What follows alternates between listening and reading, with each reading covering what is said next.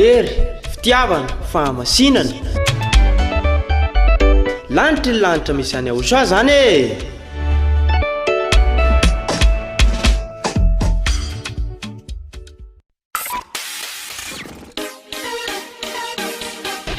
Naiza misy anao na amin'ny fotoana manahoana dia azonao atao ny manaraka amin'ny fampianarana Aosoa izay toriny ambasadorina Aosoa Ziadia Elia amin'ny alalan'ny chaîne YouTube. Raha amin'ny teny anglisy Yaba ya Aosoa TV, raha amin'ny teny frantsay Yaba ya Aosoa TV français, raha amin'ny teny sinoa Yaba ya Aosoa TV Chinese, ary raha amin'ny teny malagasy Yaba ya Aosoa TV malagasy. Efa misy ihany koa ny fampianarana Aosoa amin'ny teny japonais sy indiana. Raha ho an'ny teny japonais dia afaka arahanao ao amin'ny chaîne YouTube Yaba ya Aosoa TV Japanese. Raha ho an'ny teny indiana kosa dia afaka arahanao ao amin'ny chaîne YouTube Yaba ya Aosoa TV India. Azonao atao ihany koa ny manaraka mivantana amin'ny site internet www.rtvaosoa.com na ihany koa www.ya-yava.com. Koaraoa ny fampianarana Aosoa izay mahatonga anao ho tsy mpanota intsony sy mitondra anao ho any amin'ny lanitra ny lanitra.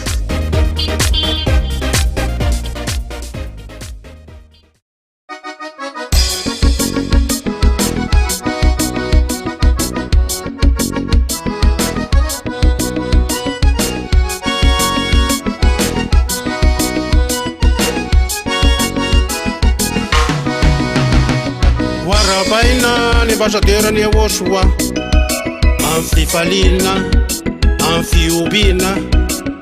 Warabaina ni ambasadera ni Aosoa amin'ny fifaliana amin'ny fiompiana. Iza no mena ny voninahitra watolotra ho an'ny Aosoa.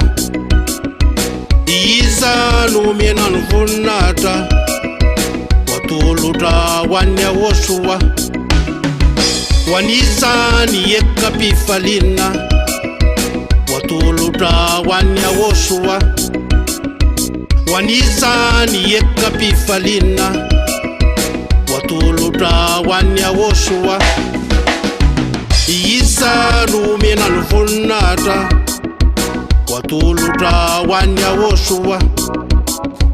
Iza no mena ny voninahitra watolotra ho an'ny Aosoa. Warabaina ianao rala fatratra ny fetin'ny Aosoa. Warabaina ianao rala fatratra ny fetin'ny Aosoa. Arabaina ianao ranapafy fatafahoana itsika jiaby. Warabaina ianao ranapafy fatafahoana itsika jiaby. Akalaza ny fetin'ny Aosoa, akalaza ny fetin'ny Aosoa. Ho an'iza ny terra sy ny lasa watolotra ho an'ny Aosoa. Ho an'iza ny terra sy ny lasa watolotra ho an'ny Aosoa. Ho an'iza ny ekam-pifaliana watolotra ho an'ny Aosoa. Ho an'iza ny ekam-pifaliana watolotra ho an'ny Aosoa. Iza no mena ny voninahitra watolotra ho an'ny Aosoa. Iza no mena ny voninahitra watolotra ho an'ny Aosoa. Avy terra sy andy isika tsy maintsy mifankaty. Avy terra sy andy isika tsy maintsy mifankaty. Avy faly sy andy isika tsy maintsy miarady. Avy faly sy andy isika somaitsy miaraty mankalaza ny ao asoantsika manandratra azo ny dera azy ho azo ny dera sy nylaza so voninahitra fa andriamanitra mahery izy falitsika mankalaza fiety ny ao asoa manditsika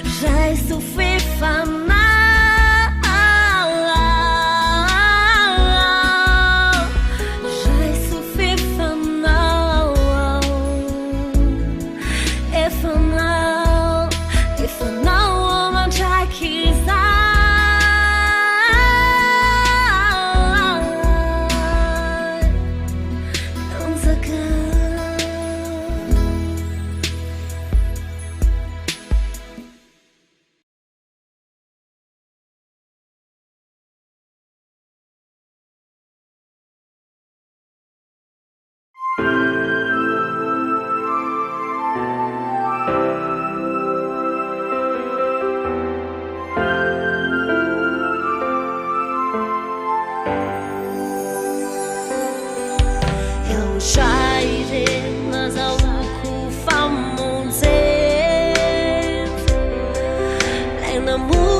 mamonjy ay nanavotra izy rery ano nazoko famonjy tonga lafatra ato amin'ny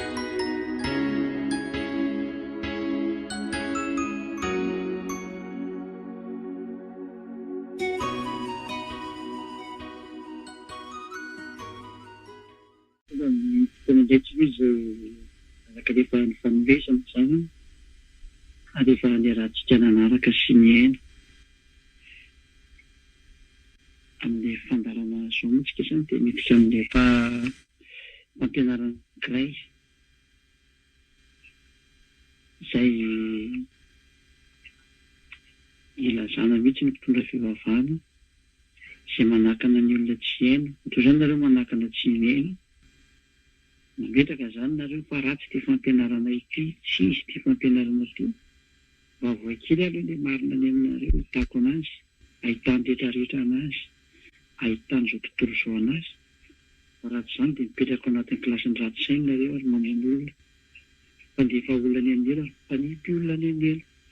Satria fofokety mihitsy ny matsizy ny ataonareo, maratsy ny ataonareo. Rehetraantsika dia araka hivavaka, ametraka izao teny izao eo am-pelantanan'ny Dada Maria Vazy io. Voninahitra toanao ary voninahitra no ihany koa Iaoso Malala. Taona iarana misetra manaraka ny teninao. Izay tonga saina. Mahatsiaro sy mahafantatra fa tena voafitaka tamin'Andriamanitra tsy izy ireny. Ary nampahafantarinao fa tena famareny izao zaraina amin'izao. Ianao Iaoso aza.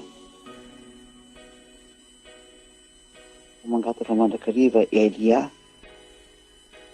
mba ho tahinao ny teny sy ny fampianara ary mba hanionao ny vonina itrao rehetra ambany itondray anokatra ny von'ny olona sy ny sainy mba hibebaka isika ho sitrana. Voninahitro nao mandrakariva Tadavara Iava, voninahitro mihany koa Iahosoa. Amin'ny anaranao Iahosoa anaovana ny favaka sy ny vizitra. Halleluja. Amen. Ka daotsika asan'ny Iahoso amin'izay irana amin'izay teny izay. Inona aloha izany ilay voalaza amin'ilay Jaona voalohany, toko faharoa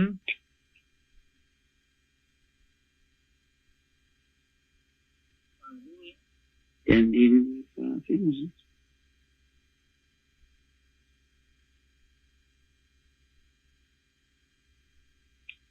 Jaona voalohany toko faharoa dia andininy fahafeno mba tsy felatsy kely izy io. Fahafeno ny izy fasikely ireo. Jaona voalohany toko faharoa somary miandry tety satria eo tsika miainga izany ela ny teny ty. Jaona voalohany toko faharoa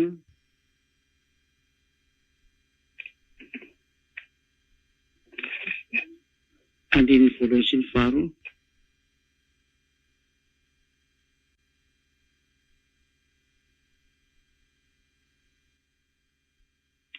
Mbola vakiko ilay izy satria mialokaloka ato anatin'ity teny ity daholo nareo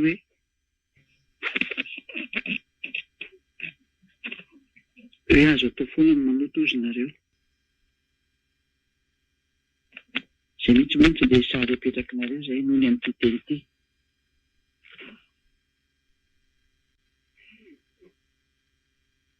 Hoe mbola afaka manota foana satria ny voalaza ato Jaona voalohany toko faharoa andininy voalohany dia hoe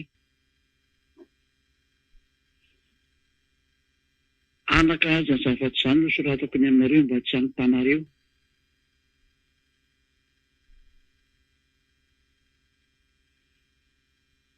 Ary raha misy manota dia manana solovava.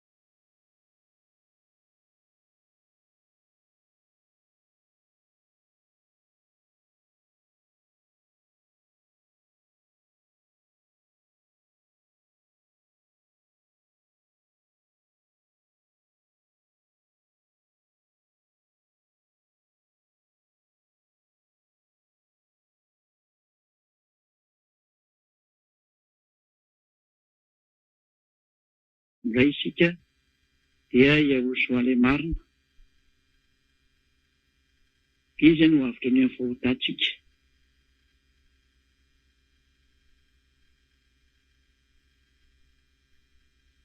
Izay izany ny sary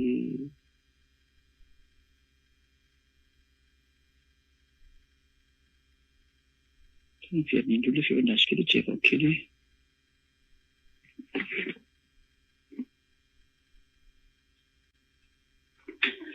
izay izany ilay sary misy a.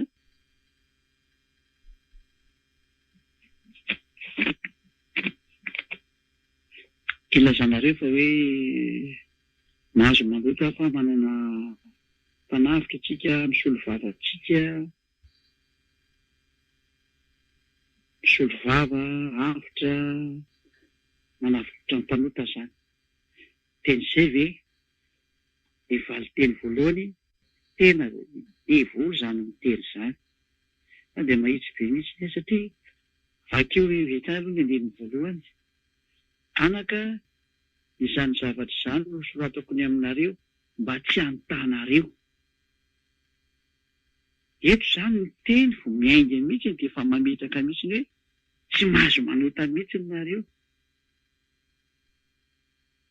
Zany hoe olona efa tsy mahazo manota ity mifampiresaka eto ity. Ary le teny dia alefa any amin'ilay tsy mety manota intsony.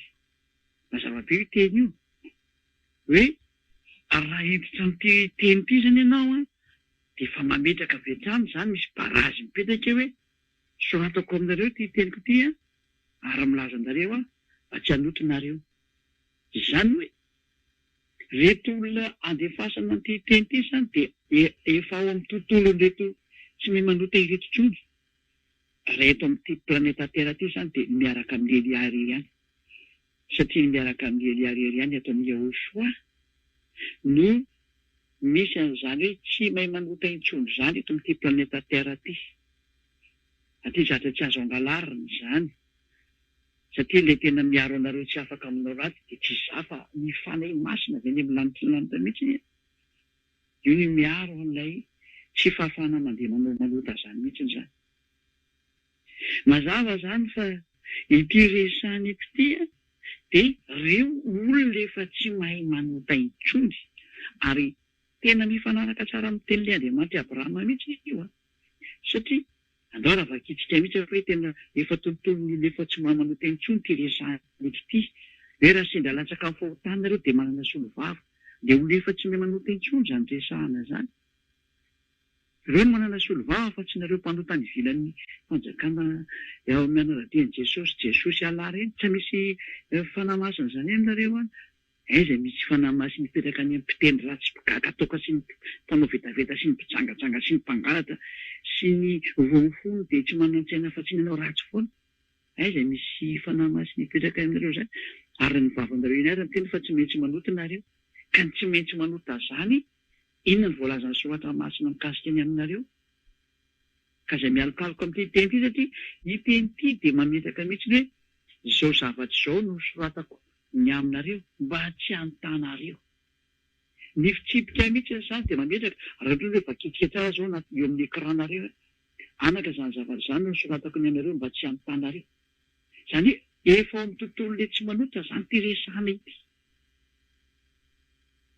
Izany hoe mikarazan'olona efa ato amin'ny Yahoshua miaraka amin'ny Elia efa ilay tsy mahay manota intsony ty miresaka ty dia izay io resahana io. Ianao mifanaraka tsara ko ny teniko teo amin'ny rikatra ny boky ny Isaia ny topaka itsika ny boky ny Isaia toko 7:50.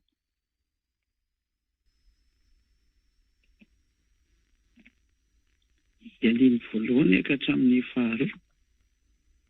Evaka itsika ilay teny endro ny tanany avatsy fo efa mahavonjy ary ny sofiny tsy lali-dalovana fa mari. Eto zany dia mazava azy fa io Andriamanitra Abrahama io dia tsy fohy ny tanany fa mahavonjy ary tsy hoe tsy esofina izy ka tsy mari fa tena maheno tsara mihitsy. Dia ainsi de suite ozy ny vazaha. Fa ny heloka roa ny hevitra mampisaraka anareo n'Andriamanitra nareo ary ny fahotanareo mampiafina ny tavany aminareo ka dia tsy mihaino izy. Mazava be mihitsy zany le teny eto fa tena Andriamanitra Abrahama io mihitsy teny heloka ary ny fahotana tena mampiafina ny tavany aminareo. Ka ahoana moa zany ianareo no miteny hoe Andriamanitra mihaino ny mpanota. Hitantsika amin'izay hoe io Andriamanitra Abrahama io dia tena tsy mety mihaino an'izany mpanota zany mihitsy. Nanao ino ianao nanao ino. Efa tany amin'ny andron'ny mpaminany taloha zany teny zany no nivoaka. Namafisina tao amin'ny andron'ny Yahoshua, namafisina tao amin'ny andron'ny apôstôly. Ka ahoana moa hoe nisy zavatra nivatampoka fotsiny teo aminareo. Tsy ringe ny atodohan-demonjy izay ananareo olombelona mihitsy. Tsy nirahinareo daholo ilay teny efa mipetraka tany aloha tany fa samborona reo ny teny ety amin'ny fariny ty noho ny an'ity teny ty dia afaka manota indray tsika ny tena marina tena ry-adala sy votra saina da tena marina peko hoe rivendrina sy kentrina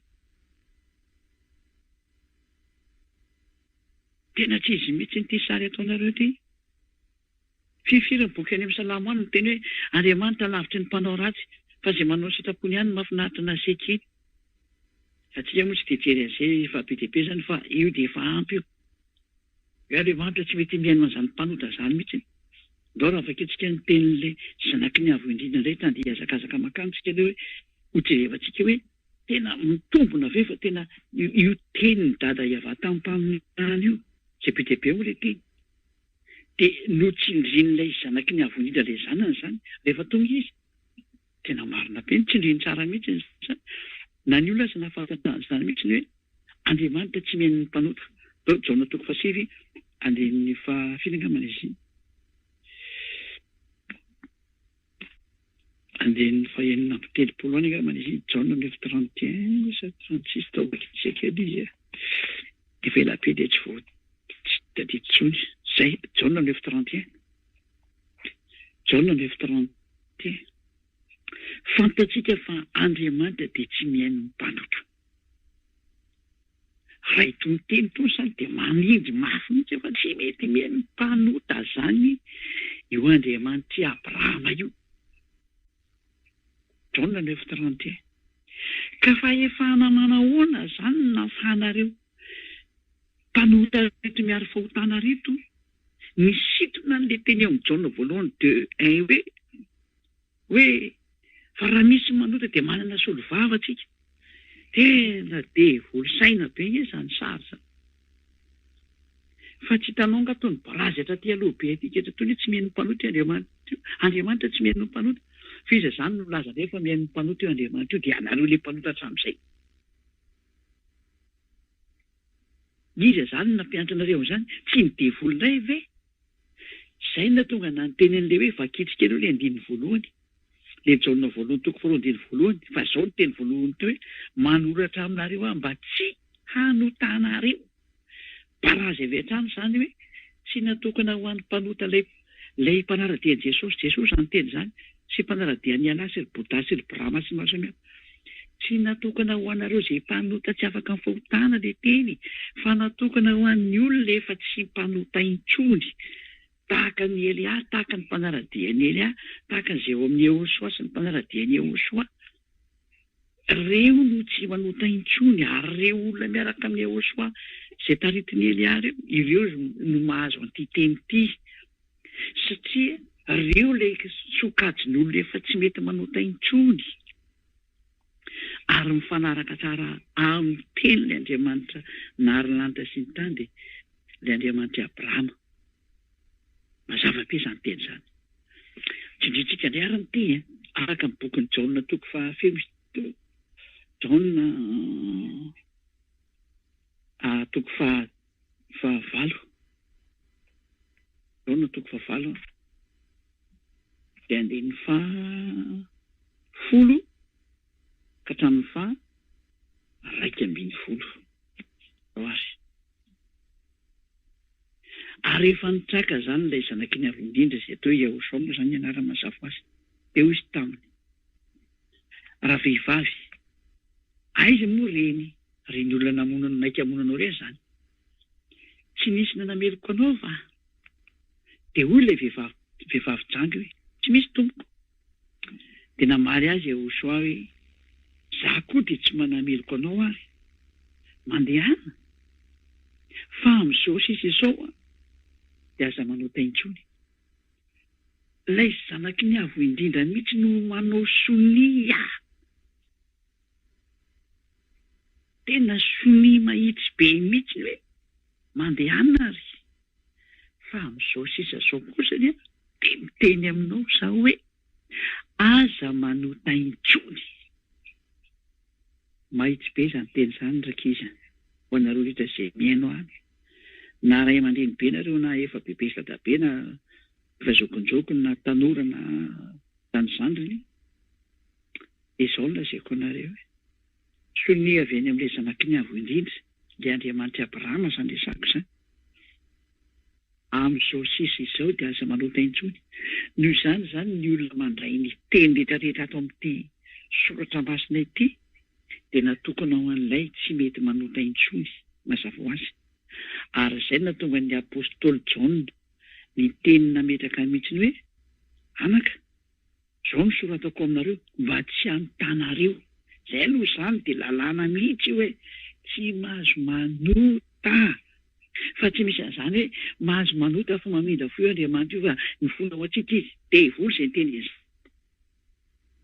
tena tsy diko mihitsy hoe devoly izay nyteny izany fa tsy izany ny voalaza anatin'ny soratra masina io izany mahatonga na miainga avy eny amin'ny tenin'ny Andriamanitra Abrahama tany amin'ny andron'ny nankitsirely hoe moa mety mihain'ny mpanota ve izy io ka ny hain'ny mpanota izy inona moa izany no tokony nanam-poteny an'ilay Israely anina izay ngely izy inona no tokony hanam-poteny an'ny Israely anina fa angamo tsy nivavaka koa ry Israely anareo fa angamo ry Israely anareo tsy mba nisy an'ilay fanafanafotana dia mandesa atao fa maninona nataon'ny faindroany ny ala tao amin'ny tany io izany no voka tsy ny mpanota izany io Andriamanitra Abrahama io dia tena mahitsy be ny teny aminao hoe devoly nampiantranareo an'izany ary ireo olombelona tena devoly io dia ireo mpitondra fivavahana io ampiasaina devoly mihitsy ireo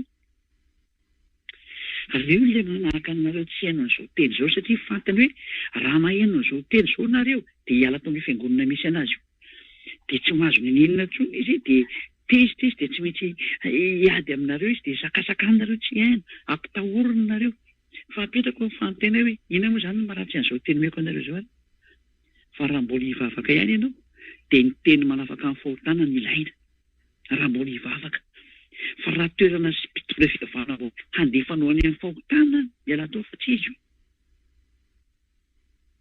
ary izaho tena mitenyreo mihitsy fa tena rehefa tafaraka amiko nareo satria izaho miaraka amin'ny Yehosoa dia hitondra anareo any amin'ny Yehosoa satria izany raha dia tena tsy manao teny intsony nareo rehefa tafaraka amiko rehefa tena ninonareo ilay naliraka anahy dia Yehosoa zay Tandretsy rehefa tsika ny teny manaraka fa dia efa miraraka be ny teny hoe tena hoe za tsy manameloko anao fa amin'izao sisa izao aza manota intsony ka iza izany misy teny ety hoe maraiky mpanota io zanaky ny avondrindra io mba meo kely anahy hoe mba meo kely anahy hoe ary teizy Jona no teny tanareo fa mankasitraka fahotana io Jona io ka hoe mahazo manota nareo fa misy olo vavy io zanaky ny avondrindra io fa raha i Jona nanao an'izany dia efa any amin'ny ely ny anankiray any amin'ny ely iny ohatran'izao satria manohitra ny teny marina fa izay no tonga nanteny hoe jereo ny tenin'ny Jona fa nametraka izy hoe manoratra aminareo mba tsy hanontanareo ampidiro amin'ny sofina izany ry mpitondra fivavahana sy ilay mpanaratsy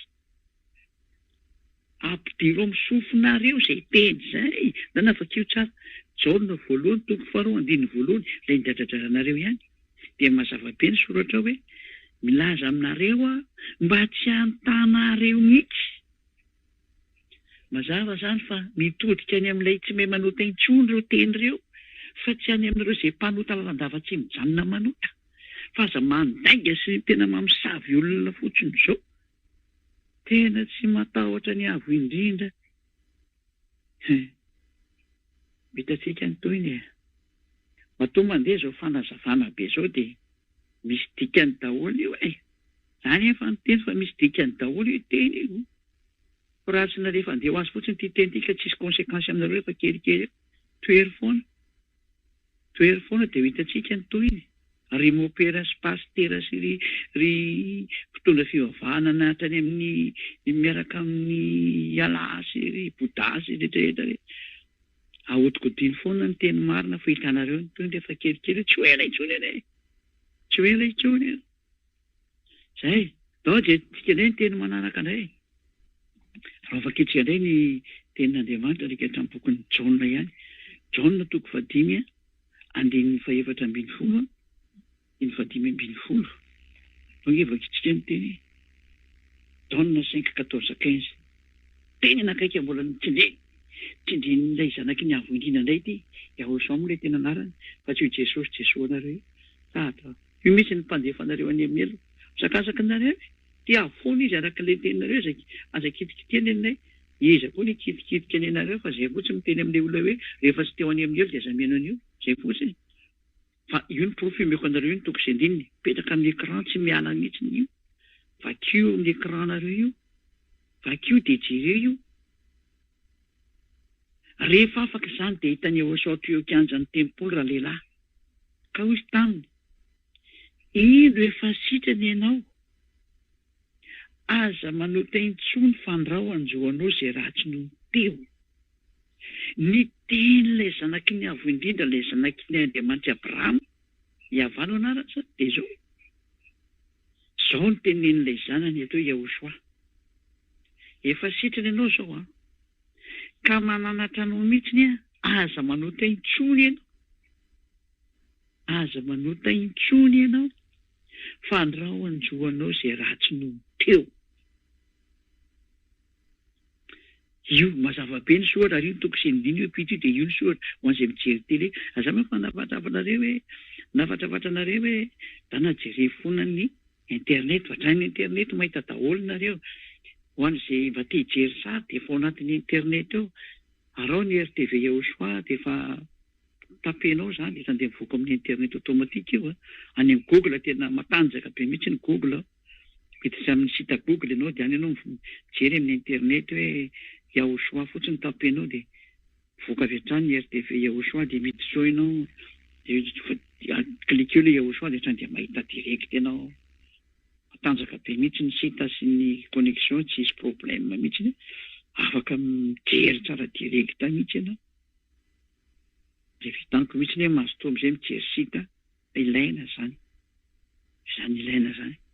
Ka eto ny teny dia hoe ino efa sitrany ianao? Aza manota intsony fandrao anjoanao izay ratsy no teo. Nametaka mazava mihitsy zany soratra masina. Fa raha ty teny voalaza ny soratra masina ity dia manindry mafy mihitsy ilay zanaky ny avo indrindra fa tsy manaiky fotana zany mihitsy izy. Ka ahoana moa zany nareo no milaza fa manaiky ny misolo vava mpanota io zanaky ny avo indrindra io? Nefany ny olona mpanota dia avy any amin'ny devoly. Ny olona mpanota dia avy any amin'ny devoly. Ka isolo vava devoly ve zany io zanaky ny avo indrindra io? Apetaka aminao nefa anontaniana, misolo vava devoly ve io? Fa le anareo aloha zany dia mety misolo vava le anareo, fa le anay aloha tsy misolo vava le zanaky ny avo indrindra tao hoe Andriamanitra Abrahama, le avo indrindra. Ary ilay anarana izay atao Jehoshua le novainareo moa koa teny izy. Satria ny ao anatin'ny bokinareo sy ny baibolinareo any dia nataonareo Jesosy sy ny maro samihafa fa Jésus Jesus, fa tsy izy iny. Profony izany nareo tsy afaka mifahotana ary mitady ny hevitra rehetra hanamarinana an'ilay nareo manota ny tena marina nareo. Fa za kosa dia hanindry tsara mihitsy fa tsy afaka eo zany nareo nanao ino. Ahoana moa ny endrikendrenareo ny Jaona anay? Jaona ny rano zokinay Jehoshua, hoe izy namany le teny tena marina. Fa iza moa Jaona ny hamany teny ny zokinay, hamany teny le Andriamanitra Abrahama. Mba misy isanareo olombelona tahaka anareo na iny ka hoana mikitikitika ny teny'le Andriamanitra Abrahama. Fangatsy ianareo le tenin'ny Andriamanitra Abrahama hoe aza nampiana ny teniko dia aza esorana ny teniko. Tsy ny sofinareo nga iny. Fangatsy fantatrareo le teny hoe aza nampiana ny teny. Ozy le zanaky ny avo indrindra hoe mandrapahafoana ny lanitra sy ny tany dia tsy sofoana akory tao amin'izay niteneniko na teny tsoratra iray aza. Zay lanitra sy ny tany ho levona fa ny teniko tsy ho levona mihitsy ozy ny teny Jehoshua.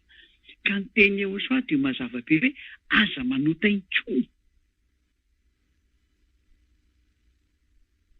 Mazava be mihitsy izany teny izany. Raha somary tapaka kely ny connexionnareo avy Antananarivo any, jerevy kely angamba ny teknisany, somary tapaka mihitsy ilay izy. Ireo iandry kely an'io miverina aloha. Mandapiverina tiako andreo izay fa ny verina.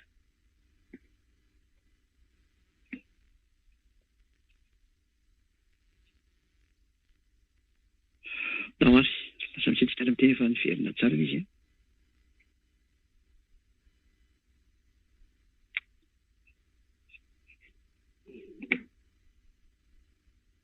Lasa misy retara lavitra be ilay izy fa tsy manina aloha fa mandeha foana ilay izy izany aza.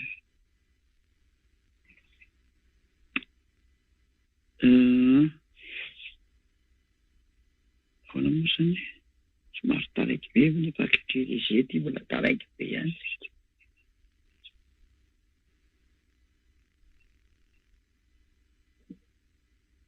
Aloha actualiseko kely anaty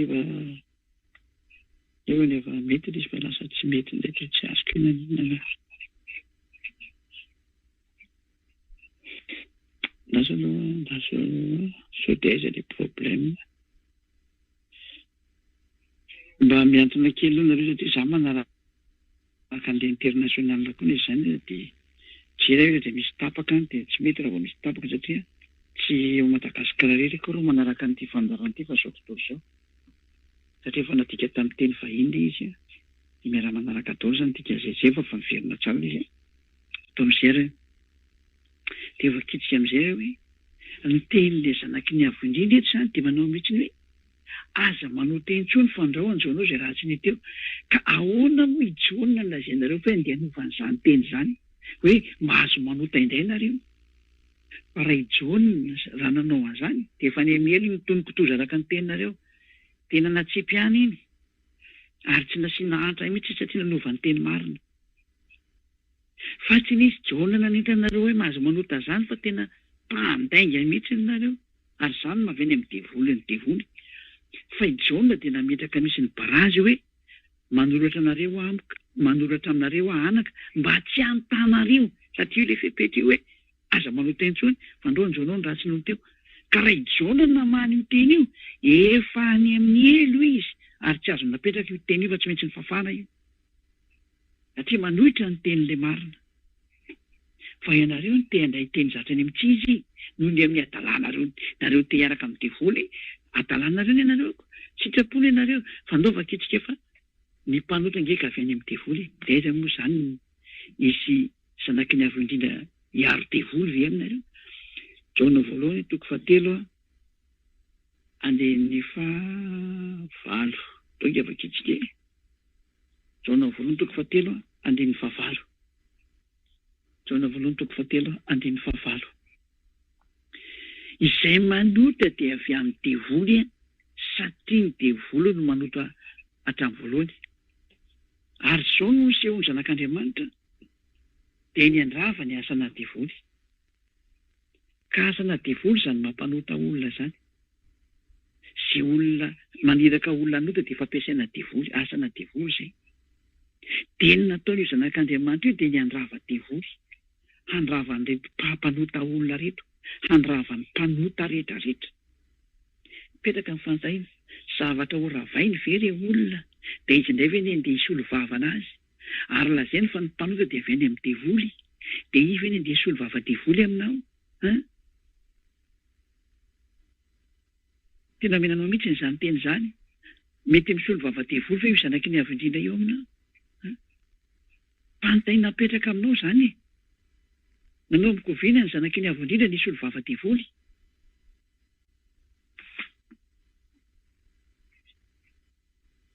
fa raha aminareo mpanaradian'i Jesosy dia lazainareo fa misolo vava izy ny mpanota zany hoe misolo vava devoly zany izy dikan'izany satria izay manota dia avy any amin'ny devoly ka rehefa avy any amin'ny devoly dia devoly ny dikan'izay ary mipakatra any amin'ny devoly io resaka io satria ny devoly no maniraka an'le mpanota ny tena marina izy ny lehibeny zany ka raha raha ohatra zany ka nahazo ina moa solo vava na mpanavitra ny mpanota zay ny rana devoly dia ny devoly mitsika izy zany nahazo an'ilay solo vava sy mpanavitra io tafaraka amin'ilay Andriamanitra Abrahama ihany zany ny devoly tafiditra ao amin'ny lantilanty ihany zany ny devoly avitra ihany zany ny devoly izy anareo samy teny fa nanavitra devoly zanaky ny avo indrindra io fa ny mpanota dia avy any amin'ny devoly io amin'ny écran io vakio tsara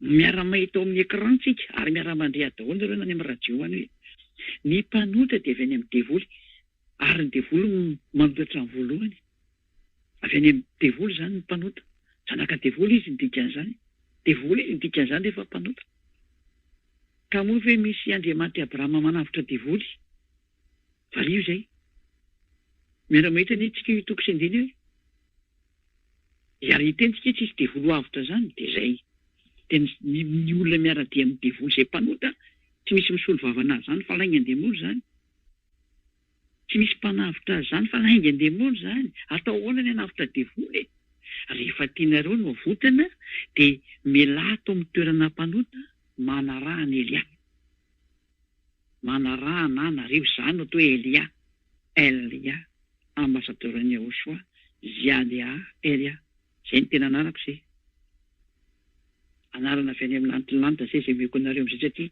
mitenyzay momba anay am'izay zay ozy nety zany ny anaranao fa anaranao hafa anarana nomen'le olona tamin'nofo zany tamin'ny voteraka zany dia zay tsy mety nanao an'izany izy tsy mety nandeha tamin'izany izy fa tsy zany ny anarany zay miresaka aminareo dia ny tena anarany dia Ziadia Elia tsy avetetany zany avy any amin'ny lantilanitra zany ny antongatonga anareo omena an'izao fampianarana zao mba ho avitra nareo fa ny tena mipetraka ary valionareo mpitondra fivavahana zay sy anareo zay milaza fa hoe ratsy io fampianarana io valio le izy manavitra devoly fa io zanaky ny avindrina io satria ianareo mialako amin'le teny hoe izy ny avitra ny fahotantsika sady misolo vavantsika manavitra devoly ve io zanaky ny avindrina io ary misolo vava devoly ve io zanaky ny avindrina io fa ny zavatra hita taloha dia zao mandrava devoly ny tao ary na ny olona miaraka amin'ny zanaky ny avindrina io dia nahazo teny misy hoe manoherina ny devoly dia andositra anareo izy zavatra toerina ve ho avotana aminareo le olona fa inona mihitsy ny temazonareo te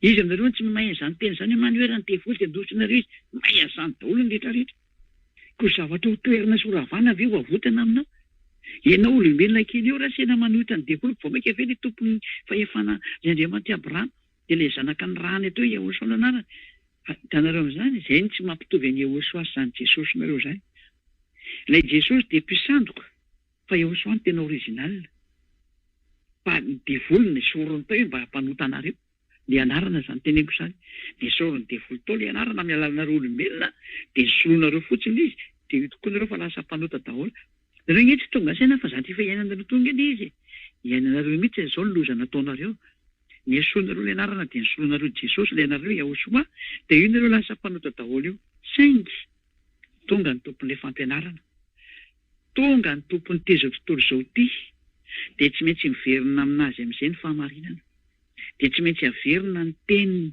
ka inona moa le teniny aza manota intsony zay le izy fa ny mpanota dia avy amin'ny devoly ka tsy misy devoly zay omena mpisolo vava ary tsy misy devoly zay omena fa navotana tsisy anavitra anareo zany fa ny mpanota ro potena zay ny men'Andriamanitra anazy potena ary zao ny teny mbola nomeny Andriamanitra Abrahama eo any mpanota donc avakitsika ny teny eo amin'ny Hébreu toko 10 dia afaka mametraka fantenana izay rehetrarehetra zany Hébreu toko 9 sy ny 7 Hébreu 10 26-27 Hébreu 10-26-27 dia zany ny toerana ho an'ny olona mpanota ohatranareo io hoe manota dia mibebaka rehefa sabotsy lady manota dia mibebaka zoma sabotsy lady manota dia mibebaka zoma sabotsy lady io ataonareo io zao ny voalazato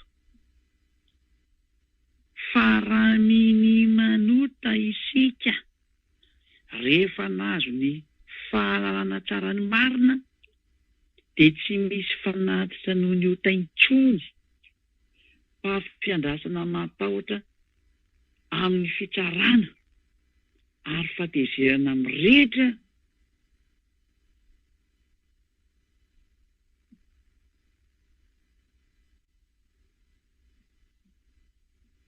fampiandrasana matahotra amin'ny fitsarana ary fatezerana mirehitra zay handany ny fahavalo rehetra koa zava-doza nefa nareo dia nentanina hoe mahazo manota fa manana solo vava tsika tena mba misy resainareo olombelona tena nareo dia mora fitana ko nareo koa moa tsy afaka amin'ny fahotana dia mandehitra aminareo zany teny zany nareo tsy tena araka an'ilay tena marina ko tonga eo aminareo ilay marina dia tsy raharenareo marina ko milevona anatiny fahotana nareo fa mivandravandra io teny hoe miomay ianao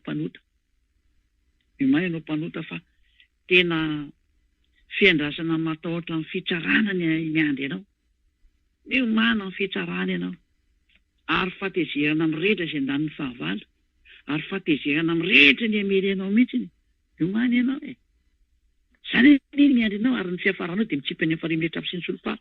Makaiza ary le mpanota lenao le miady lalanao mpanota io. Zany hoe mihetsika anao ny direction-nao. Ao amin'ny Koritianina voalohany makaiza amin'ny mpanota. Toko fahenina. Dia 9:7 ka hatramin'ny 10. Makaiza lalan'ny mpanota zany mahazo miditra any amin'ny lantilanitra ve? Valiny tsy mahazo. Moa tsy fantatra reo ve fa ny olona tsy marina lay mpanota ohatranareo lay mitady hevitra handositra rikatra me Jaona voalohany toko faharoa nefa tratran'ny barazy hoe manoratra aminareo mba tsy antanareo olona tsy manota intsony ange no mena ny Jaona voalohany toko faharoa eo dia 9 voalohany olona efa tsy manota intsony eo raha vaketsika ilay efa navoaka ny teknisiana moa tsy fantatra reo fa ny olona tsy marina tsy mba handova ny fanjakan'Andriamanitra aza mety ho fitana ianareo tena tsindriana mihitsy hoe aza mety ho fitana ianareo satria misy mpametaka oatra zao efa mitsanga zao fitana nareo zao am'izao tsika miteny zao hoe mahazo manota fa manana mpisolo vava mopera sy pastera ka mbony tsy afaka mifahotana dia zany ny ampianarina anareo zareo ny tsy afaka reo dia zany mahatonga an'ireo mampiahatra azy zany izy mihitsy ny tsy afaka ka nareo nge tsy ho afaka mihitsy noviana rehefa tsy manatona ny eny ahy zay nge ny antony hoe batisa farana amin'ny 8 marsy batisa farany famondram-po farany ho anareo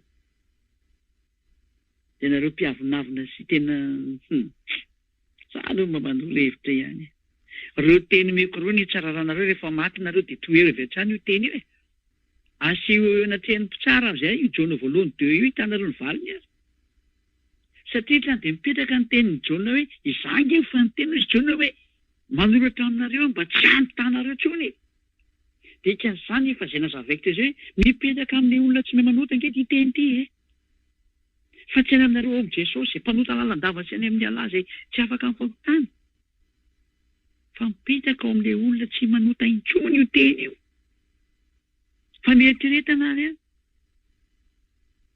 ary aza mety fitahana mihitsy fa tsy manana fitoerany amin'ny lantilanitra ny mpanota zay ny voalaza ny olona tsy marina tsy mahazo mandova ny fanjakan'Andriamanitra dia ny mpanota ny dikan'izany dia ao rehefa meno moa zany ny fanazavana reto avy dia ny mpijangajanga ny mpanompo sampy exemple tony ny mpakavatin'olona ny sodomita ny mpangalatra ny mpierina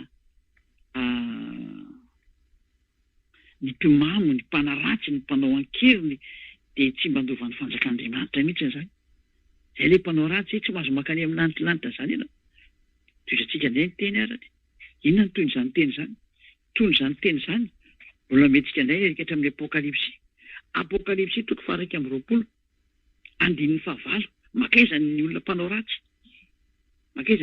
ratsy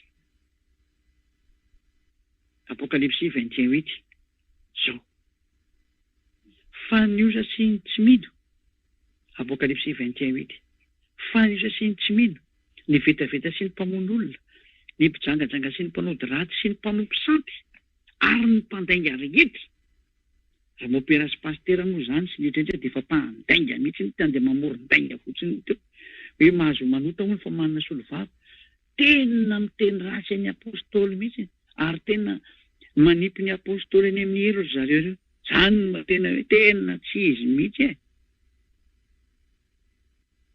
ny apôstôly zany endrika andreo hoe mahazo manota nefa ny teny rehetra entsika hatramin'izay tsy mahazo manota eny fa na ny apôstôly Jaona dia nametraka ny teny mihitsy tsindriko foana zay verimeriko hoe manoratra aminareo anaka mba tsy antanareo mba tsy antanareo mazava zany fa ny olona andefasana an'ilay teny dia ny olona tsy manota intsony ny sujet amin'izany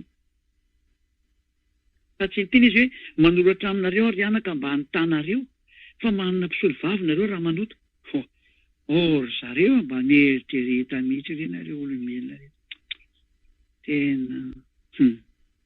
tena mahakasika an'ilay mpamorona nareo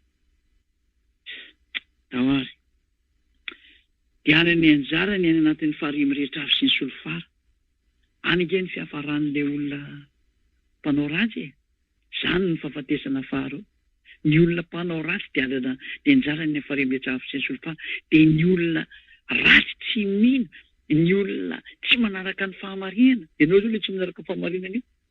Efa tenenina fa aza manao teny-tsono izy. Dia ianao tenen'ny olona any hoe io rangahy ahoana ny tenin'ny Jaona re miteny azy. I Jaona re venona malakely dia raha ataontsika marina ny eritreritrinao. Dia ndetra ny Andriamanitra Abrahama miteny fa tsy mahazo manao an'izany. Ilay zanany teny fa tsy mahazo manao an'izany. Iza zany ny tokony enoinao teny? Apetrako aminao ny fanontaniana. Iza ny tokony enoinao teny? I Andriamanitra Abrahama Yahava. Dia ilay zanaky ny Andriamanitra Abrahama Yehosoa sa i Jaona ny tokony enoinao teny? Fiza ny tompon'ny fanamasina raha tsy Yahava dada malalanay sy Yehosoa. Fangarina azy fanamasina Jaona raha sy tamin'ny alalan'ireo. Dia any aminao izy nala ve miteny tsy mahazo manota dia ilay mpianatra kely io miteny mahazo manota raha ataontsika marina ny teninao. Fa ianao ve tena adala sy vendana sy kentana mihitsy le? Mba mieritrereta re ry olombelona. Fa raha mba heno ihany, raha tena tsy maintsy heno, tsy aleo hoe mihaino ilay tenin'ny Andriamanitra toy izay haino ny tenin'ny olombelona. Satria ny teny manao hoe Andriamanitra ny atahora fa za olombelona ny atahorana. Fa ilay Andriamanitra ny teny aza manao teny-tsonina verimberina ilay teny, iza ny haino an'izay tenina mpianatra re? Tsy misy miraharaha izay tenina mpianatra any raha vao nivona tamin'ny fahamarinana. Tena hatrany dia tsy mpahazo any ny tenina dia ny teniny dia nefa ariho any, tsy mitombo ny teny. Anefany na izany na tsy izany aza tsy marina izany sary izany. Fa na Jaona aza ny tena ny teny mihitsiny hoe manovatra aminareo mba tsy anotanareo mihitsiny. Satria ny mpanota Apokalipsy 21-27 indray. Ndika vetsiveka izay Apokalipsy 21-27. Apokalipsy 21-27. Aiza ny 27 zay. Ary tsy mba hiditra mihitsy izay tsy masina. Ary tsy mba hiditra mihitsy izay tsy masina, na izay manao vetaveta, na izay mandainga, fa izay voasoratra amin'ny boky ny fiainana izay ny zanak'ondry any. Mandainga be ilay pastera sy mopera mampianatra anareo an'izany zava-doza mahatsiravina izany. Mandainga be tsy. Tena tsy matahotra an'Andriamanitra mihitsy. Ilay Andriamanitra tompon'ny fahamarinana ve miteny hoe aza manao teny-tsony, na ilay Andriamanitra Abrahama ilay ray dada Yavara miteny mihitsy hoe za manana tsofina miaina manantana mavonjy fa za tsy mihena anareo mpanota mihitsy. Dia anareo ny tenin'ilay Jaona kely ataontsika mba marina olona. Dia ny tenin'ny Jaona kely izay olombelona kely ary tsisy ary amin'ny kilometera rino. Ino ny enonareo mba hoentinareo anoerana ny tenin'ilay Andriamanitra Abrahama fa mba misaina ve nareo rehetra? Mba mieritrereta re ry olombelona. Andao azy avetsika ny tenin'ny Jaona. Tsisy marina izany kambany. Fa na ny Apokalipsy 21-27 dia nilaza mihitsy hoe tsy mahazo miditra mihitsy izay tsy masina. Na izay manao vetaveta na izay mandainga. Dia mpitondra fihavaana mandainga tsy mahazo miditra amin'ny lanitry io. Ka rehefa tsy mahazo miditra ny lanitry io, arao rehefa tsy te hiditra amiko ianao dia arao no nataony. Fa izay voasoratra amin'ny boky ny fiainana izay ny zanak'ondry ihany, mazava be, izay voasoratra amin'ny boky ny fiainana zanak'ondry ny tafiditra any dia ireo izay naraka ny tenin'ilay zanak'ondry. Ary ny tenin'ilay zanak'ondry dia nanao hoe aza manota intsony. Ary ny tenin'ilay dada dia miteny hoe za tsy mihaino ny mpanota ka tsy aleo olombelona ny hery hoe mihaino ianao. Mba misy saina ao. Satria mieritreritra fa tena tsy. Aloha tena nareo mpitondra fivavahanareo, ahitany tantaranareo nareo tsy ho ela. Amin'ny teny anareo mihitsy. Nareo fa tenenina mihitsy hoe nareo nge manipy olana miely dia amin'izay ilay olona sakananareo tsy haino. Nareo ny tsy afaka amin'ny fahotana dia ny olona sakananareo tsy haino anahy. Mihaino ana re olona fa aza miditra amin'izany. Mihaino any Elia. Izany ny mpamonjy anareo, izany ry olombelona. Tahaka ny Yehosoa tonga tetỳ aminareo dia namonjy izy. Dia narotonareo izy rehefa lasa nandeha niakatra any vonona ny mpianatra novoenareo ilay anarana. Nahazo lalana nareo hatramin'izay aloha satria izay no navelan'ny dada Yava. Fa ny amin'ity tsisy solution intsony nareo. Any Elia zao ny sehatra. Tsy maintsy manaraka ny teny Elia amin'izay ny zava-detra izay no tonga namteny hoe izay ho any amin'ny lanitra lavitra manarahana. Rehefa tsy ho any safidy iny toizo. Fa aza mitsotsotra any amin'ny lalana tsy faly. Izay fotsiny misy dikany izay teniko izay. Dao ary iverentsika amin'izay ilay teny. Fa mazava bloqué daholo lalana makany amin'ny lanitra ho an'ny mpanota tsy hatafiditra an'izany nareo. Fa na hijaonina aza no arahanareo dia adala ve nareo ay. Izay no tena teny hoe raha ataontsika sanatria hoe izay tokoa izany ny tenin'ny Jaona araka ny nametrahan'ilay pastera sy mopera anazy any amin'ny lalaka alenareo dia apetraka ny fanontaniana. Iza ny tokony arahana ny tenin'ilay Andriamanitra Abrahama sy ny tenin'ilay zanaky n'io Andriamanitra Abrahama io ve? Sa ny tenin'ny Jaona apôstôly kely olombelona loatra nareo ary?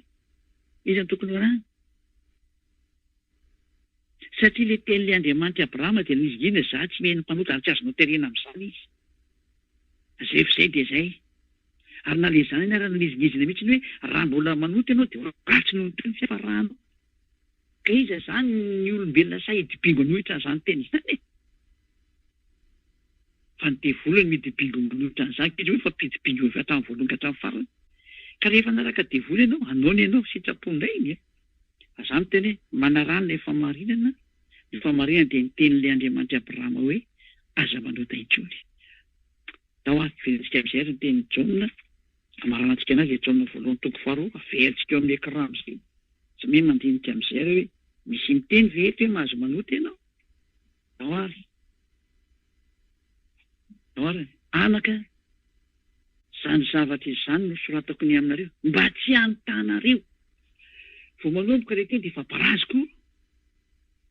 Miteny aminareo ary zanako ary manoratra aminareo aza manota intsony nareo. Tena mifanaraka mihitsy izany ilay teny. Fa avy ilay devoly avy any, io teny io dia milaza fa mahazo manota itsika. Vakio aloha ny teny napetraka Jaona voalohany. Ary tsisy saina menakavy. Tena manaonao foana pakasika ilay Andriamanitra Abrahama fotsiny. Ary amin'izay mpanipy olana amin'ny mpamosavy mpametaka be fotsiny zao. Za manao revitra nareo olombelona aza mety fitandro atsona. Fidio lalakalenareo nizogozona zao ny taninarivo teo. Vao ny alatany zay dia nizogozona ny taninarivo nisy ny maty. Penitra amin'ny anjera. Renge ilay fiandohan'ny etezera ndray. Nareo ny tena tsy misy inona moa tsy misy volkazo ao Madagasikara. Kiny nihetsiketsika teo hoe. Ary ny telo ny sesangely izy. Inona iny? Na indreo ny telo tsy dia dirako lalina nisa fa nanomboka efa nahenina rena. Azo mety ny zava-dozana teraka ny siklona tsy memora tsoa fa memafy raha vao miditra aminareo. Zany rehetra zany efa nyteneniko tanareo. Zany efa nyteny farany teo hoe andana mpamboara ny trano. Fa ratsy ny zahatra ho avy eo. Fa nampianatra anareo fa nyteny ako. Fa samy mieritreritra ny endra mahitanoza. Meriny adala mandrosoka fo. Dao dia izantsika ny teny. Mapetraka kely ny Jaona voalohany, toko faharoa andiny voalohany. Petraka kely iny. Tao ahy dia izantsika ny teny. Anaka, zany zavatra izany no soratako ny aminareo. Mba tsy anontanareo. Ny fepetra mipetraka voalohany izany dia hoe manoratra aminareo mba tsy anontanareo. Na i Jaona koa raha nizingizina mihitsy ny hoe aza manota intsony nareo. Ka ireto tontolon'ny olona tsy mahay manota ireto, raha ao ny misy olona senda latsaka tampoka amin'ny fahotana, dia ireo no manana solovava iny lazainy. Izany hoe ny olona atao amin'ny Ahosoa no manana solovava, fa tsy nareo mihitsy. Ny olona atao amin'ny Ahosoa no manana solovava, fa tsy nareo any ivelany any mihitsy. Tsy miexista aminareo zany. Satria ny maninona? Ny antony dia zao, izy tsy mety manota intsony. Marina rehefa izy lazalazainy hoe raha misy manota dia manana solovava. Dia ilay efa nazavaiko anareo hoe ohatra, raisika ohatra hoa hoe nanome fotoana olo ianao tamin'ny sivy io efa nomeko dia averiko foana. Noho ny amin'ny embouteillage anefany, tsy noho ny amin'ny sakatsakana teny an-dalana, tsy tonga ianao raha tsy tamin'ny 2.10. Exemple ty ny olona rehetra vao mijery ianao dia mitsara avy hatrany zany hoe nandainga ianao. Satria tsy mitazona fotoana. Eny tokoa marina izay fa nandainga ianao ary tena namitaka tokoa ianao. Fa Ahosoa kosa no mahafantatra fa tsy tao anatin'ny fanahiniana nanaovanao an'izay fa tratran'ny zava-nisy teo amin'ity fiainana ity ianao ka tara noho ny amin'ny tsy faninianao. Dia automatika misolo vava Ahosoa. Izay ny teo misolo vavanao izy eo masony dada iavavy tsy faneniny dada malala fa zao ny antony tonga ny zay. Fa tena hoe tsisy ratsy mantsy eo amin'ny Ahosoa. Ka ny olona tsy mety manao ratsy intsony no manana ny Ahosoa isolo vava azy. Fa tsy nareo mpanao ratsy tsy mijany io kory ny anana mpisolo vava. ny atezeran'io Andriamanitra Abrahama aminareo ary ny eritreretinareo, zany ny eritrereto ny anjoanareo. Hoe ny aza mba maty na fa miditra amin'ny fitsarana ny tena. Raha mba fantanareo ny kikika ny fanao anatinareo fa niazakazaka nanatona anareo mba vonjeo za Elia malama. Mahiteny malalana no na dia nakarinaka nana ratsy anary ianao hatramin'izay. Tena mba mieritreritra ireny olona.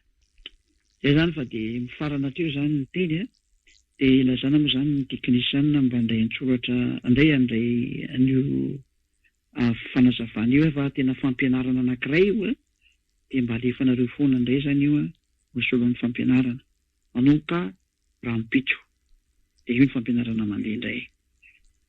Larana faha 1 zany io fampianarana io zany dia rahan'ny be sy ny marin'ilay manomboka rampitso.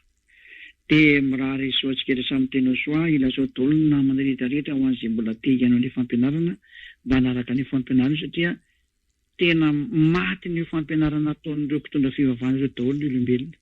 Tena maty n'ireo mihitsiny ary tena maty n'ireo tsaratsara mihitsiny. Tena tsy mitateraka any amin'ny ela. Ka fanavotany tia. Tsy izany tompon'io zavatra atao io fa ny Andriamanitra Abrahama ny tompon'io. Hitanareo fotsiny hoe izao fanafana fahotana goavambe izao. Izay ny sinina, izay zany ny famantarana fa izy io resaka fanafana fahotana io. Izy rery moa ko manao sy mahay an'io. Zara tsy mahay an'io fa izy nge manao an'io fa zay iraka fotsiny. Nefa dia miraso antsika samy tainao soa dia mazotoa mandeha amin'ny fahatsarana Andriamanitra dia ilay Andriamanitra Abrahama na hoe ilay mpamorona ozy ilay tsy tena Andriamanitra ilay mpamorona ilay hoe ilay avo indrindra izay hiavano anarany dia miraso antsika raha samy tainao soa. Hivavaka isika ho famaranana ny teny. Voninahitra ho anao dada Iavao. Voninahitra ho anao Iahosoa malala. Fara-tampony tiako mihitsy nareo mianatra. Vonjeo dada malalako. Iavao, izay rehetra olona mandeha an'izao teny izao. Ataovy mahafantatra ny amin'ny viko izy. Fa za tena avy any aminao, dada Iavao. Ianao ilay Andriamanitra Abrahama ary Andriamanitra Isaka sy Jakoba ihany koa ianao. Mba hitondrana ny teny ao amin'ny Ahosoana tonga ny rehetrarehetra. Ankehitriny efa vitan'ny Ahosoana famonjena ary efa naniraka nareo mianaka mba hitondrazako ny teninareo. Tena nampitaiko ny teny ary tsisy nafeniko mihitsy mankera fa tena ny famonjena zao nomeko fantatry ny olona zao. Vonjeo ny olona dada Maria ba. Vonjeo ilay fanazy mikikika miantso anao Ahosoana. Ataovy mandreny teny Elia izy. Tena efa manao ny haiko tsy ho zavatra ho anao. Ary tena mahafoy ny haiko za ho anao. Ahosoana mba hamariko ny ranao. Vonjeo ny olona mba hitodika ho any aminao amin'izay. Aoka ny fanahy masina avy any aminao. Iantso ny olona rehetrarehetra. Tena hiazakazaka daholo ny tsy ariary. Ampiverina ny sain'ny olona rehetrarehetra. Hitodika ho any aminao Ahosoana. Dada Maria ba. Atao fantatra izy rehetra amin'izay fa iza ilay ny ranao. Ilay nisoratanao anatin'ny boky ihany koa. Izay efa nambarako teo rehetrarehetra teo rehetra. Atao fantany fa efa tonga ilay mpanompo ny fidinao. Any amin'ny nosy voafidy izy. Madagasikara ilay nosy ny fidinao. Sokafa ny sainy mba hafantatra izy rehetra. Efa tonga za ilay ny ranao. Dada Iavao sy Ahosoa. Amarino ny tenin'ny Elia rehetrarehetra. Dia nomeko tany ty amin'io ity. Vonjeo ny olona efa tonga eto. Hikarakara sy kolokolo azy. Ho etiko any aminareo mianaka. Dada Iavao malalako sy Ahosoa malalako. Matoka fa tena efa eo anatinareo mianaka zany teny zany ho atonareo miazakazaka anatona ny Elia amin'izay ny olona. Satria nareo sisany mahavita miantso an'ireny. Satria fa izay mihitsy ny fotoana. Atao mahita ainginy izy rehetra Ahosoa. Efa mandeha Elia amin'ity an'izao tontolo izao. Ho fantatry izao tontolo izao efa mandeha ny fahazavana mba ho hitany. Dado, voninahitra no mandrakizay. Dada Maria Iavao. Toera betsaka dada. Amin'ny anaran'ny Ahosoa no okan'izany vavaka eto tany. Halleluja. Amen. Dia miraso antsika raha samy tainao soa mampiarahantsika manaraka indray veloma tao iara.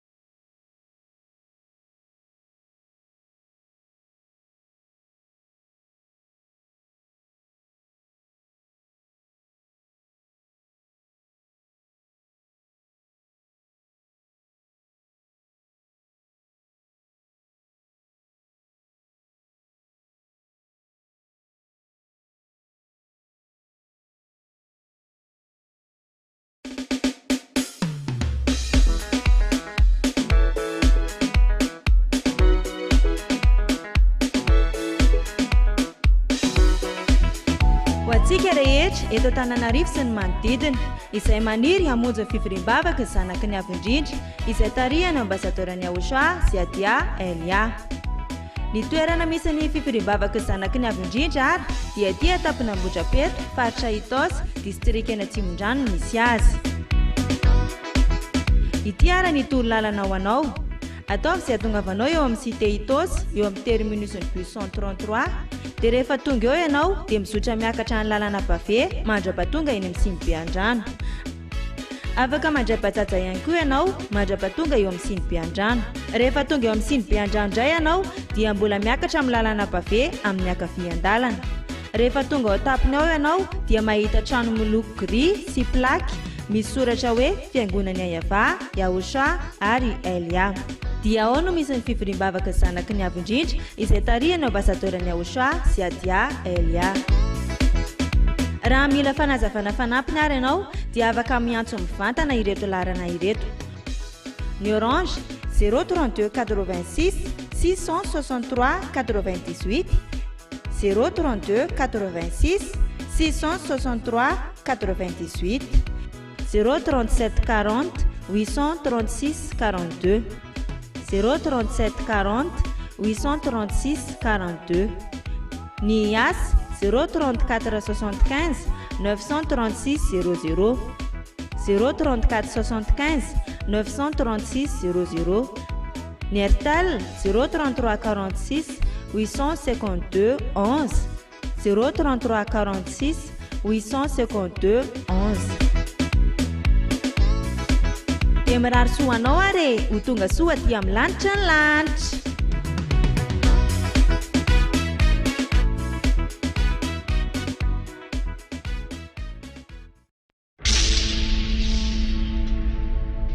Ny voninahitro tsy homeko ny hafa.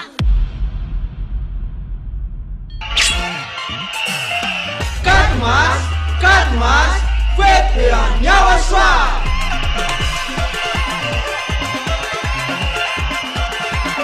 Tonga ny fotoana ankalazantsika ny anarana mitondra famonjena. Ayava sy Aochoa izay toriany ambasadorany Aochoa Ziadia Elia. Nefa Aochoa no dia rainy tsalova mamiala ny tsinjaka kaza miafafaro. Efa midera ny Aochoa dia tena fifaliana be. Fety any Aochoa io a. Ilainy teny taminao hoe aza manota itsony, aza manota itsony. Izay no afantaranao any Aochoa ilay tena marina. Ka tsisy ny laza izany afa-tsy Aochoa izay nitoriany ambasadorany Aochoa Ziadia Elia ireriany.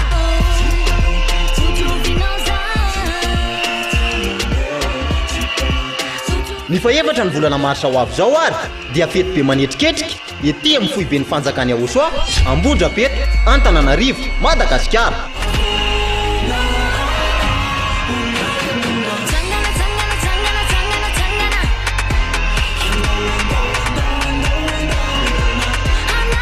Ka ianao olombelona io tongava mankalaza sy manome voninahitra n'ilay nahary ianao. Ayava sy Aochoa. Si Baba Yala, Baba Ganesh, Si Brahma, Baba Dawo Naru Wanjaman Katizi, La Samya Minelo Ani. Tonga bata ular yari fet amni faevatra ny volana marsa ho avy zao. Asa dinoa. La Sadola Minelo, Ni Deboli, Temi Anjamani Katizi.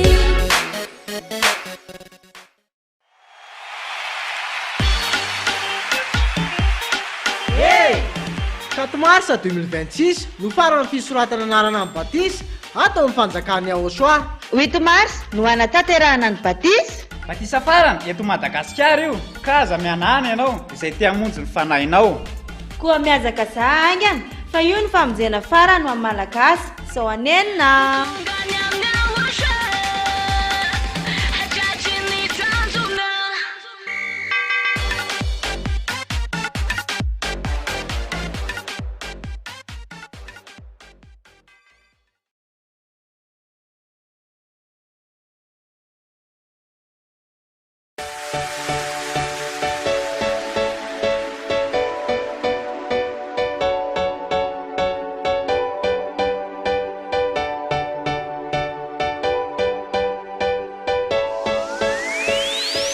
antsika rehetra izay resy lahatra ny fampianarany aosoa dia ireto ary ny laharany telefônina izay ahafahanao mifandray amin'ny ambassadorany aosoa sy adia Elia.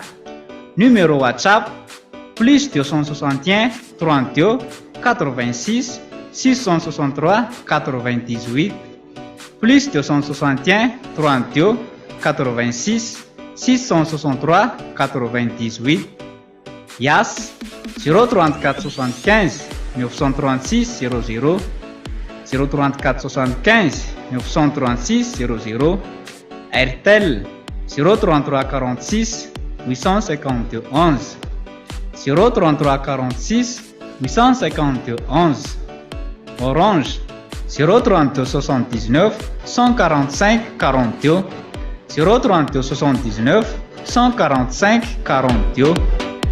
Dia mirary soa anao ary ho tonga soa aty amin'ny lanitra ny lanitra e.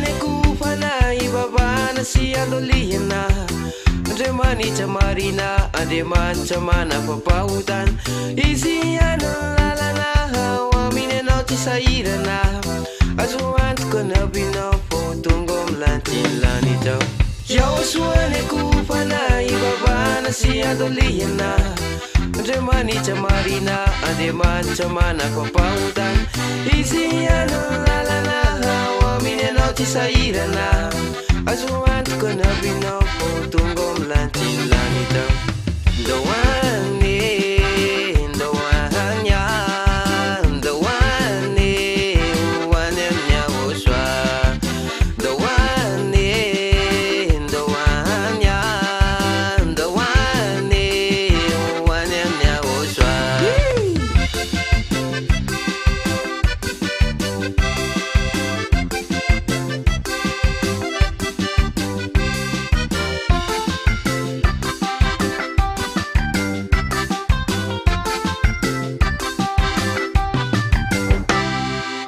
Tena falane zao Tsenandada yabasy ahosoa Andriamanitra ro miavaka napitana nalam-pahotana Tena falane zao Tsenandada yabasy ahosoa Andriamanitra ro miavaka napitana nalam-pahotana Fifalina fitikina mamina Tsy lanilanina tena sambatrany ato amin'ny ahosoa Fifalina fitikina mamina Tsy lany mamina tena sambatrany ato amin'ny ahosoa Kabepeso asandrato Nirahira fiderana Korakora fifalina fa nahitan'ilay olotina Yahosoa tena tsara Yahosoa tena afenao Tsy nivoy ny fagagana fa nanala tam-pahotana Yahosoaneko fanahy babana sy andolihana Andriamanitra marina Andriamanitra manapapahotana Izy ano lalana ho aminy anao tsy sahirana Azo antoka nabinao fô tonga milantilany tao Ndoane, ndoanya, ndoane, hitsenany ahosoa Ndoane, ndoanya, ndoane, hitsenany ahosoa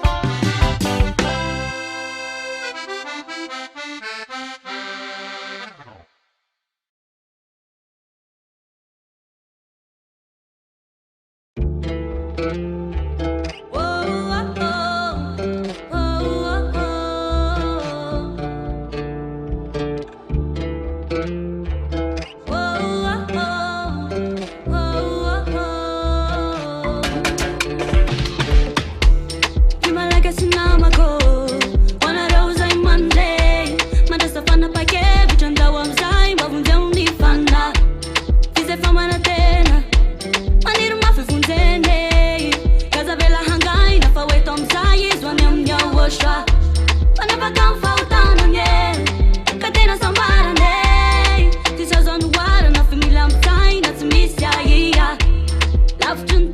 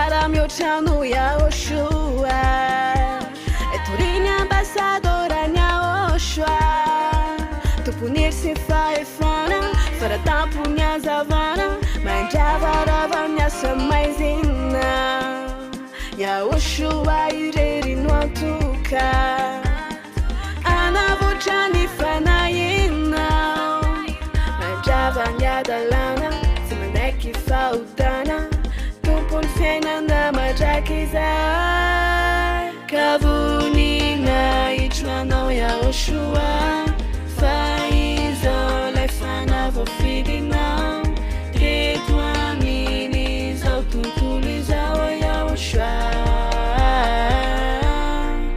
Tena misauche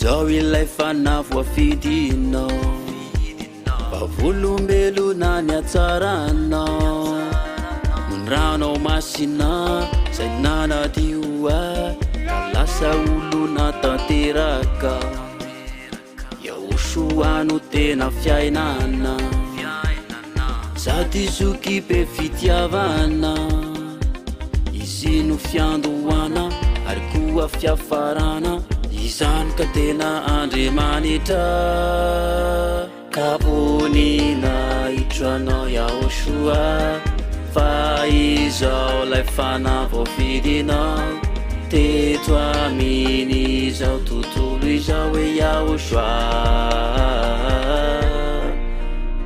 Kabonina itranao Yaoshua Fa izao lay fanavoafidinao Teto aminy izao tontolo izao e Yaoshua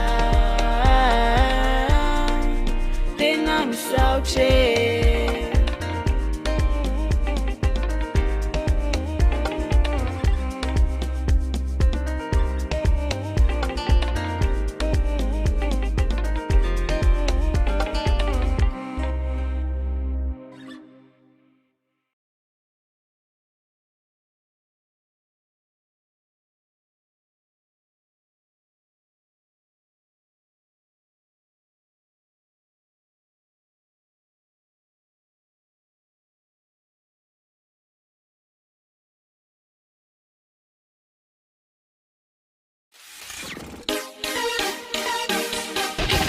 Naiza misy anao na amin'ny fotoana manahoana dia azonao atao ny manaraka amin'ny fampianarana Yaoshua izay toriny ambasador Yaoshua Ziadia Elia amin'ny alalan'ny chaîne YouTube.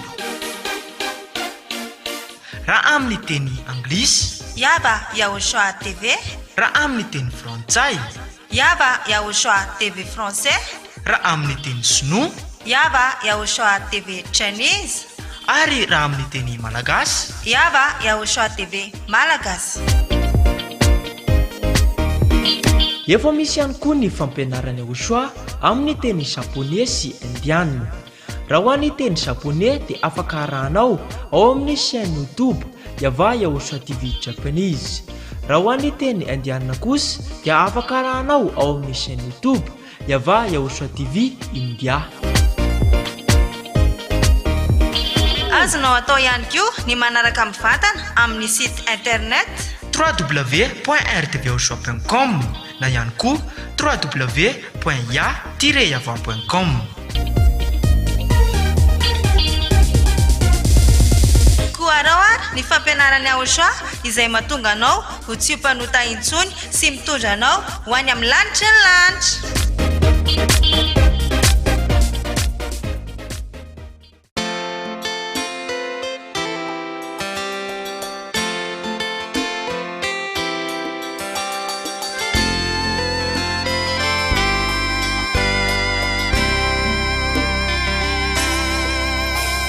Mafitupuni aretani nandata ninirani aritia iftitina isa nirani zani famila valina nifiti yavani jenifana tatirana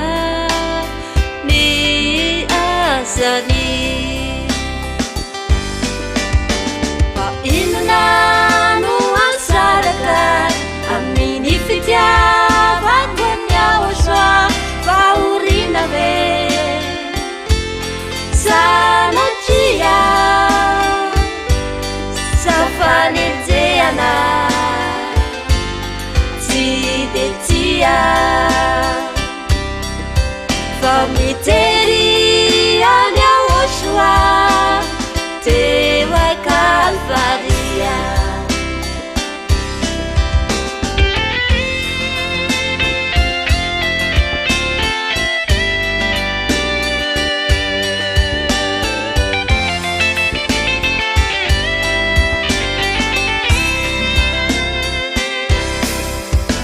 Bisotra betaka Yaoshua Panatanao tsara afinao satria miaraka ambiny Elia sady ny Yaoshua zay banana ny lakile ny lanitry ny lanitra hery fitiavana famasinana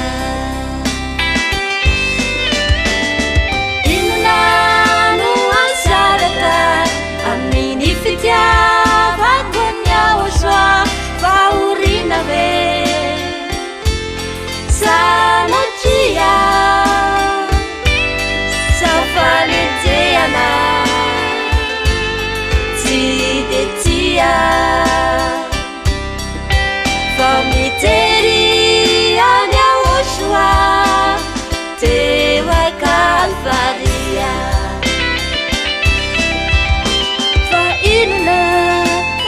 Sadaka amini fitiava Yaoshua paurina ve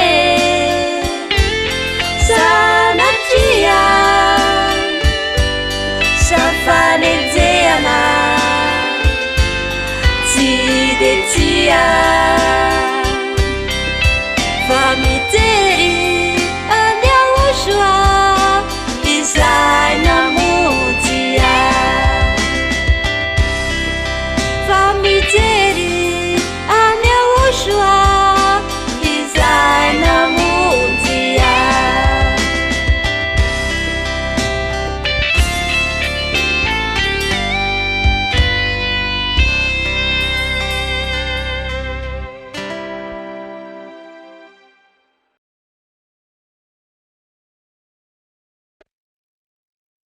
Dansons-nous avec Yaoshua. Célébrez-le. Ok, merci Yaoshua.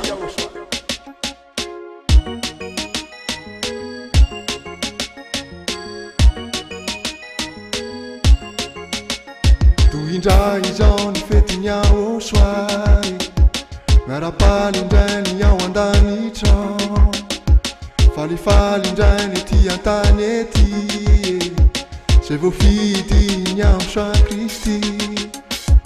Toindra izao ny fetiny Yaoshua, miara-paly indray ny ao an-danitra, falifaly indray ny ety an-tany ety, zay voafidy ny Yaoshua Kristy. Falifaly ravoravo miramirane ao ny Yaoshua, tsindratsindra korakorake bitabitake ao ny Yaoshua. Falifaly ravoravo miramirane ao ny Yaoshua, tsindratsindra korakorake bitabitake ao ny Yaoshua. Encore une fois, dansons-nous avec Yaoshua. Je vous remercie, c'est Jaëlia. Nous sommes sauvés. Merci l'ambassadeur de Yaoshua. Poussez, poussez, poussez, poussez, poussez, poussez. Tapez les mains, tapez les mains, tapez les mains, tapez les mains. Verindra izao ny anarany Yaoshua, andravany indray ny sainy Satana, andresindra izao ny ety an-tany ety, zay voafidy ny Yaoshua tety. Verindra izao ny anarany Yaoshua, andravany indray ny sainy Satana, andresindra izao ny ety an-tany ety, zay voafidy ny Yaoshua tety. Falifaly ravoravo miramirane ao ny Yaoshua, tsindratsindra korakorake bitabitake ao ny Yaoshua. Falifaly ravoravo miramirane ao ny Yaoshua, tsindratsindra korakorake bitabitake ao ny Yaoshua.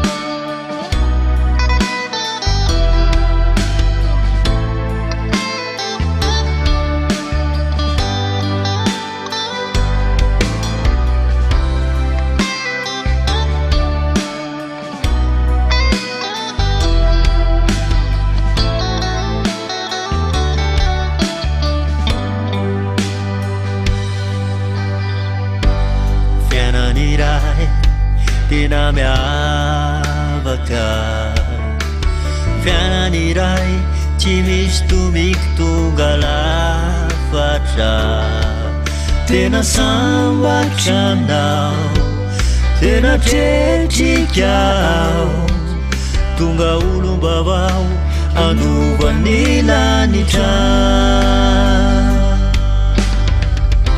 Ny faniriko tonga ralaiko, ho tena namana pirala sakaizany Yaoshua. Ny fifaliko tonga ralaiko, ho tena namana pirala sakaizany Yaoshua. Metezanao anio mba ho isany zanany, atsotrany aminao karaha ny tanany. Fa efa ela izy no niandry anao, efa niandry ela tao amponao, koa raisy izy anio dia ho voavonjy anao. Fa efa ela izy no niandry anao, efa niandry ela tao amponao, koa raisy izany io dia ho voavonjana.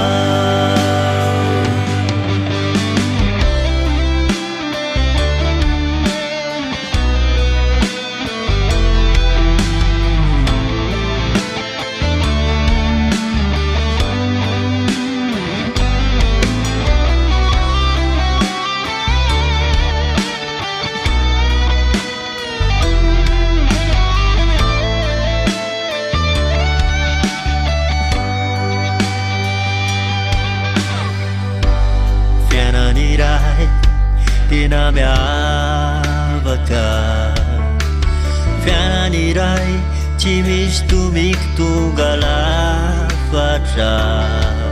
Tena sambatra aminao, tena tretrikao, tonga olombavao andovan'ny lanitra.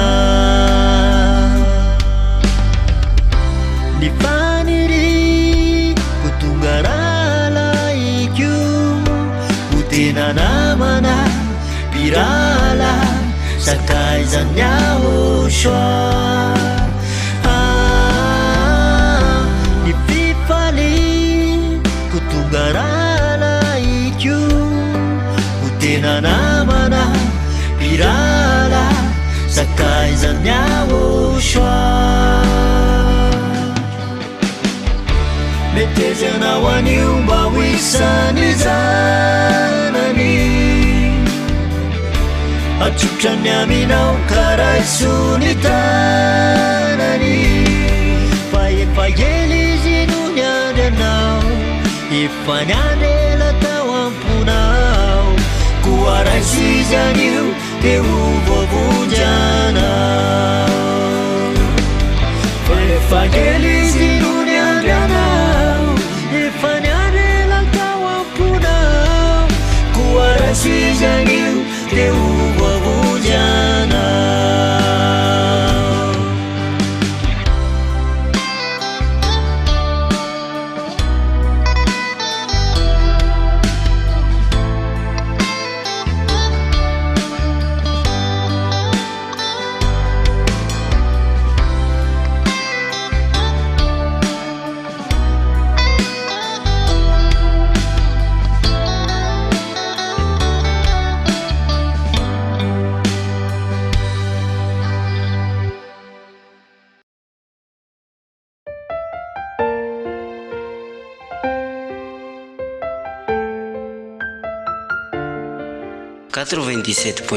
FM iry fitiavana fahamasinana.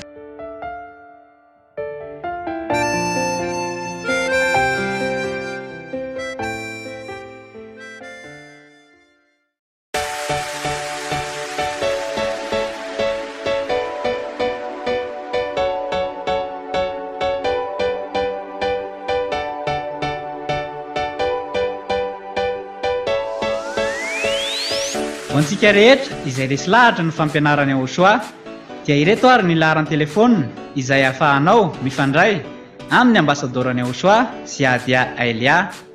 Numéro WhatsApp plus 261 32 86 663 98 plus 261 32 86 663 98.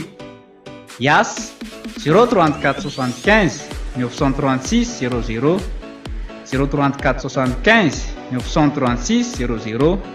Airtel 033 46 852 11 033 46 852 11. Orange 032 79 145 42 032 79 145 42. dia mirary soa anao ary ho tonga soa aty amin'ny lanitra ny lanitra e.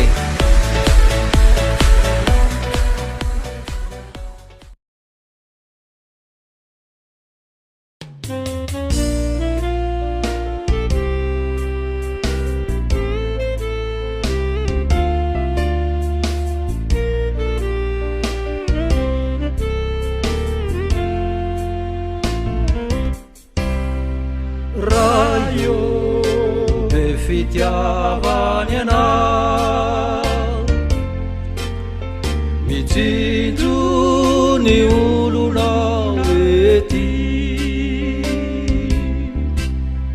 miaro sy manome ary manoanara sendralavo manoro ay ny lalankale manitsy ay rasendradis mampitaka rasendrakil ianao raha io no tongijo tany lavitano diavijo misedra fijalina maro aretina sy ady mpiainanako sofateo ianao iao soalay zokiko tsy mamandao mazava re izany lalako tany lavikano diavijo misedra fijalina maro aretina sy ady mpiainanako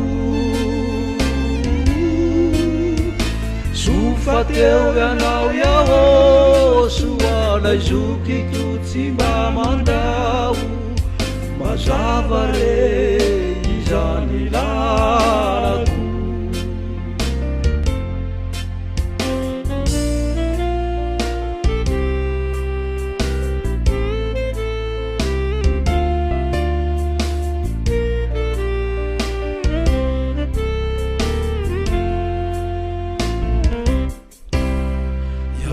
soa inretoreto zanina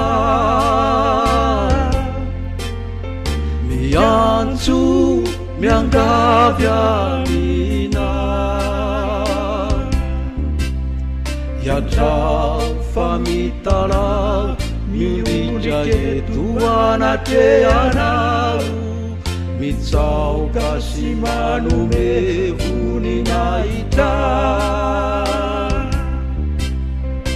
maro azy ireo tsy ty mirosatrany zany ty ianao iao soano fandresena tany lavitrano diavijo misedra fijalina maro aretina sy ady mpiainanako sofateo ianao iao soalay zokiko tsy mba mandao mazava re izany lalako tany lavitrano diavijo misedra fijalina maro aretina sy ady mpiainanako sofateo ianao iao soalay zokiko tsy mba mandao mazava re izany lalako mazava re fa hoany andanitra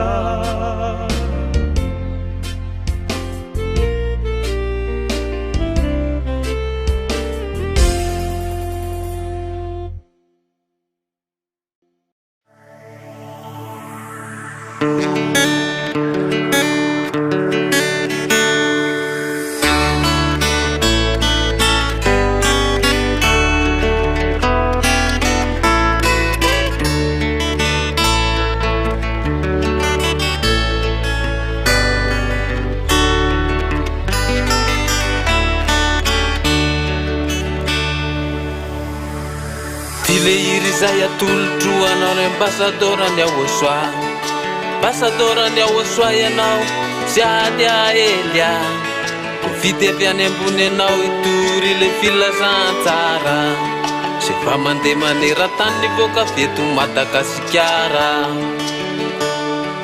rany fijaliany zay nahazo anao te tena mafy tokoa mba niaritra ny Yeso niaritra ny latsy anao tsy mba namoifo ny feretatory andro manalatsila zay ny tsony mitiky izany fianao tsy avy eto tany fa avy any ambony ile iry zay atolotro anao ambasadorany Ahosoa ambasadorany Ahosoa ianao sy ady ahelya vitevy any ambony anao itory ilay filazantsara sy fa mandeha maneran-tany hivoaka teto Madagasikara rany fijaliany zay nahazo anao te tena mafy tokoa niaritra ny Yeso niaritra ny latsy anao tsy manamoifo ny fieretatory andro manalatsila zay ny tsony mitiky izany fianao tsy avy eto tany fa avy any ambony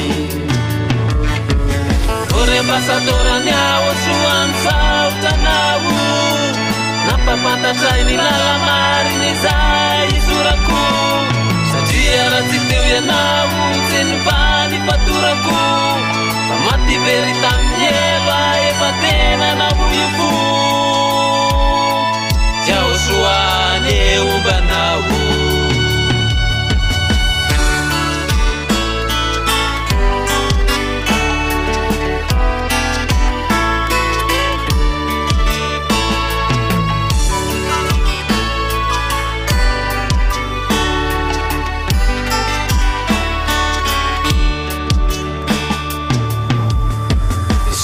lehibe no tolotro anao Ahosoa malala maniraka ny ambasadoranao sy ady ahelya tsy mitandro asa sarana niavitra lafa tsy vetivety anao nionjapeo international mandeha par internet isamaraina no beaviny zany teny zany zay tsy maintsy renesy ny olona zay moniny eto ambony tany tsatra mihitsy anao fa teny tory ombeny ka vokatry ny fitorianao tindreo ny dimapolo kely ore ambasadorany Ahosoa nisaotranao nampafantatra ny lala mariny zay izorako satria raha tsy teo ianao tsy nivany fatorako fa maty very tamin'ny Eva efa tena namoifo tsy Ahosoa ny eombanao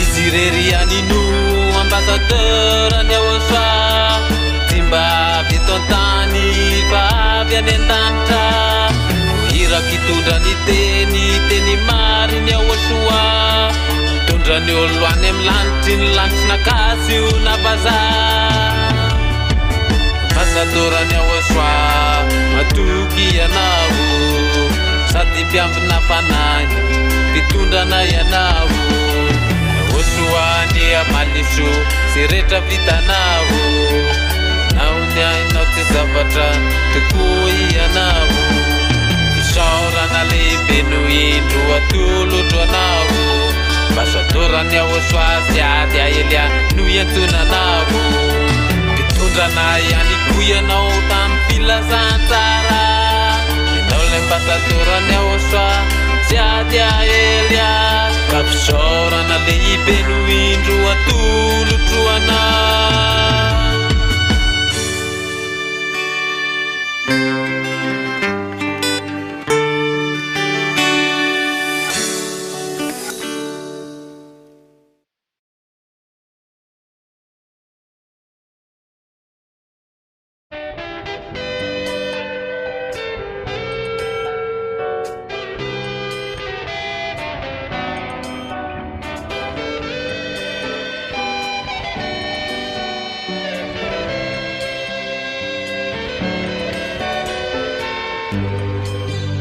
Ahosoa tubu ianao ihany no mitondra anay amin'ny andantrany ianao no lalana any ankiray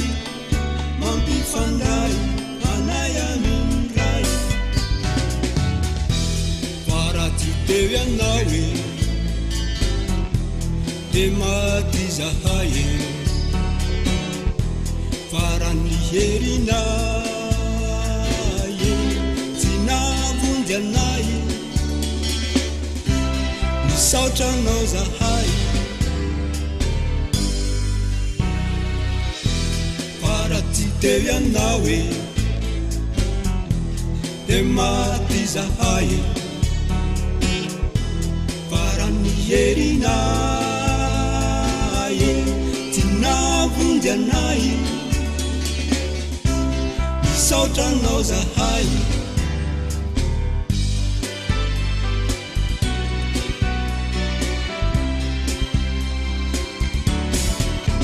soanamono sy nandrava ireo lalàna nampandevo anay fanikoro tsy efanisava ny herin'ny satana ka velony zahay fara tsy teo ianao e de maty zahay farany herinay tsy navonjy anay nideranao zahay fara tsy teo ianao e de maty zahay farany herinay tsy navonjy anay nideranao zahay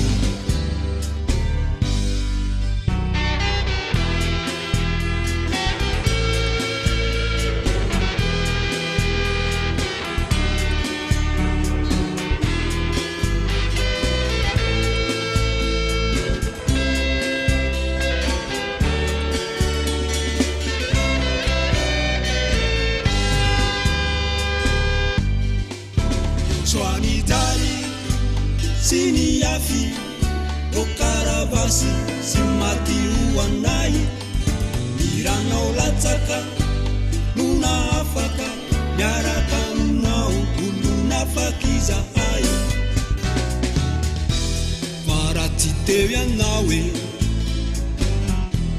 de maty zahay farany herinay tsy navonjy anay nihioby anao zahay fara tsy teo ianao e de maty zahay farany herinay tsy navonjy anay nihioby anao zahay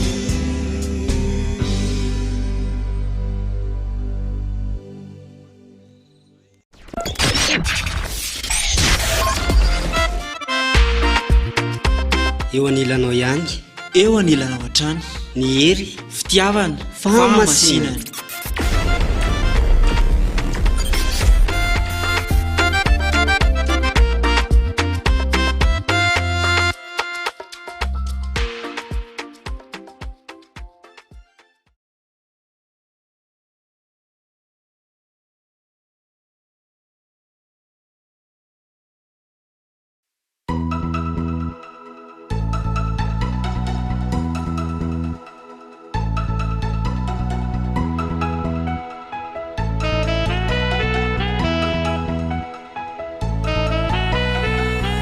Pamaraky tsy mavaka fa ny jobo ndra fanalalana izay tsy domo fa tiaveniranay tsy misy mampanay ty fanala fa vovony tsy manahy zao pamaraky tsy mavaka fa ny jobo le mafanalalana ve zao tsy domo fa tiaveniranay tsy misy mampanay ty fanala fa vovony tsy manahy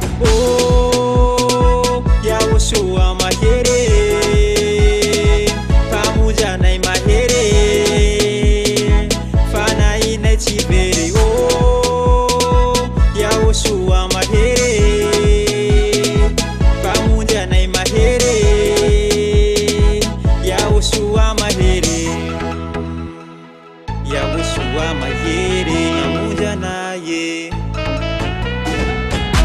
maraky tsy tandrenarany paradisa tany avosairanin'olo fa ty manakay le iavahanay ty fanamila vovotsay ro haiko isoranay bevata ambasadorany aosoa sy adiahanahaizanay ny tena fampianara nanolokolo anay ny tezany fanay mba iarovanay le fiainanay mandranzay anjaranay manohanazy fa tsy vadikazy zao tsy hijano fa itory sy antsoantso ny anarany aosoa mpanala fahota ze hitanay katorinay de asanay mba hoavy tsy amenatsainy anambara fa iaosoano tena fazavana fa ny aveniranay tsy misy mampanay ty fanala favovoly sy manahy iaosoa mahery pamonjanay mahery fanahinay tsy very iaosoa mahery pamonjanay mahery fanahinay tsy very iaosoa mahery pamonjanay mahery fanahinay tsy very iaosoa mahery pamonjanay mahery iaosoa mahery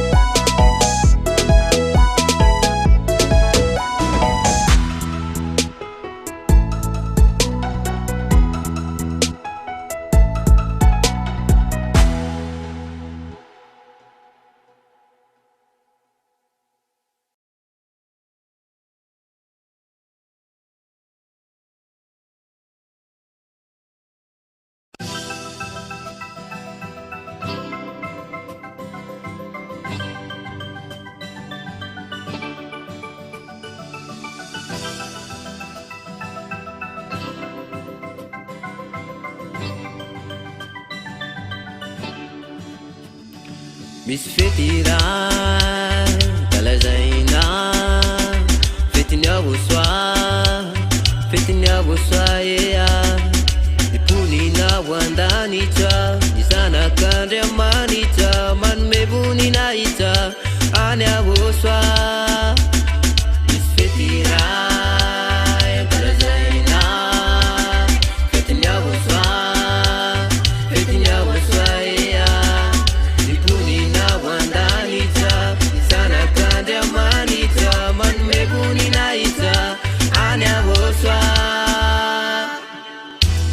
tabaverina idaye lay anaranao iaosoa ea ze niafina tsy zahy fankehitsy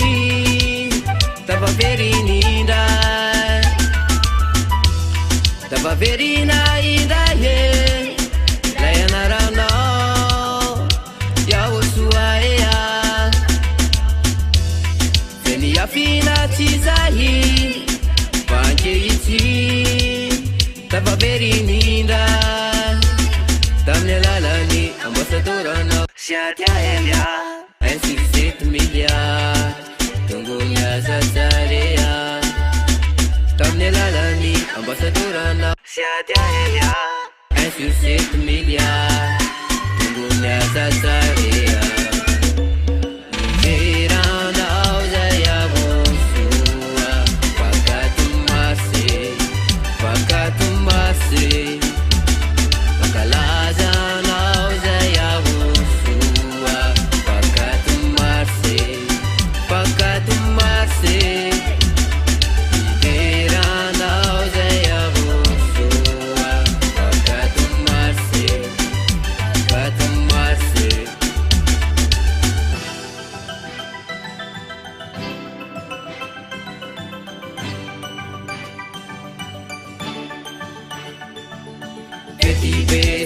tarindrika andao ifaly fotsiny zao ea fa tsara iahosoa ande manitsay mahery ianao iahosoa torina manerantany fety benkaty marisa fety be zay tarindrika andao ifaly fotsiny zao ea fa tsara iahosoa ande manitsay mahery ianao iahosoa torina manerantany fety benkaty marisa iveranao zay ahosoa fakato marse makalazanao zay ahosoa fakato marse iveranao zay ahosoa fakato marse makalazanao zay ahosoa fakato marse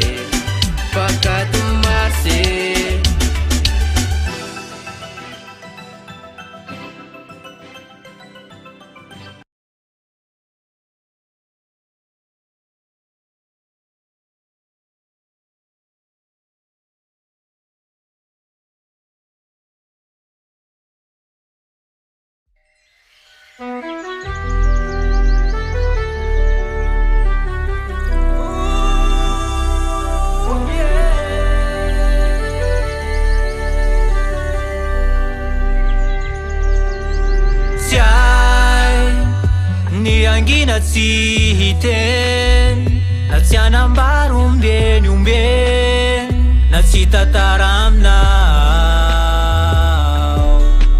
tsy hay tena tsy haiko tsotry zao ny tsy tanisy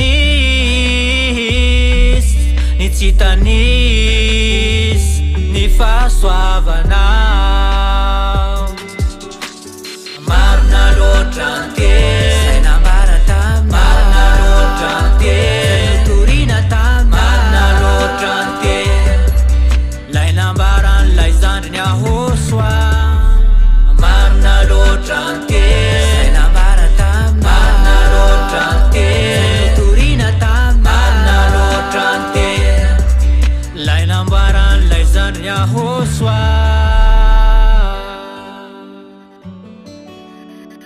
lay Andriamanitra izady ahelya lay mampiteny azy ao anaty radio lay aniraka azy ndeha ho any ampita itoroteny sy anao baty lay Andriamanitra izady ahelya lay mampiteny azy ao anaty radio lay aniraka azy ndeha ho any ampita itoroteny sy anao baty fa marina anteny tanteraka avokoa zay lazainy sy misy tavely hatrany ampitan-drano masina aza tsisy afabe marina anteny tanteraka avokoa zay lazainy sy misy tavely hatrany ampitan-drano masina aza tsisy afabe marina loatra anteny zay nambara tamy marina loatra anteny torina tamy marina loatra anteny lay nambaran'lay zandry ny ahosoa marina loatra anteny zay nambara tamy marina loatra anteny torina tamy marina loatra anteny lay nambaran'lay zandry ny ahosoa zay rehetra efa nambarana de hitako fa marina didy folo rava sony sisa tsy voatarina ny elimina tiako de voalaza tam'zany fa hitondra an'le lamina vaovao maneran-tany lay nanamboatra ny lo sy lay nanamboatra ny fo le fitsangany indray ka mbola ibaiko ny saina andriso fanantenana ndreo tsy ampy fahalalana mba ho fantatra izy reny fa marina anteny marina loatra anteny zay nambara tamy marina loatra anteny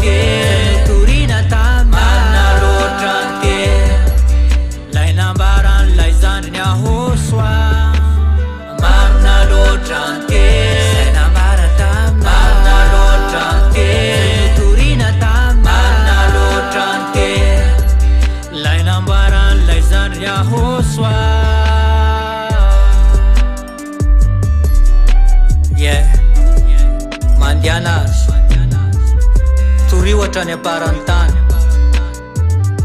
hambara hoendrehetreny fa marina ny teny avy amin'ilay handy amanitray zay nampitondrana ny Elia zay dia marina ny teny marina ny teny.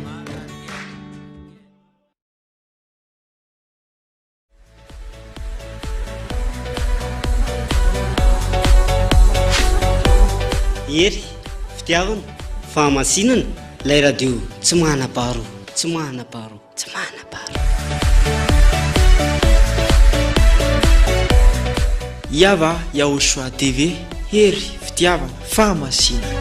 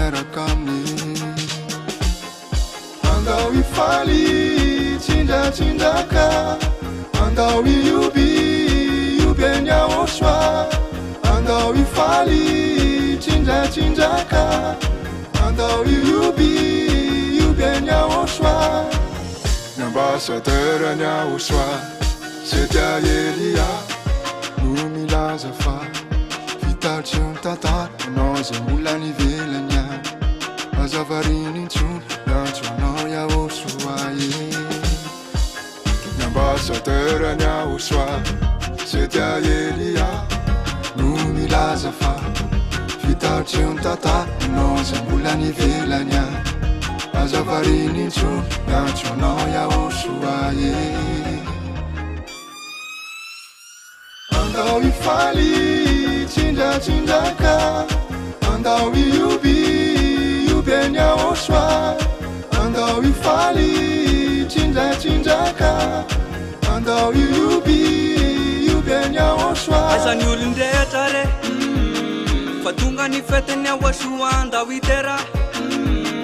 Fayesa no tenande manita Fiterana lua sanda tati miatu tamu nire eta wave nutu nas Ilaza kuni reta nana fefa tunga nipa mondi fati vazi vaz Anda wifali Teran Yaoshua Anda witera Fatara yizi Asaina timisi akanavaka Na malakas na kuwevaza Te yari tera mini zeda a Yara akalaza Andau iterana Terana Yaoshua Andau iterana Terana Yaoshua Andau iterana Terana Yaoshua Andau iterana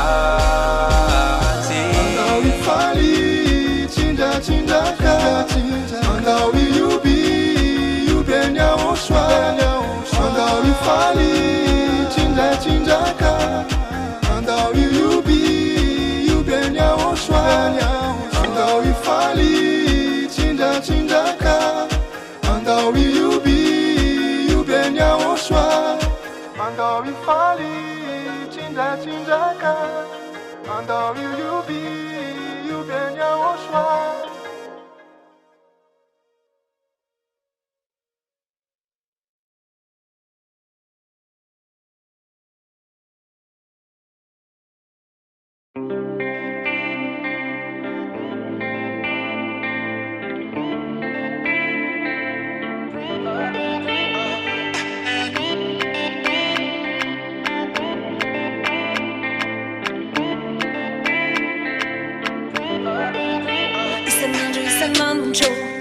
Fanirako tsy miato Fahitatra frena fone Eu ankaikinao ao Da firitona Fanandrinako tsy mivona fatuke chane chane Bleteni no mame Yao shano no tiko Yao shatsi ya tiko Dena tiki no wine Yao shafa sambarako Yao shante no filmako Si sete kalko no wine Tena tiko Yao shano no tiko Yao shatsi ya tiko Dena tiki no wine Yao shafa sambarako Yao shante no filmako Si sete kalko no wine Tena tiko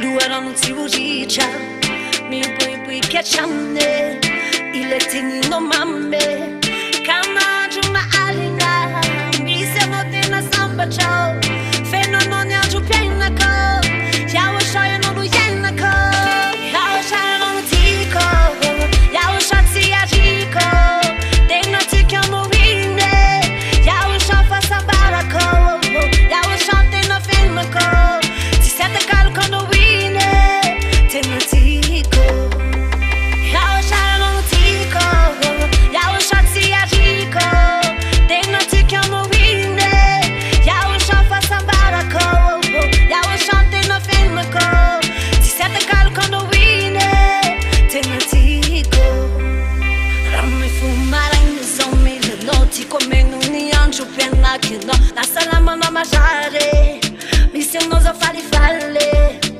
Da urina ti mise Feno no zombi tike Ya oshu amalalako Rame fumara in zombie Le noti come non ni ancio penna che no La salama ma mangiare Mi siamo a fare falle Da urina ti mise Feno no zombi tike Ya oshu amalalako Tiako, oh yeah, Tiako, I know you. Yahushua.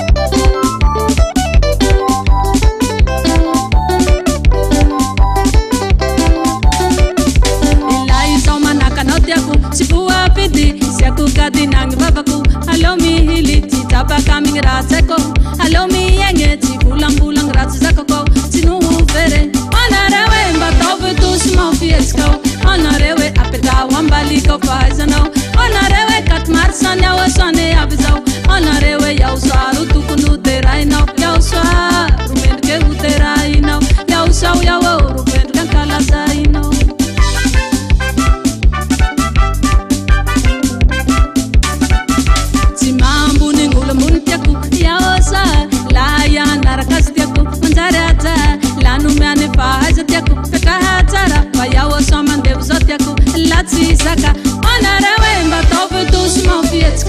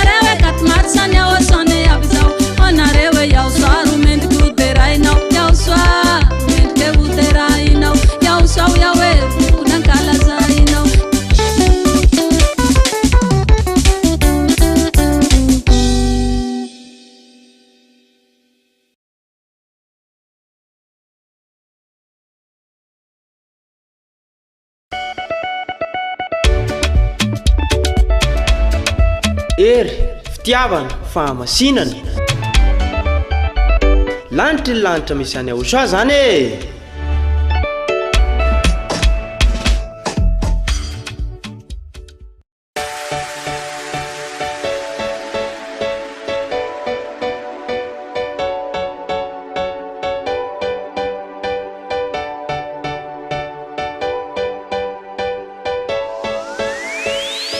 Ho antsika rehetra izay resy lahatra ny fampianarany Aosoa dia ireto ary ny laharany telefônina izay ahafahanao mifandray amin'ny ambassadorany Aosoa sy Adia Elia.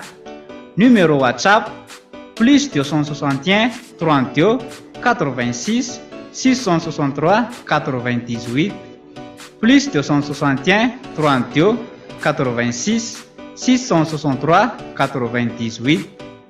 Yas 034 75 936 00 034 75 936 00. Airtel 033 46 852 11 033 46 852 11. Orange 032 79 145 42 032 79 145 42. dia mirary soa anao ary ho tonga soa aty amin'ny lanitra ny lanitra e.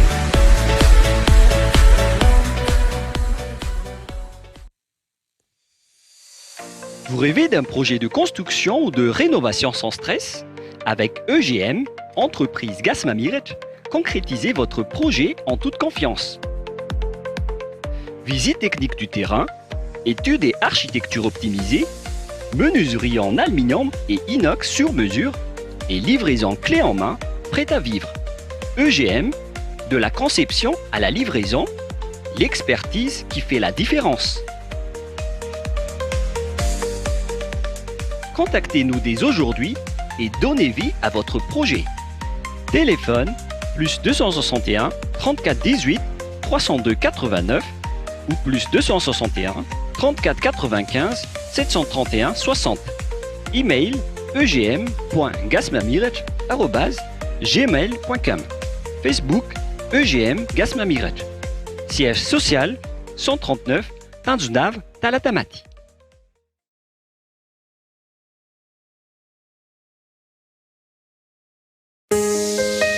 Formez-vous aujourd'hui, brillez demain. Avec Supremacy Course, développez les compétences qui ouvrent les portes du succès. Vous souhaitez parler le français et l'anglais avec aisance, améliorer votre communication professionnelle ou encore maîtriser les outils informatiques essentiels pour optimiser votre carrière?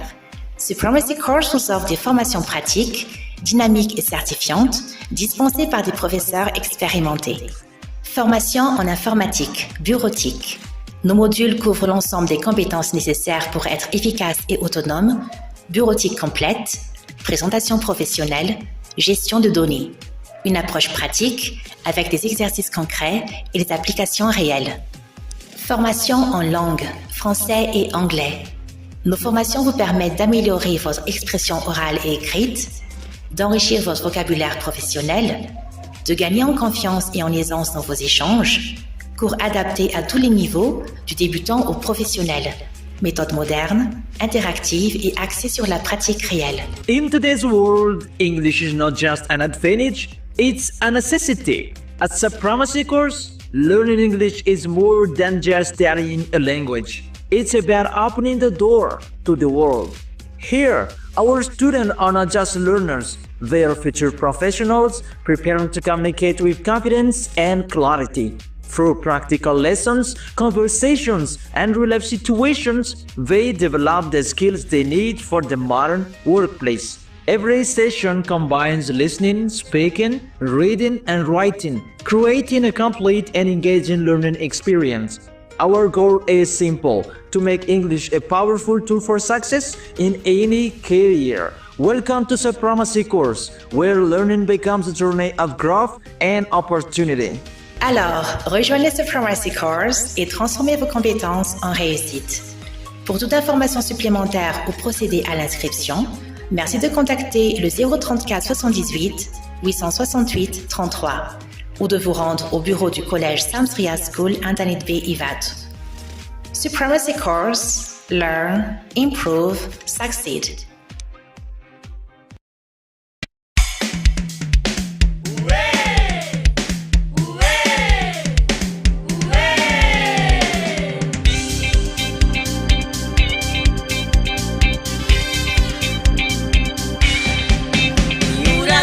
Kani pandeswe, Samira kura kafa pandesre, Mira kura kizai pandeswe, Wanya ushwa.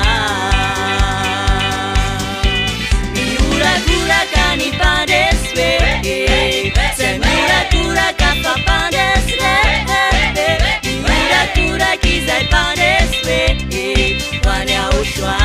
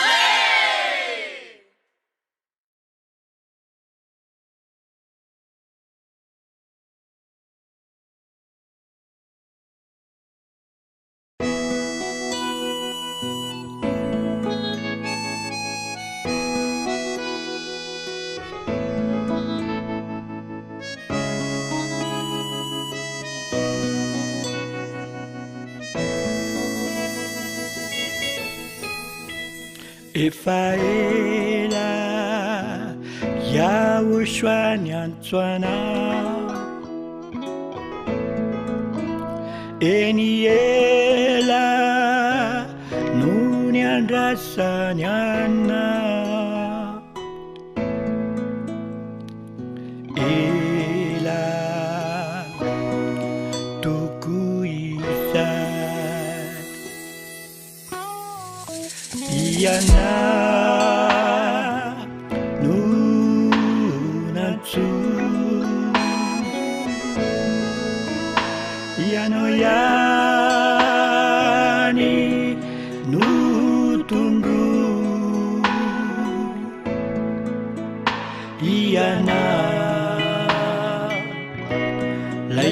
sanakatifu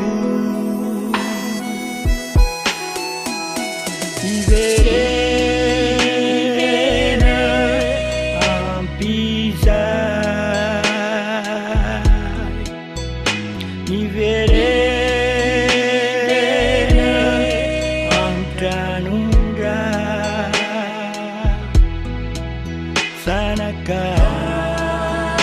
sanakandove mandrakisa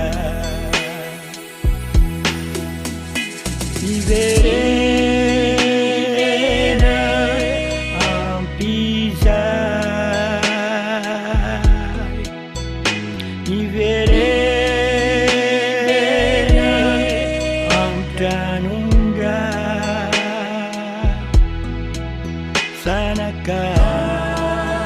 sanakandove mandrakisa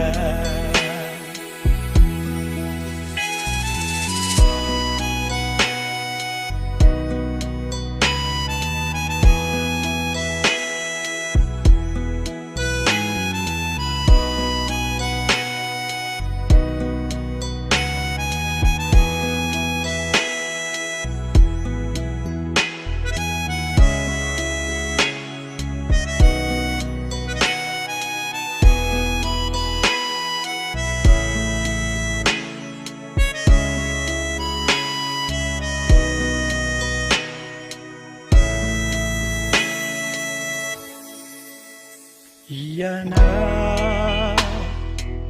no antefany laite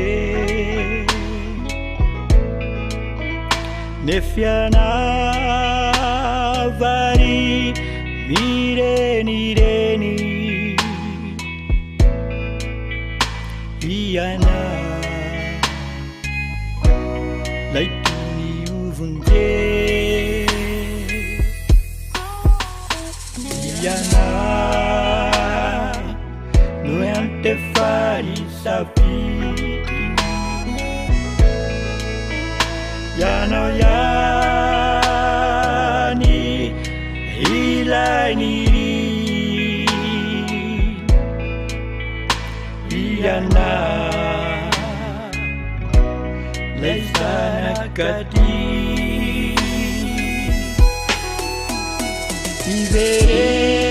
iverena ampizay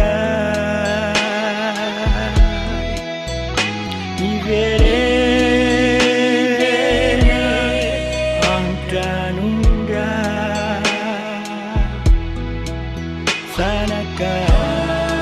sanakandove mandrakisa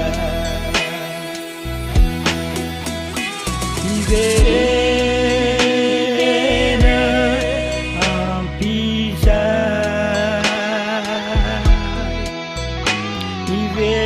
iverena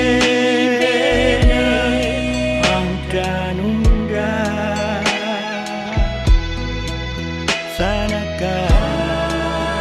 sanakandove mandrakisa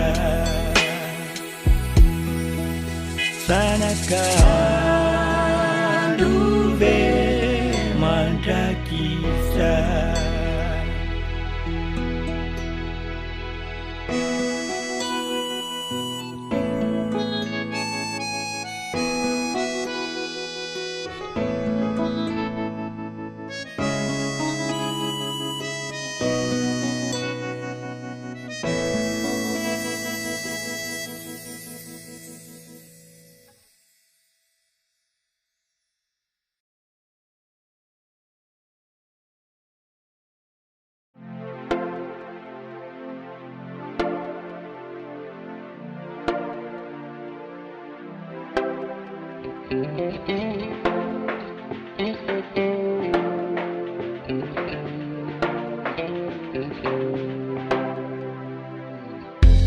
Grâce à ton sang versé pour moi, accordé par Tadayava, j'ai tout compris.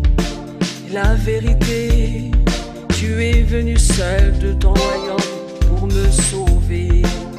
Ainsi, je t'exalterai Yahushua, je suis reconnaissante envers toi.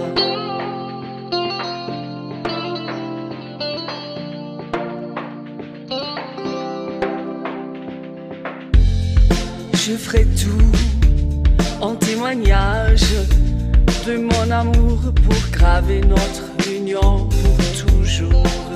Tu sais bien plus que moi ce qui se cache au fond de mon cœur, plein de joie, de bonheur, source de ta bonté.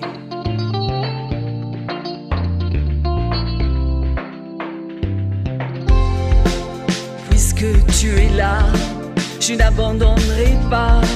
Ma force, c'est toi, Hallelujah. Puisque tu es là, je n'abandonnerai pas. Ma force, c'est toi, Hallelujah. Hallelujah. Hallelujah.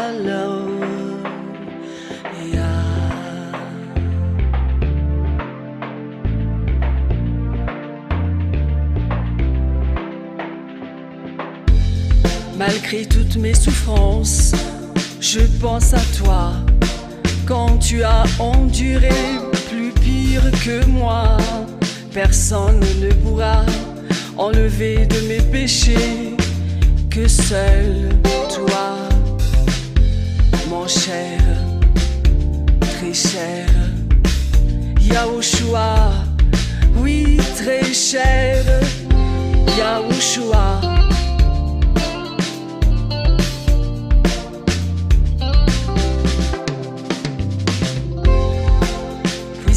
Tu es là, je n'abandonnerai pas. Ma force, c'est toi, Hallelujah. Puisque tu es là, je n'abandonnerai pas. Ma force, c'est toi, Hallelujah.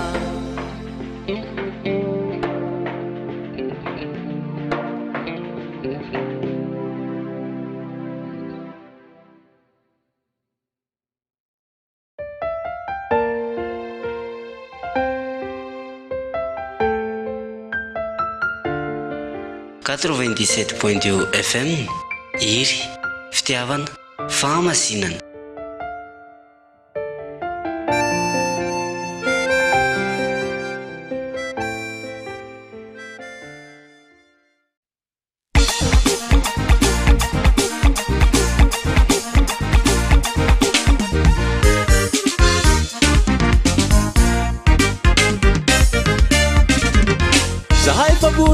Zahay fapare hankalazany Yahoshua zokibe yayavandriamanitra faratampone hankalazaina amin'ny androny katimarisa.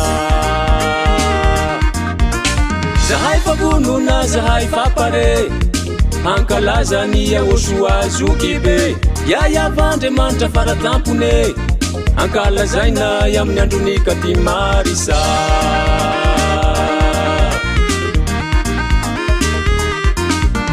Na ino ambaranao zahay tsy mitsoake, na ino volaninao zahay tsy mitsoake. Fetiny katimarisa taonay mipoake, olona afaky mifety tsy vitavita maresake. Na ino ambaranao zahay tsy mitsoake, na ino volaninao zahay tsy mitsoake. Fetiny katimarisa taonay mipoake, olona afaky mifety tsy vitavita maresake.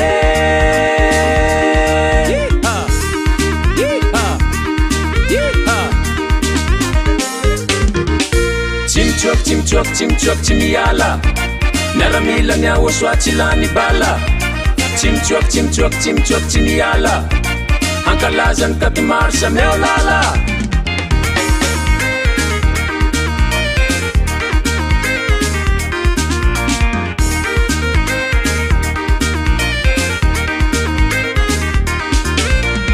Elia Zedia ambassadeur ny Yahoshua mikarakara. Undikeli ny Yahoshua manaraky baka fara, manoha anazy tsy azona orararara. Elia Zedia ambassadeur ny Yahoshua mikarakara. ondrikeliny aosoa manaraky bakafara mano anazy tsy azonao rararara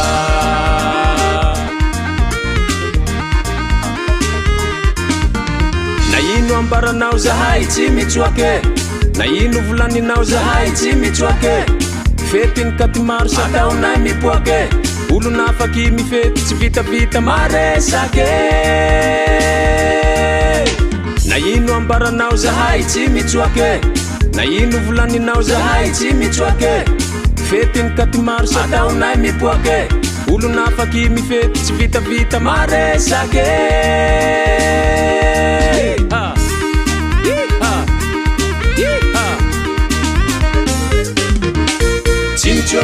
Chim chok chimiala Miaramila ni awaswa chilani bala Chim chok chimiala Ankalazan katimarsha meolala Wa Repa miaramila de miaramila Sat chilani bala Nuch mismiala Zemata tamfarane Mala vitani fety tsy lany mamy fetiny katimary sa tsy ro amakany devoly sisa tana itsanay ambany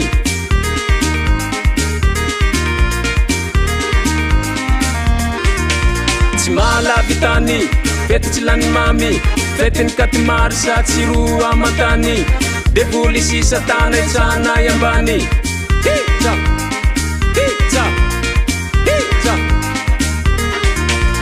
Chim chok chimiala Miaramila ni awaswa chilani bala Chim chok chimiala Ankalazan katimarsha meolala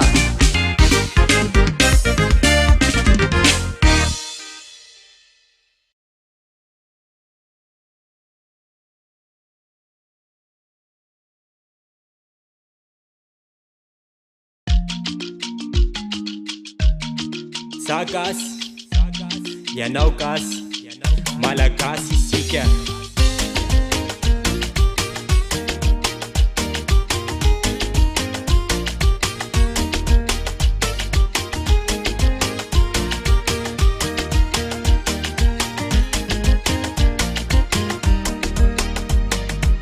Sinosy andy lalany aosoa avy ao le mpanompo sitsakiny fony ambassadeur ni aosoa Sadia Elia paminani farani irakavany ambony sotan dadayava sotan ni aosoa nandefa iraka amonjy fana sotan dadayava sotan ni aosoa Velo chanfu Bankasitaka Sole malagas Enole malagas Sike malagas Ofidinya osho Sole malagas Enole malagas Sike malagas Malagas fofi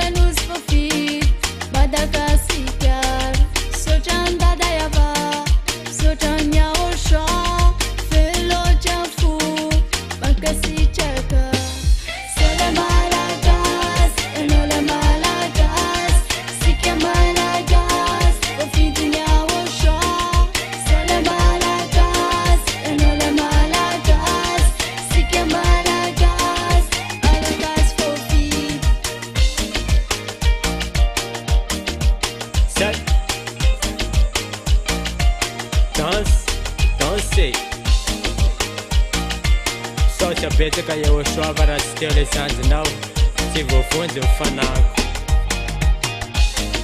tsy tsy maintsy tafaverina any aminao mitanjoko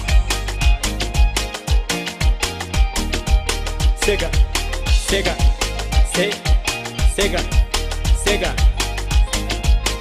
rendez-vous FSCC. C'est le Malagas, et nous les Malagas. Si qui est Malagas, au fidélia au choix. C'est le Malagas, et nous les Malagas. Si qui est Malagas, Malagas for feed.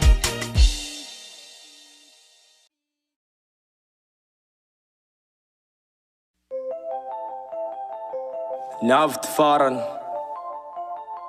fifamvony varavarana avany amin'ny avy efa nidina iaho soa miaraka amin'ny soavaly fotsy tonga ny fanapanatanteraka ny fanjinganana miaraka amin'ny fahatezerana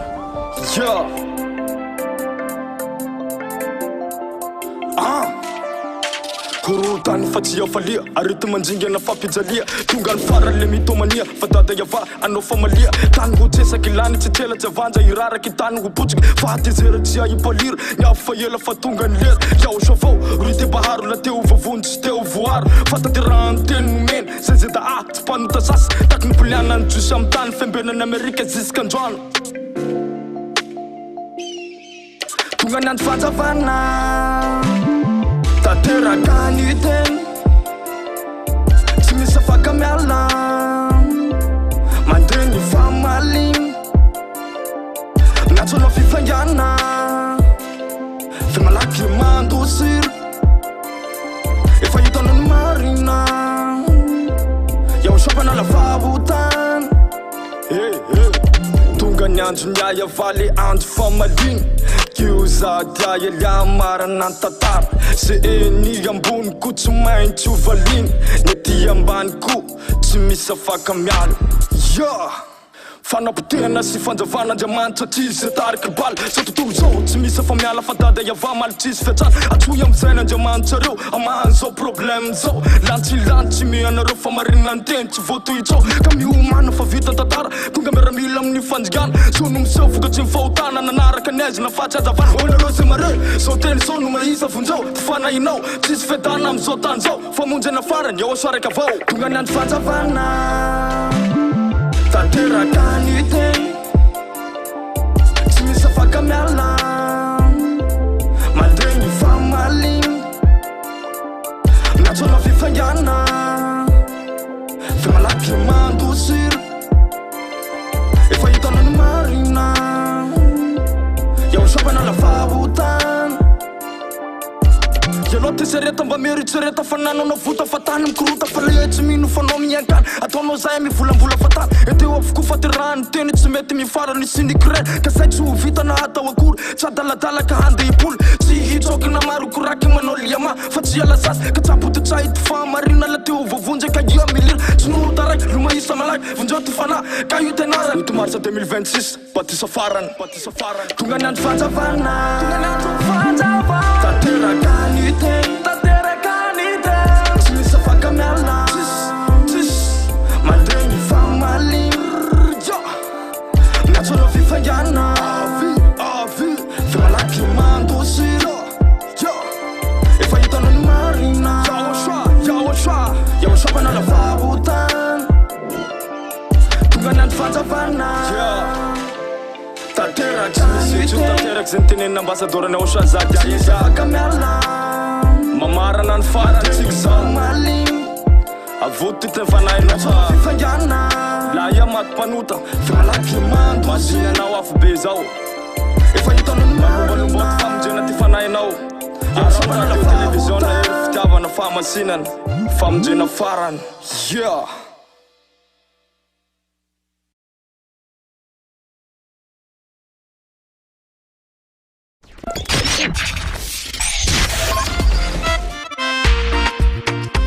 eo anilanao ihany eo anilanao hatrany ny hery fitiavana fahamasinana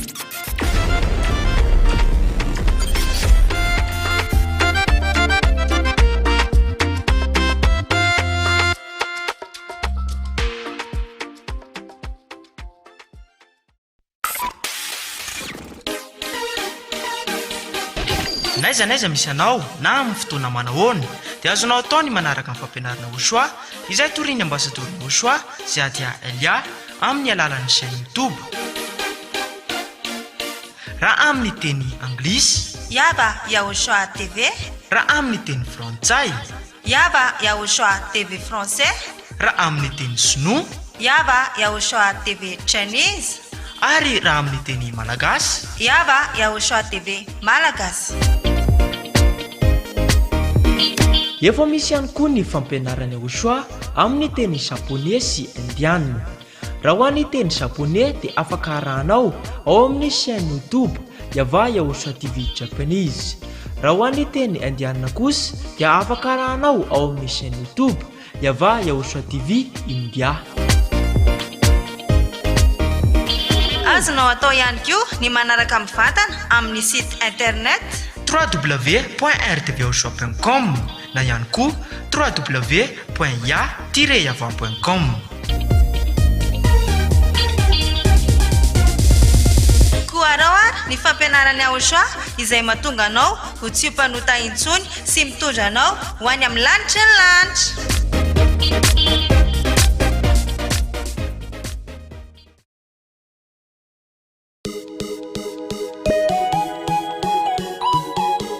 Kato masa fifaliana atao amin'ny Ochoa io.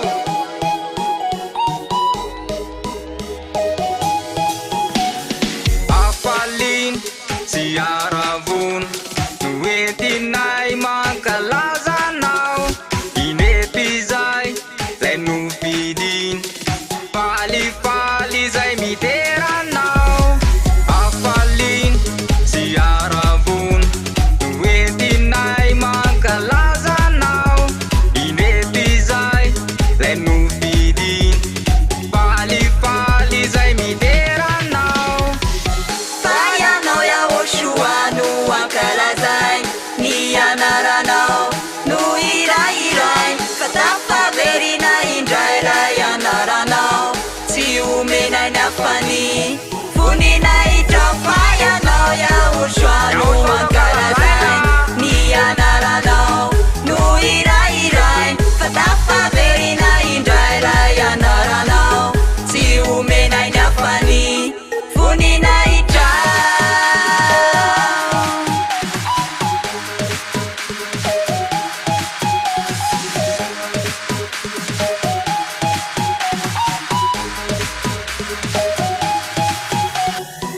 Androandroan andro pifalin ankalazay na ya Ochoa fa izy lay mpanavotra na nafakanay amin'ny fahota. Androandroan andro pifalin ankalazay na ya Ochoa fa izy lay mpanavotra na nafakanay amin'ny fahota. Fayanao ya Ochoa no ankalazay ny anaranao no irairay fatafaverina indrairay anaranao tsy omenay ny afany voninahitra. Fayanao ya Ochoa no ankalazay ny anaranao no irairay fatafaverina indrairay anaranao tsy omenay ny afany voninahitra.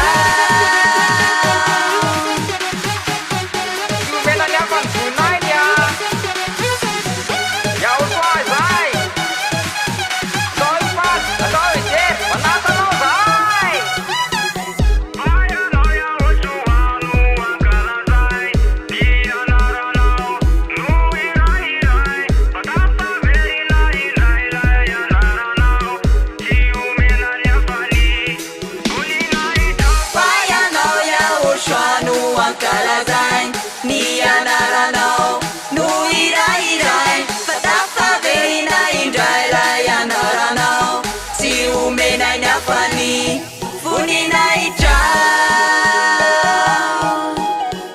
Tsy omena ny afany voninahiny ya Ochoa io. Zay.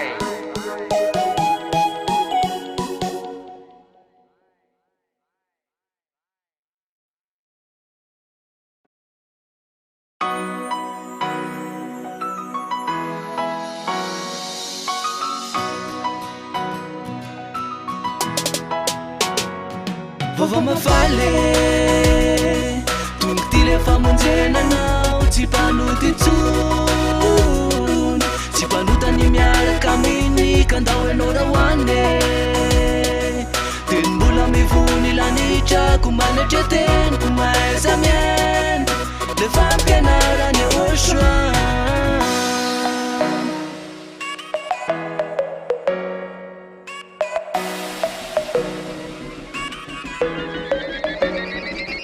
dia volana ho lavy kilalao mbola hoe tena leony safidy filibana sy mirendry to tsy hitany tsapa lefa namangetaheta mitadika maniry kony lala-pamindreny favarina ny lalao nanjeny andro lava nakamamy ty tontolo feno fitaka sy fotaka to tsy hitany tsapa fampianarany aochoa hoe afa noho ny hafa sady ambony noho ny ambony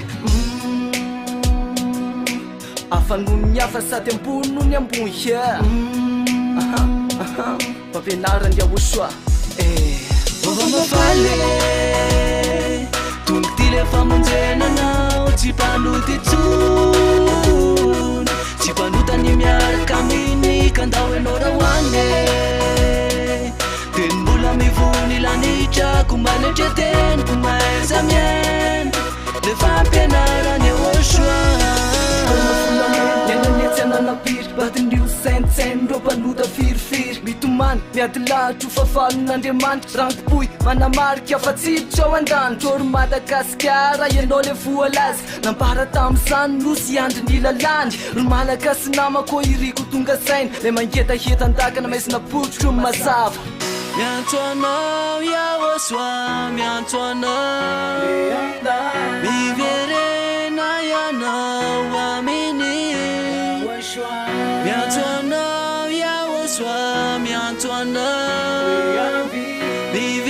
miverena ianao tapakevitany androany fa irosany amidinga nary satsy manatahotra anao betsaka ny aminga nafafy teo daolona ny laingana ny fitaka nahitany aochoa zana hoana no tsy bitaka velesiko fi de manakafanany de soratako ny anarako de manako andinainy tena vonina saza fa tsy misangisangy toko tsapany aochoa androany lay fitiavako azy mietana falina ka velao za hitomany netaneta mpandresena ka velao alohany androany mafantatrao ve ny antony lefa vao mafaly hoe nahitany aochoa zana hoana no tsy faly fa fana mitady fonjy ka ahoana monao velako irosy savinavina renony tamy toeraka naorana mitrao nalavitra ny liany tsy maintsy mahita ambasadorany aochoa zalohany androany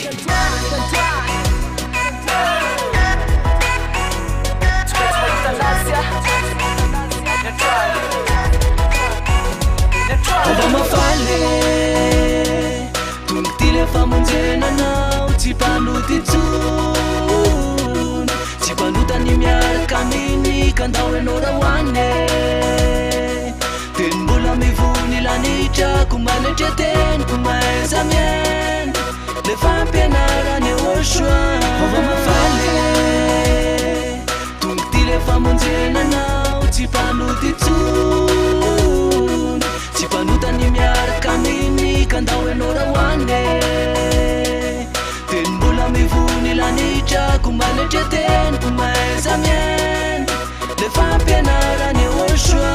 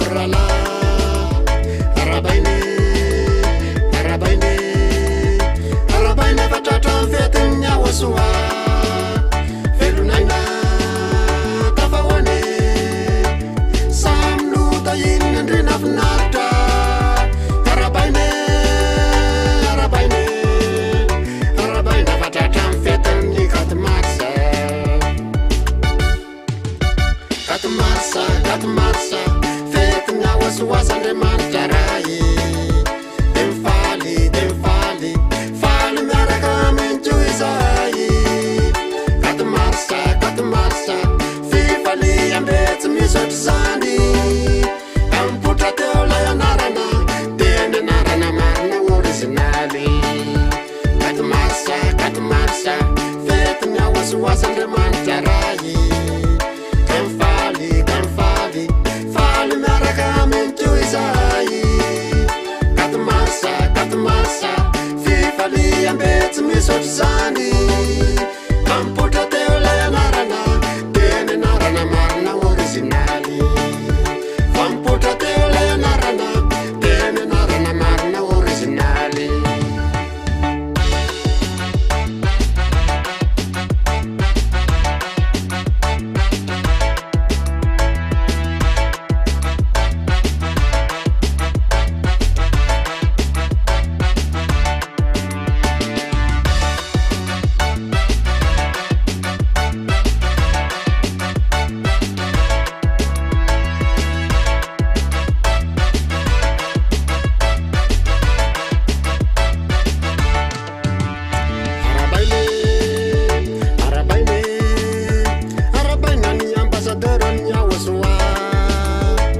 Saidia Ailia izy la iraka avany ambony sady mpitondra teny magaty aminay sambatra ry zay tsy mpanoty tsony tonga olombo avao vokatry ny fampianarana no entinao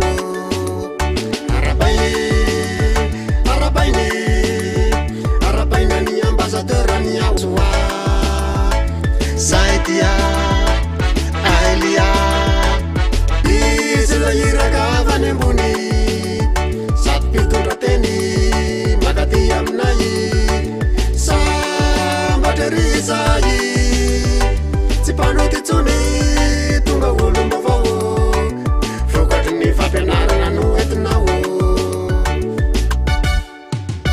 fampianarana nety tena iainana fampianarana io tena hitana iasambarana fampianarana azahoana isolitra ndretana jiro fampianarana tsara lavitra no sakafo matsiro fampianarana nety tena iainana fampianarana io tena hitana iasambarana fampianarana azahoana isolitra ndretana jiro fampianarana tsara lavitra no sakafo matsiro fampianarana tsara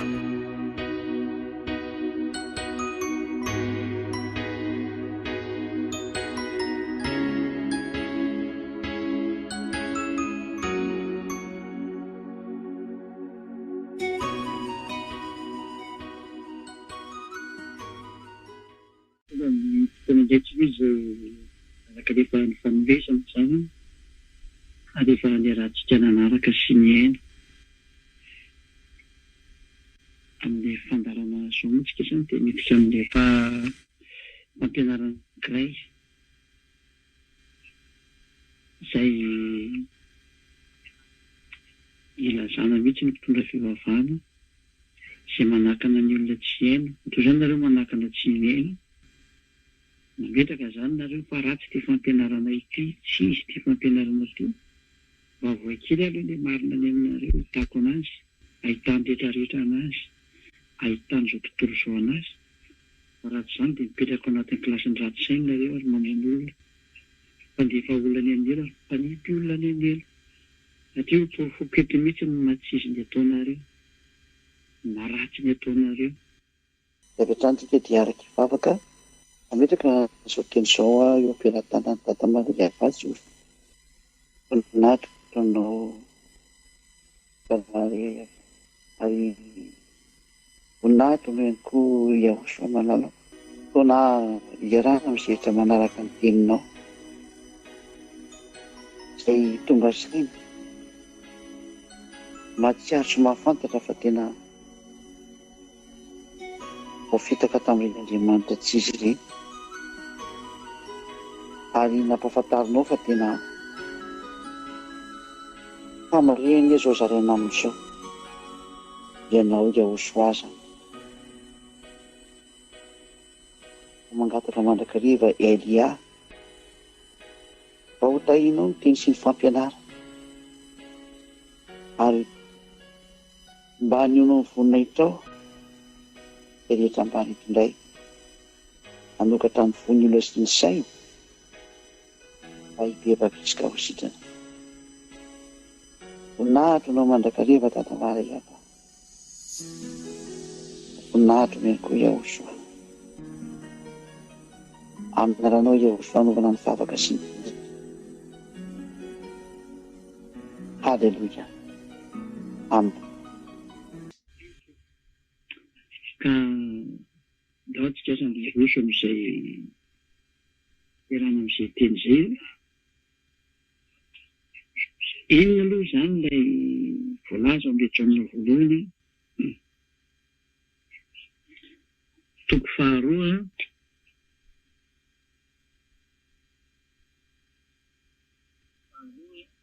dia andininy fahafeno izy.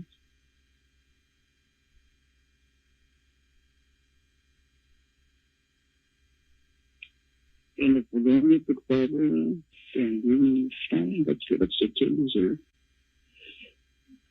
Fahafeno izy fasikely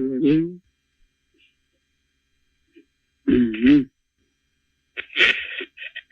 Jaona voalohany toko faharoa somary miandry tetiteto eo tsika minenja izany ela ny titeny ty. Jaona voalohany toko faharoa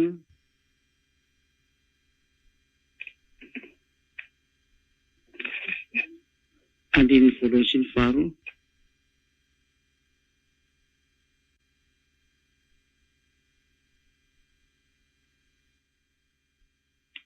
Mbola vakiko ilay izy satria mialokaloka atao anatin'ity teny ity daholo nareo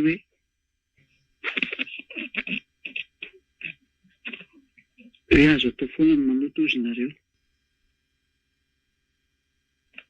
Izay mihitsy mantsy dia sary apetraky nareo izay noho ny amin'ity teny ity.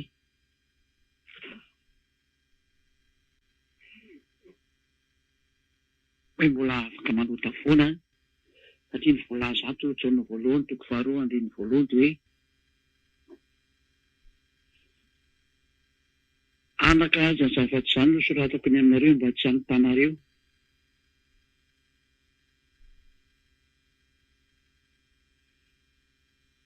Ary raha misy manota dia manana solovavy.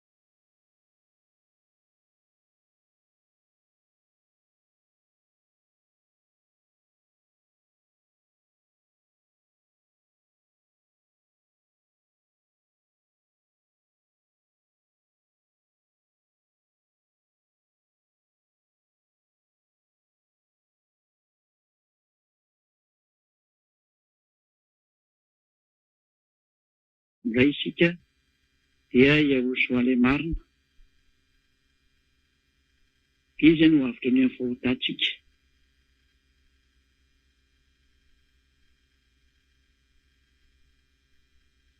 Izay izany ny sary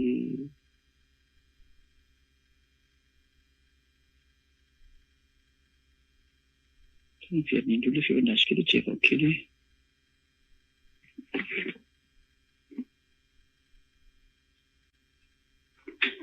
izay izany ilay sary misy a.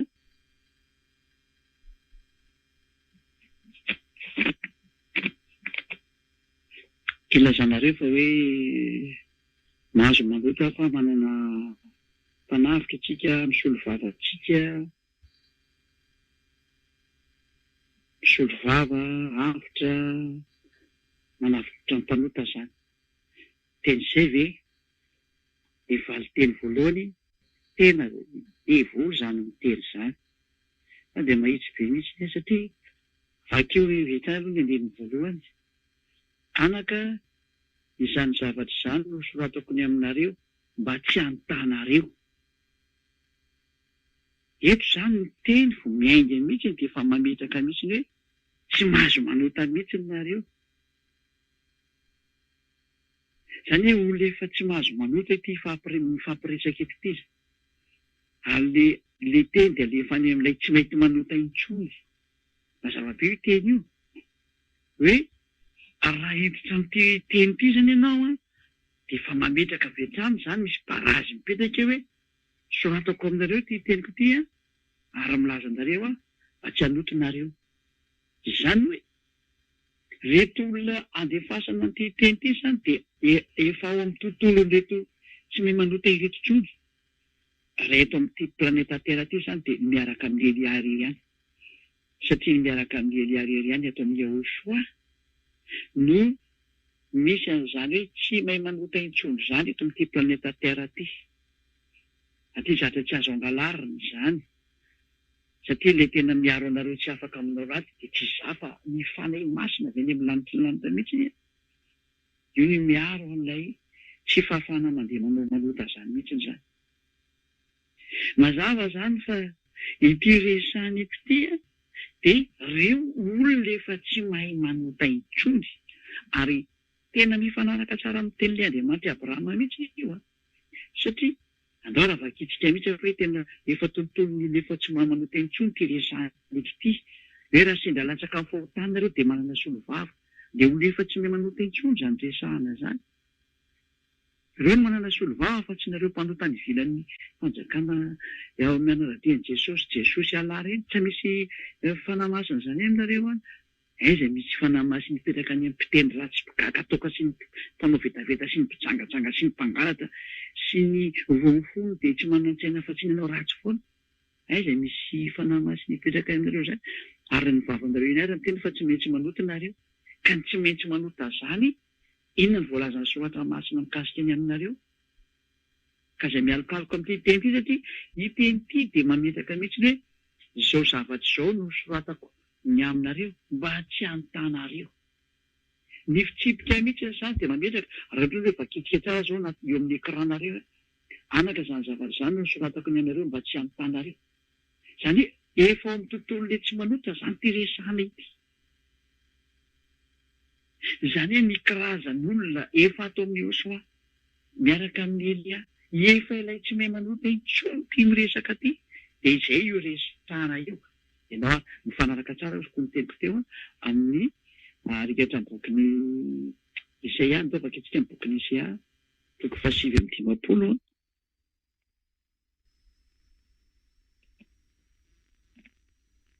dia andiny voalohany ka hatramin'ny faharoa vakitsika le teny indro ny tanany avatsy fo efa mahavonjy ary ny sofiny tsy lalitalovana famaria eto zany dia mazava azy fo Andriamanitra Abrahama io dia tsy fohy ny tanany fa mahavonjy ary tsy hoe ny tsy esofina izy ka tsy mahare fa tena maheno tsara mihitsy dia ainsi de suite ozy ny vazaha fa ny heloka roa ny hevitra mampisaraka anareo n'Andriamanitra nareo ary ny fahotanareo mampiafina ny tavany aminareo ka dia tsy mihaino izy mazava be mihitsy zany le teny eto fa tena Andriamanitra Abrahama io mihitsy teny heloka ary ny fahotana tena mampiafina ny tavany aminareo ka ahoana moa zany ianareo no miteny hoe Andriamanitra mihaino ny mpanota hitantsika amin'izay hoe io Andriamanitra Abrahama io dia tena tsy mety mihaino an'izany mpanota zany mihitsy nanao ino ianao nanao ino efa tany amin'ny androny mpaminany taloha zany teny zany no nivoaka namafisina tao amin'ny andron'ny Yahoshua namafisina tao amin'ny andron'ny apôstôly ka ahoana moa hoe nisy zavatra ny vahatampoka fotsiny teo aminareo Sirenge ny atodoandeha monjy ananareo olombelona mihitsy ny tsy narainareo daholo le teny efa mipetraka tany aloha tany fa samborinareo ny teny teny fariny ty noho ny an'ity teny ity dia afaka manota indraytsika ny tena marina tena ry-adala sy votra saina dia tena marina piko hoe rivendrina sy kentrina tena tsy izy mihitsy nyity sary ataonareo ty fifira ny boky any amin'ny Salamoana ny teny hoe Andriamanitra lavitry ny mpanao ratsy fa izay manao sitrapony ihany mahafinaritra na sekiny satria moa tsy dia jery an'izay fa be dia be zany fa io dia efa ampy io hoe Andriamanitra tsy mety miaino an'izany mpanota zany mihitsy ndao raha vaketsika ny tenin'ilay zanaky ny avo indrindra indray tany dia hiazakazaka makantsika ilay hoe ho jerevantsika hoe tena mitombona ve fa tena io teny ny dada hiavata tamin'ny io zay be dia be moa ilay teny dia notsindrin'ilay zanaky ny avo indrindra ilay zanany zany rehefa tonga izy tena marina be nitsindriny tsara mihitsy na ny olona aza nahafantatany zany mihitsy ny hoe Andriamanitra tsy mihaino ny mpanota Jaona 7 andehan'ny fahafilangamana izy andehan'ny fahaenina amby 30 any angamana izy Jaona 9:31 sa 36 tao sekely izy dia velabe dia tsy tadiditsony zay Jaona 9:31 Jaona 9:31 fantatsika fa Andriamanitra dia tsy mihaino ny mpanota raha itony teny tony zany dia manindry mafy mihitsy fa tsy mety mihaino ny mpanota zany io Andriamanitra Abrahama io Jaona 9:31 ka fa efa namanahoana zany nafahanareo mpanota reto miaro fahotana reto nisitona n'ilay teny eo amin'ny Jaona 1:1 hoe fa raha misy manota dia manana solo vava tsika tena dia volosaina be izy zany sary zany fa tsy hitanao nga tony borazatra ty aloha be aty ketra tony tsy mihaino mpanota Andriamanitra tsy mihaino mpanota fa iza zany no laza rehefa mihaino mpanota io Andriamanitra io dia anareo le mpanota hatramin'izay iza zany nampiantranareo zany tsy midevolo indray ve zay na tonga na nyteny an'ilay hoe vakitsika aloha le 9 le Jaona 1:2 fa zao ny teny voalohany teo hoe manoratra aminareo mba tsy hanotanareo barazy avy hatrany zany hoe tsy natokana ho an'ny mpanota lay mpanaradian'i Jesosy zany teny zany sy mpanaradian'ny Ala sy ry Boda sy ry Brahma sy maro samihafa tsy natokana ho anareo zay mpanota tsy afaka ny fahotana le teny fa natokana ho an'ny olona efa tsy mpanota intsony tahaka ny Elia, tahaka ny mpanaradian'ny Elia, tahaka ny Zeo amin'ny Yehosoa sy ny mpanaradian'ny Yehosoa reo no tsy manota intsony ary reo olona miaraka amin'ny Yehosoa izay taritin'ny Elia ireo no mahazo an'ity teny ity satria reo ilay sokajin'olona efa tsy mety manota intsony ary mifanaraka tsara amin'ny teny le Andriamanitra naharinanitra sy ny tany dia le Andriamanitra Abrahama mazava be zany teny zany tsindritsika indray arany ty araka ny boky ny Jaona 5 Jaona 5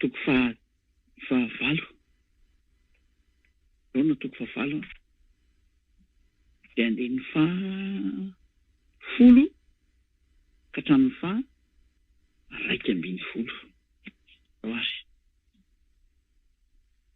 ary efa nitraka zany ilay zanaky ny avo indrindra izay atao hoe Yehosoa moa zany ianara-mazava azy teo izy taminy raha vehivavy aiza moa reny olona namonana naiky hamonanao reny zany tsy nisy nanameloko anao va dia hoy ilay vehivavy jangy hoe tsy misy tompoko dia namaly azy Yehosoa hoe za koa dia tsy manameloko anao ary mandehana fa amin'izao sisa izao dia aza manota intsony ilay zanaky ny avo indrindra mihitsy no manao sonia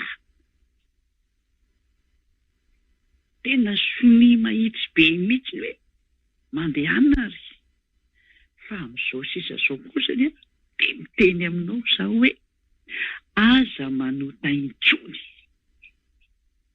mahitsy be zany teny zany rakiza ho anareo rehetra izay mihaino any na ray aman-dreny be nareo na efa bebe sy dadabe na fa zokonjoko na tanora na tany zandriny izao no lazeko anareo sony avy any amin'ilay zanaky ny avo indrindra le Andriamanitra Abrahama zany le sako zany amin'izao sisa izao dia aza manota intsony noho izany zany ny olona mandray ny teny rehetrarehetra ato amin'ity soratra masina ity dia natokana ho an'ilay tsy mety manota intsony mazava ho azy ary izay natonga ny apôstôly John ny teny nametraka mihitsiny hoe anaka izao ny soratako aminareo mba tsy anontanareo izay aloha izany dia lalàna mihitsy hoe tsy mahazo manota fa tsy misy an'izany hoe mahazo manota fa mamindra fo eo Andriamanitra io fa ny fona ao antsika izy devoly izay nyteny izany tena tsy ndiko mihitsy hoe devoly izay nyteny izany fa tsy izany ny voalaza anatin'ny soratra masina io izany no mahatonga na miainga avy eny amin'ny tenin'ny Andriamanitra Abrahama tany amin'ny andron'ny nankisy rery moa mety mihain'ny mpanota ve izy io ka raha ny hain'ny mpanota izy inona moa izany no tokony nanam-poteny an'ilay Israelianina izay ngely izy inona no tokony hanam-poteny an'ny Israelianina fa angamo tsy nivavaka koa reo Israelianina reo fa angamo reo Israelianina reo tsy mba nisy an'ilay fanafana fotana dia mandeha ataony fa maninona nataony faindroaniny ala taony io tany io izany no vokatsy ny mpanota izany io Andriamanitra Abrahama io dia tena mahitsy be ny teny aminao hoe devoly nampiantranareo an'izany ary ireo olombelona tena devoly reo dia ireo mpitondra fivavahana reo ampiasaina devoly mihitsy ireo reo ilay manahaka anareo tsy haino an'izao teny izao satria fantany hoe raha maheno an'izao teny izao nareo dia hiala tamin'ny fiangonana misy anazy io dia tsy mahazo ninina intsony izy dia tezitra izy dia tsy maintsy hiady aminareo izy dia sakasakanareo tsy haino ampitahorina nareo fa apetrako amin'ny fanontena hoe ina moa izany maratsy an'izao teny meko anareo izao any fa raha mbola hivavaka ihany ianao dia ny teny manafaka amin'ny fahotana ny ilaina raha mbola hivavaka fa raha toerana sy mpitondra fivavahana vao handefanao any amin'ny fahotana miala tao fa tsy izy io ary za tena mitenyreo mihitsy fa tena rehefa tafaraka amiko nareo satria za miaraka amin'ny Yehosoa dia hitondranareo any amin'ny Yehosoa satria izany raha dia tena tsy manao tena intsony nareo rehefa tafaraka amiko rehefa tena ninonareo ilay naliraka na dia Yehosoa zay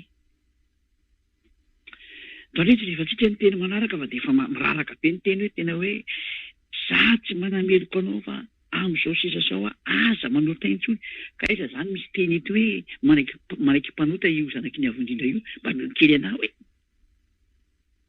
mba mekely anao hoe ary teizy ijolo no teny tanareo fa makasitraka fahotany ijolo io ka hoe mahazo manota nareo fa misy olo vavy io zanaky ny avondrindra io fa raha ijolo nanao an'izany dia efa any amin'ny ely ny anakiraiky any amin'ny ely iny ohatra an'izao satria manohitra ny teny marina fa izay no tonga nanteny hoe jereo ny teny John fa nametraka izy hoe manoratra aminareo aho mba tsy antanareo ampidiro amin'ny sofina izany ry mpitondra fivavahana sy ilay mpanaratsy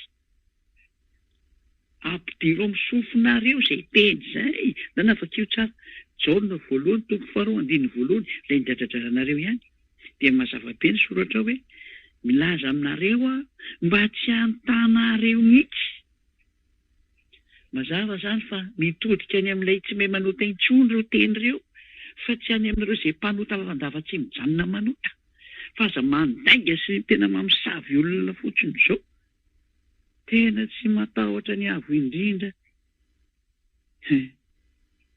vitantsika ny toyny matoa mandeha zao fanazavana be zao dia misy dikany daholo io zany efa nyteny fa misy dikany daholo io teny io raha tsy narehefa andeha ho azy fotsiny ty teny tika tsisy konsekensy aminareo efa kelikely toery foana dia hitantsika ny toyny ry mopera sy pastera sy ry mpitondra fivavahana natrany amin'ny miaraka amin'ny alasy ry bodasy rehetrarehetra re ahodikodiny foana ny teny marina fa hitanareo ny toyny rehefa kelikely tsy ho ela intsony eny tsy ho ela intsony eny zay dao dia tika indray ny teny manaraka indray raha fakitsika indray ny tenin'Andriamanitra rika hatramin'ny bokin'ny John ihany John toko 5 andininy 7:40 iny 7:40 angevakitsika ny teny John 5:14-15 teny anakaiky mbola tindrin'ilay zanaky ny avo indrindra indray ity Yehosoa moa ilay tena anarany fa tsy ho Jesosy anareo io mihitsy ny mpandefa anareo any amin'ny elo sakasaka nareo tia foana izy araka le teninareo aza kitikiteny aminay iza koa ny kitikitika ny anareo fa zay fotsiny miteny amin'ilay olona hoe rehefa tsy teo any amin'ny elo dia aza mihaino an'io zay fotsiny fa io ny profilmeko anareo io ny toko sy andininy petraka amin'ny écran tsy miala mihitsiny io vakio amin'ny écran nareo io vakio dia jereo io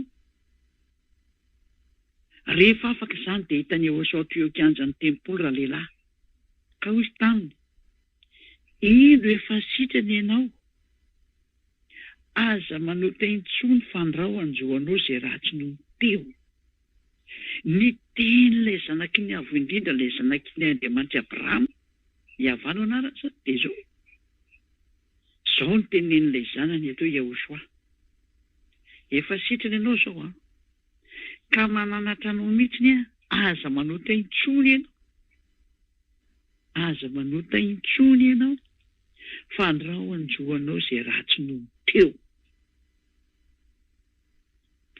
io mazava be ny soatra ary io toko sy ny diny io pity dia io ny soatra ho an'izay mijery tele aza manko navatravatra nareo hoe da najere foana ny internet vatrany internet mahita daholo nareo ho an'izay mba te hijery sary dia efa ao anatin'ny internet eo arao ny RTV Yahoshua dia efa tapenao zany dia tandeha mivoaka amin'ny internet automatique io any amin'ny Google tena matanjaka be mihitsy ny Google miditra amin'ny site Google ianao dia any ianao mijery amin'ny internet hoe Yahoshua fotsiny tapenao dia mivoaka avy hatrany ny RTV Yahoshua dia miditra ianao clique eo le Yahoshua dia hatrany dia mahita direct ianao matanjaka be mihitsy ny site sy ny connexion tsy misy problème mihitsy afaka mijery tsara direct mihitsy ianao dia vitaniko mihitsy ny hoe mazotoa amin'izay mijery site ilaina zany ilaina zany ka eto ny teny dia hoe ino efa sitrany ianao aza manota intsony fandrao anjoanao zay ratsy no teo nametaka mazava mihitsy zany soratra masina fa raha ty teny voalaza ny soratra masina ity dia manindry mafy mihitsy ilay zanaky ny avo indrindra fa tsy manaiky fotana zany mihitsy ny izy ka ahoana moa zany nareo no milaza fa manaiky ny misolo vava mpanota io zanaky ny avo indrindra io nefany ny olona mpanota dia avy any amin'ny devoly ny olona mpanota dia avy any amin'ny devoly ka isolo vava devoly ve zany io zanaky ny avo indrindra io apetraka aminao nefa anontaniana misolo vava devoly ve io fa le anareo aloha zany dia mety misolo vava le anareo fa le anay aloha tsy misolo vava le zanaky ny avo indrindra tao hoe Andriamanitra Abrahama le avo indrindra ary ilay anarana izay atao Yahoshua le novainareo moko teny izy satria ny ao anatin'ny bokinareo sy ny baibolinareo any dia nataonareo Jesosy ny maro samihafa fa Jésus Jesus fa tsy izy iny profony zany nareo tsy afaka mifahotana ary mitady ny hevitra rehetra hanamariana an'ilay nareo manota ny tena marina nareo fa za kosa dia anindry tsara mihitsy fa tsy afaka eo zany nareo nanao ino ahoana moa ny endrikendrenareo ny Jonanay Jona ny rano zokinay Yahoshua hoe izy namany le teny tena marina fa iza moa Jona ny hamany teny ny zokinay hamany teny le Andriamanitra Abrahama mba misy isanareo olombelona tahaka anareo na iny kaona mikitikitika ny teny'le Andriamanitra Abrahama fangatsy anareo le tenin'ny Andriamanitra Abrahama hoe aza nampiana ny teniko dia aza nesorana ny teniko tsy ny sofinareo nga iny fangatsy fantatrareo le teny hoe aza nampiana ny teny ozy le zanaky ny avo indrindra hoe manjam-pahafoana ny lanitra sy ny tany dia tsy sofoana akory tao amin'izay nyteneniko na tendrotry ohatra iray aza zay lanitra sy ny tany ho levona fa ny teniko tsisy ho levona mihitsy ozy ny teny Yahoshua ka ny teny Yahoshua dia mazava be hoe aza manota intsony mazava be mihitsy zany teny zany raha somary tapaka kely ny connexionnareo avy Antananarivo any jerevy kely angamba ny teknisany somary tapaka mihitsy le izy sy aloha hiandry kely an'io miverina aloha mandapiverina tiako andreo zay fa ny verina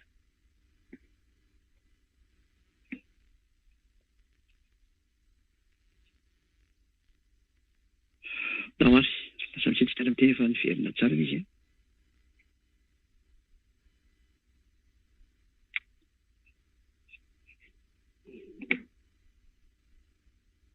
lasa misy retara lavitra be ilay izy fa tsy manina aloha koa mandeha foana ilay izy izany azany.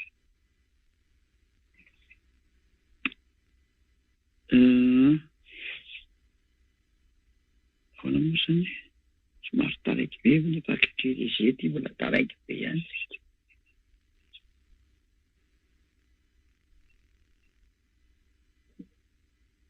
Aloha actualisé kely anaty eo nefa mety ilay izy fa lasa tsy mety ndraiky tsy azoko inanina. Lasa sauter les problèmes.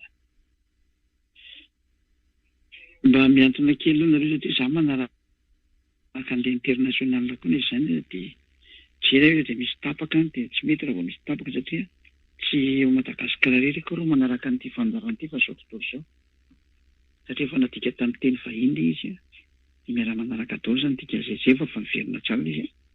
Atao amin'izay reo dia efa kitsika amin'izay reo hoe ny tenin'ilay zanaky ny avo indrindra eto izany dia manao mihitsiny hoe aza manao teny intsony fandrahoan'izao izay raha tsy ny teo ka ahoana moa hijonona ny lazainareo fa handeha hanovan'izany teny izany hoe mahazo manota indray nareo fa raha hijonona raha nanao an'izany dia efa ny amiely ny tononkitoza araka ny teninareo tena natsipy ihany iny ary tsy nasiana antra mihitsy satria nanovan'ny teny marina fa tsy nisy jonona nanentanareo hoe mahazo manota izany fa tena mpandainga mihitsy nareo ary izany maveny amin'ny devoly ny devoly fa ijonona dia nametraka misy ny barazy hoe manoratra anareo amika manoratra aminareo anaka mba tsy antanareo satria ilay fepetra io hoe aza manota intsony fandrahoan'izao ny raha tsy noho teo ka raha ijonona namany io teny io efa any amin'ny elo izy ary tsy azo napetraka io teny io fa tsy maintsy ny fafana io satria manohitra ny teny'ilay marina fa ianareo ny te handray teny zatra any amin'tsy izy noho ny amin'ny adalanareo nareo te hiaraka amin'ny devoly adalanareo ny ianareo sitrapony ianareo fandaova kitsika efa ny mpanota ngeka avy any amin'ny devoly laiza moa izany isy zanaky ny avo indrindra hiaro devoly ve aminareo. Jaona voalohany toko fahatelo andehan'ny fahavalo tonga avy kitsika jaona voalohany toko fahatelo andehan'ny fahavalo jaona voalohany toko fahatelo andehan'ny fahavalo izay manota dia avy amin'ny devoly satria ny devoly no manota hatramin'ny voalohany ary izao no nisehony zanak'Andriamanitra dia ny andrava ny asana devoly ka asana devoly izany mampanota olona zany sy olona maniraka olona anota dia fampiasaina devoly asana devoly zay dia ny nataony io zanak'Andriamanitra io dia ny andrava devoly handrava an'ireto mpampanota olona reto handrava ny mpanota rehetrarehetra mipetraka ny fanjahina zavatra ho ravainy very olona dia izy indray ve ny andeha hisolo vavana azy ary lazainy fa ny mpanota dia avy any amin'ny devoly dia izy ve ny andeha hisolo vava devoly aminao tena menanao mihitsy nyzany teny izany mety misolo vava devoly fa io zanaky ny avo indrindra eo aminao mpantaina napetraka aminao izany nanao mikoviana ny zanaky ny avo indrindra ny hisolo vava devoly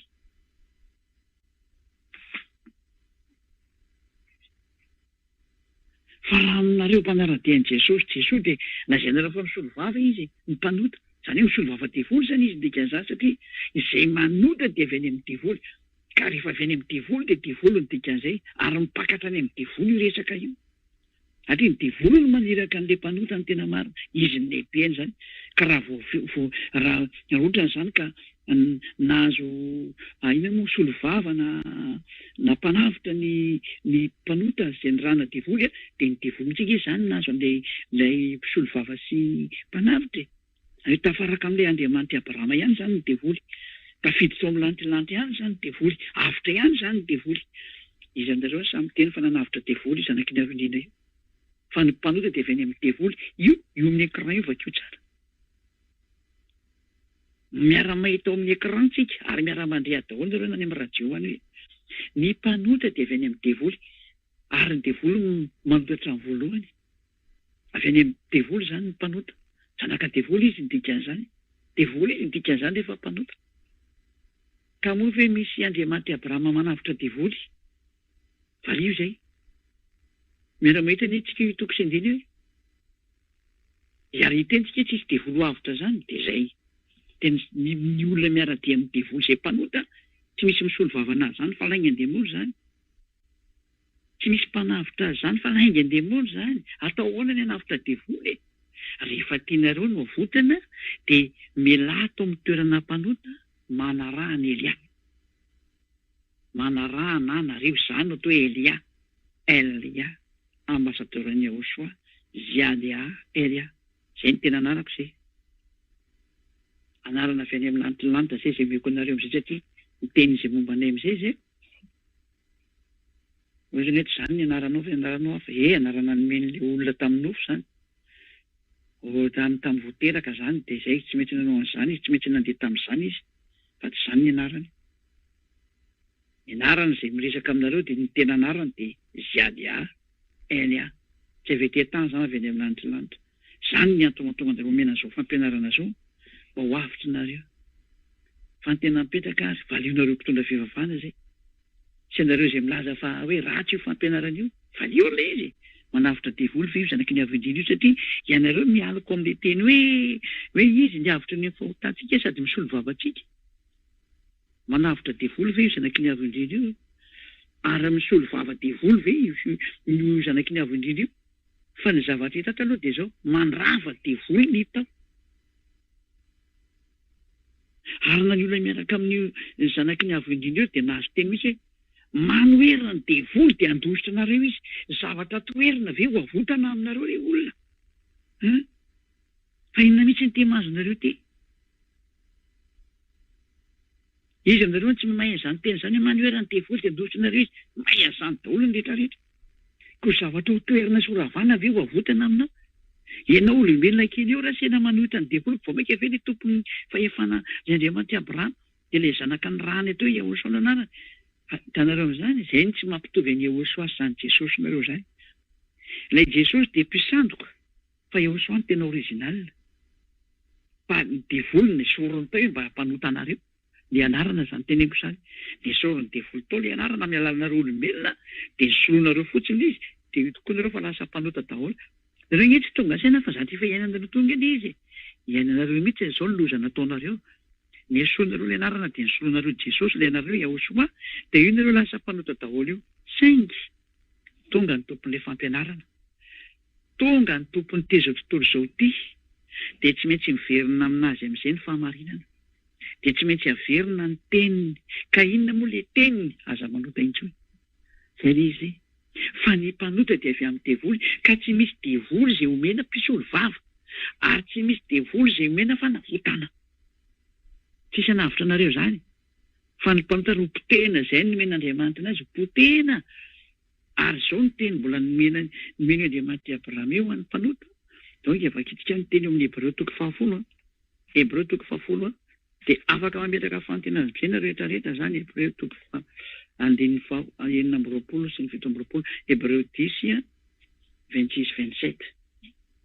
Hébreu 10:26-27. Dia zany ny toerana ho an'ny olona mpanota ohatranareo io. Hoe manota dia mibebaka rehefa sabotsy lady. Manota dia mibebaka zoma sabotsy lady. Manota dia mibebaka zoma sabotsy lady. Io ataonareo io zao ny voalaza ato.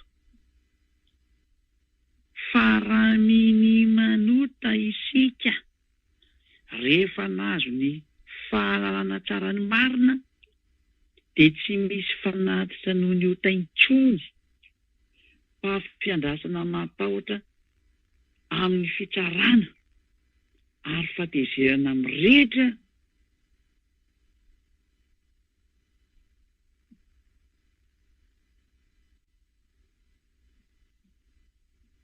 fa fiandrasana matahotra amin'ny fitsarana ary fatezerana mirehitra izay handany ny fahavalo rehetra koa. Zava-doza. Nefa nareo dia nentanina hoe mahazo manota fa manana solo vava tsika. Tena mba misy resainareo olombelona. Tena nareo dia mora fitana. Ko nareo koa moa tsy afaka mifahotana dia mandehitra aminareo izany teny izany. Nareo tsy tena araka an'ilay tena marina. Tonga eo aminareo ilay marina dia tsy raharenareo marina. Milevona ny fahotana nareo. Fambanavandry io teny hoe miomay ianao mpanota. Miomay ianao mpanota fa tena fiandrasana matahotra amin'ny fitsarana ny andry ianao. Miomana amin'ny fitsarana ianao ary fahatezerana amin'ny rehetra izay andaniny fahavalo, ary fahatezerana amin'ny rehetra ny amery ianao mihitsy iomany ianao e. Zany niny miandry ianao ary ny fiafaranao dia mitsipy any amin'ny rehetra sy ny solofara. Makaiza ary le mpanota le ianao le miady lalanao mpanota io, zany hoe mihetsika anao ny direction-nao. Ao amin'ny Koritianina voalohany, makaiza amin'ny mpanota, toko fahenina, dia 9:7 ka hatramin'ny 10. Makaiza ny lalan'ny mpanota zany, mahazo miditra any amin'ny lantilanitra ve? Valiny tsy mahazo.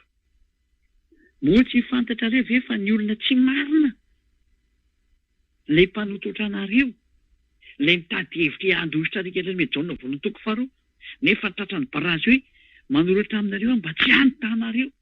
Olona tsy manota intsony ange no mena ny Jaona voalohany toko 2 io e. Dia 9 voalohany. Olona efa tsy manota intsony. Ora vaketsika ilay efa navoaka ny teknisiana. Moa tsy fantatra reo fa ny olona tsy marina tsy mba handova ny fanjakan'Andriamanitra. Aza mety ho fitana ianareo. Tena tsindriana mihitsy ny hoe aza mety ho fitana ianareo. Satria misy mpametaka ohatran'izao efa mitranga zao. Fitana anareo zao amin'izao tsika miteny zao. Hoe mahazo manota fa manana mpisolo vava. Mopera sy pastera kambony tsy afaka fahotana dia zany ny ampianarina anareo. Zareo ny tsy afaka. Tsy afaka reo dia zany mahatonga an'ireo mampiahatra azy zany. Izy mihitsy tsy afaka.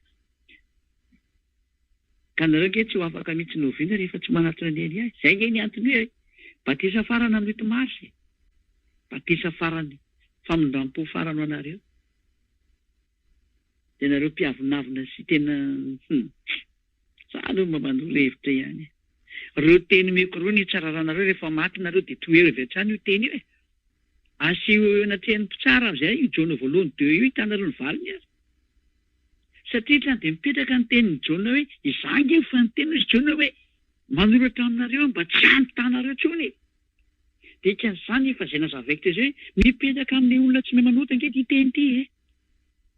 Fa tsy any aminareo ao Jesosy mpanota lalandava sy any amin'ny Allah zay tsy afaka mifahotana. Fa mipetraka ao amin'ilay olona tsy manota intsony io teny io. Fa mieritrereta reo. Ary aza mety fitana mihitsy. Fa tsy manana fitoerany amin'ny lantilanitra ny mpanota izay ny voalaza ato. Ny olona tsy marina tsy mahazo mandova ny fanjakan'Andriamanitra dia ny mpanota ny dikan'izany.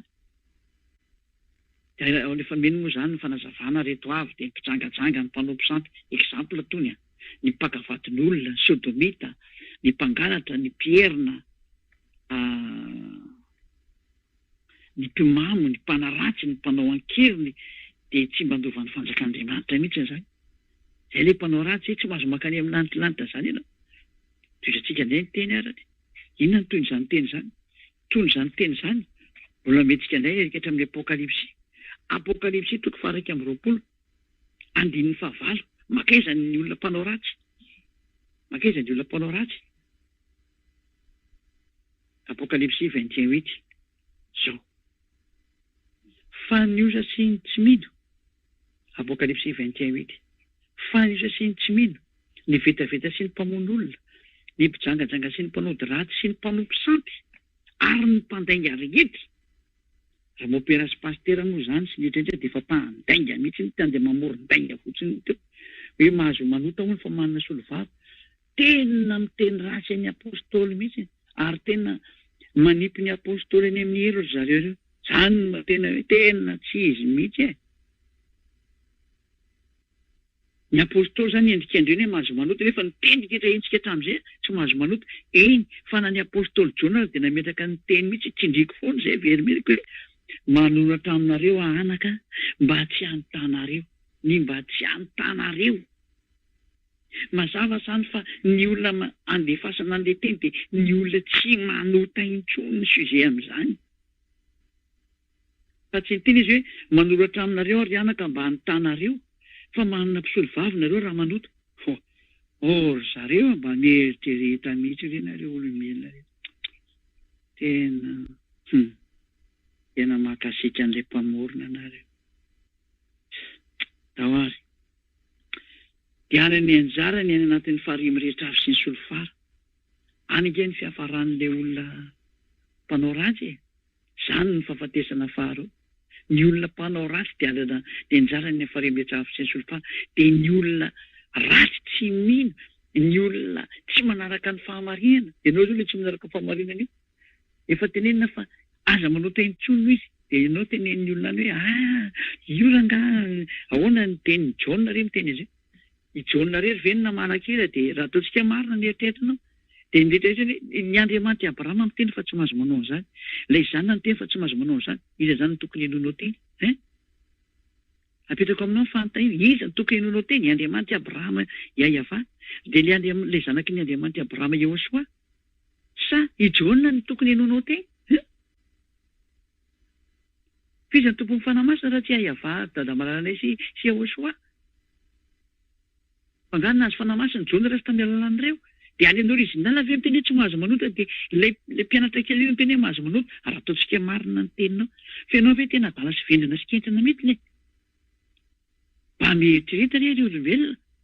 Fa raha mba heno ihany, raha tena tsy maintsy heno, tsy aleo hoe mihaino ilay tenin'ny Andriamanitra toy izay haino ny tenin'ny olombelona. Satria ny teny manao hoe Andriamanitra ny atahora fa aza olombelona ny atahorana. Fa ilay Andriamanitra amin'ny teny aza manao teny tsony na verimberina ilay teny, iza ny haino an'izay tenina mpianatra rery. Tsy misy miraha izay tenina mpianatra any raha vao nivona tamin'ny fahamarinana. Tena hatrany dia tsy mpahazo any ny tenina dia ny teniny dia rehefa ariho any tsy mitombony ny teny. Anefany na izany na tsy izany aza tsy marina izany sary izany.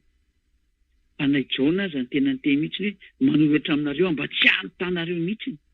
Satria ny mpanota Apocalypse 21-27 indray. Ndika vetsivaka izay Apocalypse 21-27. Apocalypse 21-27. Aiza ny 27 zay.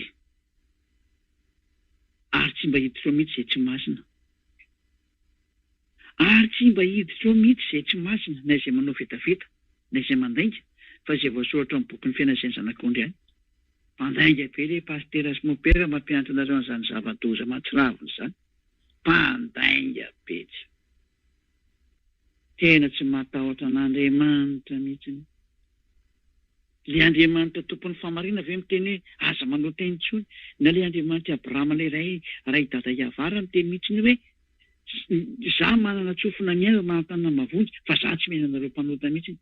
Dia anareo ny tenin'ilay John kely, ataontsika mba marina hono, dia ny tenin'ny John kely izay olombelona kely ary tsisy ary amin'ny kilometatra rino, ino ny enonareo mba hoentinareo anoerana ny tenin'ilay Andriamanitra Abrahama fa mba misaina ve nareo rehetra? Mba mieritreritra rery olombelona. Andao azy mavetsika ny tenin'ny John, tsisy marina izany kambany. Fa na ny Apocalypse 21-27 dia milaza mihitsy hoe tsy mahazo miditra mihitsy izay tsy masina. Na izay manao vetaveta na izay mandainga. Dia mpitondra fihevana mandainga tsy mahazo miditra amin'ny lanitry io. Ka rehefa tsy mahazo miditra ny lanitry io, arao rehefa tsy te hiditra amiko ianao, dia arao ny nataony.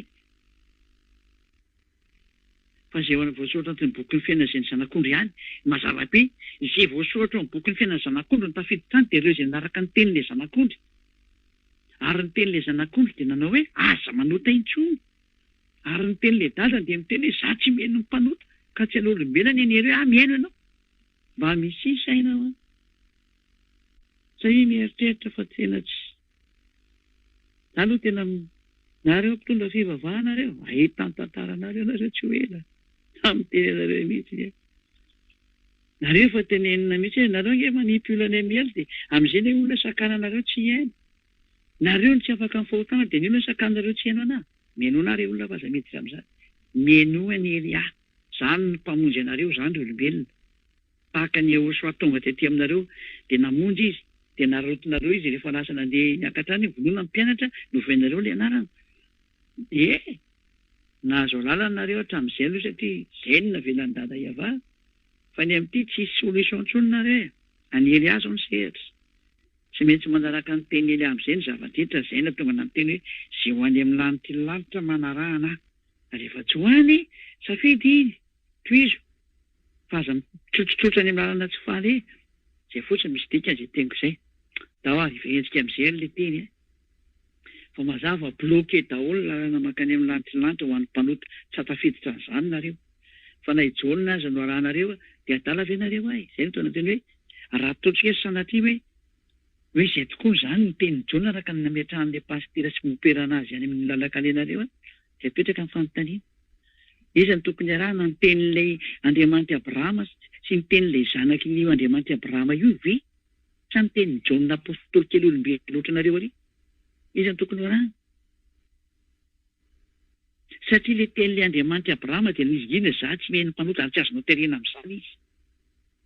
Zay f'izay dia zay. Ary na le zany ara nizigizina mihitsy hoe raha mbola manota ianao dia ratsy noho ny teny tsy afarahana. Ka iza zany ny olombelona say dipingo nohitra zany teny zany.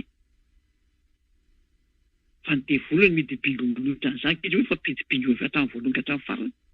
Ka rehefa naraka devoly ianao anao ny ianao sitrapondray iny.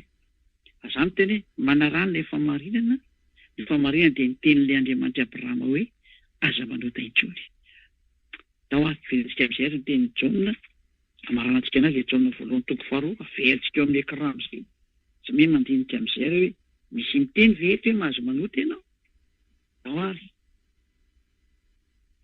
Tao ary. Anaka zany zavatra izany no soratako ny aminareo mba tsy hanotanareo. Vao manomboka ilay teny dia efa baraziko. Miteny aminareo ary zanako azo manoratra aminareo aza manota intsony nareo. Tena mifanaraka mihitsy izany le teny. Fa avy le devoly avy any io teny dia milaza fa mahazo manota itsika.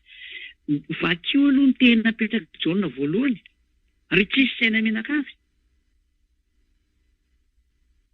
Tena manaonao foana pakasika an'ilay Andriamanitra Abrahama fotsiny. Ary amin'izay mpanipy olana amin'ny elo mpamosavy mpametaka be fotsiny zao. Za manao hevitra nareo olombelona aza mety fitandro intsony. Fidio lalakalenareo nizogozona zao ny Tananarivo teo. Vao ny alatany zay dia nizogozona ny Tananarivo nisy ny maty. Penitra amin'ny anjera. Renge le fiandohan'ny etezera ndray. Nareo zany miteny tsy misy inona moa tsy misy volcan ao Madagasikara. Iny nihetsiketsika teo. Ary ny telo ny sasangely izy. Inona iny? Na indreo ny telo tsy dia dirako lalina nisa fa nanomboka efa nahenina rena. Azo mety ny zava-dozana teraka ny siklona tsy memora tsoa fa memafy raha vao miditra fo aminareo. Zany rehetra zany efa nyteneniko tanareo. Zany efa nyteny farany teo hoe andana mpamoara ny trano. Fa ratsy ny zahatra ho avy eo. Fa nampianatra nareo fa nyteny ako. Fa samy mieritreritra ny endra mahitandroza meriny adala mandrosoka fo. Dao toy izantsika ny teny. Mapetraka kely ny Jona voalohany toko faharoa andiny voalohany. Petraka kely iny. Tao ato izantsika ny teny. Anaka zany zavatra zany no soratako ny aminareo mba tsy hanotanareo. Ny fepetra mipetraka voalohany zany dia hoe manoratra aminareo mba tsy hanotanareo. Na i Jona koa raha nanizingizina mihitsy hoe aza manota intsony nareo. Ka ireto tontolon'ny olona tsy mahay manota ireto, raha ao ny misy olona senda latsaka tampoka amin'ny fahotana, dia ireo no manana solovava iny lazainy. Izany hoe ny olona ato amin'ny Ahosoa no manana solovava, fa tsy nareo mihitsy. Ny olona ato amin'ny Ahosoa no manana solovava, fa tsy nareo any ivelany any mihitsy. Tsy misy tany aminareo zany. Satria ny maninona? Ny antony dia zao, izy tsy mety manota intsony. Marina rehefa izy lazalazainy hoe raha misy manota dia manana solovava. Dia ilay efa nazavaiko anareo hoe ohatra, raisika ohatra ho hoe nanome fotoana olo ianao tamin'ny sivy io efa nomeko dia averiko foana. Noho ny amin'ny embouteillage anefany, tsy noho ny amin'ny sakatsakana teny an-dalana, tsy tonga ianao raha tsy tamin'ny 2.10. Exemple ty ny olona rehetra vao mijery ianao dia mitsara avy hatrany zany hoe nandainga ianao. Satria tsy nitazona fotoana. Eny tokoa marina izay fa nandainga ianao ary tena namitaka tokoa ianao. Fa Ahosoa kosa no mahafantatra fa tsy tao anatin'ny fanahiniana nanaovanao an'izay fa tratra ny zava-nisy teo amin'ity fiainana ity ianao ka tara noho ny amin'ny tsy faninianao. Dia automatika misolovava Ahosoa. Izay no teo misolovavanao izy eo mason'ny dada Iavavy tsy faneniny dada malala fa zao ny antony tonga ny zay. fa tena azo hoe tsisy ratsy mantsy ny eo amin'ny Yehosoa ka ny olona tsy mety manao ratsy intsony no manana ny Yehosoa isolo vava azy fa tsy nareo mpanao ratsy tsy mijany io kory ny anana mpisolo vava ny atezeran'io Andriamanitra Abraham aminareo ary ny eritreretinareo zany ny eritrereto ny anjoanareo hoe ny aza mba maty na fa mety fao fitsarana ny tena raha mba fantanareo ny kikika ny fanao anatinareo fa ny azakazaka nanatinanareo mba vonjeo za Elia manamo mahiteny malala anany no na dia nakarinaka anana ratsy anary ianao hatramin'izay tena mba mieritreritra reny olona zay zany fa dia mifarana teo zany ny teny dia ilazana moa zany ny teknisianina mba andray antsoratra andray an'io fanazavana io fa tena fampianarana anankiray io dia mba alefanareo foana indray zany io hosolo amin'ny fampianarana manomboka rahampitso dia io ny fampianarana mandeha indray larina faha 120 zany io fampianarana io zany dia raha ny besin'ny marinday manomboka rahampitso dia miraha resoantsika samy tena soa ilazao daholo ny namana rehetrarehetra ho an'izay mbola te hihaino an'ilay fampianarana mba hanaraka an'io fampianarana satria tena maty ny fampianarana ataon'ireo mpitondra fivavahana ireo daholo ny olombelona tena maty an'ireo mihitsiny ary tena maty an'ireo tsaratsara mihitsiny tena tsy mitateraka any amin'ny ela ka fanavotany tia tsy izany tompon'io zavatra atao io fa ny Andriamanitra Abraham ny tompon'io hitanareo fotsiny hoe izao fanafana fahotana goavambe zao zay ny sinina zay zany ny famantarana fa izy io resaka fanafana fahotana io izy rery moa ko manao sy maheno io zara tsy maheno io fa izy nge manao an'io fa zay iraka fotsiny nefa dia miraha soantsika samy tainao soa dia mazotomy mandeha amin'ny fahatsarana Andriamanitra dia ilay Andriamanitra Abrahama na hoe ilay mpamorona ozy ilay tsy tenan'Andriamanitra ilay mpamorona ilay hoe ilay avo indrindra izay hiavano anarany dia miraha soantsika raha samy tainao soa dia vavaka sika ho famaranana ny tena voninahitra ho anao dada Iavao voninahitra ho anao Yahosoa malala faratampon'ny tiako mihitsy nareo mianatra vonjeo dada malalako Iavao izay rehetra olona mandeha an'izao teny izao ataovy mahafantatra ny amin'ny eviko izy fa za tena avy any aminao dada mara Iavao ianao ilay Andriamanitra Abraham ary Andriamanitra Isaka sy Jakoba ihany koa ianao mba hitondrana ny teny ao amin'ny Yehosoa na tonga ny rehetrareny fa ankehitriny efa vitan'ny Yehosoa ny famonjena ary efa naniraka nareo mianaka mba hitondrazako ny teninareo tena nampitaiko ny teny ary tsisy nafeniko mihitsy nankera fa tena ny famonjena zao nomeko fantatry ny olona zao vonjeo ny olona dada Maria vonjeo rehefa nazy mikikika miantso anao Yehosoa ataovy mandreny tenin'ny Elia izy tena efa manao ny aiko tsy ho zavatra ho anao ary tena mahafoy ny aiko za ho anao Yehosoa mba hamariko ny ranao vonjeo ny olona mba hitodika ho any aminao amin'izay aoka ny fanahy masina avy any aminao hiantso ny olona rehetrarehetra tena hiazakazaka daholo ny tsy ariary ampiverina ny sain'ny olona rehetrarehetra hitodika ho any aminao Yehosoa dada mara Iavao atao fantatra izy rehetra amin'izay fa iza ilay ny ranao ilay ny soratanao anatin'ny boky ihany koa dia izay efa nambarako teo rehetrarehetra teo rehetra atao fantany fa efa tonga ilay mpanompo ny fidinao any amin'ny nosy voafidy izy Madagasikara ilay nosy ny fidinao soafa ny sainy mba hafantatra izy rehetra efa tonga za ilay ny ranao dada Iavao Yehosoa amariny ny tenin'ny Elia rehetrarehetra dia nomeko tamity amin'io ity vonjeo ny olona efa tonga eto hikarakara sy kolokolo azy ho etiko any aminareo mianaka dada Iavao malalako Yehosoa malalako matoky afa tena efa eo anatinareo mianaka zany teny zany ho atonareo miazakazaka anatona ny Elia amin'izay ny olona satria nareo sisany mahavita miantso an'ireny satria fa izay mihitsy ny fotoanany atao mahita aininy izy rehetra Yehosoa efa mandeha Elia mitiky an'izao tontolo izao ho fantatry izao tontolo izao efa fa mandeha ny fahazavana mba ho hitany dado voninahitra no mandrakizay dada mala Iavao toera betsaka dado amin'ny anaran'ny Yehosoa no okan'izany vavaka eto tany.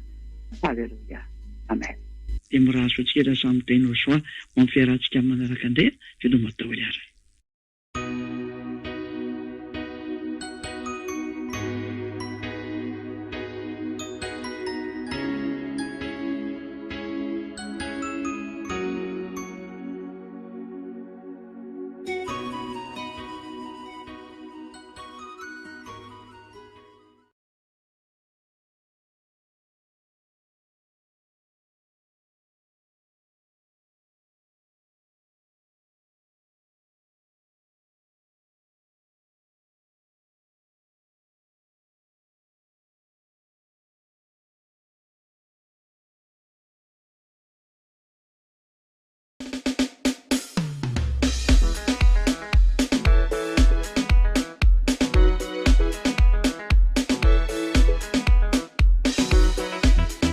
Hoantsika rehetra eto Antananarivo sy ny manodidina izay maniry hamonjy ny fivoriam-bavaka zanaky ny avy-indrindra izay tarihany ambasadorany Ochoa Ziadia Elia.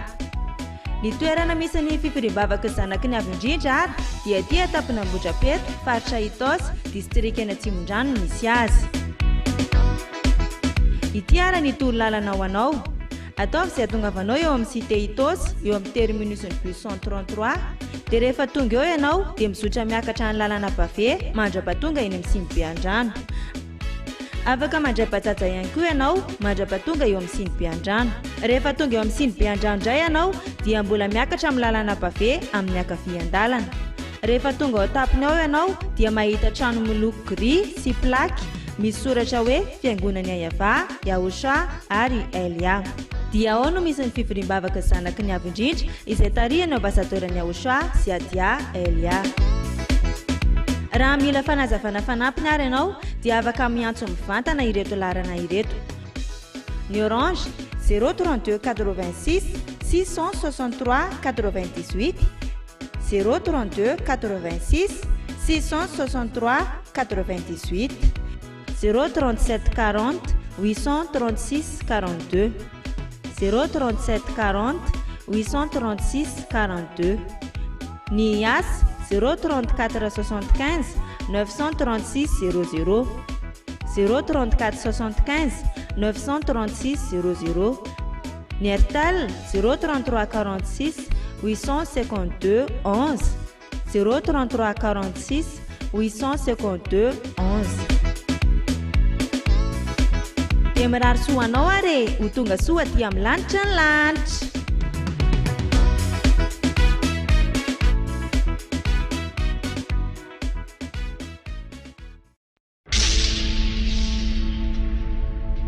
Ny voninahitro tsy homeko ny hafa.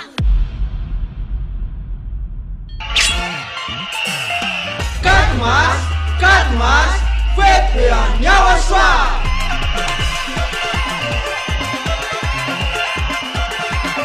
Tonga ny fotoana ankalazantsika ny anarana mitondra famonjena. Ayava sy Ochoa. Izay toriny ambasadorany Ochoa Ziadia Elia.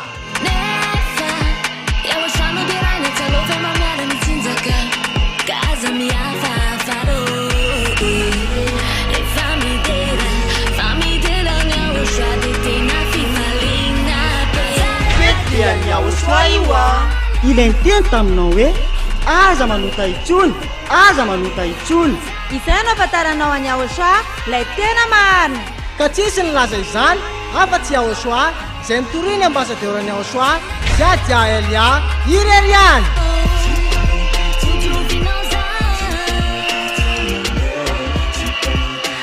Ny faefatra ny volana marsa ho avy zao ary dia fety be manetriketrika ety amin'ny foibe ny fanjakany Ochoa Ambondrapeto, Antananarivo, Madagasikara.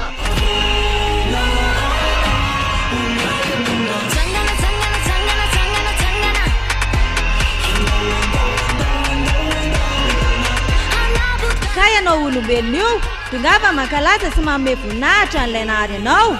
Ayava sy Ochoa.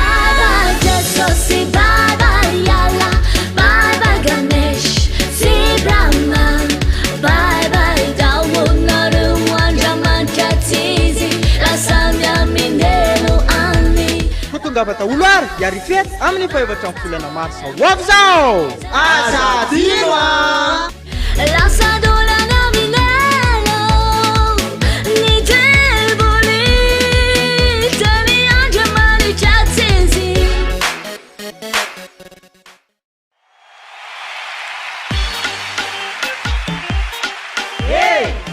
Sato marsa 2026 no farana fisoratana anarana ny Batisy atao amin'ny fanjakany Aosoa. 8 mars no anatanterahana ny Batisy. Batisa farana eto Madagasikara io. Kaza mianany ianao izay te hamonjy ny fanahinao.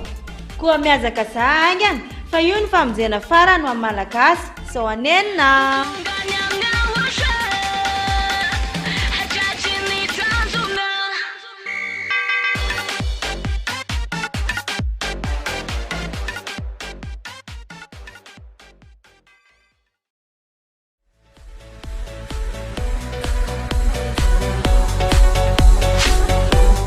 Ery, fitiavana, fahamasinana, lay radio tsy manam-paharo, tsy manam-paharo, tsy manam-paharo.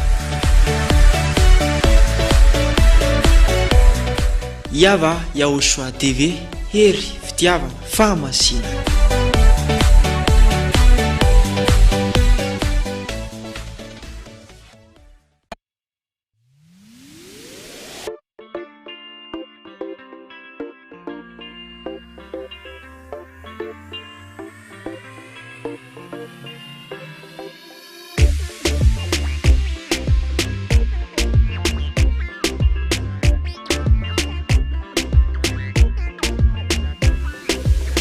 Tungenao ambassadeur ny Aosoa Eliazany ny Aosoa manome ny sosantsara tondra milanitry ny lanitra fizay de nanaiky anao satria tiana ianao sy Aosoa anoanatra mifarany ary jolo fa tsy alaka iady tungenao ambassadeur ny Aosoa Eliazany ny Aosoa manome ny sosantsara tondra milanitry ny lanitra fizay de nanaiky anao satria tiana ianao sy Aosoa anoanatra mifarany ary jolo fa tsy alaka iady hoanao anye Aosoa ny fisaorana be dia be hoanao anye sotranao nanome ilay zandry malalanao sotranao anye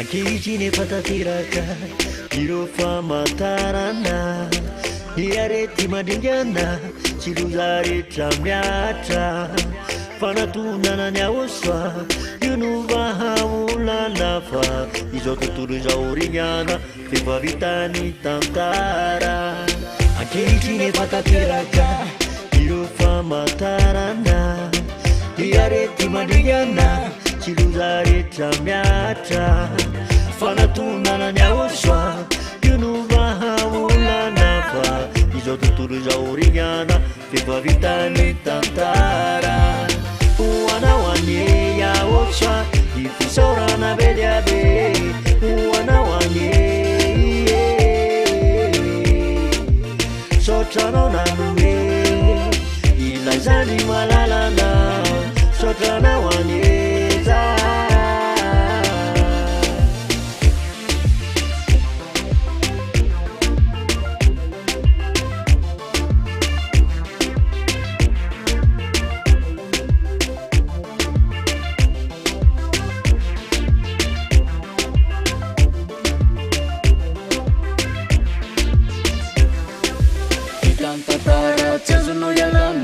manatuna famula citare Aosoa yan vaolanona para tsy misy anazy anao nanolotra ny ainy tsisy fanatenana ny fanahinao fa izy la ihany tokana mitondra fanavotana oye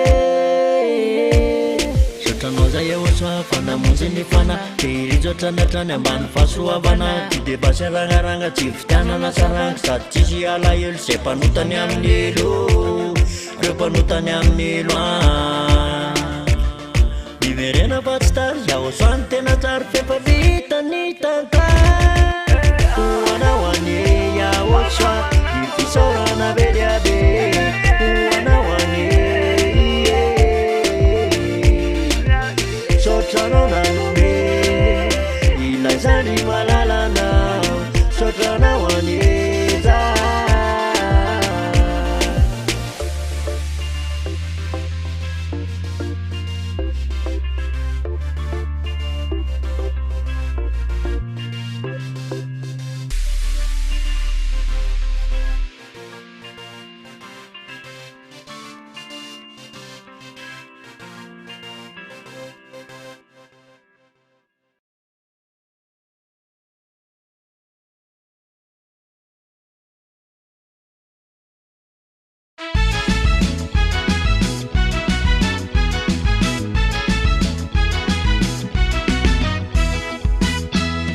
sapako yahosoa ny famonjenao a sapako yahosoa ny fitiavanao ay azony a yahosoa za iazonana sisy arombaka eo amin'ny tananao e sapako yahosoa ny famonjenao a sapako yahosoa ny fitiavanao ay azony a yahosoa za iazonana sisy arombaka eo amin'ny tananao e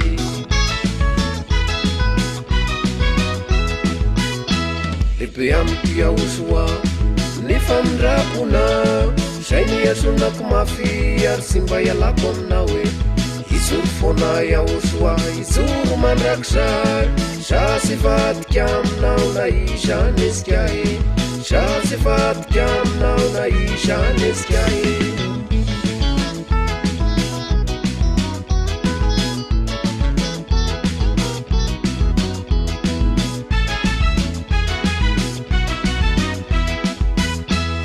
be amiko yahosoa ny fanafotanao a io ny saroko isanandro ka zahoako aipana fatatrao ny ato ampoko sy miafina aminao ianao yahosoa ny tompoko aminao ny fanatenako e lehibe amiko yahosoa ny fanafotanao a io ny saroko isanandro ka zahoako aipana fatatrao ny ato ampoko sy miafina aminao ianao yahosoa ny tompoko aminao ny fanatenako e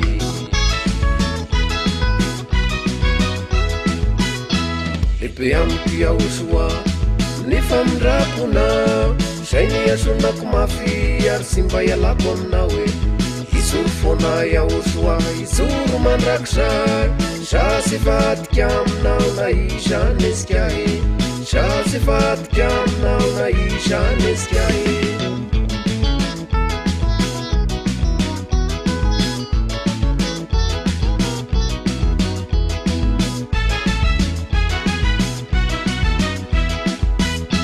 lehibe amiko yahosoa nefa mindrapona zay niazonako mafy ary sy mba ialako aminao e izoro foana yahosoa izoro mandrakizay za sy vadika aminao na izany ezika e lehibe amiko yahosoa nefa mindrapona zay niazonako mafy ary sy mba ialako aminao e izoro foana yahosoa izoro mandrakizay za sy vadika aminao na izany ezika e za sy vadika aminao na izany ezika e za sy vadika aminao na izany ezika e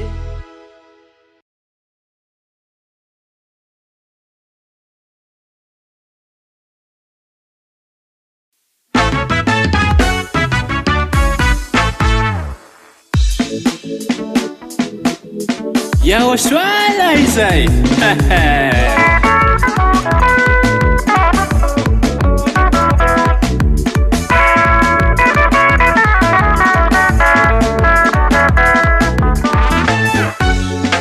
ela ni karaoke ela zao ni laze fa ela zao te wana ndante enanikizawo vonitotike ela nikarioke ela zao nilaze fa ela zao tehoany an-danitse enanikizawo vonitotike totsiky raha tiako totsiky raha soa totsiky any ahosoa tena mpamotsy tokoa totsiky raha tiako totsiky raha soa totsiky any ahosoa tena mpamotsy tokoa yahosoa ro tena andriamanitra yahosoa ro tena andriamanitra ankalazaina iamikati matsa ankalazaina iamikati matsa samia mitsinjakebe samia mitsinjakebe samia mitsinjaky ho any ahosoa samia mitsinjakebe samia mitsinjakebe samia mitsinjaky ho any ahosoa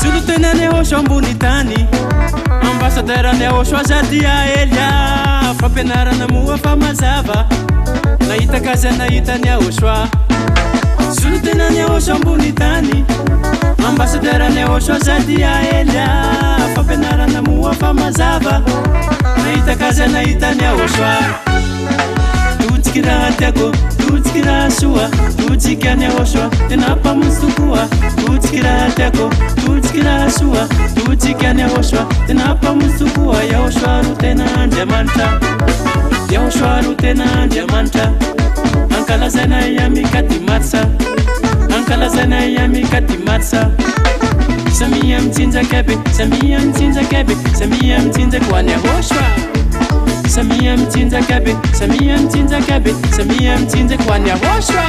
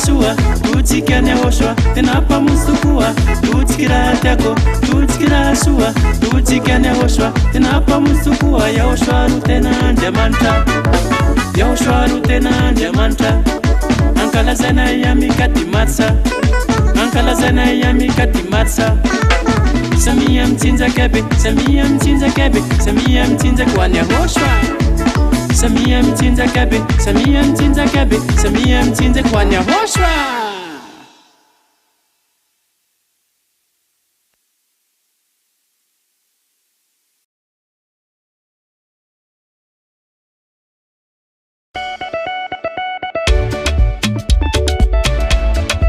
ery fitiavana fahamasinana lanitra ny lanitra misy any ahosoa zany e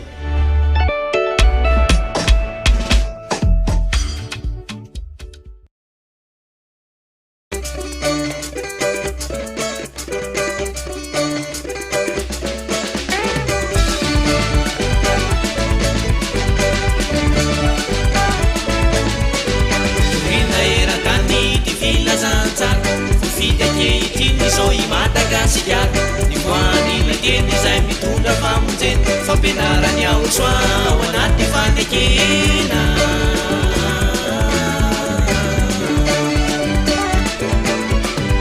mitaeratany ty filazantsara fofidy akehitriny zao i Madagasikara ny voany lateny izay mitondra famonjena fampianarany ahosoa ao anaty fanekena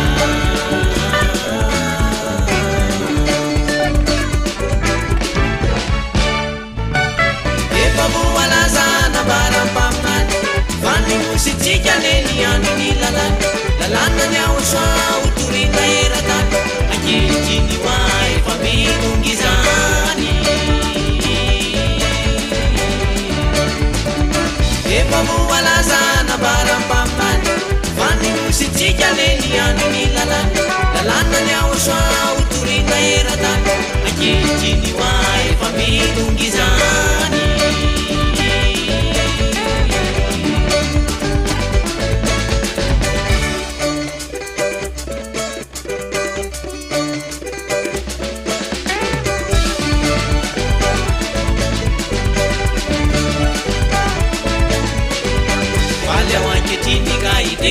Soa dini mufidini muvunzeni ni fana iza nakanana namanana barrenu jaska kanana tia life yabana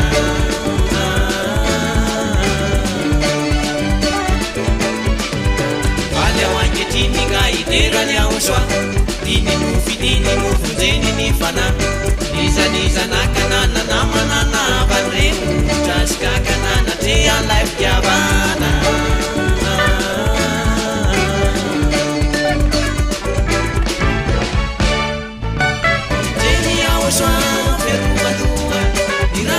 Soano ferruva tratawa nifinuna nyao soano apinja mayenwa mutini nyao soano sabati fanaitu jeni nyao soano ferruva tuwa nirari nyao soano ferruva tratawa nifinuna nyao soano apinja mayenwa mutini nyao soano sabati fanaitu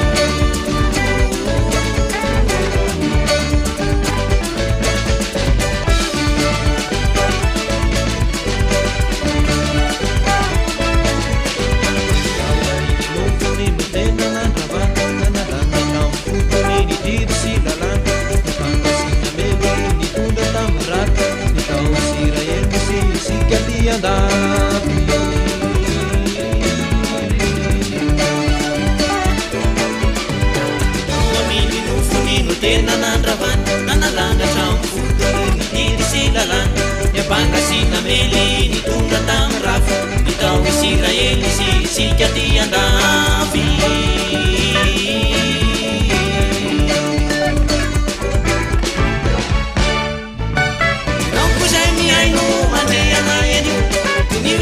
Saino taruga nadiki fafamu tena na unu kanzu na demanda kabambi evitau midira dia na mita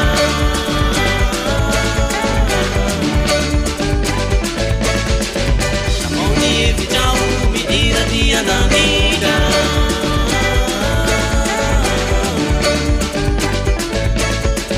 kabambi evitau midira dia na mita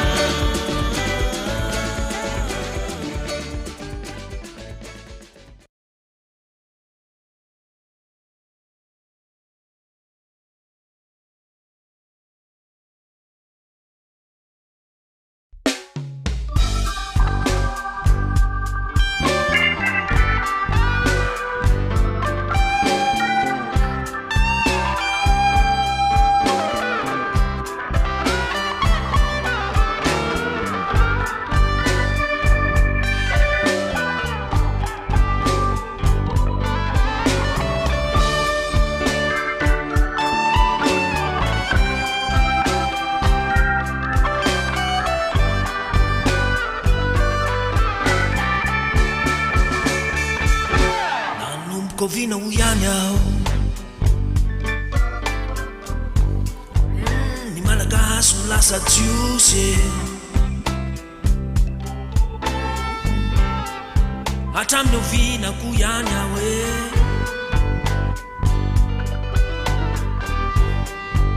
nuzana kisiraye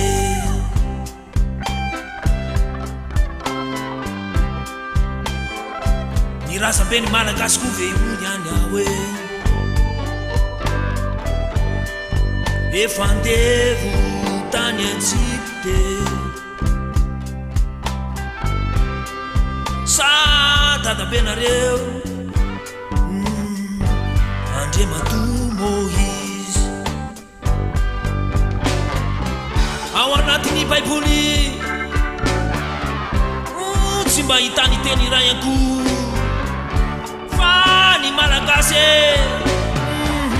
nomeny lay rafitra dity fo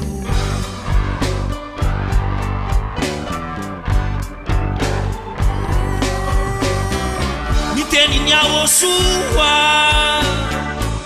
tsy mba nilaza mihitsy fa miafa firenene nomeny lalany Moïse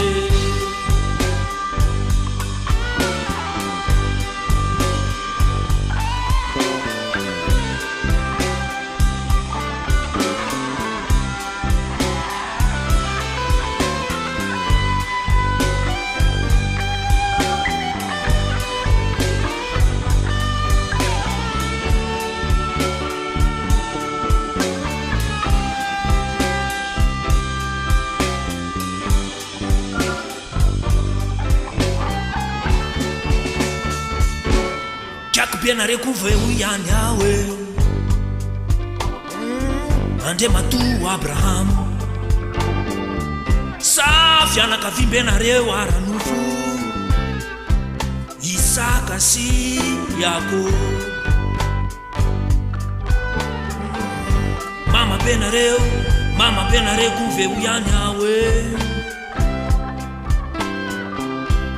Ramatu Sara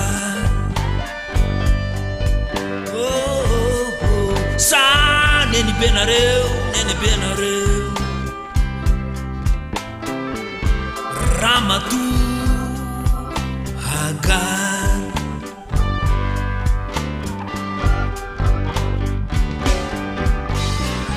ao anatiny baiboly tsy mba hitany teny raha ianko fa ny malagasy nomeny lay rafitra dity fo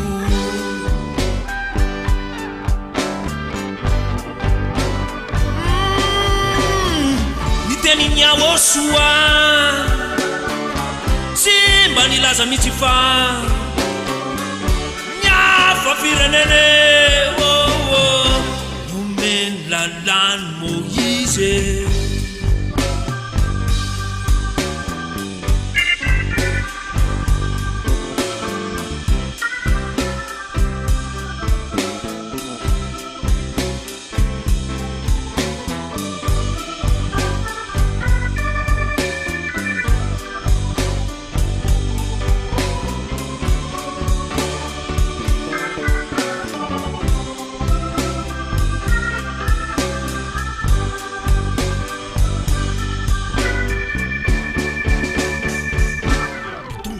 Nareko veo ihany aho efa mbataranaky ny levy ny fitafiny anaovany azy fitafina mandika lalany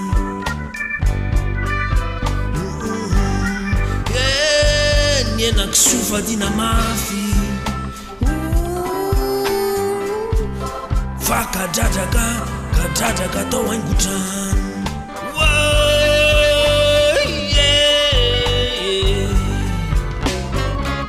ao anatiny baiboly tsy mba hitany teny raha ianko fa ny malagasy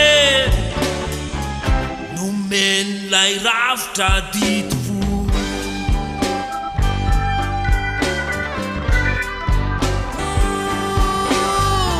ny teny niaosoa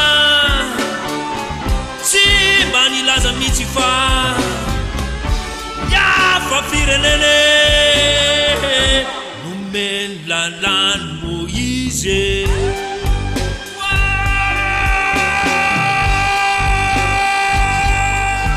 tsy manisy mihitsy tsy manisy mihitsy voasoratra izany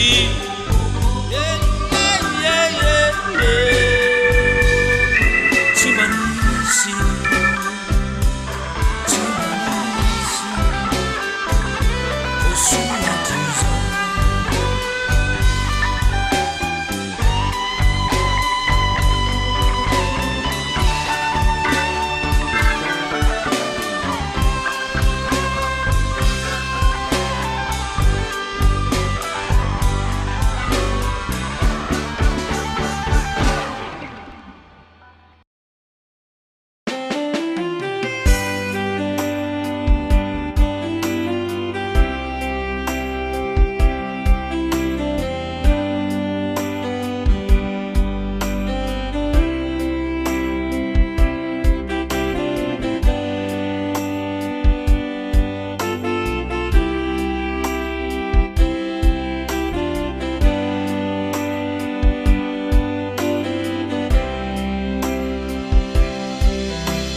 Anarakanao zao iaho soa Anompanao foana sao Fa mamikore ilay fitiavanao ay Faliko fity satria tiako ianao Anarakanao zao iaho soa Anompanao foana sao Fa mamikore ilay fitiavanao ay Faliko fity satria tiako ianao Kanaiza no misy ay Ninonine ataoko Dia arovako mafy Ny famasinako Amalizao Amale Lalana ratsakao Iaho soa Dia ataoko daholo ire Zay asa sokatao Amalizao Amale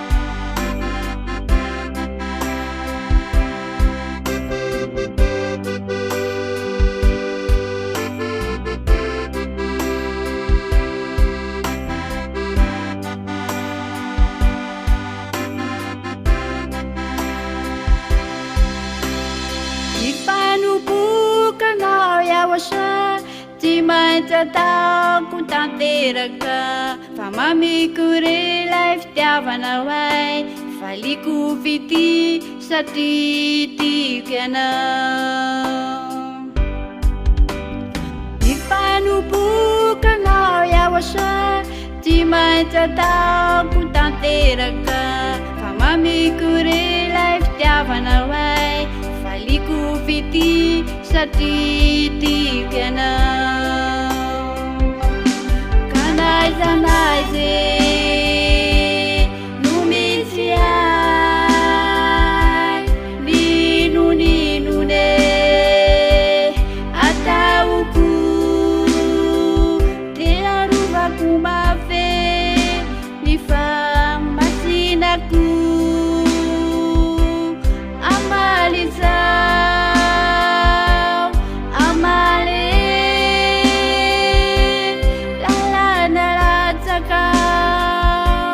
Iaho soa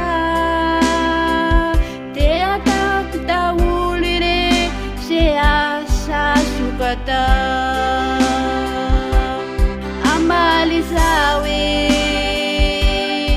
Amale Lalana ratsakao Iaho soa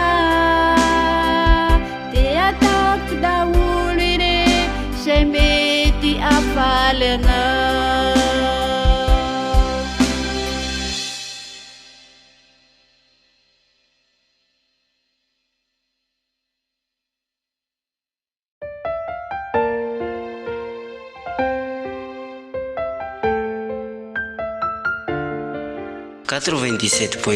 FM Iry fitiavana fahamasinana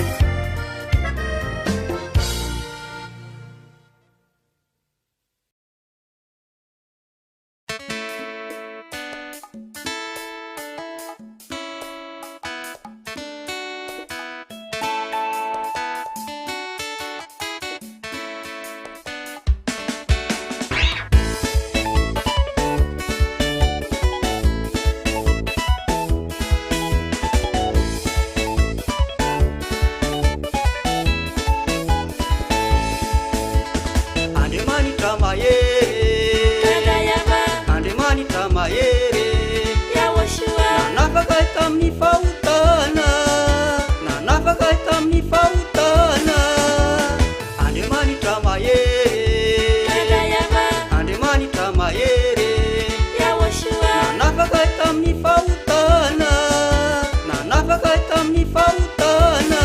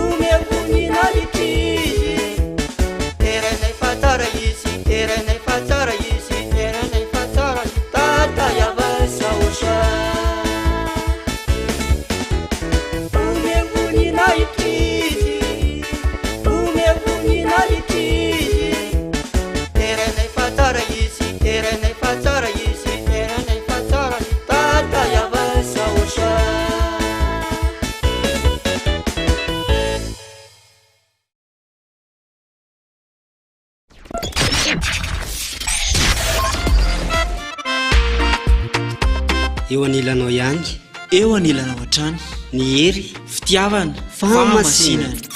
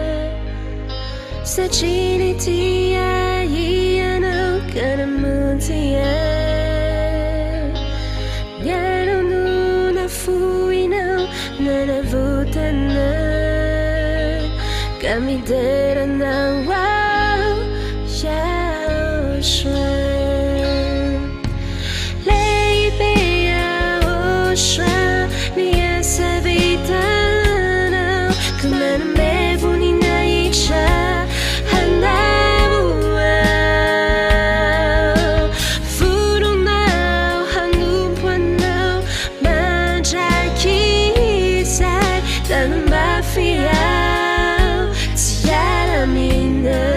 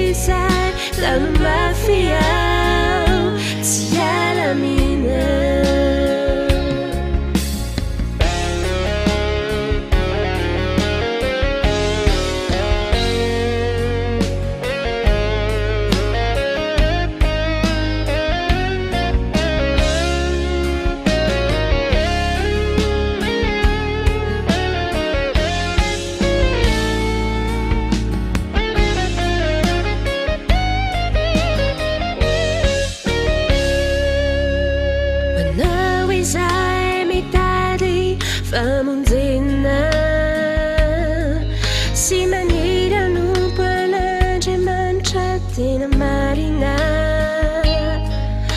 fantaro fa hiao soano lalatokana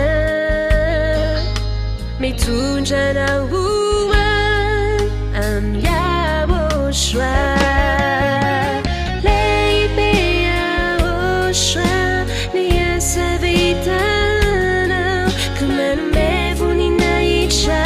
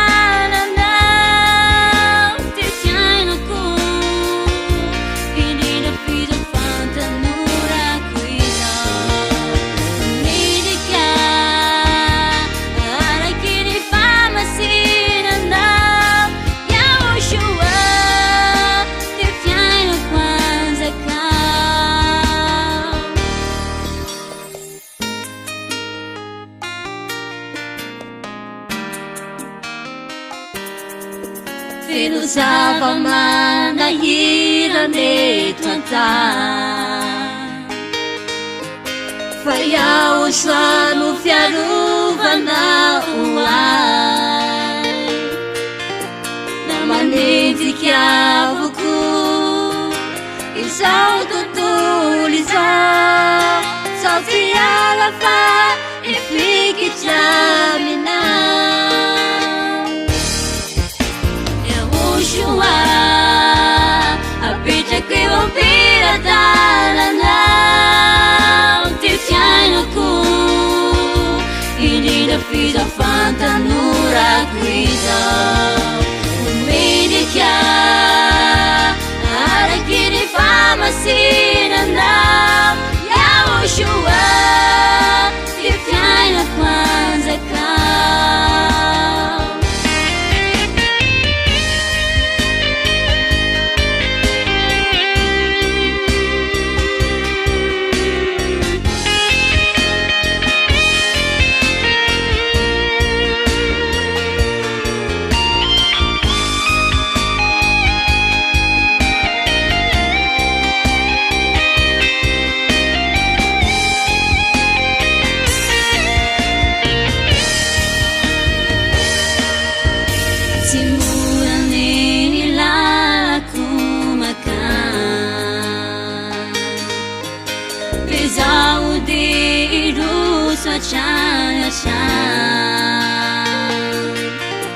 Nifanaikyu ti mainzi tunga kwani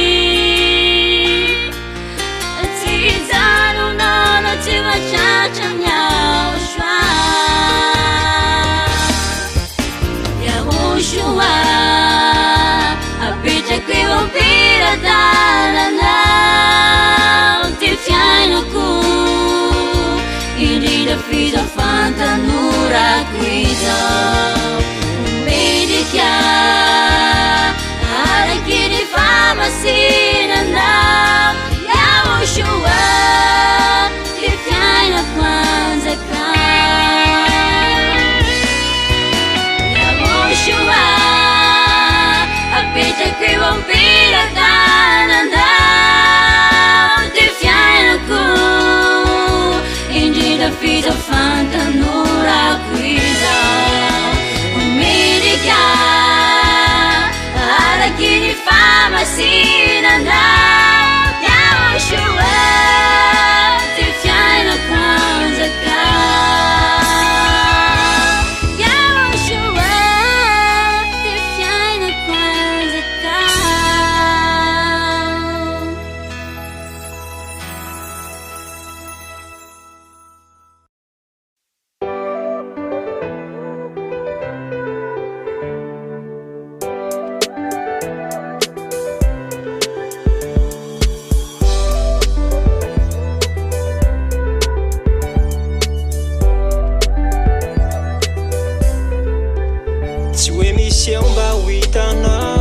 Misotele no tiako atao Famba mana hoezakao Zay tao manayanao Yahosoano torinay Kaza vita de nataoko Nataoko ankira-mba ho anao Amizay mbaliny anao De amizay mbaliny anao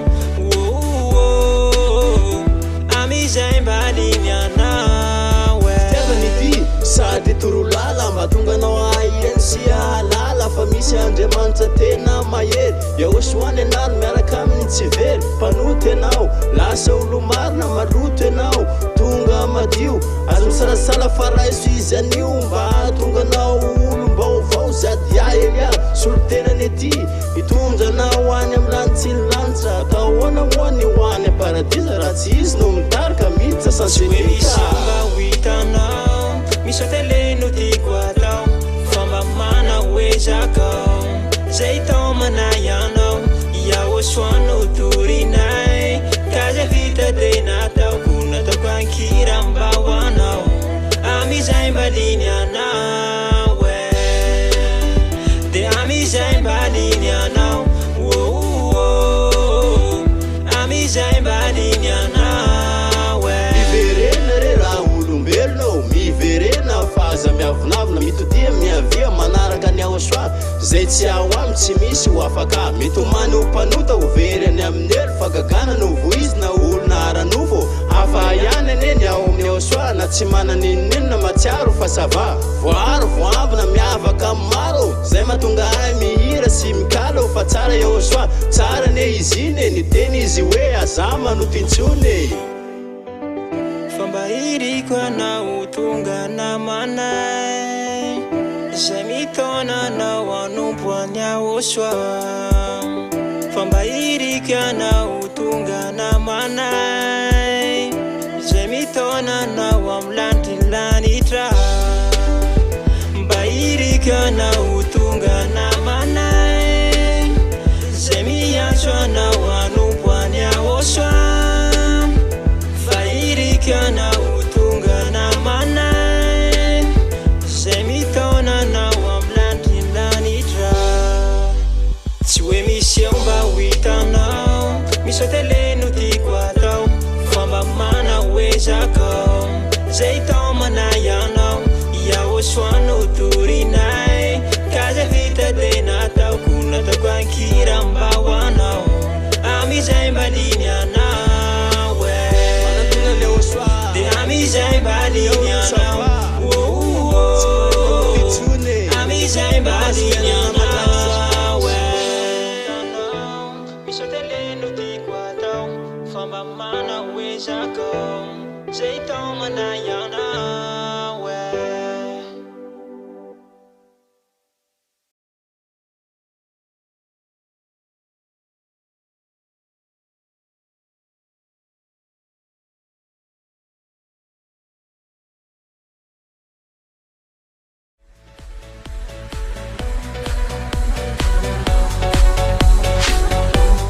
Ery, fitiavana, fahamasinana, lay radio tsy manam-paharo, tsy manam-paharo, tsy manam-paharo. Iava Yahosoa TV, hery, fitiavana, fahamasinana.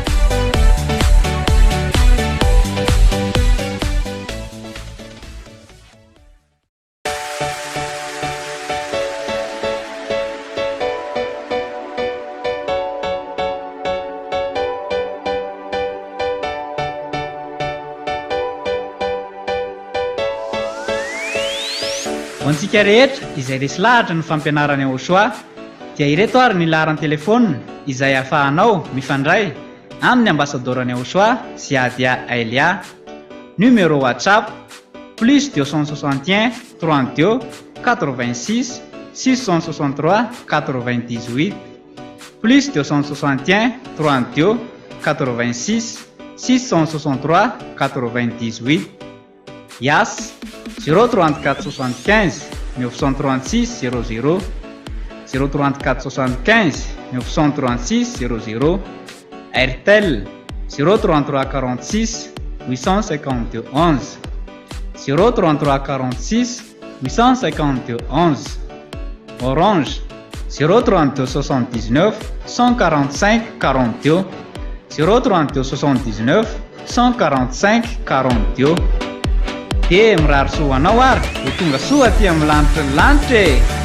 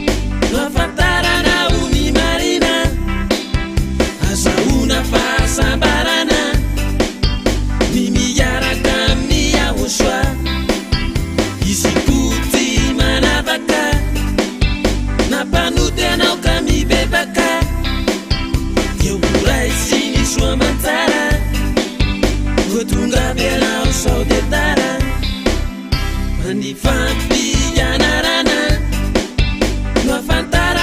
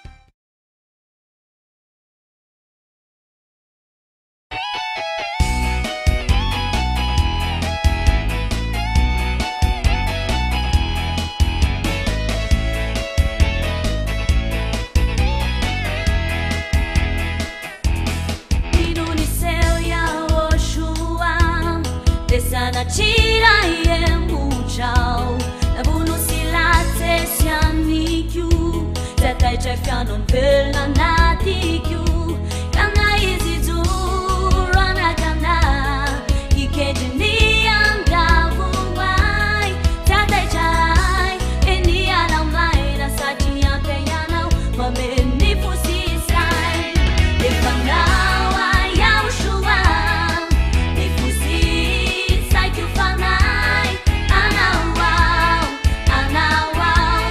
neza misiai temo chamita ya ushua neza naizi tunjana wai izura manshakizai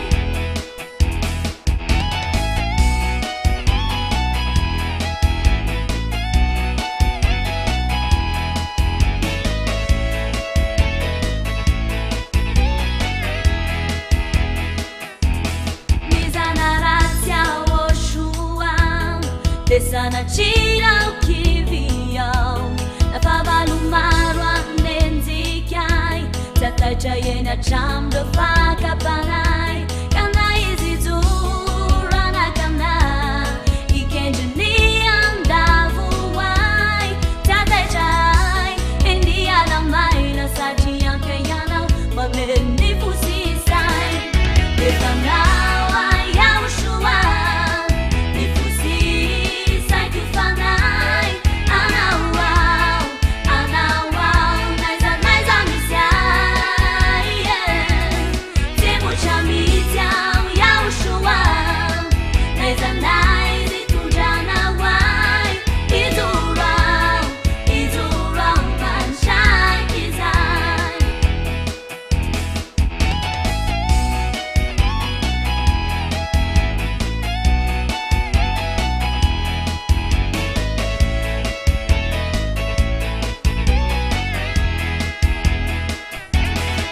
Defanawa ya ushua nifusi sai que fanai ana wow naiza misiai temo chamita ya ushua naiza naizi tunjana wai izura manshakizai izura manshakizai izura manshakizai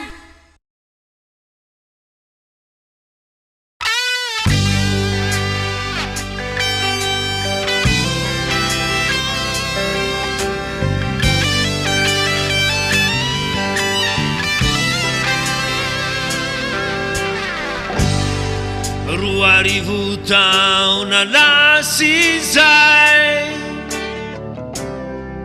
Ny vavan'ny olona maro Tsy mbola nisy sany laza fa hoe Yahoshua ny anarany Ruarivo taona lasi zay Nitorianao raha tao hoe tory teny Tsy mbola nisy sany laza fa hoe Nandravadidy folo no asany Hoavy any fitsarany Yahoshua Indray androany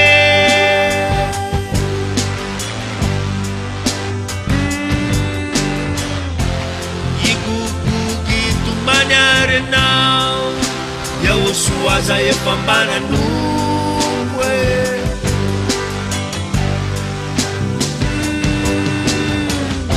Nanao asa lehibe Namoaka demony tamin'ny anarana hoe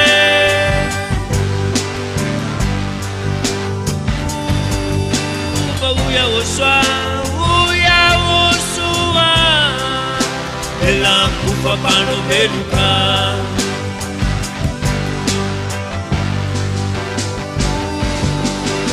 fantatrako tsy fantatro akory nareo rehetra zay nitanina titiko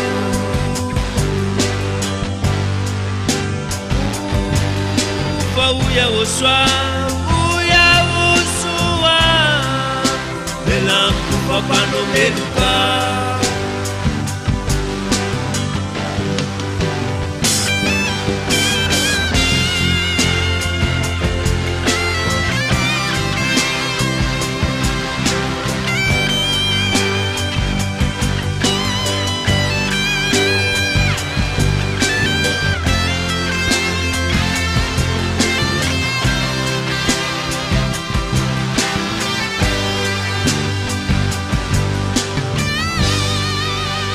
teny vavaka toko nilaza fa manao ny asa soe nanao ny asa be debe mitety tany maro samy hafa re ny sasany nandeha tany ampita tadiray atao proselite atao zanakiny ny elo indro mihoatra nonde ny farise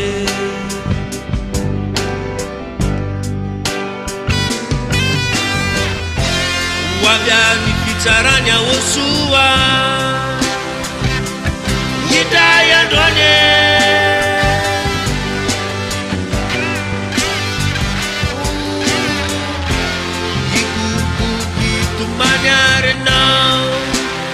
soaza efa mbananoko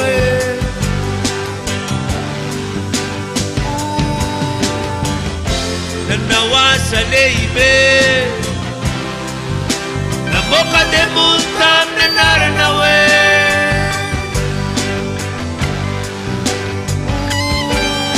fa oya osoa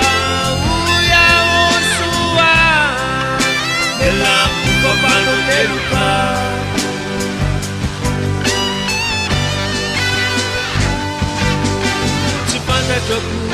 tsy fantatro akory nareo rehetra zay mitanina titiko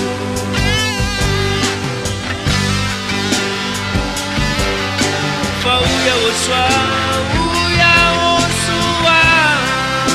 melamiko fampanomeloka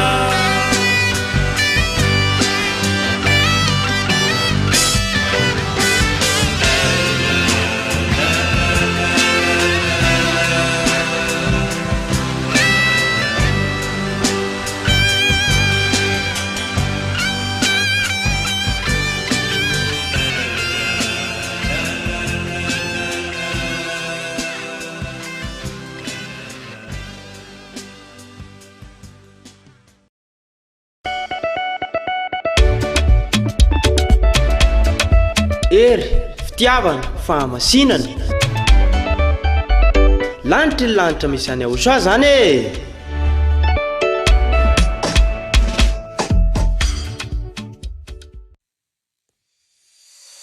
Vous rêvez d'un projet de construction ou de rénovation sans stress? Avec EGM, entreprise Gasmamirec, concrétisez votre projet en toute confiance. Visite technique du terrain, études et architecture optimisée, menuiserie en aluminium et inox sur mesure et livraison clé en main, prête à vivre. EGM, de la conception à la livraison, l'expertise qui fait la différence. Contactez-nous dès aujourd'hui et donnez vie à votre projet. Téléphone plus 261 34 18 302 89 ou plus 261 34 95 731 60. Email egm.gasmamirec@gmail.com. Facebook EGM Gasmamirec. Siège social 139 Tanzunav Talatamati.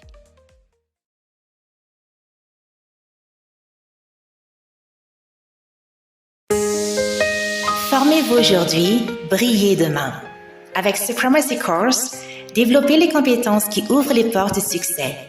Vous souhaitez parler le français et l'anglais avec aisance, améliorer votre communication professionnelle ou encore maîtriser les outils informatiques essentiels pour optimiser votre carrière?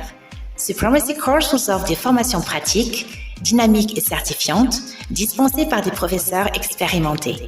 Formation en informatique, bureautique. Nos modules couvrent l'ensemble des compétences nécessaires pour être efficace et autonome, bureautique complète, présentation professionnelle, gestion de données. Une approche pratique avec des exercices concrets et des applications réelles. Formation en langue, français et anglais. Nos formations vous permettent d'améliorer votre expression orale et écrite, d'enrichir votre vocabulaire professionnel, de gagner en confiance et en aisance dans vos échanges, cours adaptés à tous les niveaux, du débutant au professionnel. Méthode moderne, interactive et axée sur la pratique réelle. In today's world, English is not just an advantage, it's a necessity. At Supremacy Course, learning English is more than just studying a language. It's about opening the door to the world. Here, our students are not just learners, they are future professionals preparing to communicate with confidence and clarity. Through practical lessons, conversations, and real-life situations, they develop the skills they need for the modern workplace. Every session combines listening, speaking, reading, and writing, creating a complete and engaging learning experience. Our goal is simple: to make English a powerful tool for success in any career. Welcome to Supremacy Course, where learning becomes a journey of growth and opportunity. Alors, rejoignez Supremacy Course et transformez vos compétences en réussite. Pour toute information supplémentaire ou procéder à l'inscription, merci de contacter le 034 78 868 33 ou de vous rendre au bureau du collège Samsria School Internet Bay Ivat. Supremacy Course, learn, improve, succeed.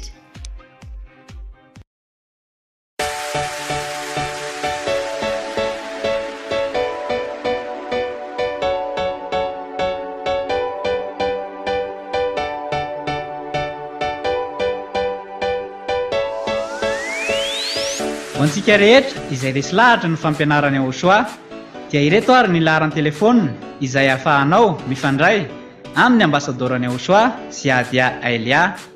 Numéro WhatsApp plus 261 32 86 663 98 plus 261 32 86 663 98.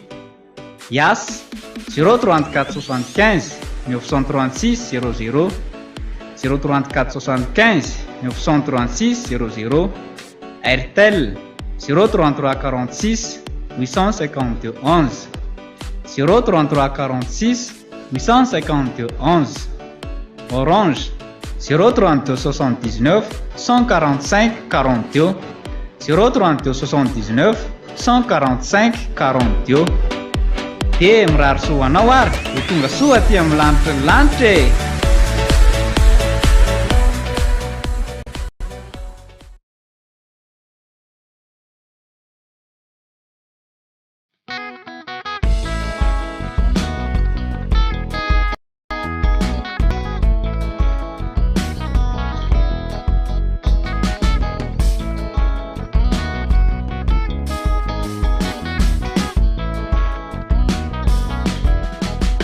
Malaelon'ny fo mampitomany tokoa raha toa sanatry tafasaraka eo anilany aho soa. Malaelon'ny fo mampitomany tokoa raha toa sanatry tafasaraka eo anilany aho soa. Mahereza foana miatrika ny ady rehetra mianjady aho soa rery ihany tsy mba mandaokaza mafoy azy.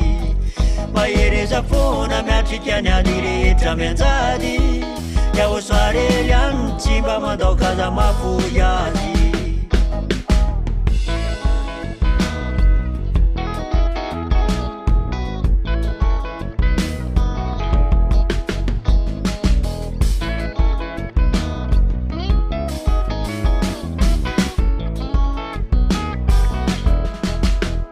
palifonianao refizino anatinao ka tsisy aromba ketsony ny fifalinanananao palifonianao refizino anatinao ka tsy misy aromba ketsony ny fifalinanananao mahereza fona miatrika ny ady rehetra mianjady yaosoarery any tsy mba mandaokaza mafoy azy mahereza fona miatrika ny ady rehetra mianjady yaosoarery any tsy mba mandaokaza mafoy azy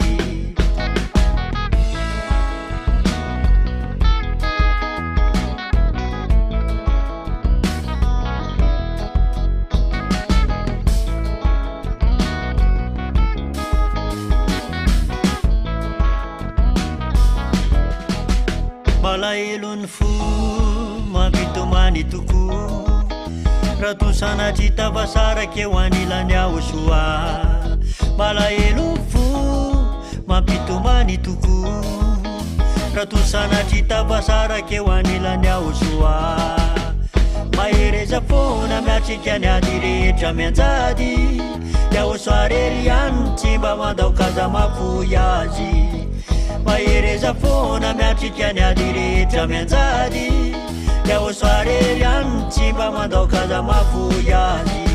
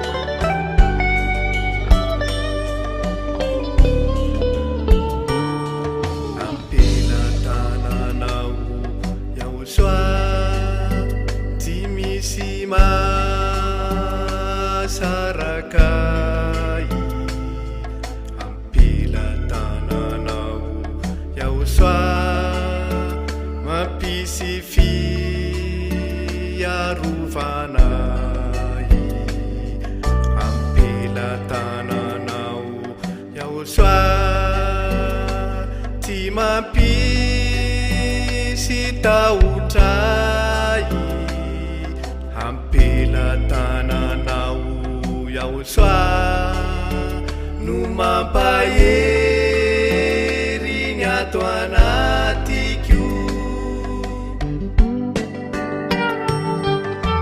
meu hery ao Yahosoa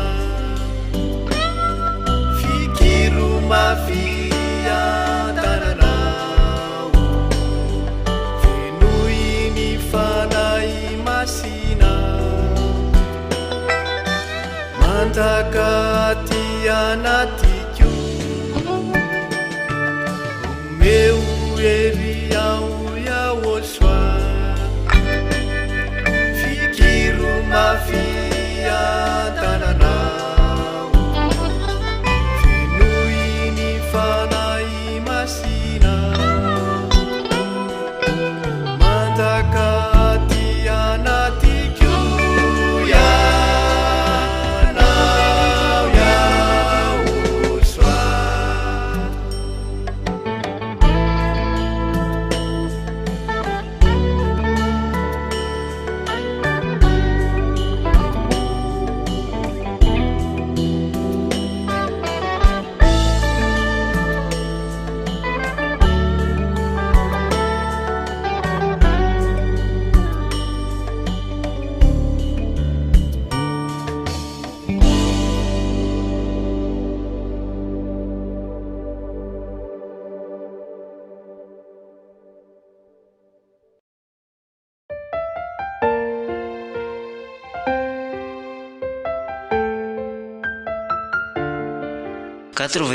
.2 FM iry fitiavana fahamasinana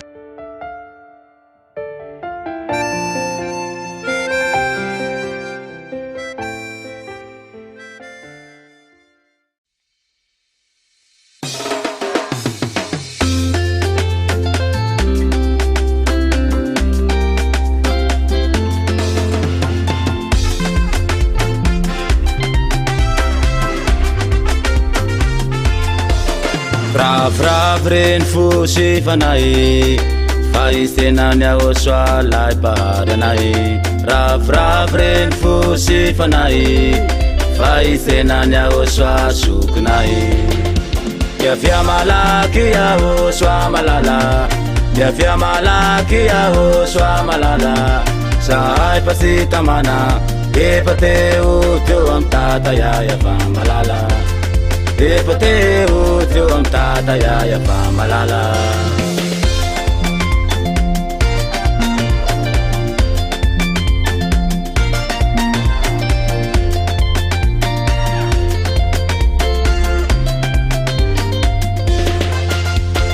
Waktu santatanai si Yahosoa lai sukinai amangi farani anar kasyara satria nao lai nus fuafiti satria nao lai nus fuafiti Yafia malaki Yahosoa malala Yafia malaki Yahosoa malala sai pasita mana epateu teu amtata ya malala epateu teu amtata ya malala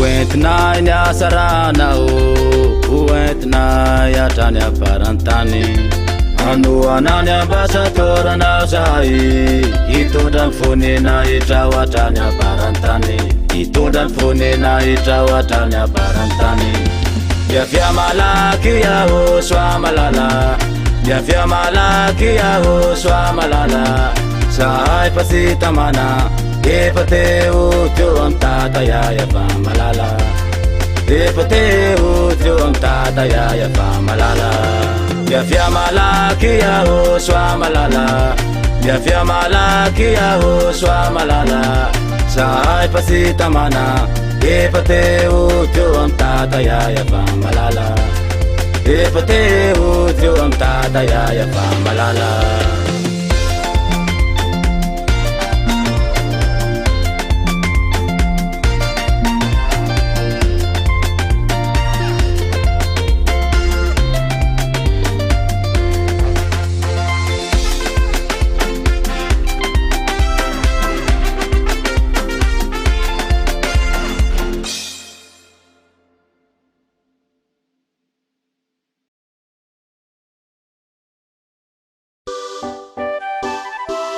antsoantso anao zay manatona ny aosoa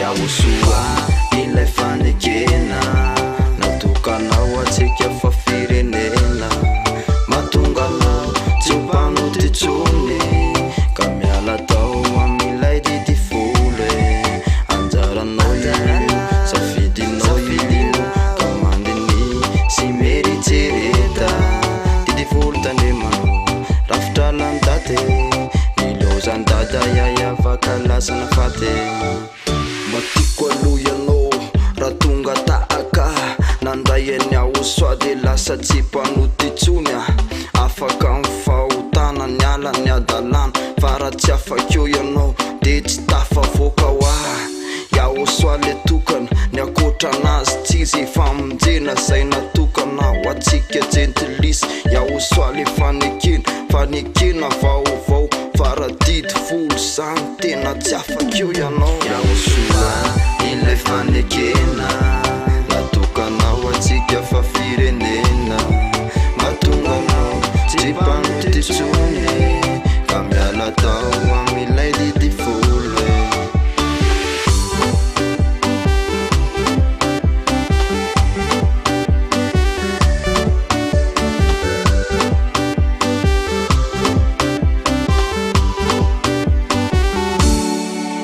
nilalany fanekena mantsy rehefa vita mafy de tsy fanao manatsoka na manampy zany lalàna didifolo io de nandatsahana zay nafafiny dadabe mosesy tamin'ny israela noho izany raha ianao ny anova fanekena de tsy maintsy mandravan'io ianao zay vo azo ekena ka na ombona osy de laviny dada iava fa tsy hoe ho avy andray jesosy de isolo miterana ondy zavatozy vo may losy lanitiotsykabiraraka kazay tianao ny atao varavarana misokatra efikatony zao de mba tongava saina ampiasao le diplôma fa miteny zay voasoratra ao tsy azonao vaina yaosoa ilay fanekena natokanao atsika fa firenena matonga anao tsy mpanotitsony ka miala tao amilay didifolo anjaranao safidinao ilino ka mandiny sy meritsereta didifolo tandremanao rafitra landate nilozandada yayavaka lasana fate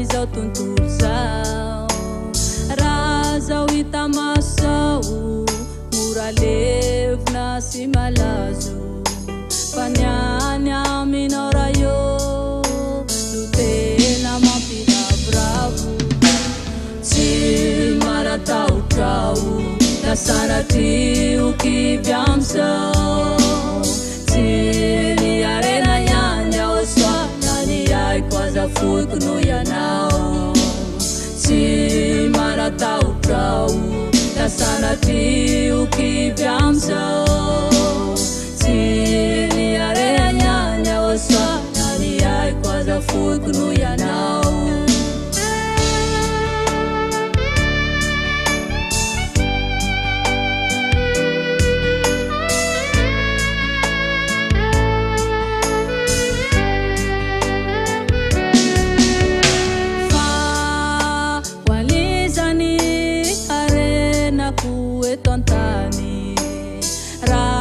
napetrako andanitranyio de zao ihany no fitahiny zay toerany arenako aniko ny fanahiko fa hoaiza mo raha tsy hoany aniko ny fo tsy maratahotrao nasanatioky vyamzao tsy ny arena ihany ao soanany aiko aza fotono ianao tsy maratahotrao nasanatioky vyamzao tsy ny arena ihany ao soanany aiko aza fotono ianao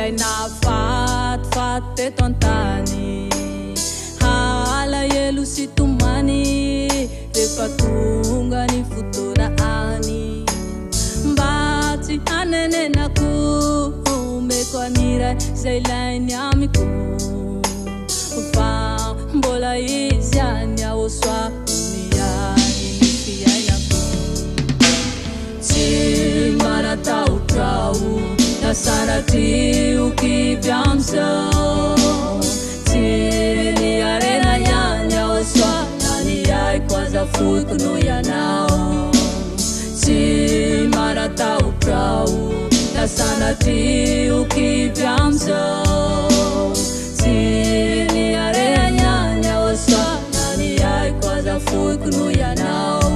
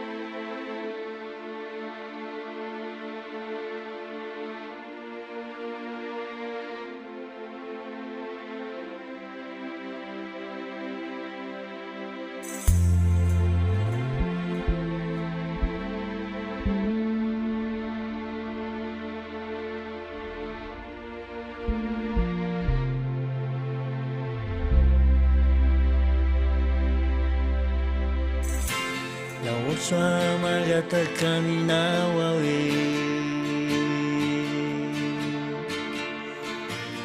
batuluy tanana faifamiaraty zao fianany zao e rakotriniasa ny maizina arety mandringana sa efa voasoratra ireo adalana tsy voasakana tanteraka sarety fanamba marika vavitany tanta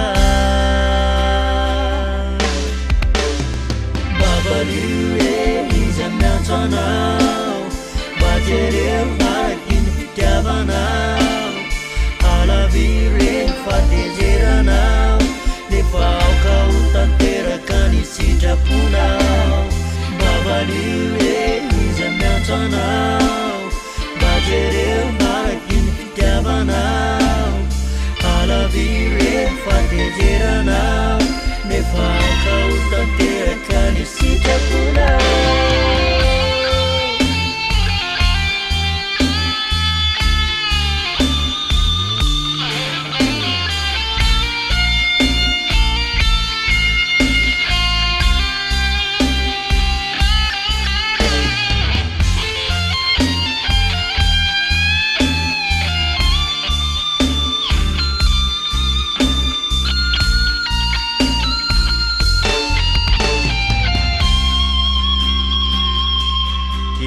rehetra izao vokatriny fahotana saorana ianao nanomeny atsarana iahosoalay zanakao mitondra famelana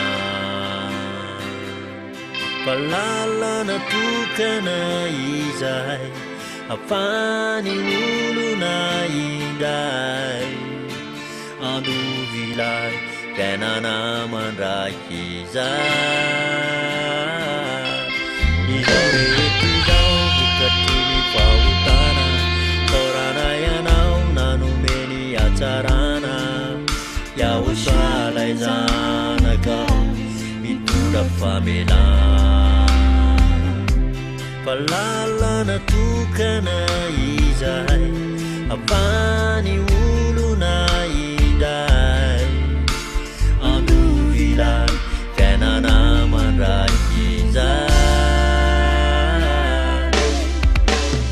babalioe izy miantso anao majereo maraky ny fitiavanao alavireny fatezeranao nefa aoka ho tanteraka ny sitraponao babalioe izy miantso anao majereo maraky ny fitiavanao alavireny fatezeranao nefa aoka ho tanteraka ny sitraponao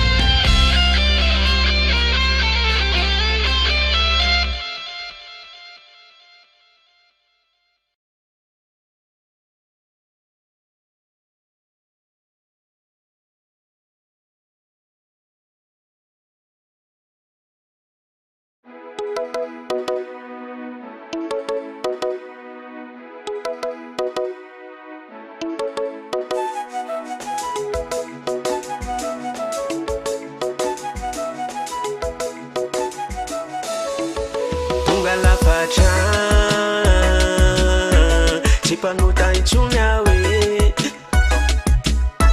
Roamarilny ahosoa Asa olo marina we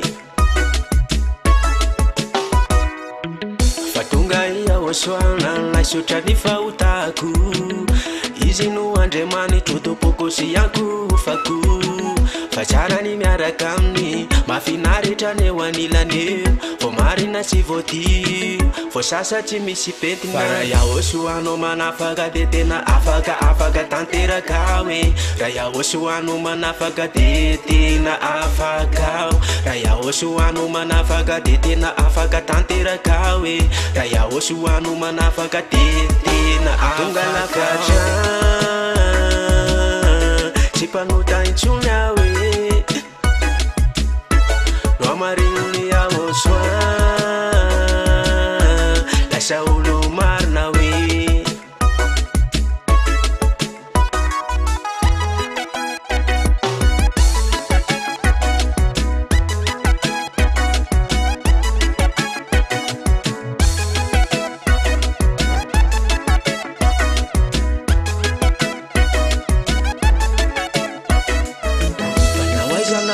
Now de tsy misy afatsy ahosoa Lay tompony famarinana sady tompony famasinana Lay nantona teo ambony azo fijaliana monjy anao Izy no arao manatona azy zao de zao Fa nahoaizanao aizanao de tsy misy afatsy ahosoa Lay tompony famarinana sady tompony famasinana Lay nantona teo ambony azo fijaliana monjy anao Izy no arao manatona azy zao de zao Raha iahosoanao manafaka de tena afaka tanteraka we Raha iahosoanao manafaka de tena afaka Raha iahosoanao manafaka de tena afaka tanteraka we Raha iahosoanao manafaka de tena afaka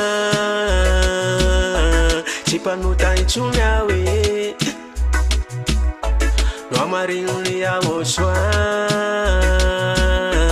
lasa olo marina hoe tonga lafatra tsy mpanota intsony aho e no amarinony aho soin lasa olo marina hoe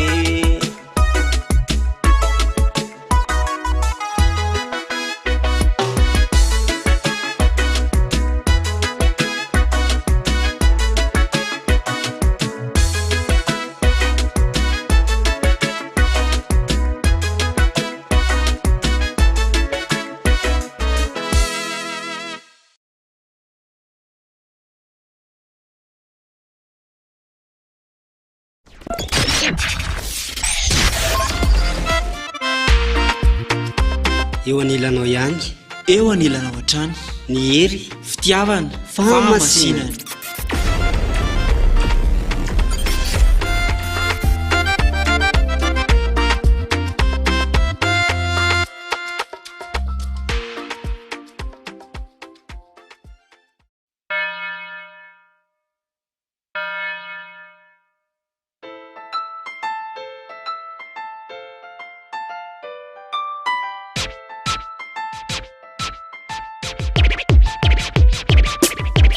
Tatara tena fitan tatara fitan tatara tena fitan tatara fitan tatara tena fitan tatara fitan tatara tena fitan tatara yo anami tanenge sa flankura amarina saka itanao jabi kun faifarana kofanga buntunya chesira milamina ulumbelu senkun chisi gafa kamyala isa umangambara fa fitan tatara ambasadoranya osa amut kambana arangarana misokara nama vyamala kemila na milu maisofu ano tareki fitan tatara tena fitan tatara fitan tatara nana kasina nawo fitan tatara tena fitan tatara fitan tatara nana kasina nawo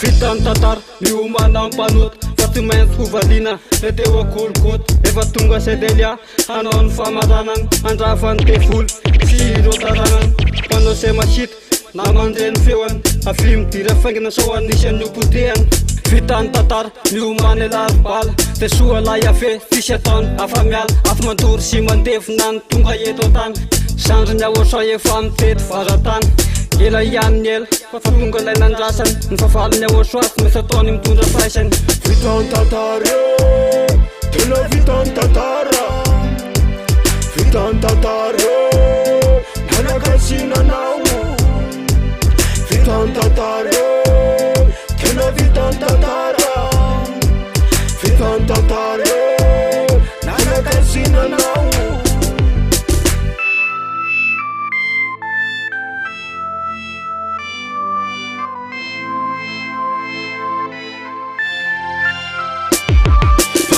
na te puli te fita mumbanao te farana troko so tulsau isam se maf ina isam se chau fena panati kata tora gilalau kati mis famdena te atul tuanau yawasa handaman hanekena fau fau hise fam tur hise manambara pibek israelis program Madagascar ambassadora yawasa eliam tundaten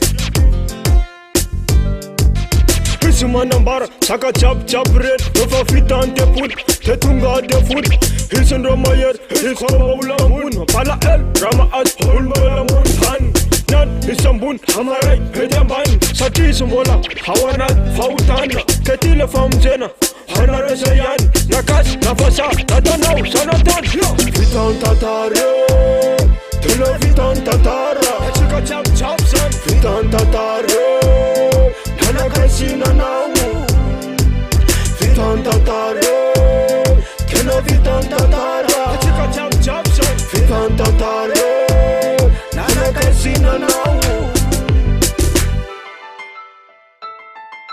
ya shelo ya fata ho an'olombelo jiaby ambony tany. Yo!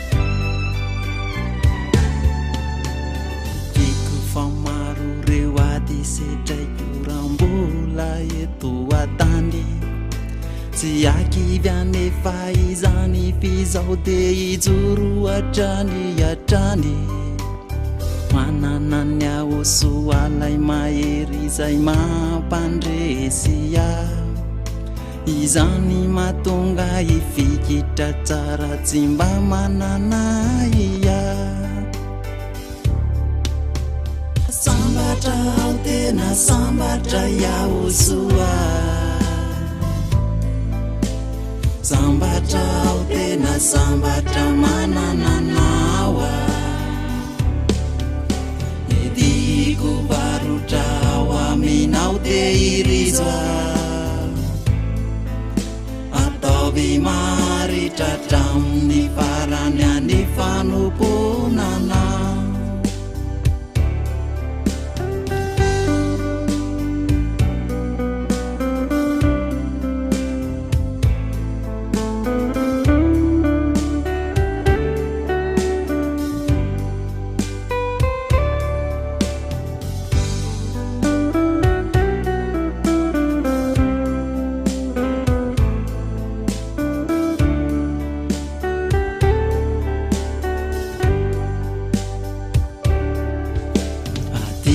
tsy maintsy efaiko izay afaly anao iaosoa tsy voavidy volana renany namonjenao ay anao zay azoka tao mba ifikirako aminao satria ny ainao no sorona mba ho mpamonjenao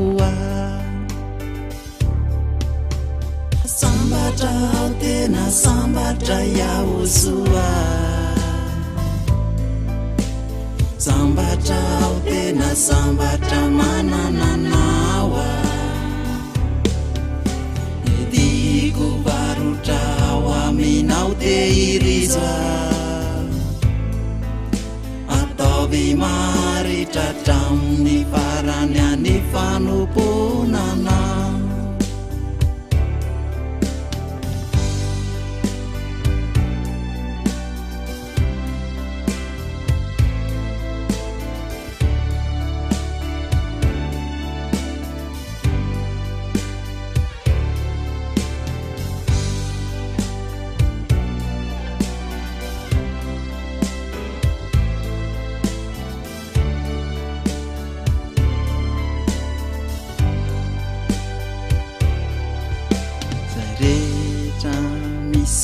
tsy ataoko mataitra satria miaraka mikrofônany anao iaosoa vai Andriamanitra zay tena tsara mampandresy nafakanay tamin'ny fahotana tsy ho azony satana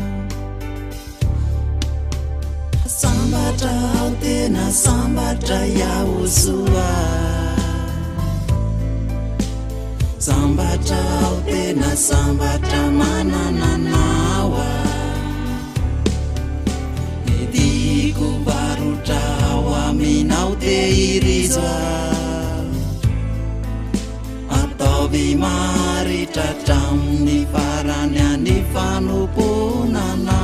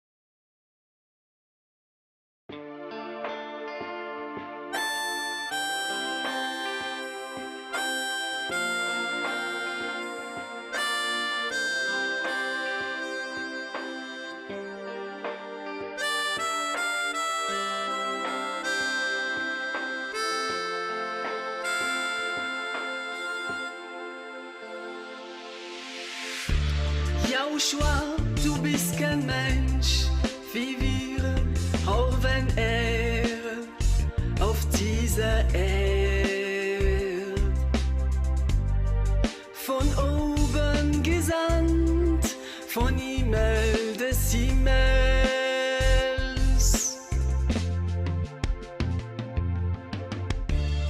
aus dem Vater der Schöpfer kommt der Sohn Gottes. Die Juden und Heiden durch das Kreuz jetzt vereint. Ohne dich hätten wir den Weg zur Lösung nicht erkannt. Ehre sei Vater, ja, Jahwe und du, Joshua.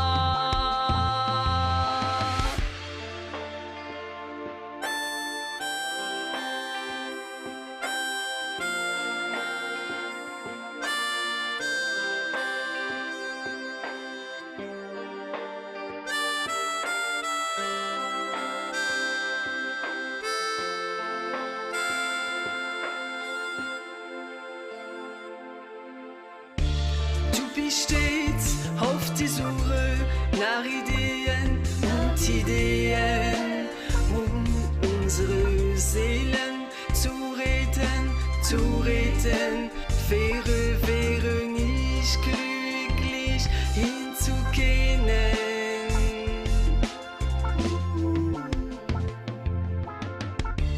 Du zeigst uns die Schönheit und versprichst die Erlösung, als uns den Blut vergoss, Blut für einen neuen Bund,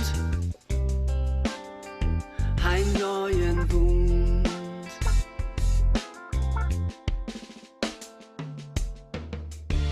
Du bist stets auf die Suche nach Ideen und Ideen, um unsere Seelen zu retten, wäre nicht glücklich, ihn zu kennen.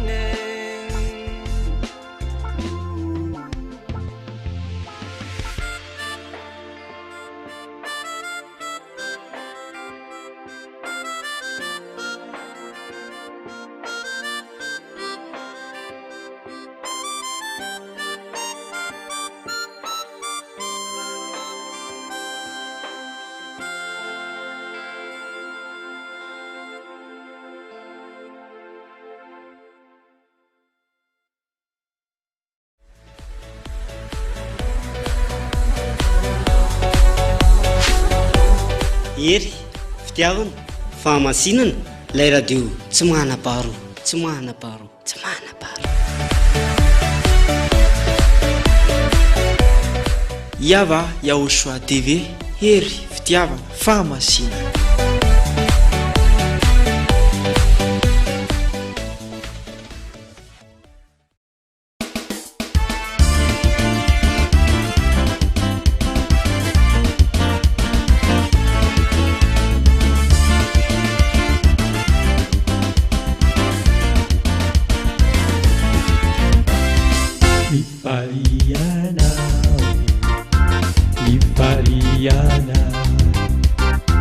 Vipariana, palavia Yahoshua.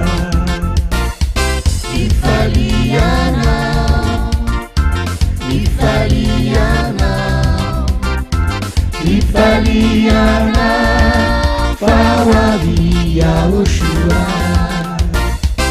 Iana vai mira,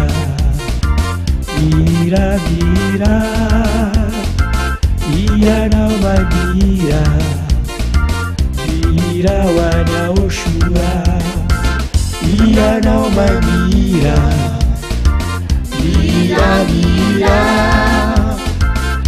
Iana vai mira wana Yahoshua. Vipariana,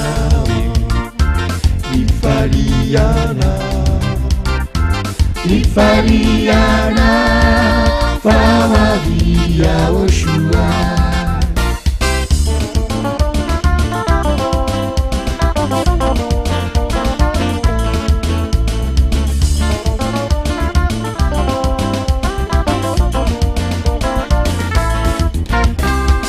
Iara mai mandi Marisa mandi Iara mai mandi Marisa mada Oshua Iara mai mandi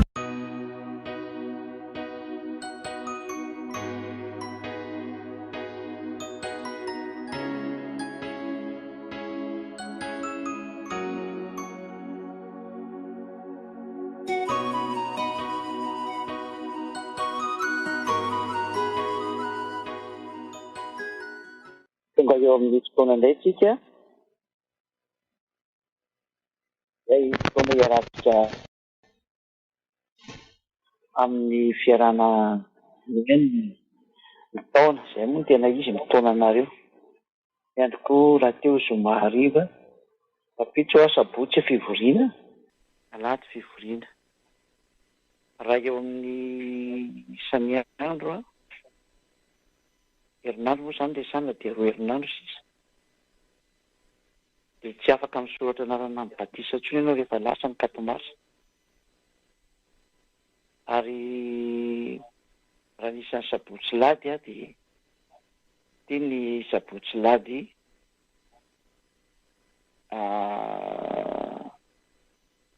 firy moa izany telo sisa izany sabotsy lady afana miaraka afana miantso anao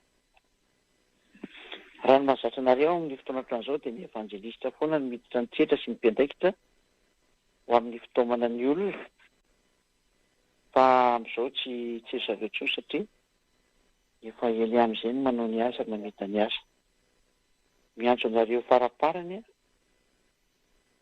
hoe midiry mba tsy hanenina ianareo ivavakantsika dada Maria avao onjeo ny olona zoko malala Yahoshua onjeo rehefa nazy mandatsano ny rano mba ho vonjeny vonjeo ny olona dada Yava malala vonjeo ny olona Yahoshua tena maty le olona maty ao amin'ny fandikan-dalàna tena voaprizina le olona tena vo misavo mihitsy le olona tena natsipy direct any amin'ny elo mihitsy ny olona fomba rehetrarehetra vonjeo le olona dada Yava miezaka mafy mihitsy ny ambasa teo anao mandresy lahy miteny mihitsy tena misy zavatoza mandinika ataondreo Andriamanitra tsy izy reo tena lasy mitevolo satana ereo ny tompona reo tsy manana tao fa tsy mandefa anareo any amin'io dada Yava Joshua tena mba hampahirato ny sain'ny olona sy ny fony mandrenesany an'izao teny zao ary mangataka mihitsy sa dada Yava Joshua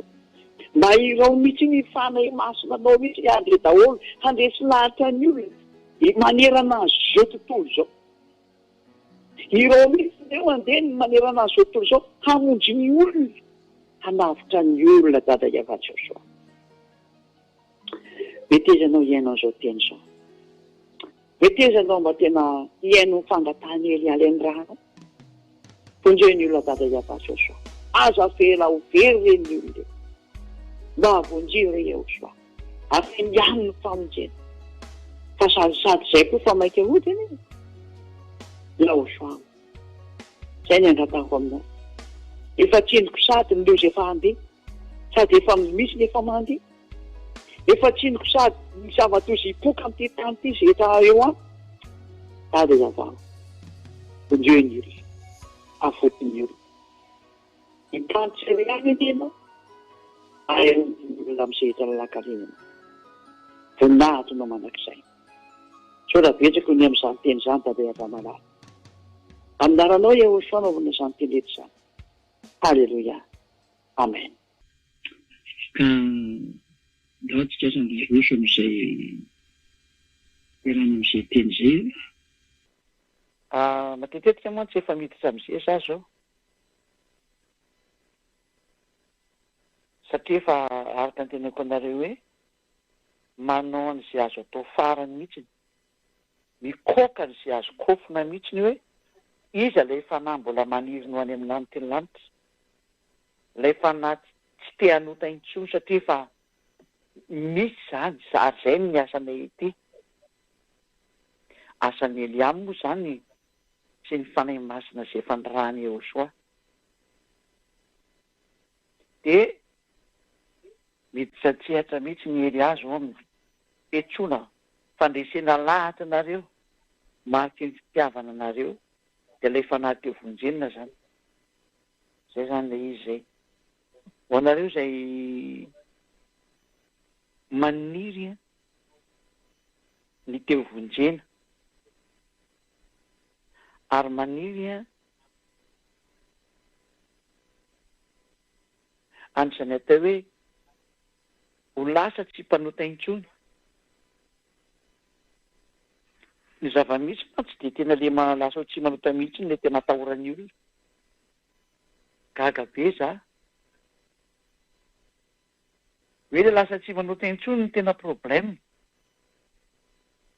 Zany hoe nareo zany tena te hanota ny tena marina. Dia mety aminareo hoe fivavahana le manao hoe manontany dia mibebaka dia manontany dia mibebaka.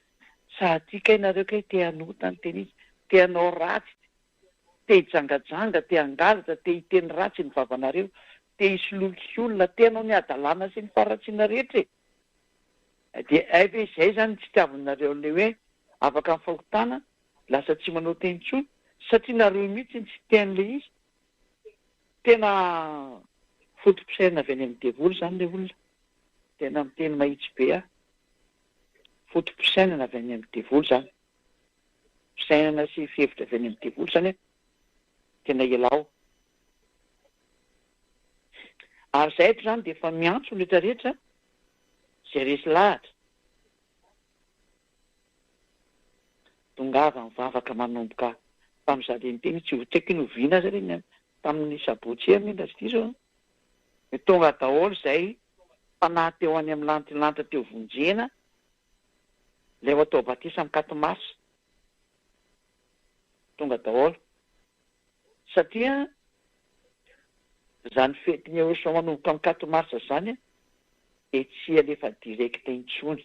Mandra vatapitra izao tontolo izao. Tsy intsony zany direkta zany. Ny fanjakany Joshua dia tsy mandefa direkta intsony.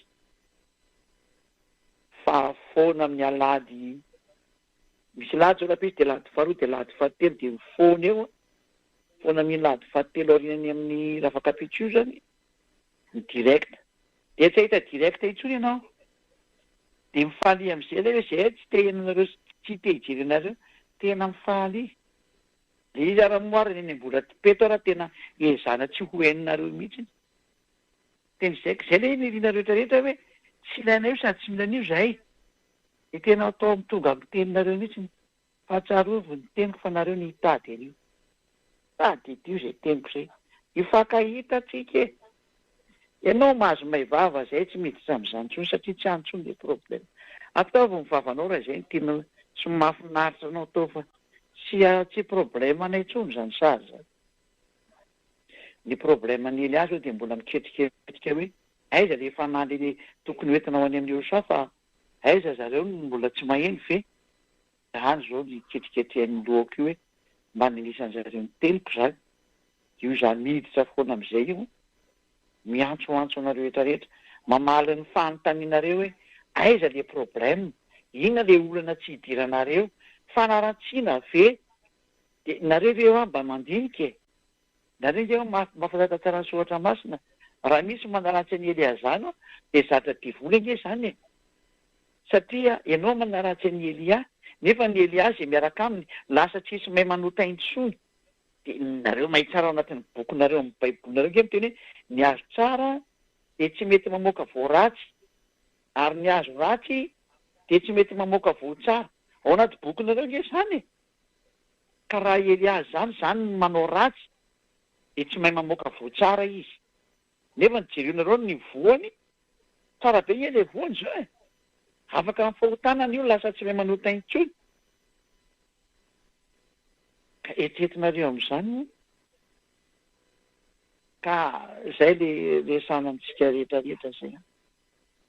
mba samy ho tonga saina daholo na rehetrarehetra hoe tena tsara ne zany hoe afaka amin'ny fahotana zany. Zay zany fa dia efa afaka miditra avy hatrany indray ny mesazy zany.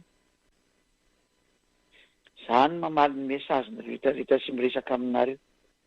Satria efa nalefako ny fampianarana hoe ery daholo nareo ilay nampianarana an'izany hoe manota dia mibebaka dia manota dia mibebaka. Dia efa lazaiko fa very any amin'ny heri nareo. Satria tena atezerany dada Iavaly Andriamanitra Abrahama mihitsy ary ny hamely anareo. Ny atezeran'ilay Yahosoa ilay naverany meno faty eo amin'ny azy fijaliana mba ho avitra ho an'ny olona izay teo vonjena noho ny amin'ny fangatahana io zanaky ny avo indrindra iny. Ka raha ianao tsy teo vonjena dia efa problemanao manokana iny fa afa miteny fa azo vonjena daholo ny rehetrarehetra rehefa maniry ny teo vonjena. Ho rehefa misy ny fanontaniana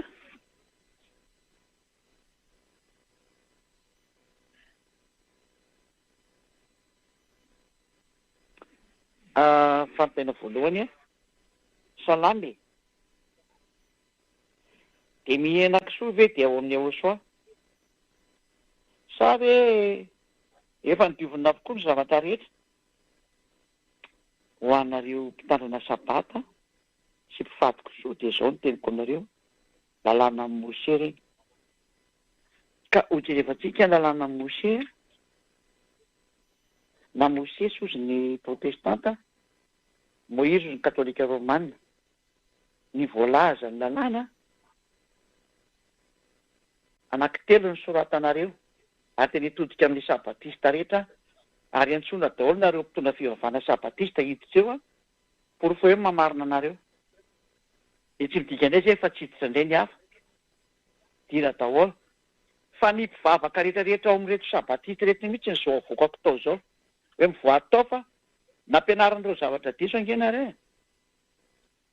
Sady zareo koa tsy mahafantatra ninina raha teo ka ny mpanota ho tsy mahafantatra ninina izany. Kena moa zato fo ampahafantarina anareo koa izy ary moa mpanota. Ny mpanota sady tsy nahita an'io Andriamanitra Abrahama io no tsy mahalala anazy. Ka ina moa zato fantatry reto mpitondra fivavahana sabatista reny. Sa misy fantany anie. Nao efa ketsery aloha zay Taolina voalohany. Erika nefa nazavaiko taloha reny mipetra foana amin'ny toko sy andininy rakizy Taolina voalohany toko fahatelo andininy fahadimy sy ny fahenina. Taolina voalohany toko fahatelo andininy fahadimy sy ny fahenina zany. Dia mba apetraka kely koa le toko sy andininy hitan'ny olona. Ary fantatrareo fa izy no naseho anaisitra ny olona. Dia apetraka kely le toko sy andininy dia apetraka mihitsy n'ilay soratra.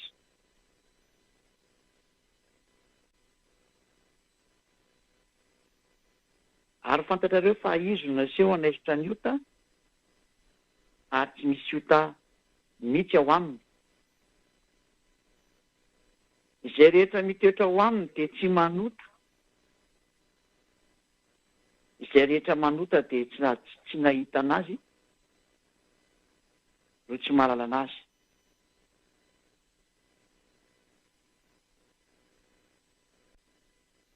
Ka ny mpanota zany mahita an'io Andriamanitra io sady tsy mahalala anazy. Zaho zany fa diso tanteraka izy dika izay. Inona ary ny voalaza n'ilay Andriamanitra Abrahama mikasika an'io didy folo sy lalàna Mose io satria ao anatin'izany ny fifadiana kisoa, ao anatin'izany ny fitandremana ny sabata, ao anatin'izany ny ampahafolo-karena. Daholo jerevantsika le izy. Inona ary ilay voalaza ao? Dia izao ny voalaza ao amin'ny Deuteronomia toko fahenina andininy voalohany. Dia miara mamaky daholo tsika rehetrarehetra ao an-tokantrano. Ho inona marina ny zavatra voasoratra ao anatin'io bokinareo io izay afen'ireo mpitondra fivavahan'ireo. Satria ny fahafantaranareo an'ireo dia hiala tao nareo ary andeha anatona anahy. Dia izay io sakanan'io hoe aza menan'io rangahy io nareo. alefa daholo ny fanaratsiana rehetrarehetra satria tsy afaka miala amin'ny fahotana zareo rehetra dia efa mampanotana zareo to ny teny tony Deutéronome toko fenina andininy voalohany. Efa nakosa ny toko sy andiny efa tokony soratanareo rakizy a. Ary izao ny lalàna dia nididy sy fitsipika izay nasainy avy Andriamanitra reo ampianarina anareo mba arahanareo any amin'ny tany izay alenareo lovana. Nididy sy lalàna Mose io zany a izay nasainy avy ampianarina anareo nididy folo sy lalàna Mose rehetra moa zany dia harahanareo any amin'ny tany izay aleanareo ho lovanareo. Zany hoe tsy azo tandremanao akoatran'ny ao Israely izy io. Ka raha ianao malagasy zany mitandrina an'io dia efa nandika an'io teny io ianao. Ary ilazana mpitondra fivavahana sabatista rehetrarehetra. Zay kosa tsy miala batista mitandrina didy folo sy lalàna Mose. Fa raha vao mitandrina ny didy folo sy lalàna Mose ianareo, efa miatra anareo ny fandikan-dalàna satria ny lalàna dia napetraka mihitsiny hoe harahana any amin'ny tany izay aleanareo ho lovanareo zany. Ka ny tany ho lovana izay hitandremana ny didy folo zany sy lalàna Mose dia any Israel satria ny tany Israel amin'izao tsika amin'ny teny izao io no lovan'ny zanak'Israely io. Ka io lovan'io dia Israel amin'izao tsika amin'ny teny izao ao ihany hoy ny lalàna no azo arahina, azo tandremana ary azo tandremana sy ho arahana zany. Arahana any amin'ny tany izay aleanareo lovanareo. Ray zay. Hita tamin'ny faharoa indray tsika. Deutéronome toko fa 12 andininy voalohany.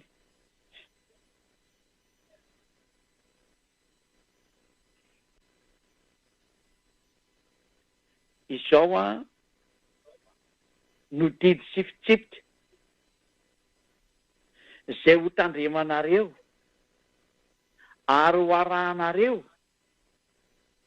any amin'ny tany izay omeny avy Andriamanitra ny razonareo anao ho lovana amin'ny andro rehetra iainanareo ambonin'ny tany. Harahana any amin'ny tany ilay didy sy fitsipika izay nomeny dada Iavà any zareo tany lalàna Mose dia didy folo sy lalàna Mose rehetrarehetra misy 900 isa, 900 mahery zany. Arahana any amin'ny tany izay omeny Iavà Andriamanitra ny razanao anao ho lovana.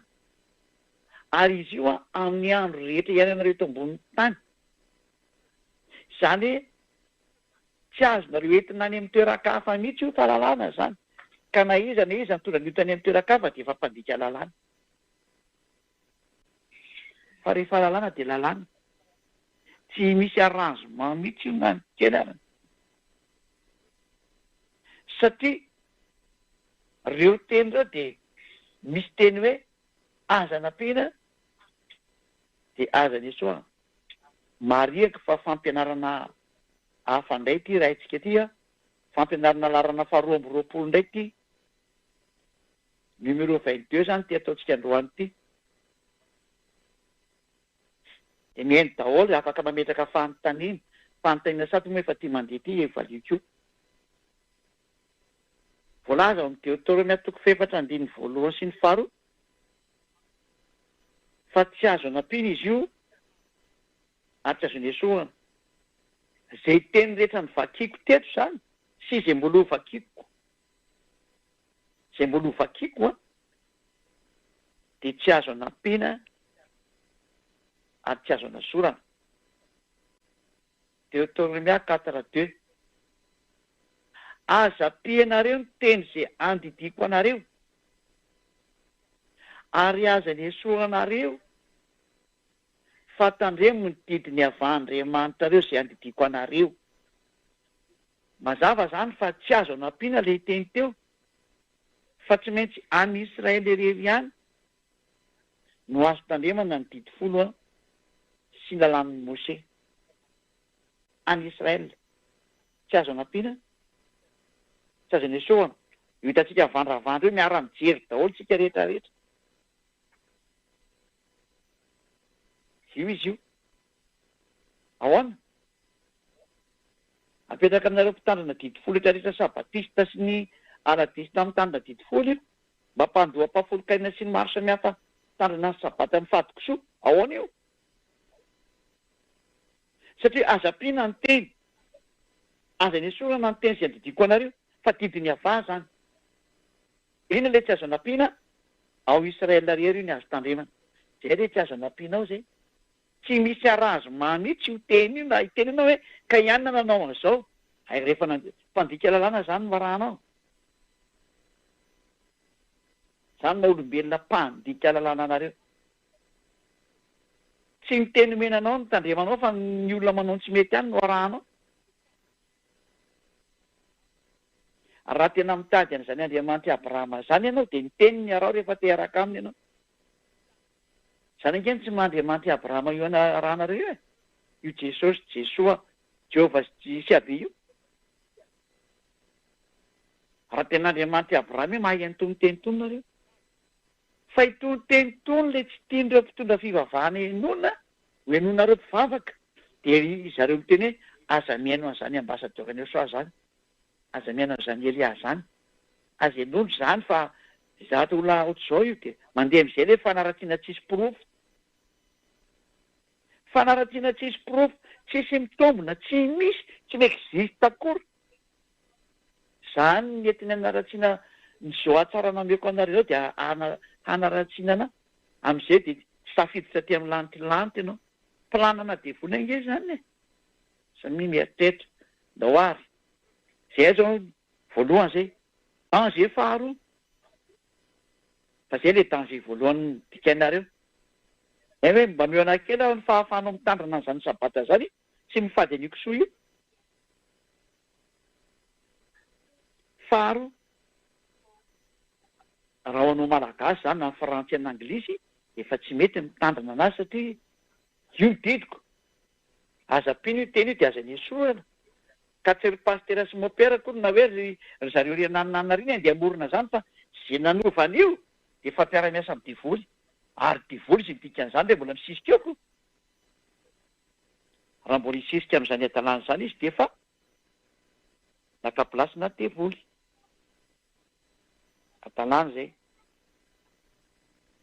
Ndao ary. Fanazavana faharoa indray ity. Eny dia efa miraikitra eo nareo. Voalaza ny teny ihany koa fa natokana ho an'ny zanak'Israely irery ihany io. Tsy azo hidirany hafa firenena zany mihitsy ny eo na ny kely ara.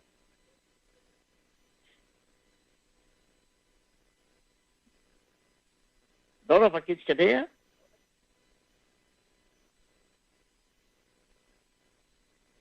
Exodus 6:20.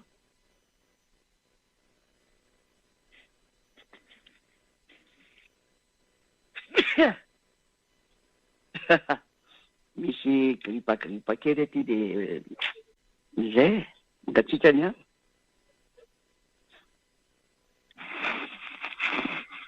Fa tsy maninona fa toizana foana.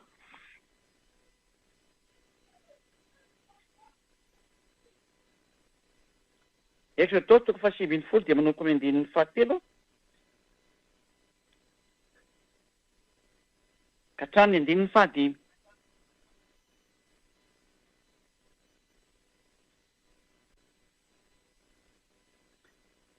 Exodus 19:3 ka hatramin'ny 5. Ary Mose niakatra ao amin'Andriamanitra dia niantso azy avata ao an-tendrombohitra ka nanao hoe izao no lazainao amin'ny taranak'i Jakoba sy ambaranao amin'ny zanak'Israely. Ny omena ty teny ity zany a dia ny taranak'i Jakoba sy amin'ny zanak'Israely. Zany hoe rehefa tsy taranaka kopy ianao zany dia miala tao, ary rehefa tsy taranaka Israely zany ianao dia miala tao, ary teo no navoan'ilay jiosy gasy, satria hitan'ny zareo io teny io dia lazainy fizy leo ny jiosy mba ahafahany mitandrina an'ilay didy folo, kanefa izy aty Madagasikara dia tsy mety ilay izy. Rehefa tena te tandrina liana reo dia andala zany mankany Israely fa fadikan-dalàna aloha, fa nefa dia izao natokana ho an'ny zanak'Israely irery ihany ty. Andao ika afaka itsika ianareo efa nahita izay nataoko tamin'ny Egyptianina sy izay nitondrako anareo tamin'ny latriny voromahery ary ny napakanesako anareo aty amiko. Hitanareo tsara izy no navaoko an'ireny fahavanareo iny. Ko ankehitriny aza-pidinina kosiny. Ko ankehitriny raha iain'ny feoko tokoa ianareo ka hitandrina ny fanekeko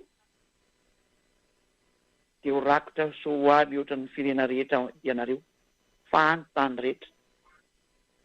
Raha iain'ny feoko nareo ry Israelianina ka hitandrina ny fanekeko, ilay nasiana mitandrina an'ilay fanekena zany dia ny didy folo sy lalàna Mose, satria nivoaka ny didy folo sy lalàna Mose taorianareo. Zay ilay fanekena dia ho rakotra so anareo.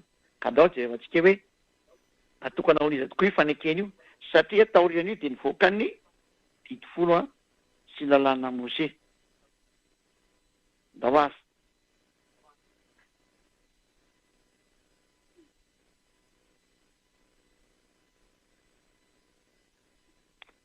Exodus toko 20:1 vetany vakitsika azy. Andiny toy le teny. Dia zao teny rehetra izao, Exodus toko 20:1 hatramin'ny andiny ombanimbany eo, fa dimy angambana fahina dia vampy. Dia nilaza izao teny rehetra izao ary Andriamanitra ka nanao hoe izao ny havan'Andriamanitra eo izay nitondra anao nivoaka avy tany amin'ny tany Egypta. Eo ary ilay fanontaniana. Iza aminareo zany ilay nivoaka avy tany Egypta tany amin'ny trano nandevozana ka manana trano izay nampandevo anao tao Egypta, dia ianareo mpitandrina didy folo rehetrarehetra mba meo anakely ny lohan'ny tranonareo tany Egypta. Fa reto zanak'Israely izay nitandrina an'ity didy folo ty dia manana lohatrano izy tany Egypta. Fa ianareo kosa mba aizany ianareo dia ho anasy ny taranany mantsy io resaka io. Fa ianao nga taranake Israelianina, nefa dia anaranao dia anarana gasy be tena, araha-tesy tena ny adena anao dia gasy dia tena gasy mihitsy ianao.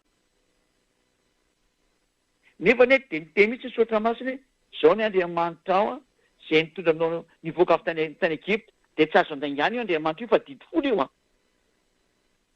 Ny didy folo mihitsy dia efa miteny avy hatrany vao manomboka miteny izy hoe izany hoe avy-Andriamanitra ao izay nitondra anao nivoaka avy tany amin'ny tany Egypta tao amin'ny trano nandevozana. Ka tsisy lainga amin'ny Andriamanitra Abrahama io fa ianao ny mpandainga. Anao izay mpitandrina didy folo rehetrarehetra io. Eo anara hoe taiza ianao no mipetraka. Fa raha zany dia efa tsy mety io teny io aminao. Tsy mety aminao io teny io ary tsy azonao idirana io. Fa miady amin'io Andriamanitra ny Abrahama io ianao, dia avanao anara. Satria izay olona hitandrina ny didy folo dia nahazo an'ity teny ity hoe izao no hiavan'Andriamanitra ao izay nitondra anao nivoaka avy tany amin'ny tany Egypta tamin'ny trano nandevozana. Izay hoe ambarao amin'ny zanak'Israely. Ka ny zanak'Israely no mandray an'ity teny ity sy ny taranak'i Jakoba. Taranak'i Jakoba mandray an'ity teny ity. Ianao raha sady tsy Israelianina tsy taranak'i Jakoba ianao. Mampime nefa ianao dia mitandrina ny didy folo. Aiza zao ny fahefanao? Hitandrina ny didy folo sy lalàna Mose io. Vao manomboka angely didy folo sy lalàna Mose dia efa lainga ny afafinao. Dia ianao raha dia efa mahafantatra hoe mpandainga ny tenanao. Satria tsy misy eo aminao zany. Fa dia terena fotsiny hoe tsy maintsy atao fotsiny izao. Adalàna ny ianao adalàna.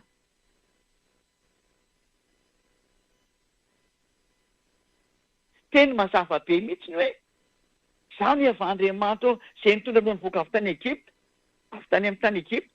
Ianao raha tsy tany Egypta akory, tao amin'ny tranon'andevozana. Ianao raha tsy andevo tany akory, tsy andevo tany ianao izay mandrehana io. Ry hafa firenena ankoatra ny Israely ihany. Mioana kely ny fotoana nampandevo anao tany. Ianaranao nefa dia gasy be na Amerikanina be na Frantsay be nefa milaza anao fa izay toko mitandrina 20. Io ianao dia efa tsy afaka e. Fa ianareo moa fa zatra mampandainga ny Andriamanitra marina, izay tsy izy moa le anareo any.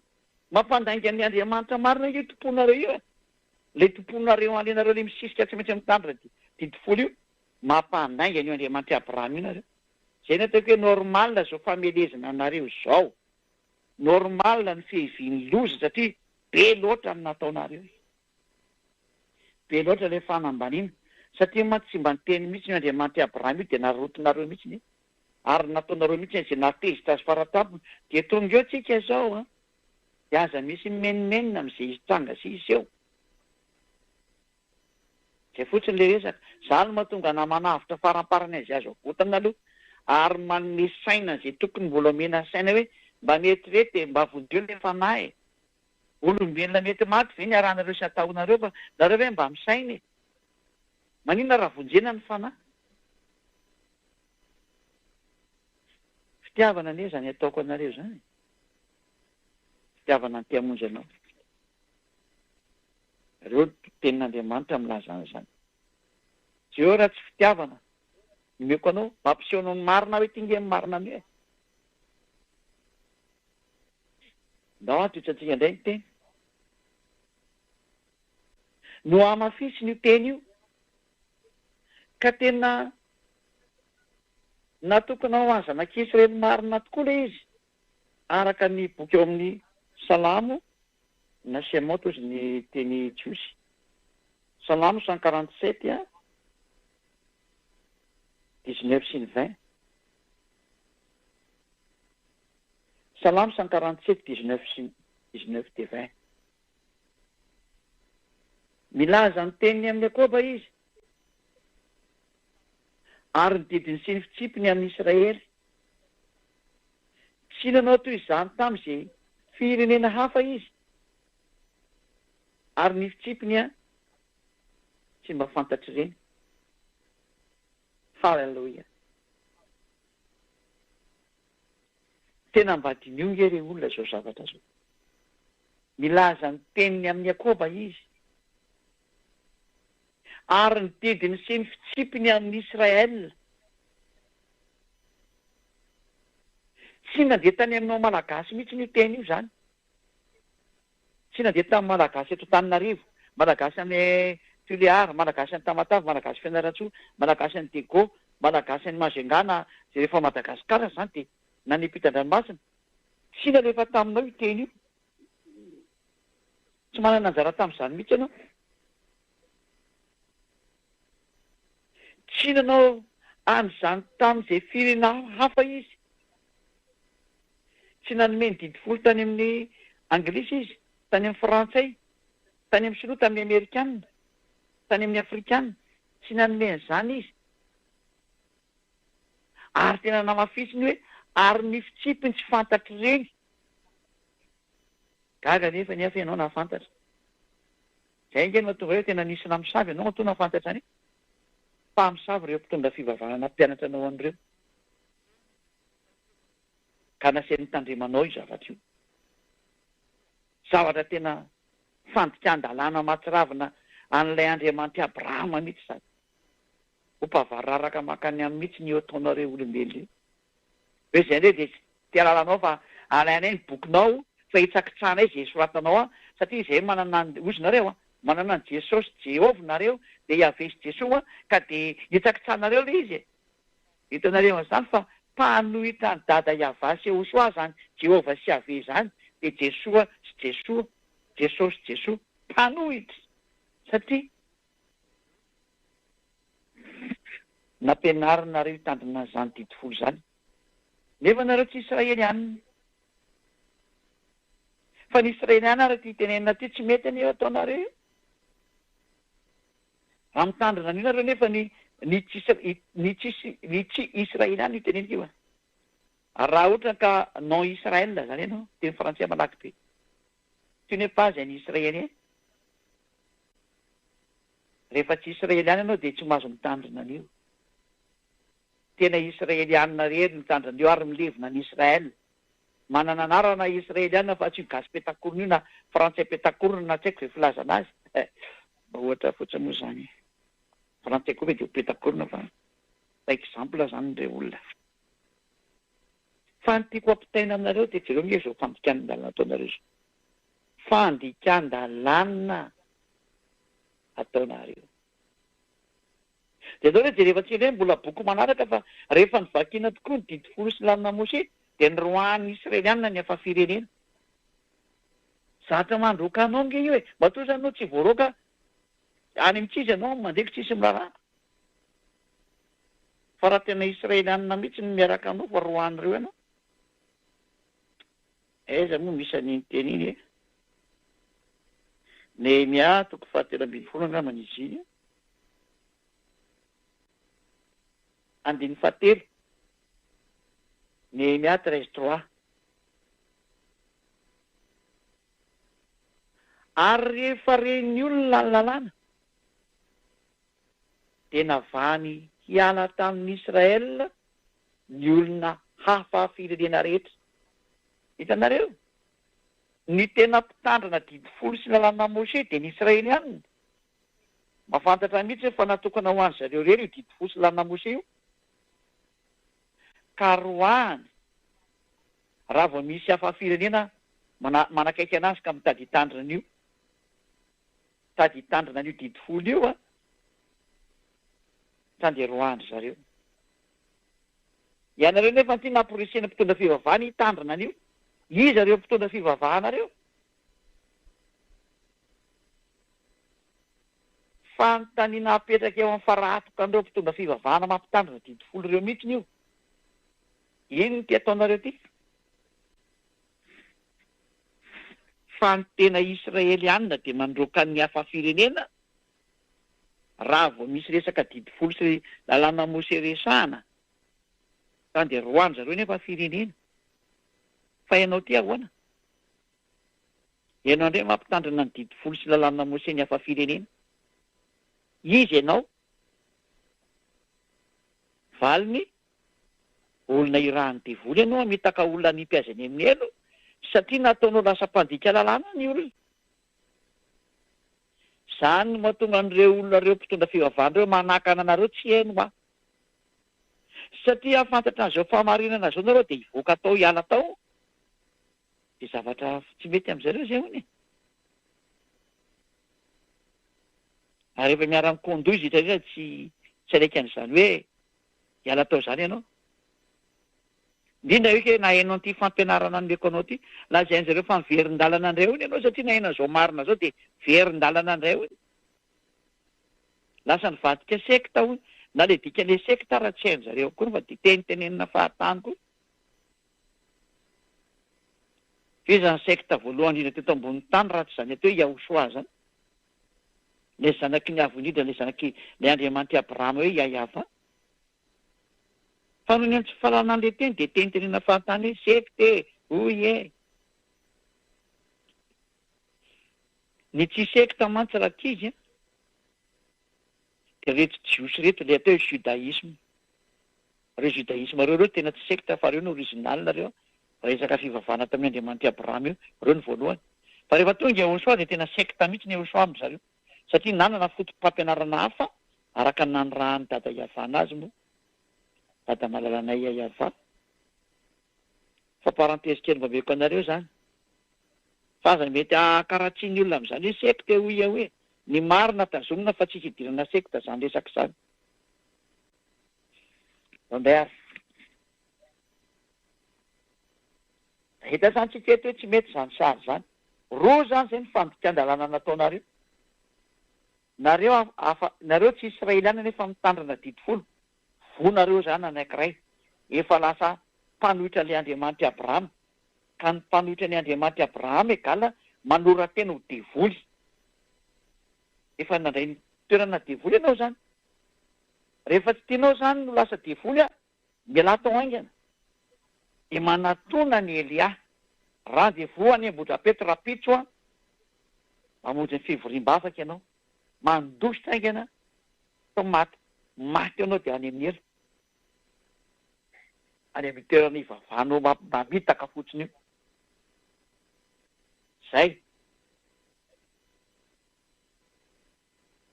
ianao tsy israeliana nefa nitandrina 10 fa tsy sokevitra voalohany mpandika lalàna ianao makany amin'ny elo ny dikan'izay faharoa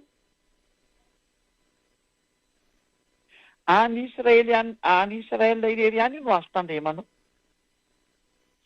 manina nefa ianao nampitandreman'ny olona an'izany nefa ianao aty Madagasikara aty France aty Chine aty Amerika aty Afrika aty Japon aty amin'ny faritsy ny Arabo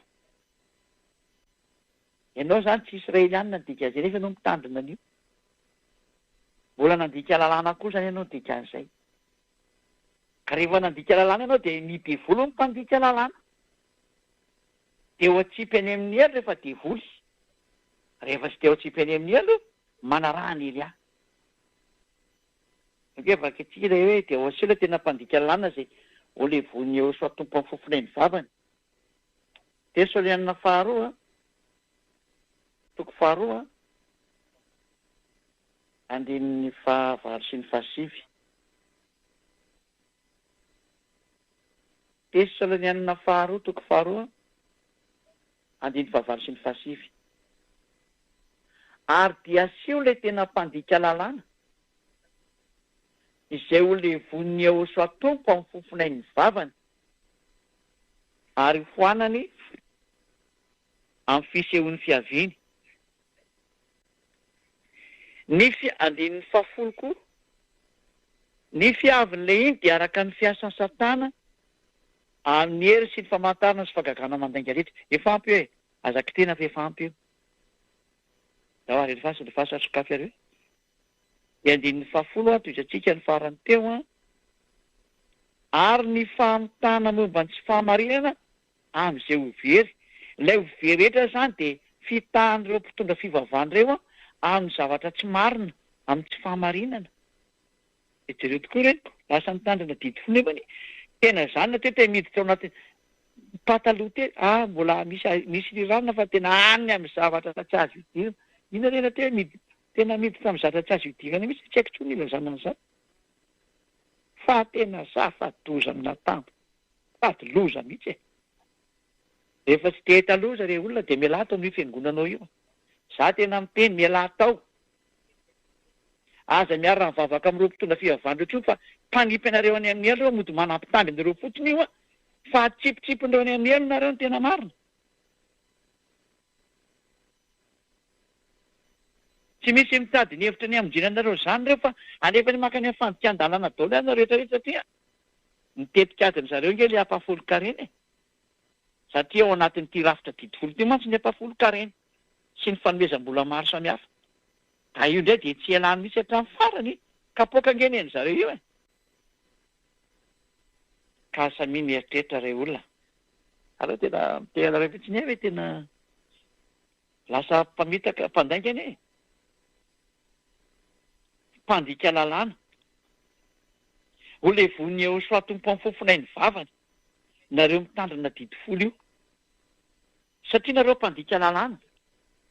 Ndao faketsika ny Jaona voalohany a. Jaona voalohany a toko fahatelo andininy fahavalo. Jaona voalohany a toko fahatelo a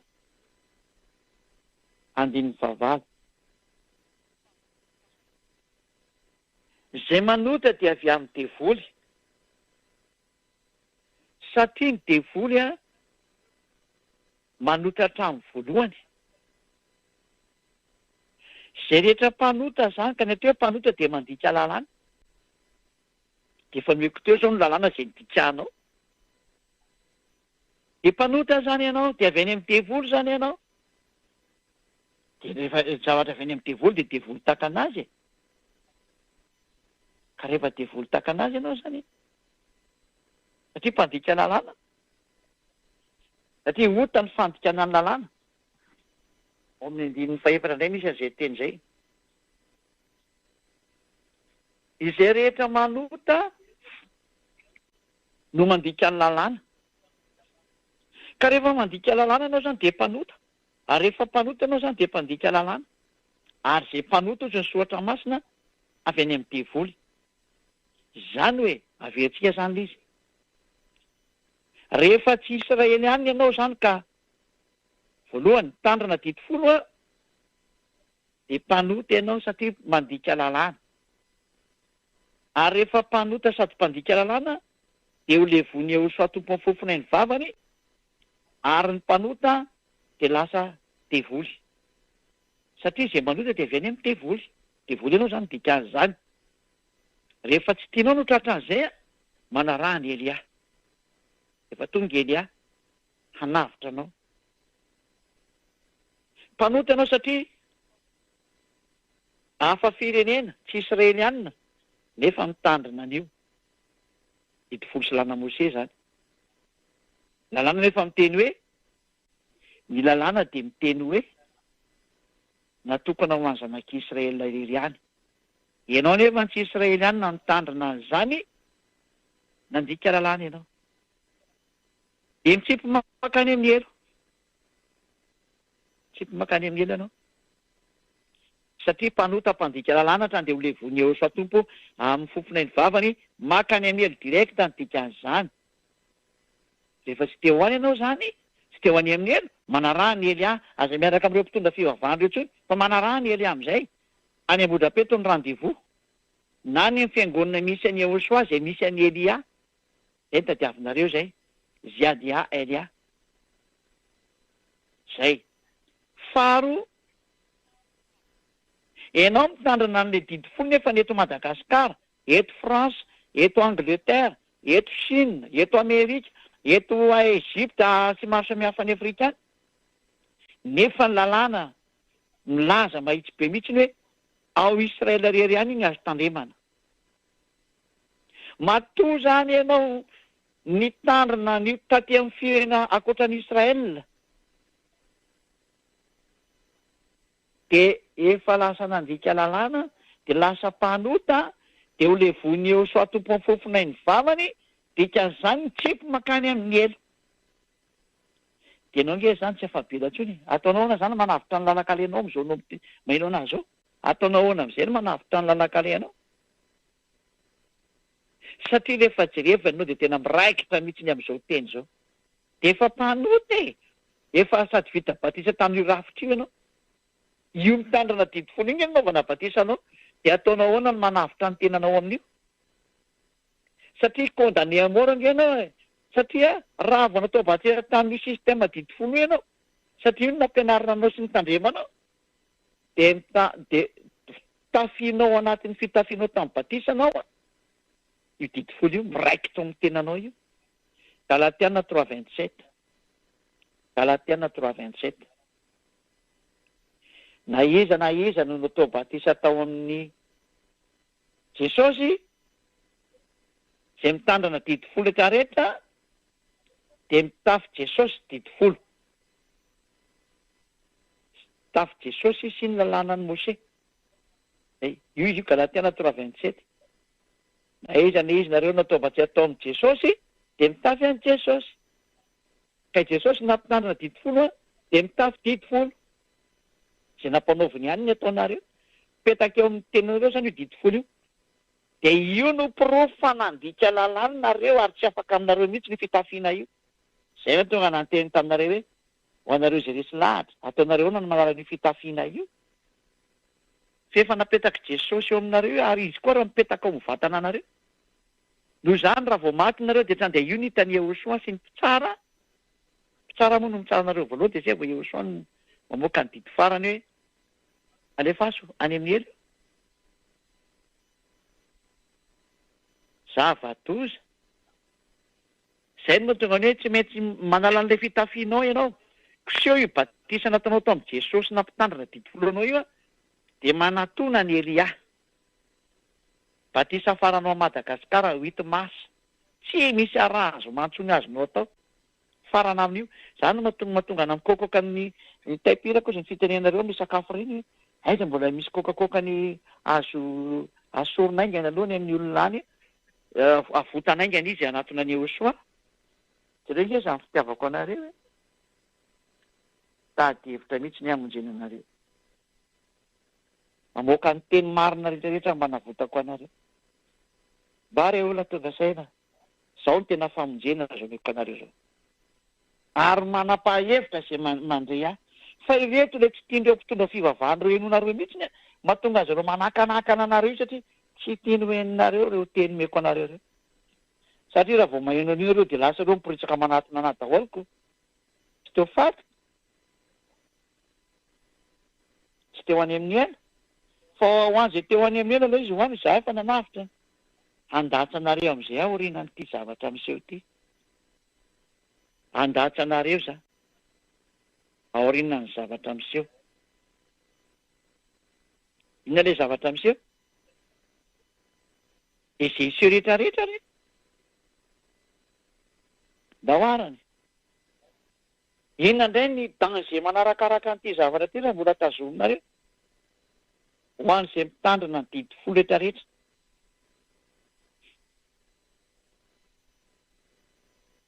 Hitanareo tena tsy miteny angela hoe naninona tsy tandreminareo ny sabaty. Maninona nareo ny mbola mihinana kisoa sy ny karazana? Hoe mihinana kisoa sy ny karazana hono nareo zany. Zay aloha tsy terena hinana azy zany mihitsy ny fa zay koa rehefa tenana mihinana izay azo hohanina, rehefa amidy eny an-tsena dia hohaninay. Satria ny sasany tenareo zany hoe hinana lalitra. Taiza koa misy lalitra amidy eny an-tsena. Misy ny varotra lalitra nga aminareo. Gaga be zany. Ka ino moa zany resaka mandeha amin'ny tsisitsisy arabe fa tsy any ny important fa ny tena lalàna ny jerevana.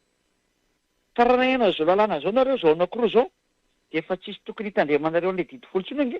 Tsy misy tokony hitandremanareo an'ilay sabata sy ny fifadiana kisoa satria ho very izay mihinana izay mitandrina an'izany no ho very. Mitandrina sabaty ianao dia ianao no very. Tsy mihinana kisoa ianao dia ianao no very. Dia andana mihinana amin'izay izay mandray ahy manomboka androany. Rapito zao sabotsy ny andro andana mihinana kisoa. Santarao finanana kisoa ny sabata rapito mety be io. Ary zara tena miteninao mihitsy fa tena fifalianao ny Andriamanitra Abrahama zany satria izay no nandefasany zanany iny hanavitra ny olona. Ozy hoe hanavitra ahoana e? Da ho azy. Io didy folo sy lalàna moseo io ka efa nisakana ny dada Iava io e. Tia ny fanotelony. Fanaporofona fanotelony indray. Efa tsy mety amin'ny tsony io. Efa niravana io.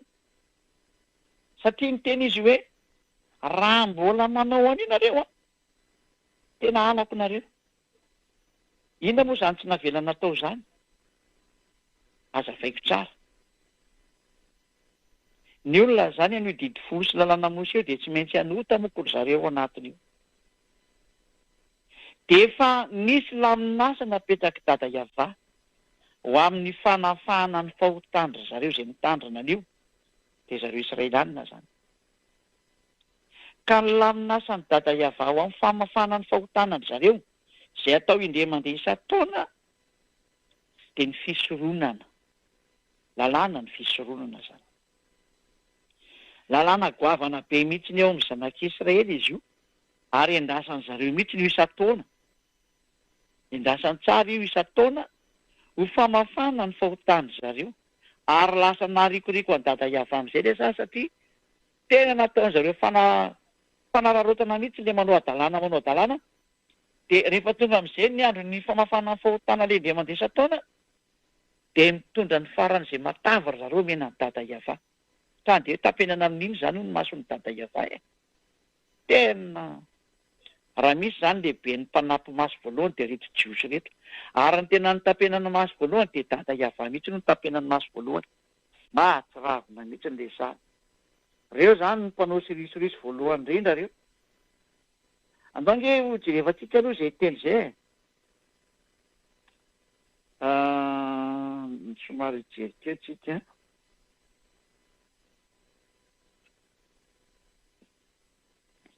hoe nofoanany dada Iavany fisoronana zay zany le ho jerevantsika zay hoe tena tesa tamin'ny mihitsiny izy a noho ny amin'reto sarina andeha rehetrarehetra reto zany natezitra anazy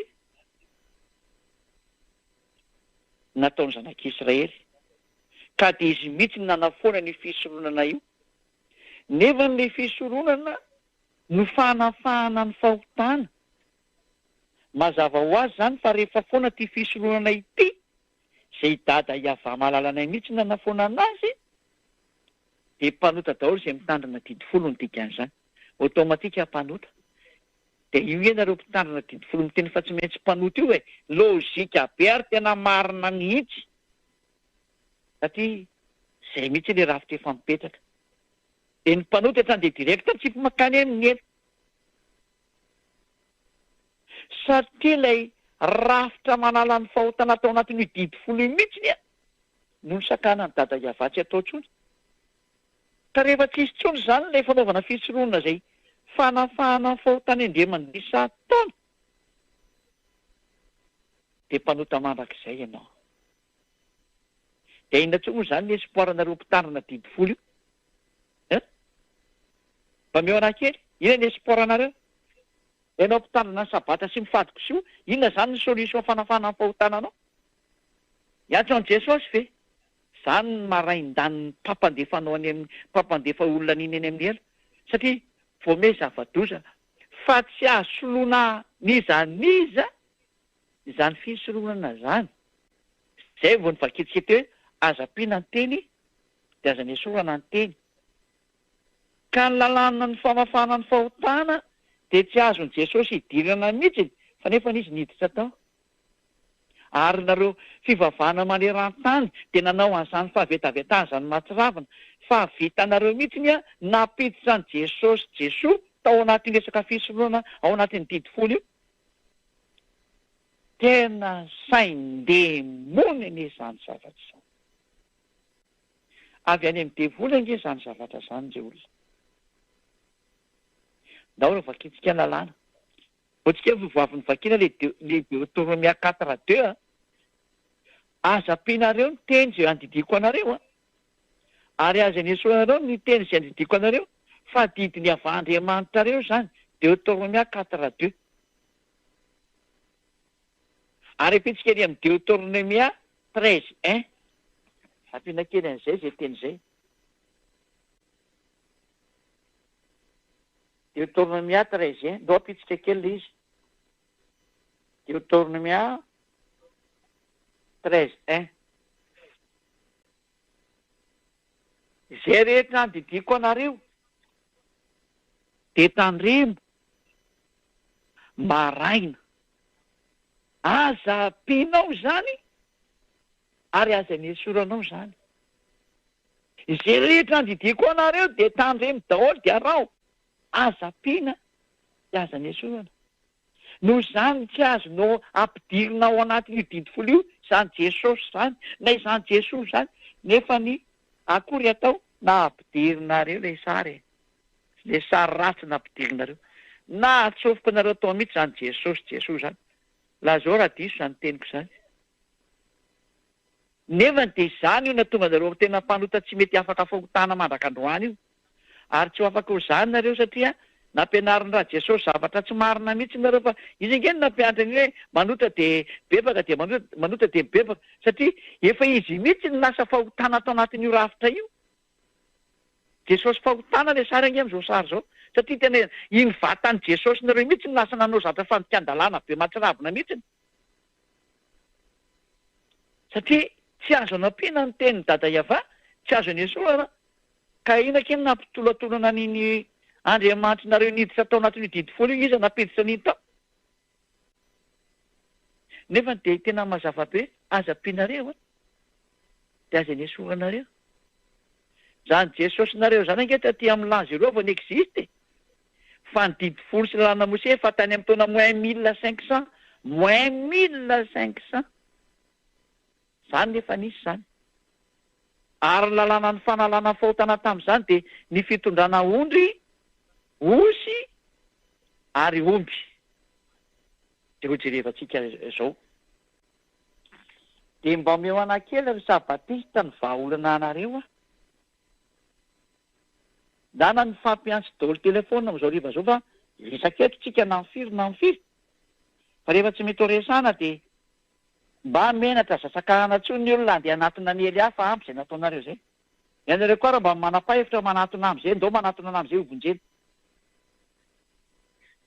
Aza miadaladala manimba olona ho any amin'ny elo. Ny fananareo fa tsipinareo any amin'ny elo, ny olona koa mbola sakahanareo tsy ho any amin'ny lanitry. Aza manao an'izany fomba ratsy zany fa tsy mety kosa zany. Ary nareo olombelona aza mety tapatahorona izay fa reo ara itsipany amin'ireo rehefa tsy mety hanavitra ny fanany, aloha izy hoany rehefa tsy handeha. Rehefa tsy anatona ny Elia izy aloha izy hoany. Fa ianareo rehetra andao daholo mandeha, izay mandre ana, andao mandeha, dia ampitapitao amin'ny olona izao fampianarana izao. Ndao azy. Lalàna ny fisorohana ny zanak'Israely, izay fanalana ny fahotanany zareo. Inona izy io? Ao amin'ny Levitikosy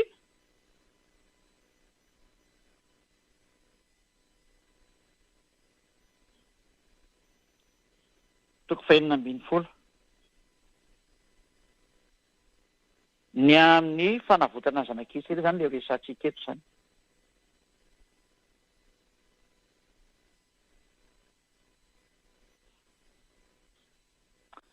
Levitikosy toko 4:20 manoko amin'ny 7. 16:3 zany. Eo tsika manomboka. Ary somary manaraka tsara mihitsy nareo eto. Ary izao no entin'ny Arona raha miditra ao amin'ny fitoerana masina izy a.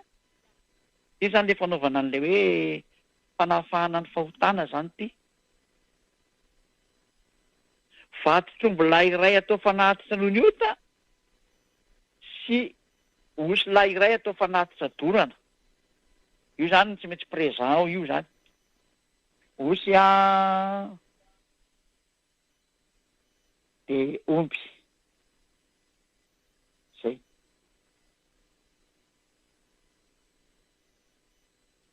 Ondry lahy moa zafady fa tsy osy e. Ondry, osy lahy. Omby lahy dia ondry lahy. Dia mbola misy resaka osy lahy indray rehefa avy eo indray jerentsika indray. 5 elo.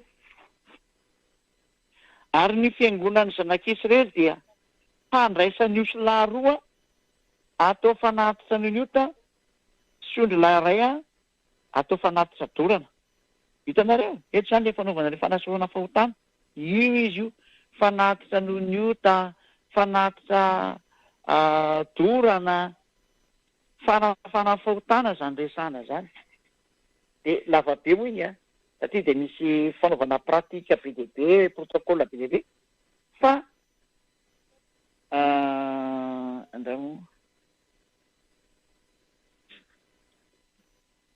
ao amin'ny andininy 4:20. Zao ia paketsika eto iny e. 4:20.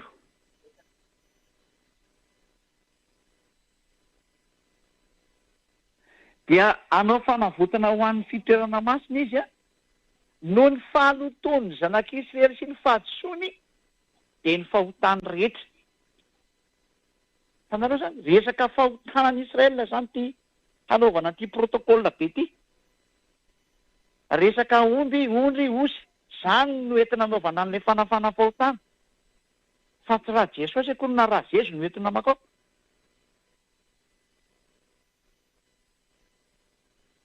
Fa misy fitsipika mipetraka tsara mihitsy no fanafana fahotana ho an'izay mitandrina 20. Fa jereo nefa ny tena nesoronareo zany resaka ondry sy osy zany ary omby dia nosoloanareo any raha Jesosy sy raha Jesoa. Jereo nge lazao fa diso zany tengo zany fa zany nge nampianaranareo mandrak androany ary manerana azy ho tontolo zao zany fampianaranareo zany. Ary inonareo marina zany zavatra zany. Ary rehefa tonga manazava dia ipemponareo ny olona aza miaina zany fa io lehilahy loto io zatra zao io mpanao ratsy io. Tsy misy fanaporofonina fa dia komsa fotsiny. Fa za rehefa resaka kosa miaraka amin'ny preuve mihitsy zay miresaka aminareo itinga ny défaut-nareo, itinga ny faute-nareo. Fa saingy aleonareo moa kapoaka toy izay famonjena. Satria nareo lasa nivadika kapoaka amin'ny fivavahana fa tsy mba famonjena olona. Ny Elia kosa ny tena famonjena fanao any amin'ny lanitra ny lanitra mba tsy ho lasany amin'ny elo, tsy mitovy mihitsy ny tsika e. Ary tsy hitovy mandrakizay mihitsy sanatry zany raha hitovy aminareo zany. Sanatry zany. Nareo raha noentina hiala tao mba hialanareo amin'ity adalanareo ity. Ndao ary toetratsika ndray ny teny. Tanderia mindiny fahalavidavitra ry tsika.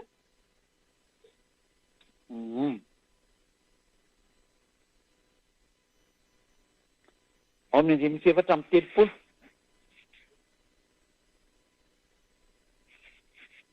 Tanderia amin'ny 34 zany. Lava be izy fa tandedikadikany koa. Tanderia zatra important meko anareo amin'izay. Ary ho lalàna mandrakizay ho anareo zany. Hanaovana fanavotana ho an'ny zanak'Israely. Indray mandeha isan-taona hahafahany amin'ny fahotany rehetra. Dia nataony areo narak'izay efa nandidian'ny avany Mose zany. Hitanareo amin'izay ilay teny.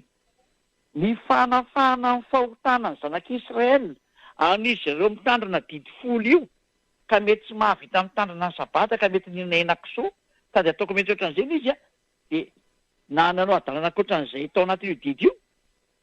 Eninjato mahery izy io 613 eo izay mpandinika. Dia izao ny voalaza. Ny fanafahana ny fahotany zareo dia io fanaovana n'io fisoronana io. Izay ataon'ny mpisorona ny zareo zany, mpisorona ny Israely ihany. Amin'ny alalan'ny famonoana omby, ondry, osy.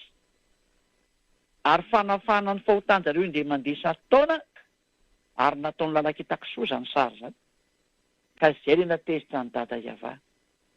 Satria manao tsy mety zareo dia aentiny amin'izay ny omby matavy sy ny ondry matavy sy ny osy matavy mba hanampenana ny mason'ny dada Iava. Manao ny ataony izy dia mitondra an'iny izy ka raha misy ny lehibe ny manampy maso voalohany izy dia reto Israelianina reto. Ary ny tapena azy ireo maso tamin'izany dia ny mpisorona. Dia dada Iava moa mazava ho azy. Fa tena mikarama mihitsy reto mpisorona reto tamin'izany satria tambatambazany zareo vola be sy ny karazany dia tany dia tapina maso dia tany dia mamela heloka foana. Zava-doza. Zareo ny adalany toy izany dia mitondra zavatra tsara fotsiny izy ho an'ny dada Iava. Ko raha tsy atao an'izany io Andriamanitra anay io. Nareo olombelona kely io ve ny hanitra mitapitaka an'ilay avo indrindra. Na ny anahana azy hoe avo indrindra. Ilay tsy toa ho ataonareo an'izany. Mba mieritrerety Dao ary. Tsy dada Iava. Ka ny amparan'izy moa zany dia nifoanany mihitsy io e. Ary rehefa nifoanany dada Iava io zay meko daholo ny toko sy andiny milaza ny fanafoanana an'io. Dia inona nataon'reto jiosy reto ny olombelona hafa firenena fa tsy jiosy. Solony an'i Jesosy. Solony an'i Jesosy. Ilay omby sy ondry sy osy teo solony an'i Jesosy fotsiny izao. Fa io ny fanafahana fahotana anay izao. Dia izay ilay moatonga zareo miteny hoe i Kristy maty ho anay, Jesosy maty ho anay, Jesosy maty ho anay. Io ny sary io. Natsofoko nareo teo izy. Nefa ny sistema manala amin'ny fahotana raha vao tandrina didy 10 ianao dia io ny teneniko anao io rery. C'est le seul et unique chemin pour l'enlèvement du péché. Pour être ôté du péché, on doit suivre ce seul chemin.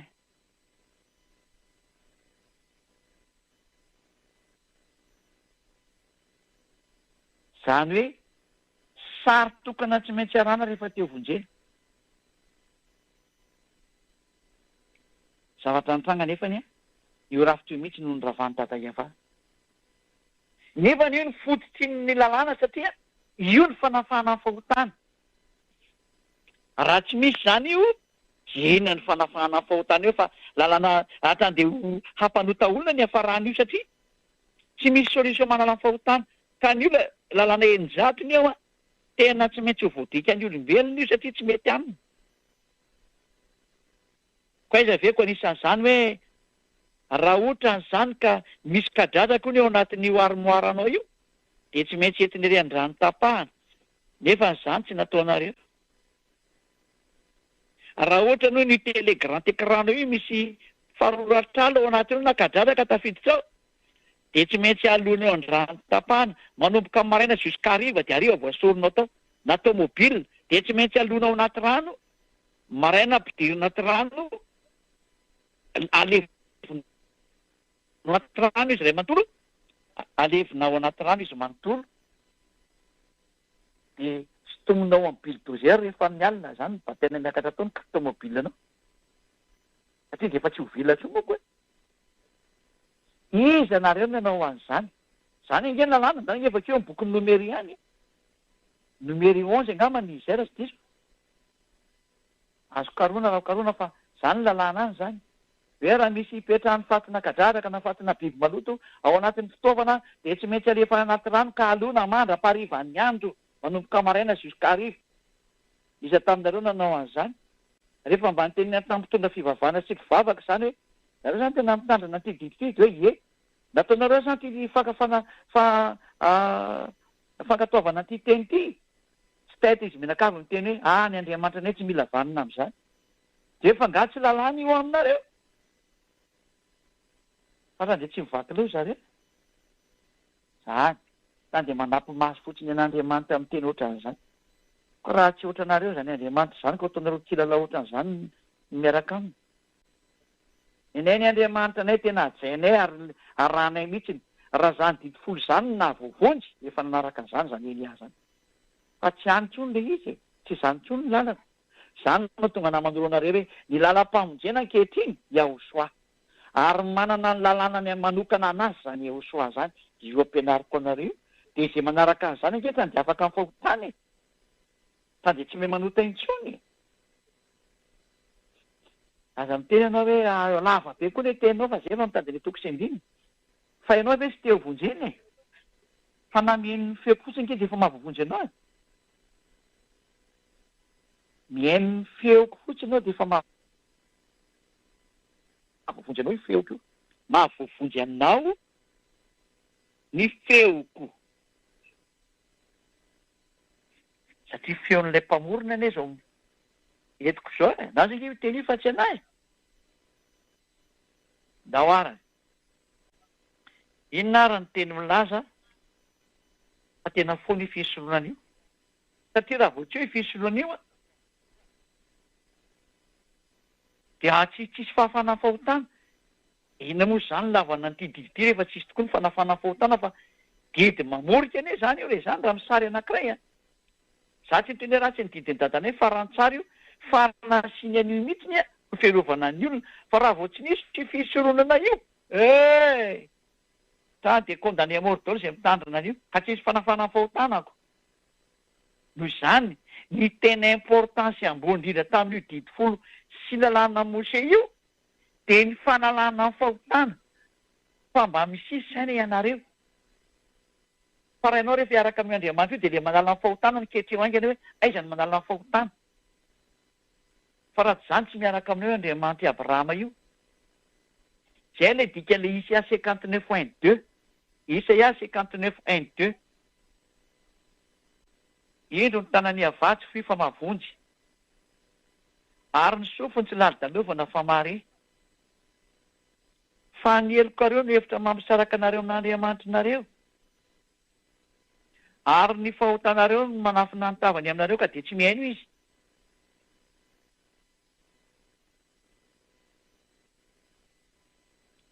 io teny io zany dia milaza mihitsy fa io Andriamanitra io tsy mety miaraka amin'ny mpanota zany na hanao iny ianao nanao iny rehefa hiaraka any ianao zany solution voalohany aiza le manala ny fahotana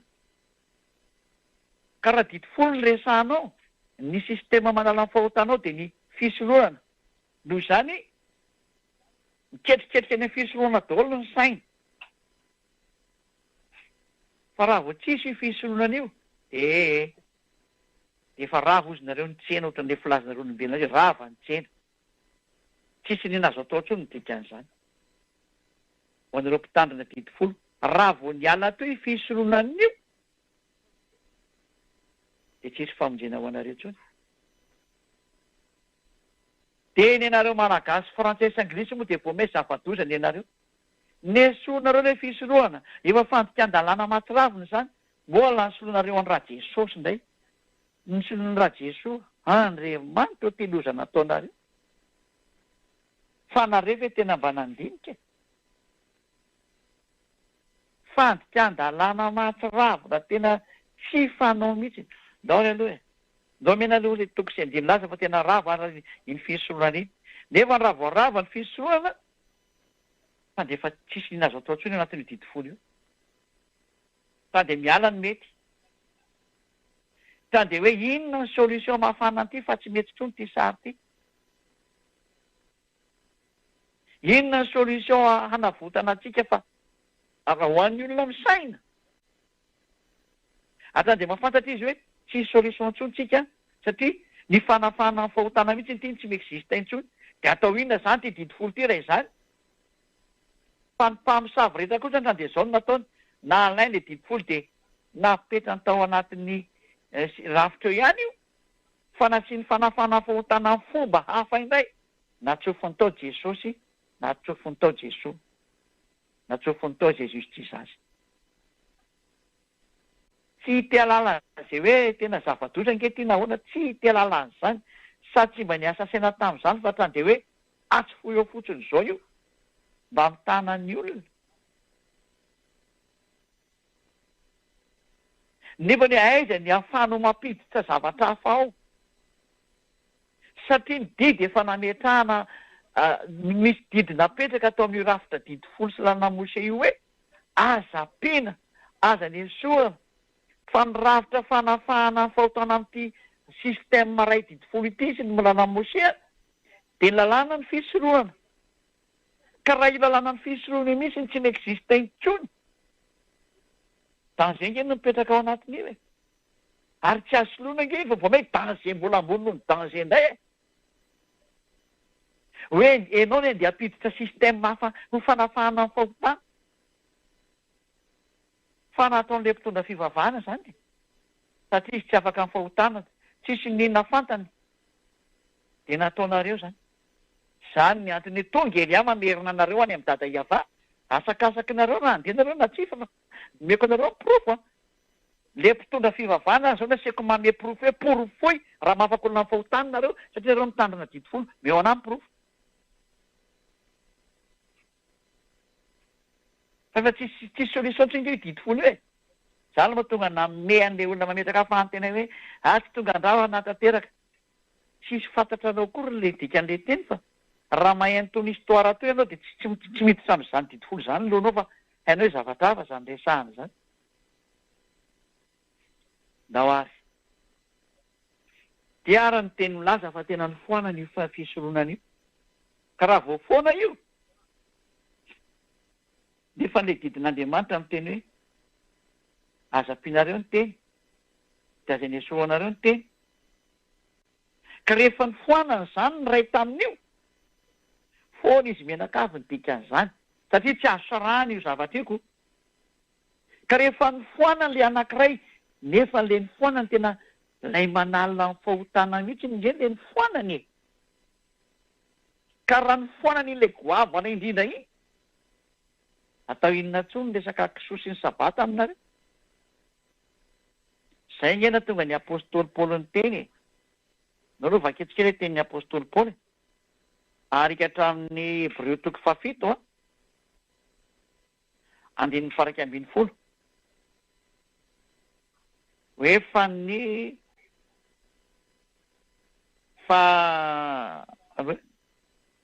tamin'ny alalan'ny fisoroana no nazahoany olona ny io lalàna io zany ny fototra ny dikan'izay Hébreu 7:11 Hébreu 7:11 ko raha nisy fanatanterana tamin'ny fisoroana ny Levi fa tamin'izany no nazahoan'ny olona ny lalàna. Izany hoe ity fisorohana ity zany no nazahoana ny lalàna. Raha tsy teo zany io fisorohana io dia tsy nandeha io lalàna Mose io. Amin'ny teny frantsay moa dia hoe la prêtrise lévitique était à la base de la loi donnée au peuple d'Israël. Zany hoe ny fisorohana ny Levi no fototra nazahoana ny lalàna. Ka raha miala zany ny fototra, afaka zany ny trano ny dikan'izany. Fa ny nareo olombelona mampime fa ianareo rava ny tranareo fa ny varavarakely mbola miantona eo ihany zany. Gaga tsika. Trano io nareo ty fa tsisy fototra fa misy varavarakely miantona. Zany io ataonareo io. Mampime be mihitsy ianareo olombelona. Nareo nefa mihaino loza naperaka ireo mpitondra fivavahana nareo nge midy kizo amin'ny ataonareo mihitsy e. Tena mamparera. Ka raha vao foana fisorohana io miara-mianjera adaolo ny didy rehetrarehetra. Satria io ny bazy io. Satria io ny fanalana amin'ny fahotana io. Ka rehefa ny fanalana amin'ny fahotana izay tsy azo soloina. Tsy ndiko tsara izay teny izay hoe ny fanafahana fahotana dia ny fisorohana izay tsy azo soloina mihitsy no ny foanan'io dada Iava io. Adalanao zany raha mbola te hipetraka ao ianao. Ny valiny. Fa tokony mitady système ianao. Inona ilay système vaovao men'Andriamanitra Abrahama ahafana miaraka aminy. Satria tsy mety intsony ty didy folo ty. Atrezy automatique ianao mahafantatra hoe tsy mety intsony io. Nefa ianao fa natao batisa tao anatin'io rafitra io. Efa niantso an' Jesosy tao anatiny io, sy Jesosy tao anatiny io, izy nampianatra anao an'izany, tany amin'ny katesisy kely sy ny katekomena nataonareo tany, sy tany amin'ny fiangonanareo tany, natao batisa tao ianao, tsy afaka eo intsony ianao zany. Izany ny ilanao an'i Elia, hanafaka anao. Izy rery sisa manana ny lakle, ny fahefana, handravan'io fitafianao io, handravan'io famononanao io, hahatonga anao lasa olom-baovao. Zay no tonga anateny hoe aty amiko anie ny lakle. Rehefa teo afaka angenao ka aty amiko ny lakle. Tsy misy manana an'io reto ambony tany. Za rery manana an'io. Unique zany Elia zany.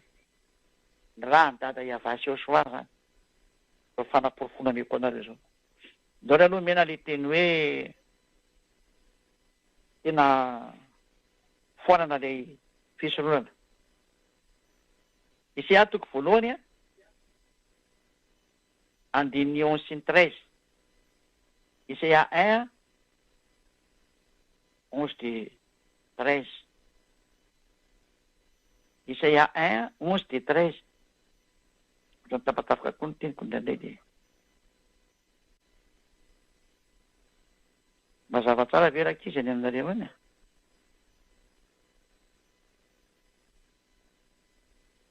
Isaia 1 11 ka hatramin'ny 13. Ataoko inona ny zavatra betsaka vononareo ho fanatitra, ho Iava. Efa tofoka amin'ny ondry lahy atao fanatitra dorana sy ny saborana zanakombony faho. Ary tsy hitako ny rano vatotrombo lahy sy ny any zanak'ondry. Ampiakaraka izy.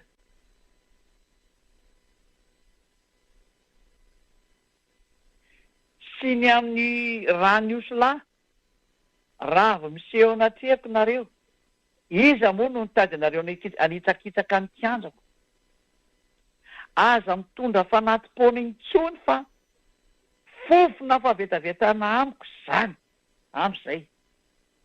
Na ny voaloham-bolanareo sy ny sabatanareo hatrany amin'ny fihetsom-piangonanareo tsy zakako ny fivoriana masina araroa-paratsy. Tsy mila nitsony leo be an'io zany. Nanomboka teo zany dada Iava dia efa miteny hoe tsy mety amiko tsony ty fisorohana nataonareo ty. Leo be za. Zay vao tena misy dada manana Iava leo.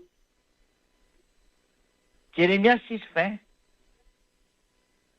Fanetsika hiditra amin'ny Jeremia toko fahenina andininy fa roapolo.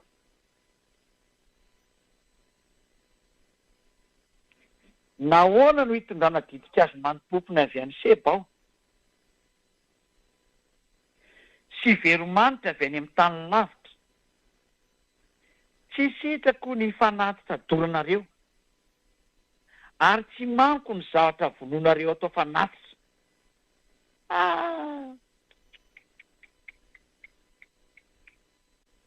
Leo be ao izy dada Iava, tsy mety amiko ty ataonareo ty. Tsy mila ty fanatrinareo ty intsony a. Isy rakotsony io. Indray ary hitindray tsika amin'ny teny manaraka. Ao amin'ny bokin'ny Isaya 6:27. Isaya 66:3. Indray vakitsika ty ny tena tantara ty. Ho an'ilay olona manao fanatitra zany. Foana teo zany le fanatitra ny dikan'izay. Zay mamono omby dia ohatrany mamono olona. Ay. Foana tanteraka amin'izay le fanatitra zany. Zay mamono ondry atao fanatitra dia ohatrany mamolaka vozona alika. Na iza zany olona mamono ondry manao atao fanatitra dia ohatrany mamolaka ny vozona alika.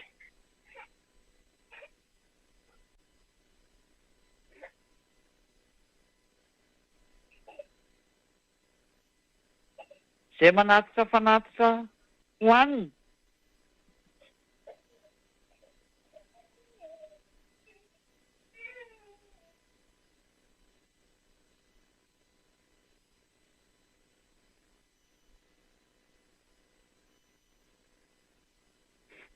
Tizatsika.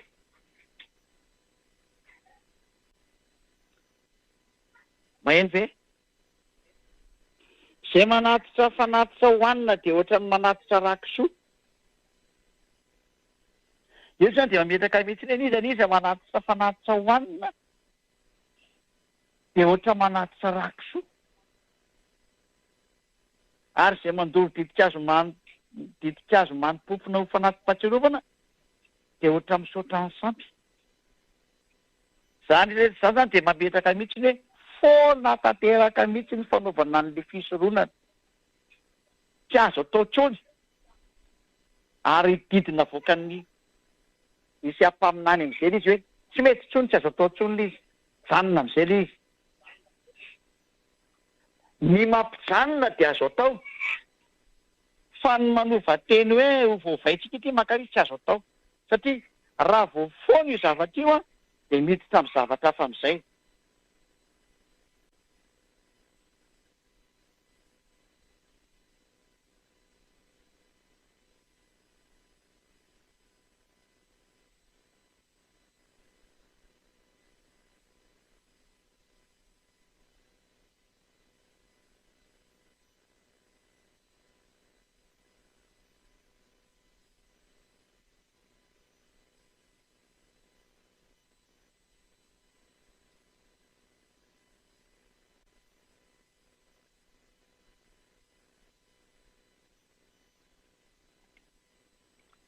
Hitantsika eto zany fa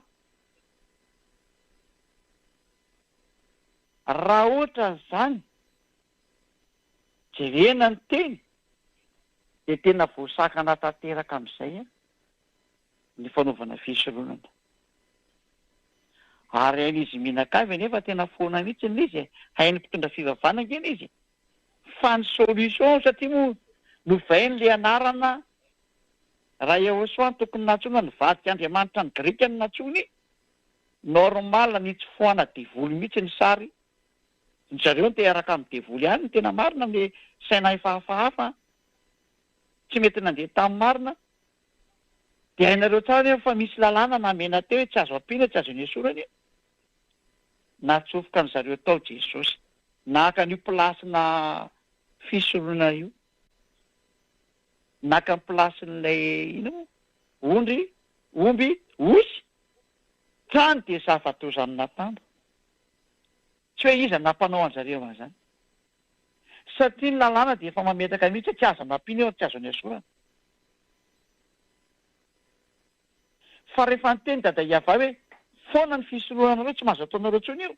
Dikan'izay tsy isy tsony ny famelan-keloka ao adalanao izay mbola mipetaka ao anatin'io sistema io dikan'izany. fa ny mahiran-tsaina tany dia mahafantatra hoe misy zahatra mbola ho avy any zany halona ty fa tsy mety tsony io. Fa ny tsy mahira-traina rehetrarehetra tany dia hoe vanan Jesosy fotsiny rangaty dia vita. Tany dia ino aloha mpanotamiana-kafo mandrak'androany tsy afaka otsony ary faly be ny devoly nanipy anareo any amiely izay maty na tsipiny any amiely izay maty na tsipiny any amiely satria tena fanoerana ny dada Iavany nataonareo. Io ny porofo io. Fa naporofona mihitsy ny meko.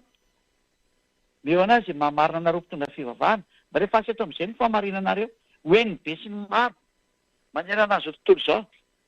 Nefa asy ilay fanamarinanareo.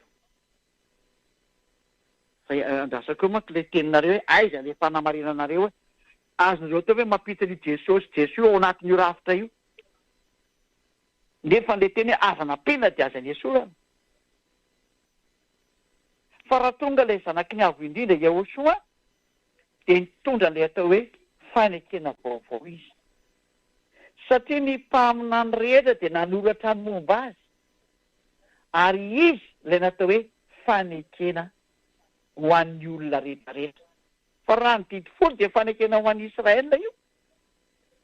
Fa Yahosoa kosa ilay maty teo amin'ny fijaliana fanekena natao ho an'izao tontolo izao. Ary misy lalàna manaraka anazy. Ny vavany mihitsy niara-no teny izay. Tandremo ny didiko kosiko manana didy izy ny dikan'izany. Aza kitikitianao ny didiko ny dikan'izany ozy izy. Ary fiainana mandrakizay ny didiko ny teneniny tsara mihitsy manana ny azy manokana izy. Ary zany zao ampianariko anao zao. Zay fa dia mirazo antsika samy tainao soa fa tsy aliariva afaka isotra ny dada Maria fa ary isotra ny Yahosoa. Dada Maria avao injony olona.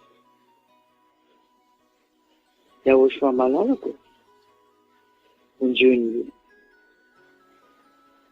Efa tena miezaka mafy mihitsy manao izay amonjenany olona. Mba hiverenany any aminao Yahosoa.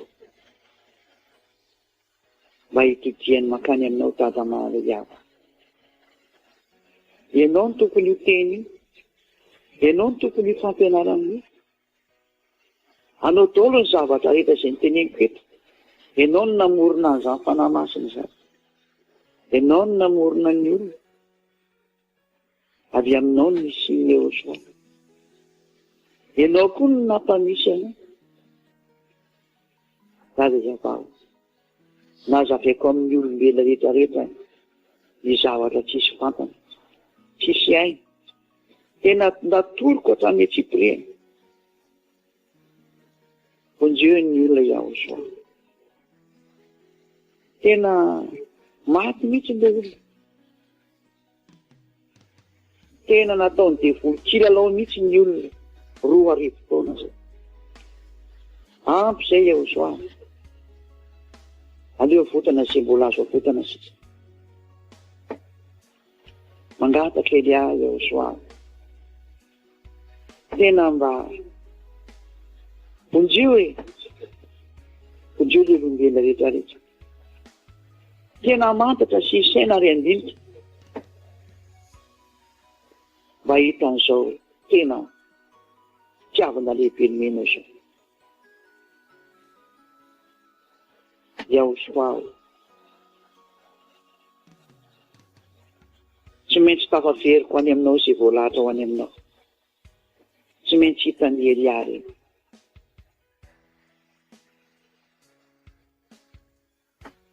Ampy fotsiny havita ny asanao.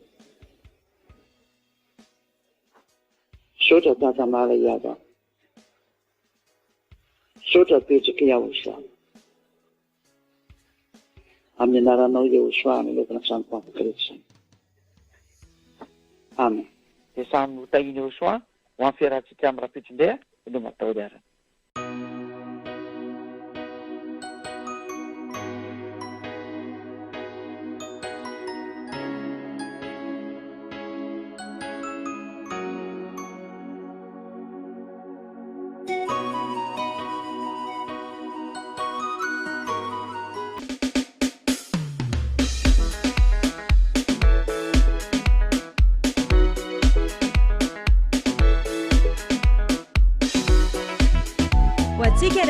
eto Antananarivo sy ny manodidina izay maniry hamonjy fivoriam-bavaka ny zanaky ny avy-indrindra izay tarihany ambasadorany Aochoa Ziadia Elia.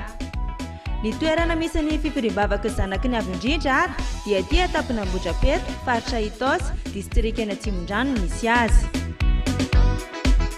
Ity ara ny toro-lalana ho anao. Ataovy izay atongavanao eo amin'ny cité Itos, eo amin'ny terminus ny bus 133, dia rehefa tonga eo ianao dia mizotra miakatra ny lalana Bave mandrapatonga eny amin'ny Simbybeandrano. Afaka mandray bajaja ihany koa ianao mandrapatonga eo amin'ny Simbybeandrano. Rehefa tonga eo amin'ny Simbybeandrano indray ianao dia mbola miakatra amin'ny lalana Bave amin'ny ankavian-dalana. Rehefa tonga ao tapony ao ianao dia mahita trano miloko gris sy plaky misy soratra hoe Fiangonan'ny Ayava, Aochoa ary Elia. Dia ao no misy ny fivoriam-bavaka zanaky ny avy-indrindra izay tarihany ambasadorany Aochoa Ziadia Elia. Raha mila fanazavana fanampiny ary ianao dia afaka miantso mivantana ireto larana ireto.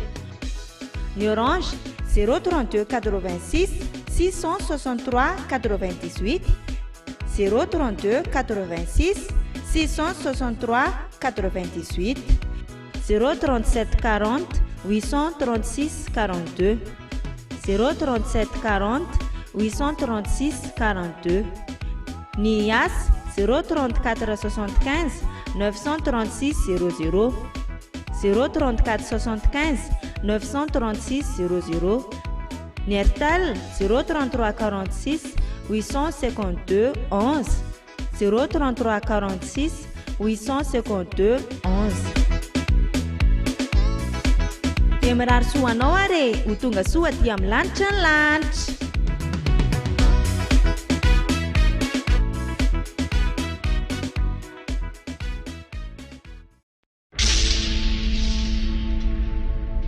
Ny voninahitro tsy homeko ny hafa.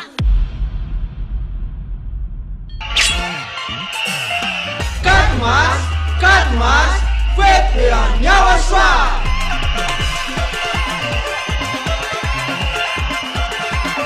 Tonga ny fotoana ankalazantsika ny anarana mitondra famonjena. Ayava sy Aochoa. Izay toriny ambasadorany Aochoa Ziadia Elia.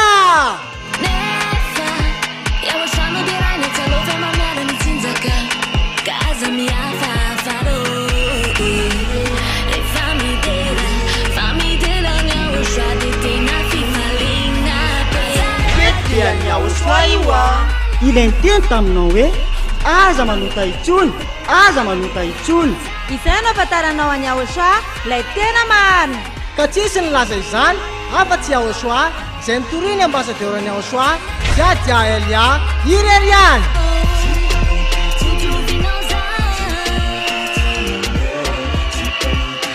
Ny faefatra ny volana marsa ho avy zao ary dia fety be manetriketrika ety amin'ny foibe ny fanjakany Aochoa, Ambohidrapeto, Antananarivo, Madagasikara.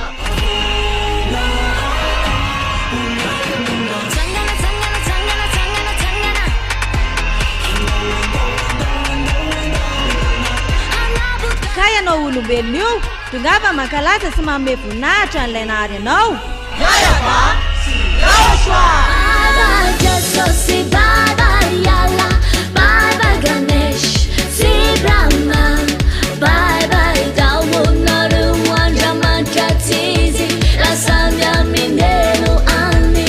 Tonga daholo ary hiary fety amin'ny faefatra ny volana marsa ho avy zao. Aza dino a.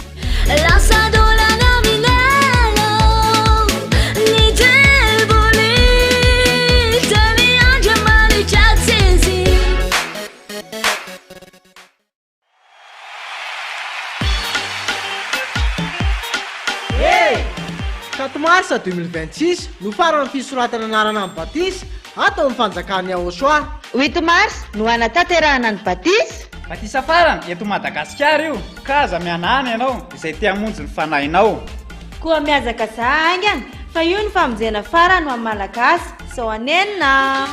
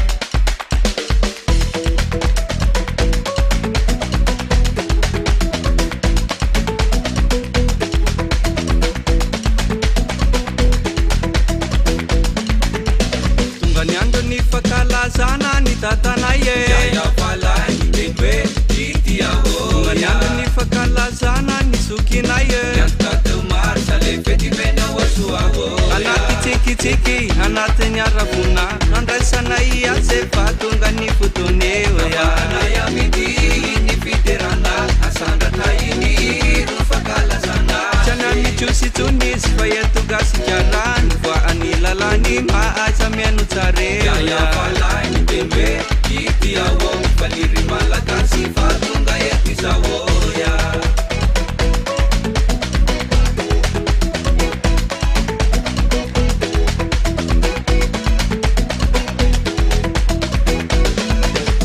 tonga ny andro ny fakalazana ny tatanay falai ny tembe ity ao tonga ny andro ny fakalazana ny sokinay anaty tsikitsiki anaty ny aravona andraisanay aze fa tonga ny fotonanay amity ny fiterana asandratra iny ro fakalazana janany tiositsonizy fa etogasykarany fa any lalany maaza miano tsare falai ny tembe ity ao faliry malagasy fa tonga ety zaoya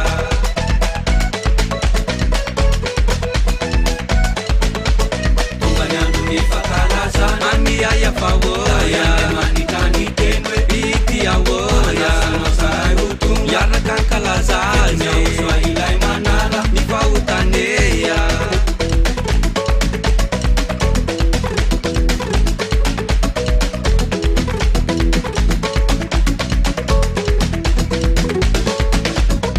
yufanita tara ni lausani ni tiuse na leo ni malakasi fario na muchifuche ya falai ni tenwe iti awo mifaliry malagasy fa tonga ety zawo tanteraka ny tenwe nino sandry lalany himatakasikara no lazaina menisane ya falai ny tenwe ity awo mifaliry malagasy fa tonga ety zawo telo ny mpaminany tokana manambara ambasadorany awosoa saidia elia falai ny tenwe ity awoya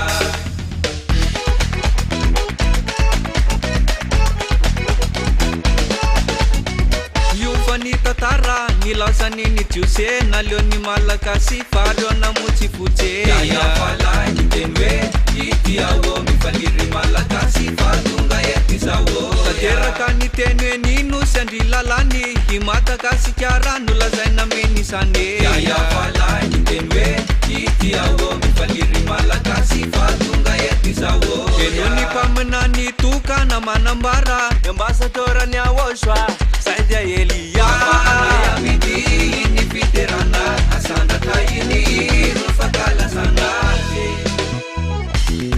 ao faofaintanatsika voninahitra iavasy aosoa zay asandratony fety fakalazana ny anarany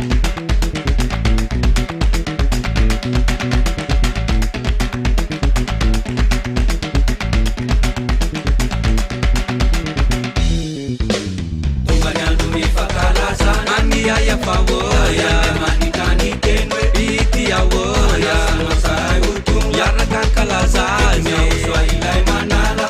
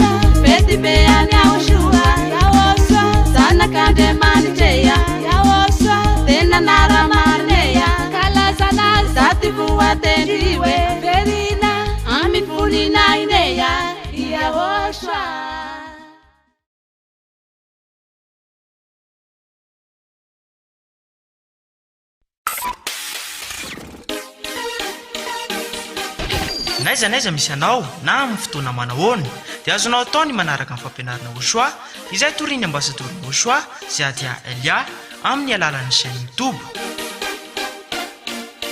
Raha amin'ny teny anglisy yaba ya Ochoa TV, raha amin'ny teny frantsay yaba ya Ochoa TV français, raha amin'ny teny sinoa yaba ya Ochoa TV Chinese, ary raha amin'ny teny malagasy yaba ya Ochoa TV malagasy.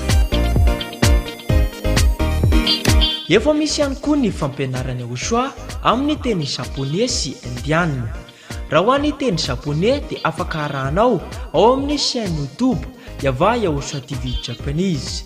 Raha ho an'ny teny indiana kosa dia afaka arahanao ao amin'ny chaîne YouTube Yava Ochoa TV India. Azonao atao ihany koa ny manaraka mivantana amin'ny site internet www.rtvochoa.com na ihany koa www.ya-yava.com. Koaraoa ny fampianarana Ochoa izay mahatonga anao ho tsy mpanota intsony sy mitondra anao ho any amin'ny lanitra ny lanitra.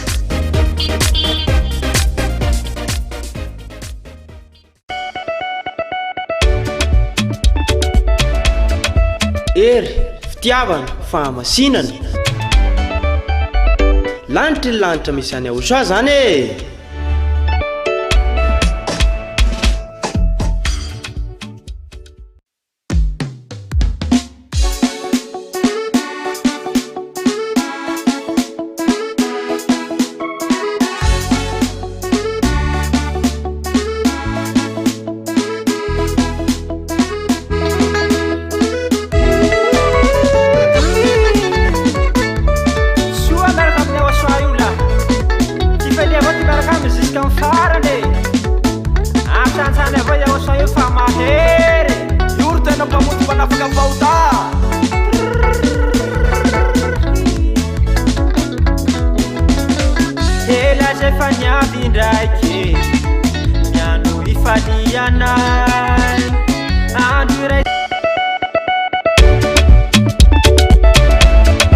Ery, fitiavana, fahamasinana. Lanitra ny lanitra misy any Ochoa zany e.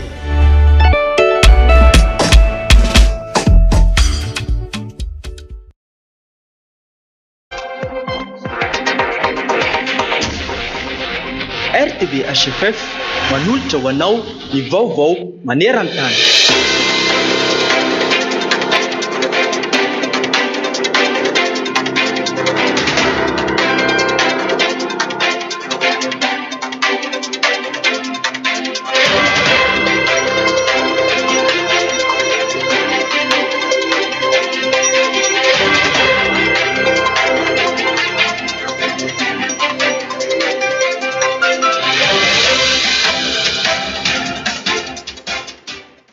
Hoany dada Yayava, lay dada malala maminay, lay mpamorona anay, ny voninahitra mandrakizay, lay mpamorona ny zavaboary rehetra hatrany amin'ny lanitry ny lanitra, hatretỳ an-tany, hatrany amin'ny univers maro samihafa, na ny hita maso na ny tsy hita maso. Ho an'ny Ahosoa ihany koa ny voninahitra mandrakizay, lay zoky malala, tianay namonjy anay, na tonga anay ho afaka amin'ny fahotana, ka tafaverina amin'ilay dada Yayava malala anay indray izahay, ary tafaverina aminay ny fon'ilay dada malala anay, voninahitra ho anazy mianaka, ary ny fisandratana avo indrindra ho anareo mianaka.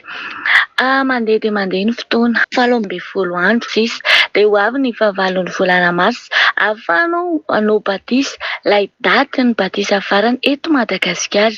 Famaranana ny batisa eto Madagasikara ao amin'ny fanjakany Ahosoa raha marimarina kokoa.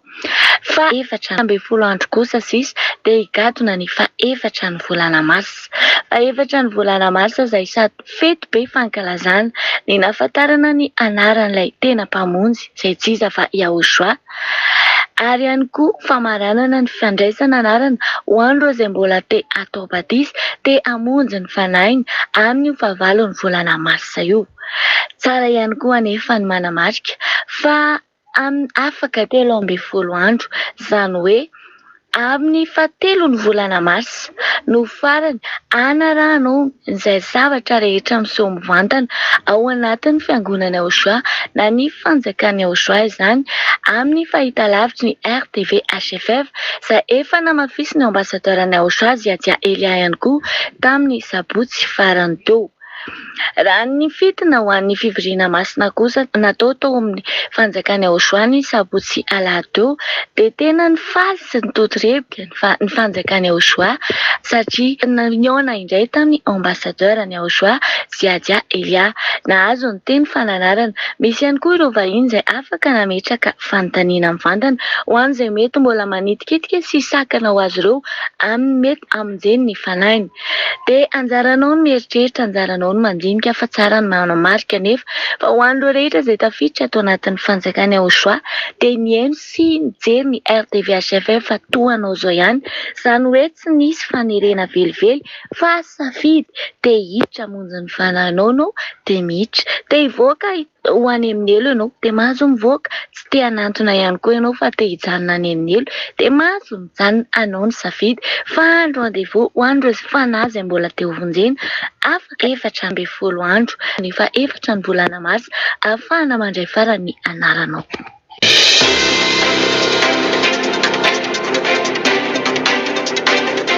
Ny ala teto Madagasikara omaly alady ariva ny azo any Moscou ny filoham-panjakana malagasy Colonel Mikael Randrianirina sy ny délégation izay mitarihany. Araka ny fampitam-baovao no meny fiadidinan'ny Repoblikan'ny Fanavaozana dia nahazo fanasana avy tamin'ny firenena Rosiana ny mpitondra fanjakana malagasy ka izany no antony atao any an-toerana. Miara-miasa amin'ny firenena rehetra izay eritreretina fa hitondra tombontsoa ny vahoaka malagasy i Madagasikara hoy ny filohan'ny Fanavaozana ny alohany ny angany. Andrasan'ny mpanara-baovao ny fihaonana amin'ny filoha Rosiana Vladimir Poutine mandritry ny diany any Moscou. Nasindresaka nandritra ny tafafoina taony ny fahavoazana nentin'ny rivodozana anjohan'ny vahoaka malagasy ary nitondrany ny teny fampahirezana ho an'ny traboiny.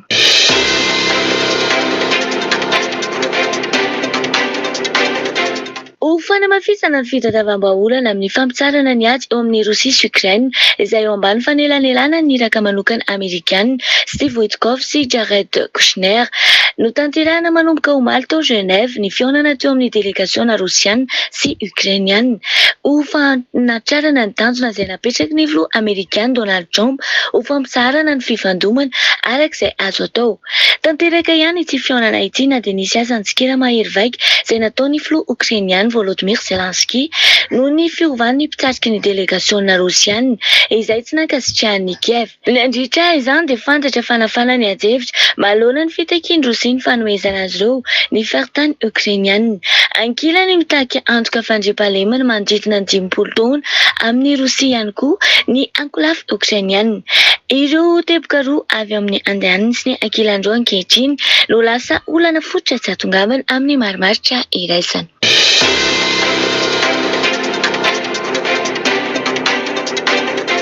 Ny lasa fa tsy tapizapotsiny manoloana ny sambony anaovana kasiparana eny an-dranomasina ny Rosia. Andray fepetra aratafika izy raha mbola kitikitihan'ny tandrefana ny sambony manaraka ny zotra an-dranomasina. Raisina avy hatrany fa tsy ara-dalàna ny fihetsika sy ny fikasana rehetra anaka-tsakanana ny sambo Rosiana. Tsy hipetra-potsiny amin'izao i Rosia fa hitondra fanafiana ara-miaramila eo ny eo. Nanome fampitandremana Nikolai Patrushev mpanolotsaina ny filoha Rosiana. Efa ela ny firenena tandrefana no nampitoka-monina ny Rosia tsy hifandray amin'ny fifanankalozana ara-barotra. Ny lalàna iraisam-pirenena nefa milaza fa tsy azo ataony manao ato izay amin'ny firenena iray raha hitera-pavoazana ho an'ny toe-karena ny fepetra fanasaziana.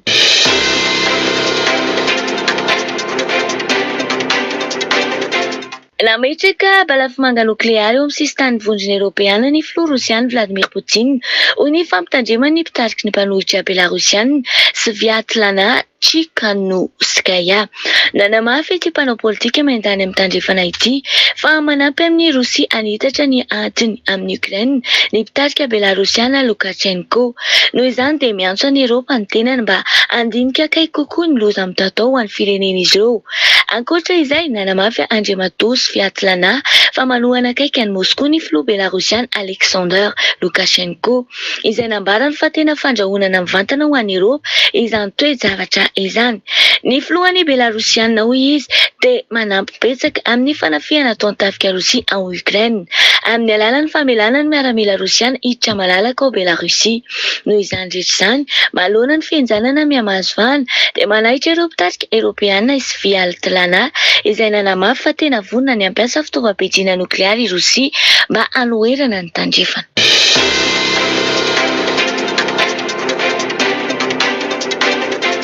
Manara-maso akaiky ny fitombon'ny tafika Amerikana tonga ao Moyen-Orient ny BBC izay nanambara fa tato anatin'ny herinandro vitsivitsy izao dia miamitongo hatrany ny fahatongavan'ireo fitaovam-piadiana Amerikana amin'ny faritra iny. Izany dia midika fa mbola mitohy hatrany ny fanerena ataon'ny États-Unis amin'ny Téhéran anaiky ny famerana ny fandarana asa noklearin'izy ireo. Taorian'ny tatitra fa tonga tany amin'ny faritra Golfe ny Sampiady mpitondra fiaramanidina Amerikana USS Abraham Lincoln tamin'ny 20 volana Janoary nefa dia nanamarina izany tamin'ny sary zana-bolana ny BBC. Ary voalaza fa tao amin'ny fari-dranomasina Arabia no namaharany. Ankoatra izay nanamafy ny manam-pahefana Amerikana fa nandefa ihany koa ilay samy mpitondra fiaramanidina mpiady faharoa USS Gerald R. Ford mba hanatevin-darana ny fisian'ny tafika Amerikana ao Moyen-Orient. Izany rehetra izany izay mampiseho fa mbola mitoetra hatrany ny fihenjanana eo amin'ny États-Unis sy Iran na eo aza ny fifampiresahana efa mandeha izay ny tanterahana ny alatsinainy sy talasa tany Genève.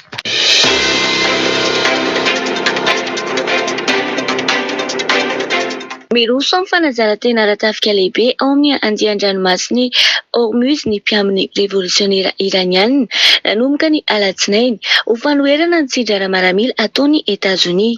Ity fanazara-tena ity izay tsy voafaritra ny faharetany fa kosa natao hanomanana ny tafika iraniana ho vonona mandrakariva amin'ny ady ary tsy emotra manoloana ny fiantsiana sy fandrahonana izay ataon'ny États-Unis.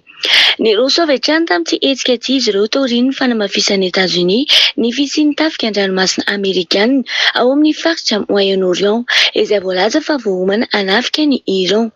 Manaraka izany na efa nisy aza ny fampitandremana izay nataon'ny Téhéran fa ho ankaton'izy ireo ity fari-dranomasina Hormuz ity dia mbola tsy mikatona tanteraka izany fa mijanona ho amin'ny ampahany fotsiny ihany aloha.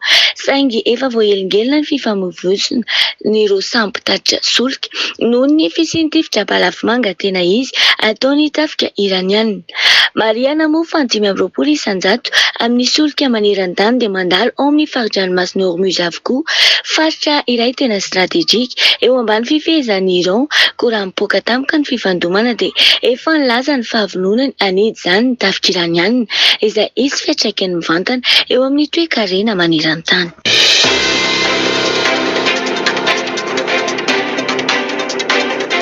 Mahakasika ny disadisa eo amin'ny États-Unis sy Iran izay hatrany taorian'ny fanambarana nataony vondrona mampitapediana Yemenita momba ny fanohanan'izy ireo tsy misy fepetra ny fanjakana islamika ao Iran. Ny vondrona Taliban ihany koa dia nandefa fampitandremana mahery vaika ho an'ny États-Unis sy ireo firenena miampiaradia aminy fa izay mikitikitika ny Iran dia horarava fa ny vondrona Taliban avy hatrany. Noho izany dia manara-maso akaiky ny fihetsika États-Unis ao amin'ny faritry ny Moyen-Orient ity vondrona mahery fihetsika ity. Nanamavy izany ny mpitondra ten'izy ireo Zabiullah Mujahid manoloana ny fianjanana sy ny fifandrahonana ara-miaramila tsy misy fitsaharana eo amin'ny Washington sy Téhéran izay misoko manginy hatrany hatrany.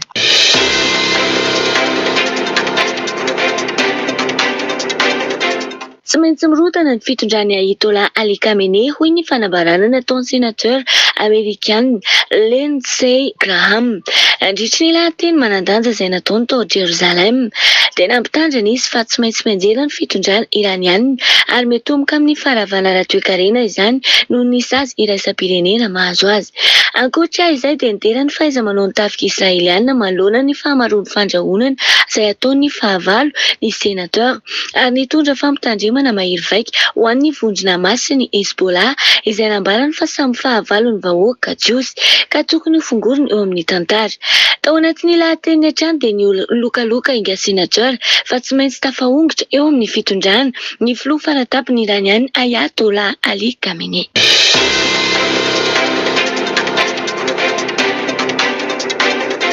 Mahakasika ny raharaha fanarenana ny Gaza araka ny tetikasan'ny filoha Amerikana Donald Trump izay mifanosy tanteraka amin'ny fijoroan'ny filan-kevitry ny fandriampahalemana izay natsangana vao tsy ela akory izay nampanantena ny filoha Amerikana fa hanolotra vola mihoatra ny $10 miliarda ny filan-kevitry ny fandriampahalemana izay natsangana hanao laharam-pahamehana ny fanohanana ny fanampiana maha-olona sy ny fanerenana amin'ny any Gaza. Nanao izany fanambarana izany tao amin'ny tsofa sosiala ny filoha Trump ary nohazavainy fa ireo vola ireo dia ho alaina madiodio ao amin'ny latsakemboka izay nalohan'ny firenena mandritry ny fikambanana ho fanafainganana ny fanarenana miaraka ny Gaza. Ankoatra izay dia manentana mavesatra ireo firenena mandrafitra ny fikambanana ny filoha mba samy homana amin'ny fandefasana ireo miaramilany iantohana ny fandriampahalemana maharitra.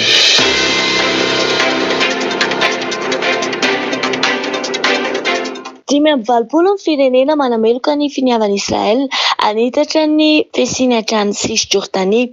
Anisan'ireny ny France, Cisjordanie, Chine, Arabia Saodita sy Rosia. Mampiseho ny fanjakazakany ao Moyen-Orient Israel ka tadiavy ny tarina ny velaran-tany iadidiny. Ny iray feo ny firenena 520 ka namoaka fanambarana iraisana manameloka ny fandraisan'ny Israel fepetra vaovao aka ny velaran-tany any Cisjordanie. Manara-maso ny fihetsika Israel zato ny firenena maro ary milaza fa mety hitarika amin'ny fiovan'ny faritany Cisjordanie ny fangalana ny taniny. Naneho ny heviny ihany koa i Antonio Guterres fa tsy ara-dalàna ny zavatra izay ataony Israel.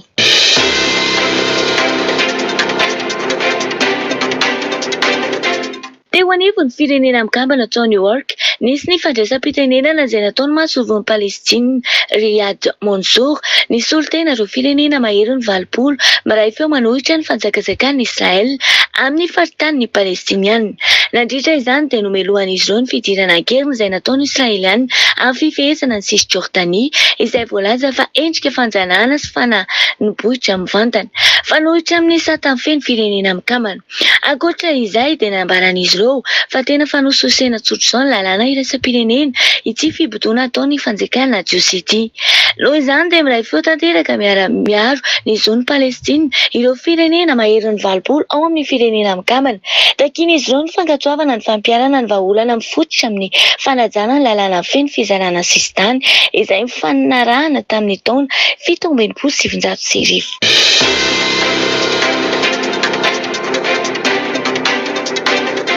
Manan-tanteraka fanazarantena ara-miaramila any amin'ny tendron-tany avaratra na arktika ihany koa ny tafika manokana kanadiana amin'izao fotoana izao, indrindra manoloana ny fianjanana iraisam-pirenena ao amin'ity faritra stratégique ity.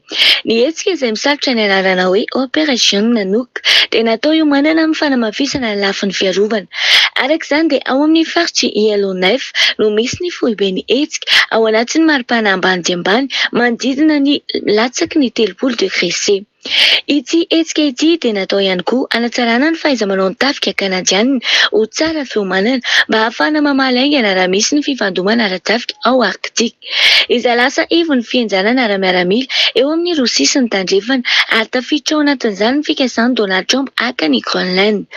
Vao ainga ny Kanada nanokatra ny mahasoivony taon'io Groenland ka nandritra izany nanamafisany Prime Ministre Mark Carney fa hanamafy fiara-miasa momba ny fiarovana miaraka amin'ireo firenena skandinaviana any amin'ny faritry arktika ny firenena.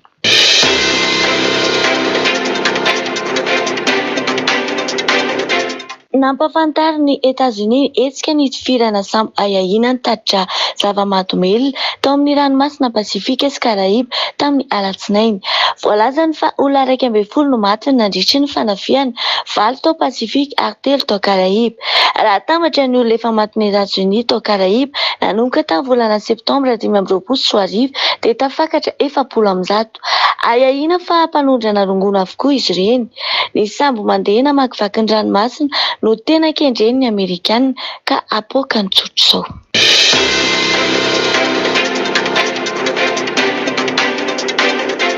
Ho fanamafisana ny fiara-miasa ara-tafika ao amin'ny Filipina sy États-Unis ary Australia. Nanomboka ny alatsinainy teo ny fanazarantena ara-miaramila iraisana tanterahina ao amin'ny ranomasina Filipina izay tondrosain'ireo tafika an-dranomasina sy anabakabaka iombonana.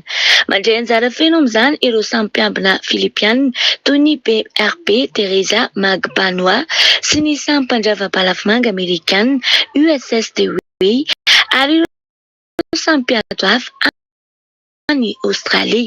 Ity fanazarantena ity dia natao hanatsarana ny fiara-miasa sy ho fanamafisana ny fiarovana an-dranomasina indrindra manoloana ny fianjanana eo amin'ny Filipina sy Chine mahakasika ny fari-dranomasina izay mampifanolana ny Beijing sy Mani. Miara-miasa amin'ireo mpiaradia aminay izahay ary ianao izay rehetra azonay atao mba hanamafisana ny fahaiza-manao anay ho fanoherana ny fanjakazakany Chine hoy ny kapiteny John Bercy Alcos, mpitondra teny tafika an-dranomasina Filipina.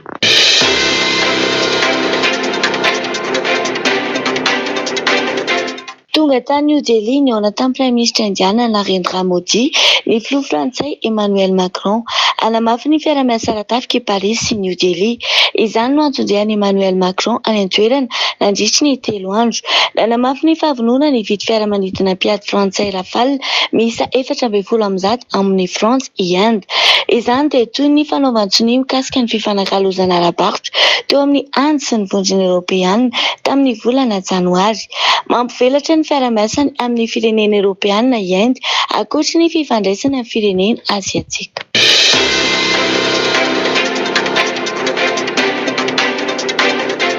Mitondra havatra mafonja ho an'ny firenena Afrikana tsy misy ankanavaka nandritra ny fiaonam-ben'ny vondrona Afrikana 2030 tao Addis Ababa ny filohan'ny Afrika Atsimo Cyril Ramaphosa.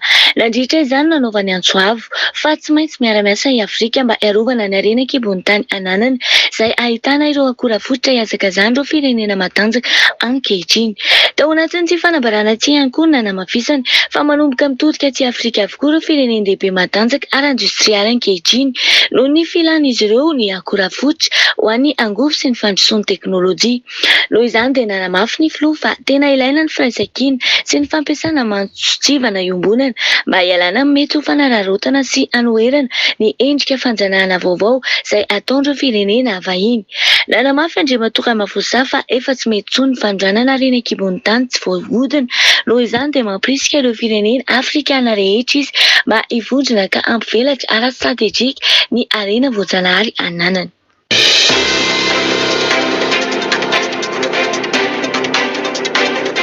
Notapahan'ny Parlement Européen ny safidy mampiasa IA ao anatin'ny tablety ny député. Ny fiarovana ny tahirin-kevitra rehetra ampiasain'ny olom-boafidy mba tsy ho tratra ny asa fitsiklovana no antony izany. Efa nahitana soratra nampiayay ny famindrana tahirin-kevitra miafiny avy tao anatin'ny tablety ny député. Vitan'ny manam-pahaizana ny misintona zavatra avy tao anatin'ny tablety ka noraisina avy hatrany ny fepetra. Ny fanesokana ny IA efa ndrafitra tao anatiny no vahaolana akaiky indrindra. Izany hoe tsy afa-miala fa mianjaanja eo anatrihan'ny asa fitsiklovana ny fitaovana informatika fampiasan'ny olom-boafidy Eropeanina. Ny fandrosoan'ny teknôlôjia no nahitana izany. Misy misintona ho azy avy tao anatin'ny tablety ny dosie na dia tsy ny tompony aza ny mamindra azy. Ny tombony isan'ny olona voan'ny homamiadan'ny tsinay be ho an'ny olona latsaky ny 50 taona, indrindra ho an'ny taranaka teraka teo anelanelan'ny taona 8,700 sy 7,700. Olona malaza maromaro any ivelany mifantatra fa maty ny homamiadan'ny tsinay. Anisan'ireny ilay mpilalao sarimihetsika nalaza tao amin'ny horonan-tsary Black Panther Chadwick Boseman nodimandry tamin'ny taona 2010. Tamin'ny 11 ny volana febroary teo no nodimandry teo amin'ny 27 taonany kosa i James Van Der Beek, Amerikana mpilalao sarimihetsika ao amin'ny Hollywood, vokatry ny homamiadan'ny tsinay ihany koa. Araky ny voalazany manam-pahaizana dia manana risika avy efatreny ho voan'ny homamiadan'ny tsinay be ny olona teraka tamin'ny taona 7,700 raha mitaha amin'ny olona teraka tamin'ny taona 8,700. Mbola mijanona ho mistera ny antony izany satria tsy mbola hita ny mpikaroka ny pirofo ara-medikaly azo anazavana azy. Ny any fantatra hatramin'izao dia ny hatavezana be loatra ny fomba fiainana amin'ny andavanandro mifandray amin'ny sakafo tsy zarizary, ny fisotroana alikaola sy fifohana sigara no tena fototra mahatonga ny homamiadan'ny tsinay be.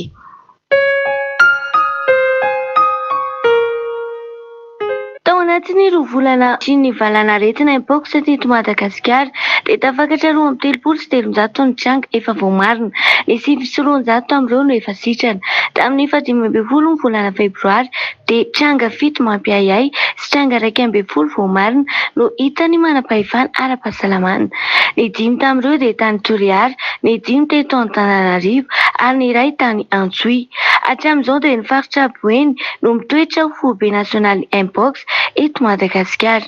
7,7 ny tranga efa voaray tany an-toerana. Ho an'ny teto Antananarivo kosa dia tranga 7,7 no efa voamarina.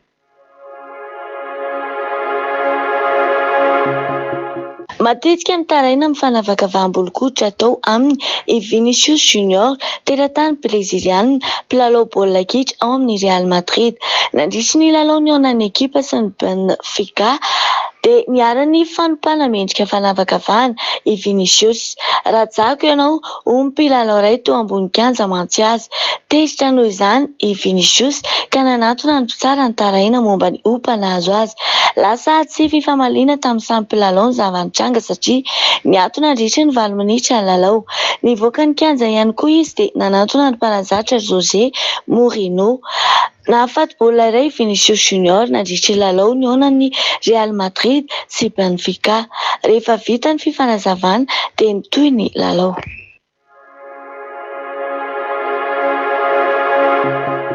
Tafiditra ao anatin'ny fandaran-dalao amin'ny Mondial 2026 ny fifandoman'i Frantsa sy Senegal amin'ny 19 ny volana Jona.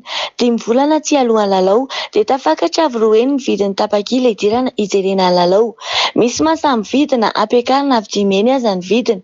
Efa nikatona tamin'ny volana Janoary ny fivarotana tapakila idirana Mondial 2026.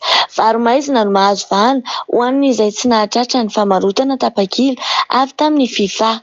$219 ny vidin'ny tapakila ara-dalàna, amin'izao dia tafakatra $1,000 ny vidiny. Mikasika ny fihaonan'ny Brezila sy Maroc amin'ny 17 volana Jona dia tafakatra $5,700 na $1,725 ny tapakila. Vidiny efa avy fitoeny mitaha amin'ny vidiny voalohany io.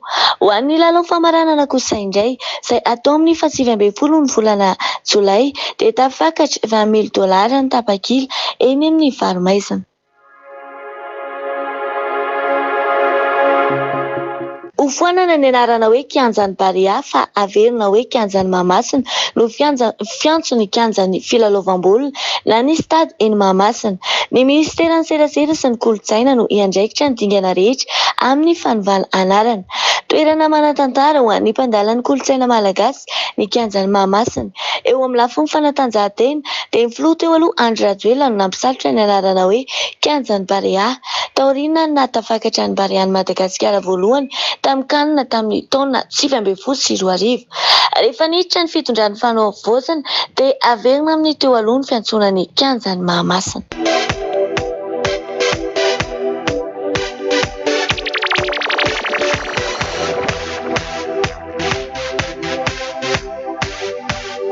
Mitondra fanazavana trany manam-pahaizana fa hafahafa misotro ny ilay vongan-javatra antsoina hoe 3 Atlas eny amin'ny faritry ny masoandro.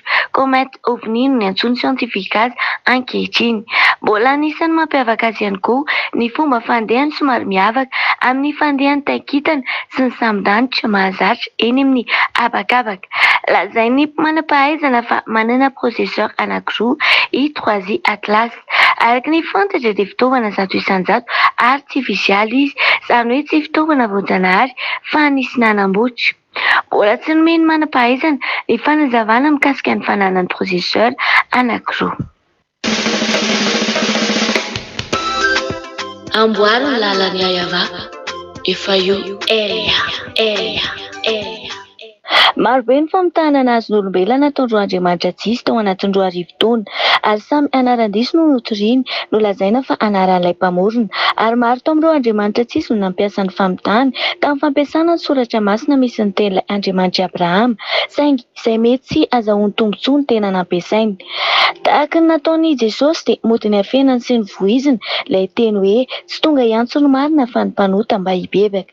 Dia tsy misy tonga saina fa tena naiko hoe mahazo manota ny dikan'io nefa dia teny mazava be hoe hiantso ny mpanota hibebaka, izany hoe antsoina ny mpanota hibebaka tsy hanota intsony. Ore olona fa tena ahoana dia tsy mahatakatra an'izany nareo e? Eny e, na izay izao ary moa tsy natakatra raha tsy nihaino any Elia, tena sofa nisy Elia. Nefa ane dia mahay tsienjery daholo hoe fa toy izao no nahatongavany zanak'Andriamanitra anaran'ny fahotany izao tontolo izao dia mahafantatra daholo ihany fa matoa ny maty ilay zanak'Andriamanitra dia maty noho ny amin'ny fahotany nefa avy eo lazaina indray fa tsy maintsy manota foana. Tena hoe ahoana ary izany, tsy misy tonga saina mihitsy fa dia tapina tanteraka dia mody ampiany Jesosy indray avy eo hoe tany mafy ny finoanao. Dia fitany hoe dikan'izany aza miala amin'ny Jesosy izy Andriamanitra diso tomponao nefa dia fantatra fa mampanota ve dia ho tazomina mafy?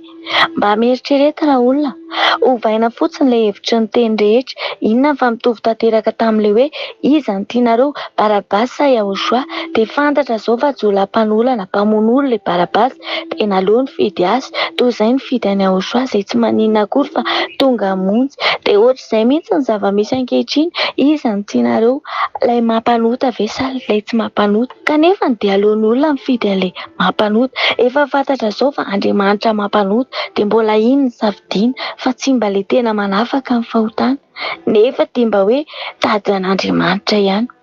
Saingy amp'izay famitahana efa ela izay, efa io Elia ifandona amin'izay aminareo Andriamanitra tsy izy ireo, amp'izay ny herinareo sy ny fahefanareo, tapitra ny fahefanareo fa efa ny Elia ny fahefana, efa ny dada Ayava, efa ny Yahoshua ary tonga Elia ametraka ny rary no amin'ny tany anatanteraka n'ilay teny hoe voninahitro tsy omeko ny hafa.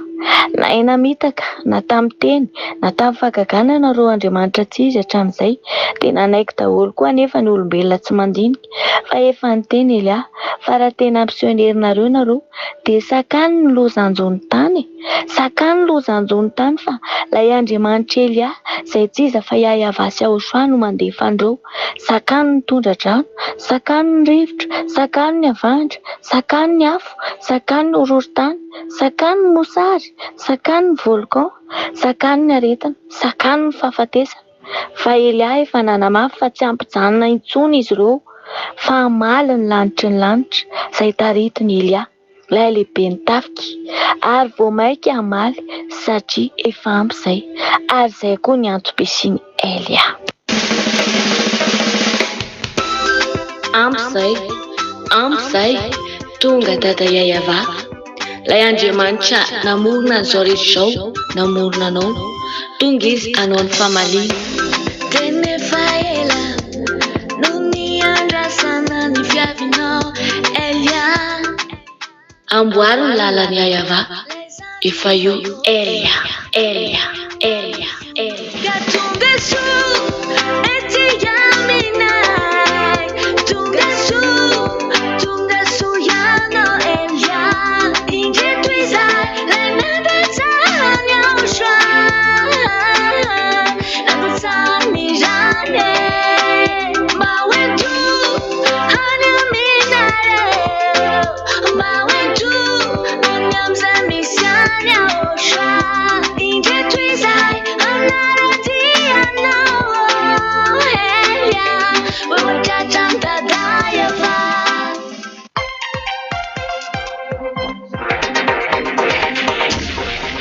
RTV HFF nanolotra ho anao teo ny vaovao maneran-tany.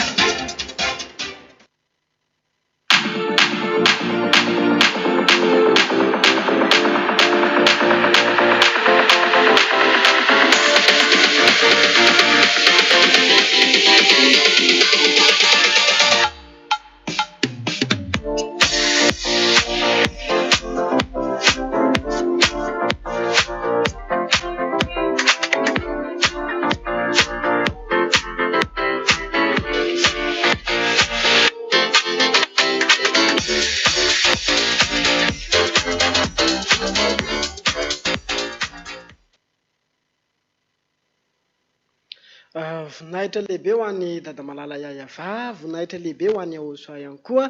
Andriamanitra anankiroa faratapony tsara sy mahafinaritra. Tonga indray tsika ato anatin'ny fandarana maraina mahafinaritra amin'ity anio alakamisy 7 volana febroary 2024. Mandroso ao tokantranonareo zay miarabanareo ny tenako mpanaraka tsy tapaka ny RTV HFF, miarabanareo ihany koa zay manaraka amin'ny internet ao ny anam-pitan-dranomasina, miaraban'ny teknisiana ihany koa ary miarabanao Priska tonga eto amin'izao plateau izao.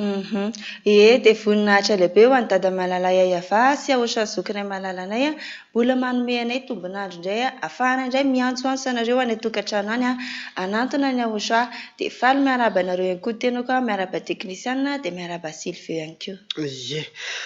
Ato anatin'ny fandarana maraina mahafinaritra indray tsika izao zany hoe afinaritra trano ny fiarana ary ahitanao zavatra mahafinaritra moa sy ny vaovao izay efa nandeha teo tsy ny hoe toy ny loza izay mbola ao anatin'ny zanam-pandarina izay ho arahatsikana fa teo ihany koa Priska izay fotoana niarana tamin'ny ambassadeur ny Aosoa sady Elia omaly tamin'ny alina moa iny izay tena hoe mbola nitana trany amin'ny resaka tena hoe famalian'ireo fanontaniana izay tena hoe mety manelingelany tsy andraisan'ny ahoana moa zany tsoakanesana ty amin'ny Aosoa tsy anapahana hevitra ary dia tena hoe miandry mihitsy izy hoe inona miandry mihitsy izy hoe inona indray le fanontaniana satria le fitiavana amonjy an'le fanahy zay tena hoe lalina tena hoe lehibe le fitiavana tena lehibe le fitiavana zany hoe mitady ny tous les moyens rehetra mihitsy hoe ahoana no amonjena an'le fanahy dia zany hoe miandry izay mety kiana fanakianana izay mety hoe zavatra manakatsakana hoe itinga manakana na tsy atongavako any ary dia na inona tokoa moa ireo karazana fanontaniana maro dia maro dia ary tena nyvaliany ambassadeur ny Aosoa ary izy moa manamafy hoe raha tsy mazava ary dia avereny ihany hoe mbola tsy dia mazava zany hoe tena manome fahafaham-po tena hoe fahafaham-panahy mihitsy zany famonjena fanahy ny ambassadeur ny Aosoa izay tena hoe ina moa tena mampihetsi-po mandona mihitsy hoe tena hoe le fitiavany satria izy tokoa moa hiaritra amin'ny andro alina toy izany amalo fanontaniana misy arange raha tamin'ny tany aloha Priska fa mandraparain'ny andro mihitsy tadidiko mihitsy ny fandarana rana tamin'ny ambassadeurny USA zany mandraparain'ny andro mihitsiny zany hoe famaliana fanontaniana zany hoe miaro tory ary zany tena hoe fitiavana fa iza tokoa moa izay milaza fa hoe mitondra fivavahana andeha hiaro tory anao an'izany tokoa moa izy ary mbanao an'izany satria fa hita tokoa ilay mpamonjy fa dia tena hoe manao ny hevitra rehetra presque izy amin'izay hoe te hamonjy ny fanahy izay. Tena hita misy moa zany tena hoe fitiavana le izy fa hoe asakasaka le olona sisa satria ambassadeur-ny USA zao iny Silvio na andro na alina na ity ampiangonana tsy voatery hoe ny ampiangonana sy any an-trano fa dia misisika foana izy hoe midira miantso telefona hoe mametraha fanontaniana zany hoe mbola sokirina zany hoe inona mbola tsy azonareo inona mety mbola hoe mampianahana anareo dridrandrindra moa zany ho an'le resy lahatra fa indraindray le misy le hoe indro kely ozy mifadrafitra hoe zany resy lahatra fa nohony amin'izao mety hoe misy kely amin'ireny zao tena hoe fotoana tsara mihitsy hoe fametrahana fanontaniana satria tena hoe fotoana malalaka sady rehefa le mametraka fanontaniana tsy misy hoe raha ihany no fanontaniana apetraka fa dia izay mahafapo anao izay manitikitika sainao sy ny eritreritranao rehetra izay rehetrarehetra hoe manakatsakana anao hoe tsy hanantona ny USA dia ireny zao tokony hoe anontaniana daholo rehefa ao anatin'ny fotoana ohatran'ireny fa tena mbola hoe fitiavana izany hoe inona mbola hoe tsy hanantonanareo any USA inona mbola hoe mampisalasala anareo fa hazavaina dia ireny fa mazava tsara hatramin'ny fara fa dia efa ho an'ireny olona hoe mametraka fanontaniana ireny moa zany Silvio mino angamba fa efa natona ny USA amin'izay satria efa mazava amin'izay ny izay rehetra mety tena nitikitika ny sainy tao. Tena marina mihitsy zany Priska zany hoe matoa izy zany tsy namerina nametraka ntsony ihany koa afapo izy zany amin'ny valim-panontaniana voavaly tsara satria ny teny mihitsy ny ambassadeur-ny USA raha tsy mazava dia afaka mamerina mametraka fanontaniana zany ka matoa izy zany tsy namerina ntsony mazava le izy ka matoa mazava zany afaka zany le fatotra hoe manelingelina hoe antony hoe tsy akanesana aty amin'ny USA fa raha tsy manatona le izy aloha dia efa marina foana hoe tsy isy forcerina tsy hoe koa voavaly ny fanontaniana dia forcerina tsy maintsy miakatra aty amin'ny USA tsy isy fiterena fa safidy malalaka le izy dia zany hoe rehefa voavaly afapo tahaka ny ankizy any ampianarana raha manontany mpampianatra ilay mpianatra dia mamaly le mpampianatra ka raha mazava moa dia miteny ny mpianatra hoe mazava tsy mazava dia mety mandeha ihany ny fanazavana ka anjaran'le mpianatra amin'izay hoe d'accord tapa-kevitra dia anazy ny fanapa-kevitra tsy misy fanerena ka ity famonjena fanahy izy ity izay hoentin'ny ambassadeur-ny USA tena hoe afoizany tena fotoana rehetra ny andro rehetra na andro na alina dia tena hoe amin'izay famonjena fanavotana fanahy zay faraparana ila hoe mikoka sy ambokambony tavela dia tena hoe manao ny hevitra rehetrarehetra satria ao tokoa inge Priska misy inge na fanena eny an-dalana iny voamaly zao no fanena eny an-dalana eny vao miampitany iny ty poto double teny dia efa misy mitsena zareo jiosgasy zany io tonga dia tena fataka ianao ozy izy fa zao no tany saina eo zay zao inge ozy izy no lazay hoe madisana ambassadeur sa dia le fanontaniana amin'io dia tena hoe za moa sady nenoko tsara mihitsy hoe iny dia hoe raha tany amin'ny nanomboka 1995 izy nitory any Jesosy Mandravadidy-folo ainy zareo tsara ary tena manaraka tsara mihitsy ry zareo Jesosy Mandravadidy-folo dia ve nandeha dia 2009 mivadika USA araka an'zareo tsara zany le izy ary fatany tsara fa eo izy izy le faminaniana tany amin'ny 2003 izy nilaza fa Russie mibibidia zany hoe faminaniana tao amin'ny Jesosy izy zany izy Jesosy Mandravadidy-folo dia tokony tsy entina aty amin'ny hoe satria amin'izao zany hoe efa tany amin'ny 2003 nge zary faminaniana zany dia efa tany zany USA fa nanao fanambany teny hoe Russie mibibidia Jesosy Mandravadidy-folo tany ozy izy fa dia tokony hoe tsy intso zany no entina amin'izao hoe fa USA zao zany dia izay le hoe maraka tsara izy an'le fampianarana nefana efa nisy fampianarana ny entin'ny ambassadeur-ny USA mazava tsara mihitsy mikasika ny hoe naninona hoe ale Jesosy Mandravadidy-folo avy eo nefa mivadika USA efa hoe lamin'asan'Andriamanitra iny efa tsy nitovizana tamin'le hoe général be sy maro zany le hoe Jesosy mandrava-didy folo satria zay mihitsy moa no tany aloha zany fa le asa le hoe mandrava-didy folo satria ny teny mihitsy ambassadeur sa raha tonga de Yahoshua tokoa moa nitoriana teo ieza moa no sy anaraka fa nisy laminasan'Andriamanitra tao satria efa le Jesosy tokoa be mpanaraka sy naran'olona fa zao napetraka le asa hoe io Andriamanitra io mandrava-didy folo de fa nalefa aloha zay hoe Jesosy mandrava-didy folo fefa nisy teny foana tany tao anatin'izay fa revo ny teny amin'izay ny ambassadeur Nelson hoe ny tena nanao an'izany asa zany de tsy iza fa Yahoshua le tena anarany zanak'Andriamanitra tena zany hoe matoy zareo zany naharaka an'ilay fampianarana satria de tena meny mihitsy hoe na tamin'izao ny fetim-boany izany de tamin'ny 2009 zao naharaka tsara mihitsy izy an'ilay fampianarana zany de inona moa fa nisy tao anatin'izany efa fampianarana nentin'ny ambassadeur Nelson tiana tiako tenena anatin'izany presque fa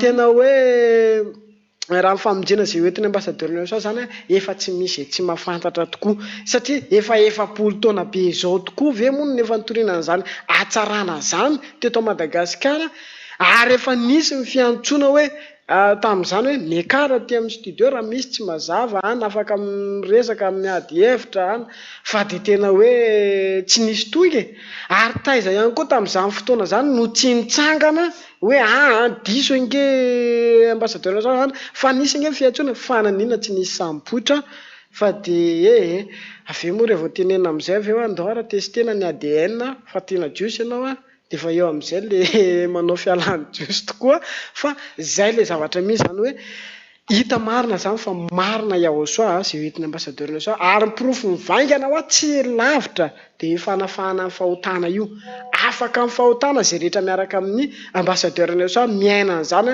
ary fanontaniana tamin'ny alina inge nisy an'izay tokoa hoe ahoana tokoa marina tokoa ve le hoe tena tsy manota tokoa ve ny ao aminareo miaraka amin'ny ambassadeur Nelson moa zany tena valiany ambassadeur Nelson zay zao nisany mbola manamafy ny vavolombelona hoe zahay zao miaraka amin'ny ambassadeur Nelson miaraka amin'ny Yahoshua miaina ny tena hoe tsy manota intsony ary de tena hoe tsy tia manao ratsy intsony miaina fifaliana ary zay le vokatra anankiray tena hoe tsy misy mpanana de le fifaliana zay tena hoe tsy amboamboarina fa de tena hoe fifaliana revo tonga ata makanesa ty amin'ny Yahoshua de ho tsapanao sy ho raisinao ihany koa zany fifaliana zany izay tsy amboamboarina tsy ohatra hoe raha misy fety ny any amin'ny akoatrany atao fanjakana Yahoshua de mila toka labiera sigara mila vehivavy fitsangatsangana fandizana bolozy sy ny tariny de amin'ny fifaliana tsy izay mihitsy tsy izay satria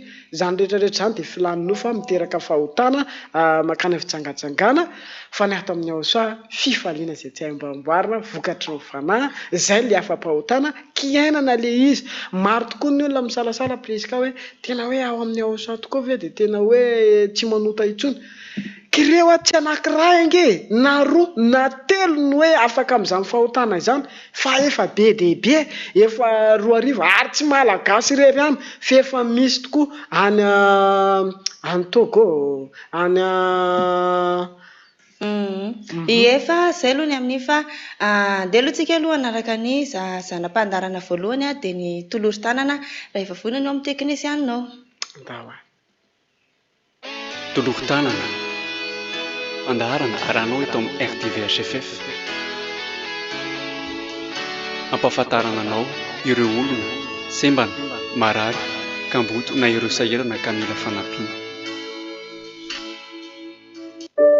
tolory tanana indray anarahantsika ny Madame Clarisse mipetraka Andavamamba anaty hazo 13 taona izao no nahasembana azy sembana amin'ny tongotra saingy tsy hatrany am-boaka izany fa olona nandeha tsara izy tamin'ny mbola kely saingy narary ka nitsindrona ary nahazozatra ny tsindrona izay natao azy ka nampalemy ny vatany iray manontolo tamin'ny voalohany fa ny tapany ambony kosa ny verina ihany fa ny tapany ambany ny malemy tanteraka.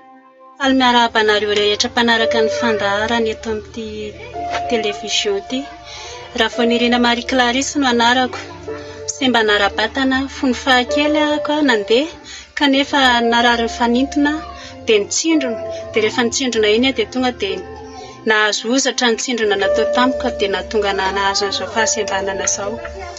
17 taona izany izao no nahasembanana.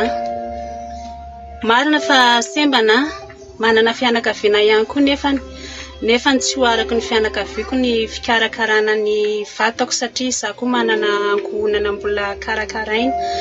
Na dia eo ary izany nefa manana ny andraikiny koa ny ankizy tsy afaka ny etehatra be amin'ny zareo amin'izao fotoana izao nefa dia efa lehibe akony tsy tsy mazaka nafilotsony ny tongotro ila tsy afaka andeha filotsony ity beky koa mefoy dia tsy mety aminantsony tokony juste aty amin'ny fotope io nefa ny amin'izao izy aty akaiky ny lohalika aty dia tsy dia manao firan'io tsony dia lasa tsy afaka mandeha zany fa mandeha amin'izao tehana azy tongotra fotsiny nefa ny tongotra iray ity tena voa dia miantony dia rehefa tsisy an'io nefa dia tena tsisy équilibre rehefa mandeha lavitra. Amin'izao fotoana izao anefa na dia tianao zavatra ary dia tsy afaka satria noho izay zavatra izay za koa nefa manana aretina tension ambony be dia tsy afaka miasa firy dia izay no mba angatahako fanampiana toloron-tanana amin'izay mahitana mangataka toloron-tanana satria na eo amin'ny fitaovana fampiasako amin'ny mahasembana na dia hitovy amin'ny olona matanjaka ary dia tsy afaka satria ny enti-manana tsy misy. Te anao zavatra mafy kanefa tsy mahavita no tanjoko satria ny tapako ambany amin'izao efa ila tsy azakana tsy afaka mandeha firy fa mandeha kely dia reraka. Eo koa moa le tension dia tsy mahazo manao zavatra be satria tady vaingana ny lalan-drahako dia atahorana ny fianjerako eny an-dalana hoe raha mianjera mafimafy dia tady ho tapaka ny lalan-drahako ny dokotera. Dia izay nangatahako toloron-tanana aminareo izay mahafantatra ana rehetra. Dokotera fony fahakely hatramin'izao lehibe izao kanefa no enti-manana ozy eo amin'ny fanafody ny fitaovana fikarakarana nytony fitaovana sembany tony tsy ho vita satria lafo reny. Tsy marina fa misy eto toerana manamboatra anazy kanefa vola daholo ny hoditra sy ny vy na itony tehany tony ary dia ho an'izay malala tanana na fitaovana ho anazy zany na tsy fantatra izay hanampianareo anahy dia raisiko tanandroa. Efa nandeha dokotera efa nididy efa natao ny famerenana hozatra tamin'ny tongotro fa saingy tamin'ny tenako mihitsy zany satria ny vatako rehetra nalemina hatrany amin'ny loka hatrany amin'ny tongotro kanefa ity tongotro avy ity sy ny tapako ambany ny tena tsy niverina intsony fa ny ambony ihany io hitanareo matanjaka io dia ny tapany ambany nefa ny amin'izao andro mangatsiaka izao ty tongotro ty sanatria ohatra ny tongotr'olona maty rehefa ririnina ohatra izao fa tena mangatsiaka be na sina pataloha na sina ba dia tena mangatsiaka be tsy azahoana fanana zany mahitsiny. Dia na ny hoe boum atao amin'ity ara spécial nefa tsy takatra le izy dia miaritra fotsiny amin'izao ny tsindrona rehetra natao aminahy koa amin'izao mangatsiaka izao dia lasa mihetsika daholo le izy lasa misy fiantraikany zany le tsindrona be da be natao aminahy dia lasa marary dia na mandeha ary dia tsy afaka mandeha firy intsony fa lasa ohatran'ny hoe vao mianatra mandeha indray zany izao. Mahontsafoto koa ny tranga mahazo any Madame Clarisse ary mba maniry ihany koa izy amin'ny marenym-pianakaviana azy ny riaria amin'ny ankonany maniry ny taizany zanany amin'ny ara-dalàna indrindra eo amin'ny fanaraha-maso satria na manaonao foana any amin'izay alehany any aza ny zanany dia tsy mba afaka manaraka izy noho ny fahalemena mahazo azy. Mba te hatanjaka tahaka ny olona rehetra izy saingy tsy afa-manoatra. Mba te hoe ateza eo anatrihan'ny ankohonako indrindra fa te hiriaria amin'ny vady aman-janako ihany koa akony sarotra amin'izao mitaiza zaza mba te hanabe andreo zanak'ireo amin'ny ara-dalàna nefa ny heroetiko hiatrika an'izany mekely dia tsy hitako izay atao fa lasa ohatra ny miteny ny ankizy fotsiny nefa ny tena tsy havita anaraka ny ankizy any amin'izay alehany ihany ka na dia manonao foana ary ny ankizy dia lasa ohatra ny hoe jerena fotsiny satria tena tsy maharaka an'izay ataony any ivelany ihany. Mba te hatanjaka ohatra ny olon-drehetra ako nefa tsy afa-manoatra fa izay ny kely hery vitako dia mivezivezy eto an-tanàna sisany tsy afaka manao zavatra afaka ohatr'izay.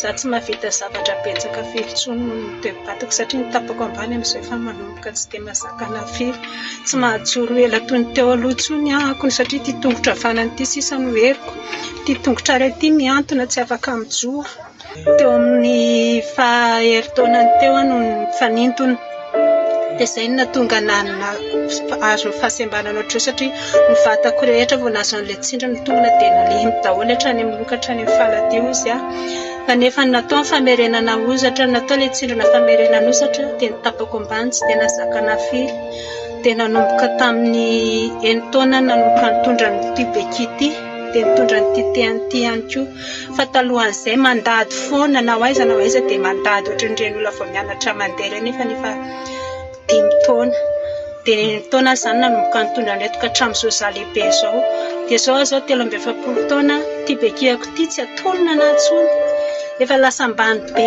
sady telo dia tsy afaka manao an'io filontsony nefa rehefa tsisy an'io tsisy équilibre. Mangataka fanampiana amin'ny rehetra i Madame Clarisse, indrindra ho an'izay rehetra mahalala tanana sy mpanaraka ny fandaharana tolory tanana. Tsy mifidy izy na ara-pitaovana izany na ara-bola. Aty Andavamamba anaty hazo faharoa misy anahako Rafonirina Marie Clarisse ny anarako à 277G izay ny loatrano misy anahy. Numéro téléphone 038 76 715 85 ho anareo izay te hanampy anahy na ara-pitaovana izany na ara-bola mba hoentiko hiatrika ny fiainako manaraka indray mba hanampiko ny vady aman-janako. Misaotra betsaka tompoko nanaraka ny fandaharana. Izay eto amin'ny RTV HFF ato anatin'ny fandaharana tolory tanana dia mirary soa, mirary hery, mirary fahasalamana, mirary tanjaka ihany koa ho an'ny Madame Clarisse ary mirary azy mba ahita an'izay mba faniriana. Tolory tanana fandaharana arahanao eto amin'ny RTV HFF. Ampahafantarana anao ireo olona sembana, marary, kamboto na ireo sahirana ka mila fanampiana.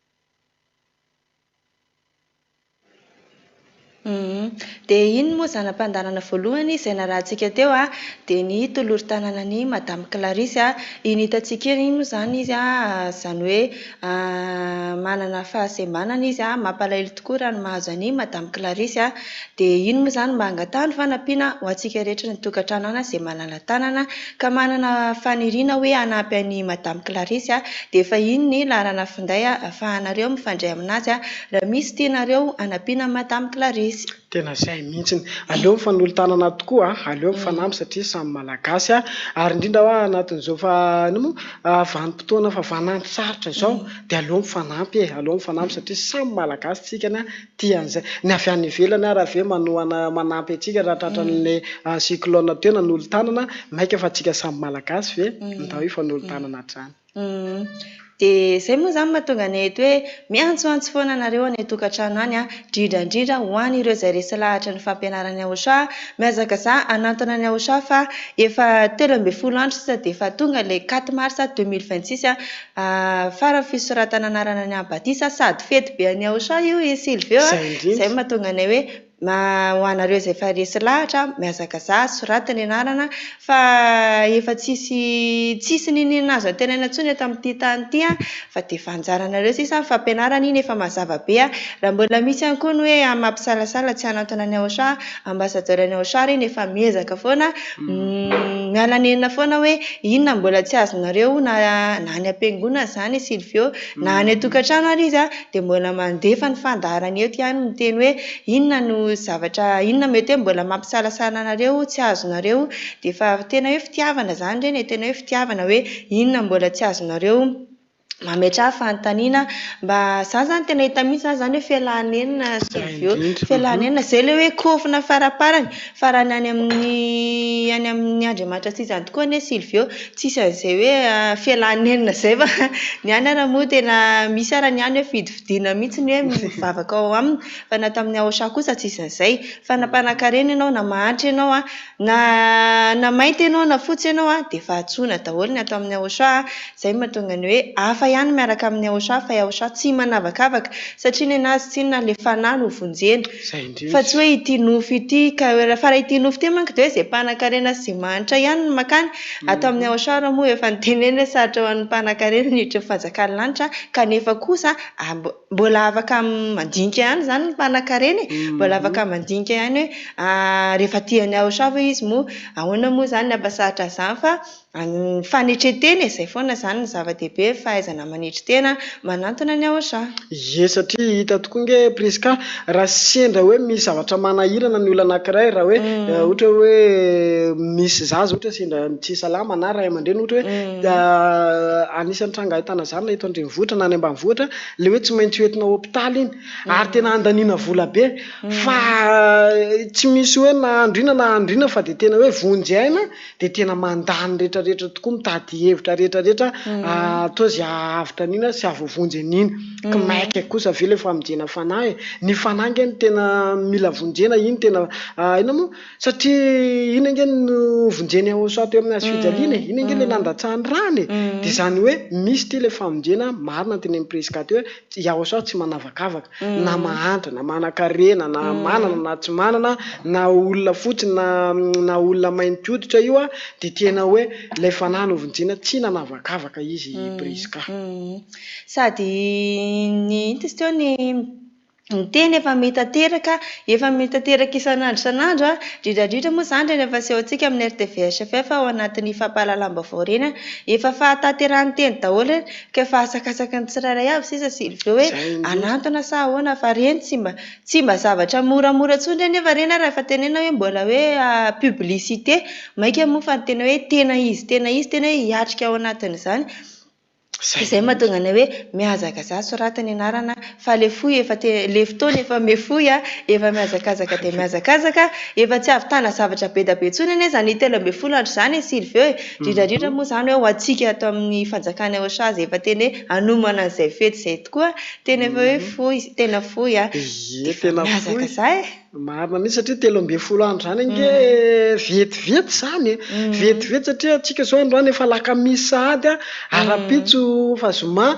afaka pitso efa sabotsy ny lahady ho avy manaraka eo dia efa izay le anisany efa hoe tongava sabotsy lahady zao dia efa afaka manoratra narina ho amin'ny batisa zany hoe aleo tsy miandry an'ilay fihafanan'ny fisoratana narina ho amin'ny batisa satria mety tsy haina filaharam-be dia lasa ilahatra hoe satria ny ambassadeur ny sa efa nilaza hoe revo mitra zany le 5 andre voatara zany ny faran'ny fisoratana narina batisa zao ny 4 mars ka mitra ny 5 dia efa tsy azo ikena tsony ny fisoratana narina ho amin'ny batisa dia izay le hoe iandry an'izany tokoa hoe tsy aleo dia zao mbola malalaka zao ny ora sy ny fotoana malalaka tsara ny fisoratana anarana dia amin'izay manararoatra dia efa miandry amin'izay rehefa tonga ny fahavalon'ny volana marsa ataony batisa sady afanany hoe voasoratra aloha ny anaranao hoe iny ianao efa milamina tsara tsy manana fa tianao manko raha hoe anoratra anarana ihany ianao fa mangatakandro dia eo amin'izay ianao hoe ho voasoratra eo amin'izay manko ilay devoly manome sakana ho anao amin'izay raha vao fantany ianao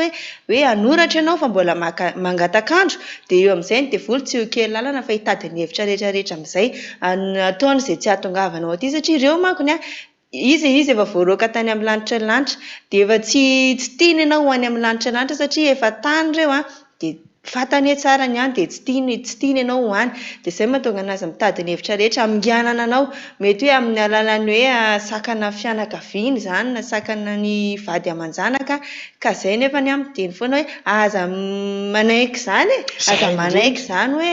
hoe sakasakana vady aman-janaka fa rehefa ianao ny resy lahatra dia soratany anarana fa vady aman-janaka zany ane Silvio tsy ahavonjy zany rehefa tonga ane io andro afatesany io samy mijery fotsiny izay hoe io fa mialaina zany efa maty moa zany dia alevina fa tsy havitanao tsony iny andao hoentinary fanahinina hoentinary tsisy an'izay fa rehefa samy maty dia efa samy miatrika ny fahafatesany dia izay mahatonga le hoe famonjena fanahy koa aza hijerena an'izan'izy fa rehefa ianao ny resy lahatra dia manatona ny aosha soratany anaranao fa mety tsy fantatrao koa nefa na hoe ianao manaiky sakasakana vady aman-janaka ohatra nefany avy eo ianao anaiky zareo hoe aza makany fa ohatraotra nefa tsy fantatra izy na mety efa resy lahatra koa dia resy lahatra izy aty aoriana dia izy anantona dia ianao nefa tavela eo amin'izay avy eo ny farafisoratana anarana tapitra nefa izy resy lahatra manantona dia izay mahatonga hoe rehefa resy lahatra dia soratany anarana aza minomino vavan'olona zany aza mataotaotra vady aman-janaka zany fa zany moa zany efa tsy avonjy raha resaka hoe fanahy jerena tsy avonjy zany fa ny mahavonjy fanahinao dia Yaoshua irery ihany. Tena marina mihitsy zany satria raha resaka hoe fizarana vola zao izy io tsy isy anaiky andro farany zany fa dia tena hoe miazakazaka mihitsy ny hoe aloha misoratra anarana voalohany raisitsika ohatra fotsiny ino moa fanampiana ny trabona io zao rehefa tamatavy any misy andeha anaiky ho tavela fara ve hoe raha milahatra na hoe manoratra anarana fa mino fa samby ifandrombaka isoratra anarana voalohany daholo kanefa ity ho famonjena fanahy ity ary famonjena fanahy anazy farany ihany koa ho an'ny malagasy zany hoe tsy misy tsony ange ankoatran'ity ny batisa farany ho an'ny Madagasikara tsy misy tsony fa dia efa hanampitan-dranomasina indray dia tsy aleo ve io ny fandrombahana tokoa efa maro isoratra anarana amin'ny batisa nefa na dia zany fa ho an'ny mbola tavela any zany zay le hoe araroty famonjena fanahy fa tena efa farany ity ny malagasy tena araroty hafa ihany zany hoe fanavovony zany miaraka amin'ny ambassadeur anao sa miaina ny tsy manota intsony migoka n'le fifaliana sy firavoravona zany tena sambatra zany tena sady tiany Sylvio efa tsisy tsony ao aorianany eo hoe ao aorianany ito marsa dia hoe mbola isy batisa indray tsisy tsony dia efa ho anareo izay manaraka ny RTVHF zany efa maharaka tsara aloha zany hatreto hoe io sisa ny batisa farany ka asakasakareo sisa na hoe anantonareo na mbola ianahana any fa tia manko tsisy tsony misy manko ny any Sylvio le resy lahatra dia le mbola mangataka andro aleoloha iandriandry kely aleoloha andidinika kely faraparany fa ity tsisy tsony fa zay 13 andro zay sisa ny farany fandinihanao faraparany dia efa tsy mety tsony ao aorianan'io na 5 mars ary ianao vao hanoratra anarana tsy mety tsony satria efa tena lava be zay fotoana nomenanao zay hoe 300 firy jour moa zay ny etombohany io dia ity nefa efa 13 andro sisa dia efa tonga ilay farany fisoratana anarana ny amin'ny batisa 8 mars 2026 io moa zany Sylvio dia efa famonjena farany ho an'ny Madagasikara farany ho any ivelany kosa dia mbola misy misokatra foana fa nefa kosa ny any kosa nefany fohy ihany koa nefa fotoanany amin'izay fa ny amin'ny Madagasikara moa zany ity tena hoe fohy dia fohy ka miazaka zatsy rehetrarehetra resy lahatra indrindra maharaka tsara an'ity fampianarana ity mafantatra tsara mihitsy hoe eny ianareo ny marina fa saingy ohatr'izao raha misy ny mampisalasala dia efa reny ambassadeur any Yaoshua miditra telefona misisika firy alina mbola tsy matory fa mitady ny hevitra rehetra zany hoe amonjena an'ilay fanahy olona sady tena mafy any Sylvio ny asany satria tsy ity zany hoe ohatran'le hoe tsy mba hoe alaina le zavatra dia manaraka anazy le zavatra le fanahy ho vonjena fa ity vonjena le fanahy le olona dia nefany hoentin'le olona manaraka ny amin'ny misy anazy zany hoe tena sarotra zany izy ka ty zany dia sisa fatsiny hoe nareo ihany koa no mitondra ny omaka ty ho aty amin'ny Yaoshua tena zay mihitsy marina mihitsy zany satria le fanavonjena tokoa any amin'ny isam-batan'olona tsirairay avy any dia ambassadeur tsy hoe ny ambassadeur ny Yaoshua dia hanaraka amin'ny tokantrano tsirairay avy any koa hoe andeha hiambina satria hoe izy mpiambina fanahy fa izay le hoe sy ihany fa teo ny fitiavan'ny dada Yavasy Yaoshua nanomezana an'le fanahy masina izay le hoe zay rehetra vita batisa amin'ny Yaoshua nge ka manana an'le fanahy masina iny le mitaridalana marina izay le hoe mpananatra mibe edy mikapoka dia efa zavatra efa iainana daholo zany zany le izy hoe sambatra nefa ao anatin'izany tahaka ny hoe zanaka tiana nge ka tsy tsitsiana rotsaka azy hoe matony ray aman-dreny anankiray raha mikapoka an'izy zanany tsy hoe tsy tiany iny fa tiany iny mba tsy hanohizany zavatra nataon'le zazakely tsy nety teo intsony mba tsy hanaovan'le ankizy anaonao foana dia rehefa mahita tsy mety ny ray aman-dreny dia tena hoe mikapoka mihitsiny an'izay zana zay satria tia ny zanany tsy andeha amin'ny lalana ratsy zany satria zay zany le fanabeazana zaza fa mihoatra lavitra ny amin'izay nefa ny fitiavan-dada Yayavasy Aosoa zay rehetra tia be any Aosoa ihany koa miaraka amin'ny ambassadeur-ny Aosoa manana an'le fanahy masina mananatra mibedy mikapoka satria zay le izy hoe mahatanteraka an'le hoe tsy manao ratsy intsony lasa olo masina tanteraka ao amin'ny Aosoa zay nge hoe normal tena tsy manao ratsy ato amin'ny Aosoa satria manana an'zaniko fa rehefa tsisy tokoa moa mpananatra sy mibedy inona ny vokatra tena braingy lasa manaonao foana de normal le hoe mibebaka isaky ny zay mihetsika amin'izay ny hafarana kanefa tsy normal zany fa ny fibebana indray-pandeha iny ana de ato amin'ny Aosoa revo niala tamin'ny fahotana ianao afaka amin'ny fahotana ary tsy manota intsony sady ato amin'ny Aosoa misy an'izany hoe fanafana fahotana zany ato ny misy hoe vita batisa ianao de afaka fahotana ianao de eo ianao vao hoe tsy manota intsony fa tsy ohatran'ny sasany hoe be famindrapo de be famelan-kely ka de hoe misy manko ny any zao hoe atao batisa de verina manota ihany verina manota fa ny atao amin'ny Aosoa kosany vao vita batisa ianao vao mandray any Aosoa ianao de afaka fahotana tsy mpanota intsony ianao manomboka eo sady ny atao amin'ny Aosoa rehefa tsy mpanota intsony tsy vitany hoe tsy manota intsony fa sady tsy tia ratsy mihitsy tsy makasitraka ny ratsy mihitsy zany zay mahasamy hafa ny atao amin'ny Aosoa zay na amin'iny presika fa andao tsika anaraka ny zanam-pandara manaraka de ny fijery gazety de rehefa avy indray very ny etondray ndao ary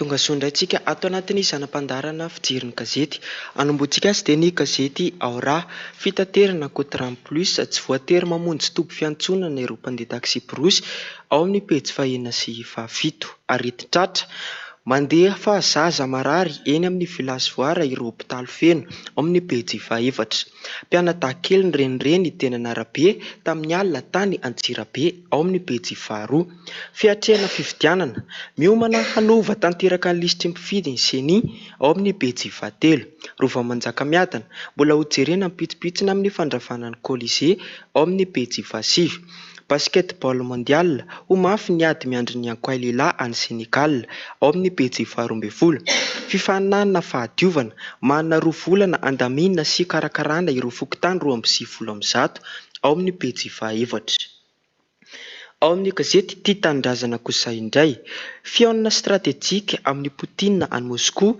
ilain'ireo firenendehibe isika mila fetsy sy mailo ny fitondrana ao amin'ny pejy 3 nilatsaka ny didim-pitsarana henjana ravana ny Colisée averina ho kianjany Mahamasina ny kianjany Paria ao amin'ny pejy 2 afera-tsokatra goavana 770 isa olona 5 nitoboka ponjavonjomaika ao amin'ny pejy 4 Fédération ny atotondry zava-doza ny fanaovana tsinotsinona taranja olimpika ao amin'ny pejy 2 Patrick Raharmanana misy famitsim-bola 520 taona isa-taona amin'ny volamena ao amin'ny pejy 3 ao amin'ny gazety Les Nouvelles kosa indray Russie le Kremlin déroule le tapis rouge à Mikhail Randrianirina ao amin'ny pejy 3 cyclone et surpopulation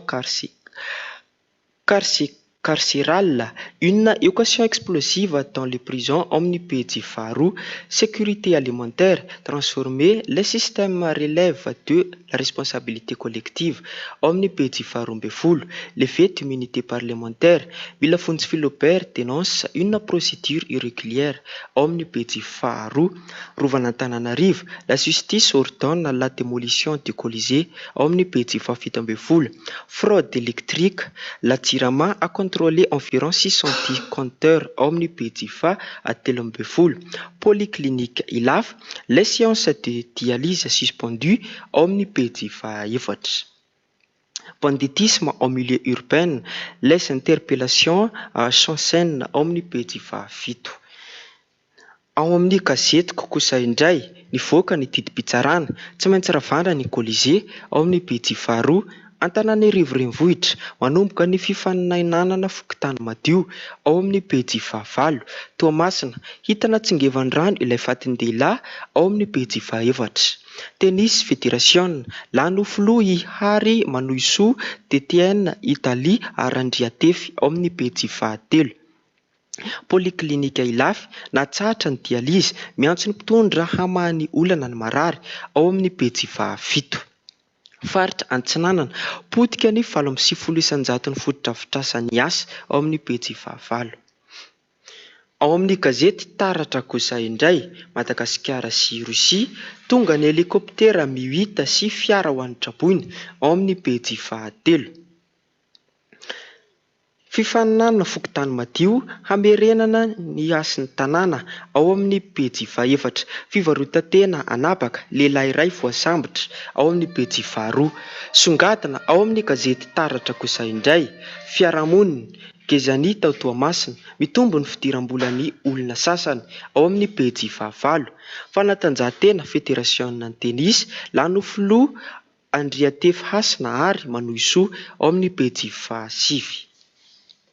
Ao amin'ny gazety L'Express de Madagascar kosa indray, le décryptage, avortement une interdiction mortelle ao amin'ny pejy faha-12 sy faha-13. Mahajanga, baisse de cas de dengue et chikungunya ao amin'ny pejy faha-14. Destruction du Colisée, le montant du chantier reste à déterminer ao amin'ny pejy faha-10. Déplacement en Russie, le chef de l'État défend la diplomatie tout azimut ao amin'ny pejy faha-10. Tennis FMT ary Andriatefy Hasina Rafy Lalamiza ao amin'ny pejy faha-13. Ao amin'ny gazety Midi Madagasikara kosa indray, Colonel Michael Randrianirina rencontre entendue avec Vladimir Poutine ce jour ao amin'ny pejy faha-12. Trafic d'espèces protégées, 5 personnes écrouées à Morondava pour le trafic de 646 tortures à Thiers ao amin'ny pejy faha-20. Antananarivo, 8 individus arrêtés dans une affaire de vol et de recel de moto ao amin'ny pejy faha-20. Polyclinique d'Ilafy, dialyse suspendue, 156 vies toujours en péril ao amin'ny pejy faha-9. Présence militaire française, silence de la hiérarchie face aux accusations ao amin'ny pejy faha-12. Cyclone Kezani, fibre et ligne d'appel de Yass détruit à 98% ao amin'ny pejy faha-7. Dia izay indray no amaranantsika ny fijery gazety tamin'ny ity anio ity. Misaotra tompoko.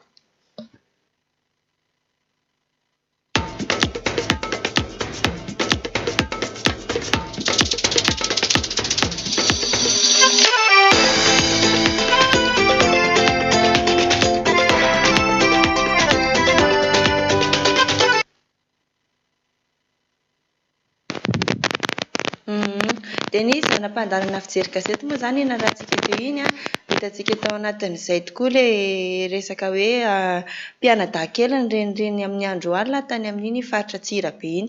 Dia tsy fantatra mihitsy aloha zany hatreto na hoe nakaiza ny ray aman-dreny, tsy fantatra mihitsy moa zany izay nahazo anazy mianadahan-kely rehefa.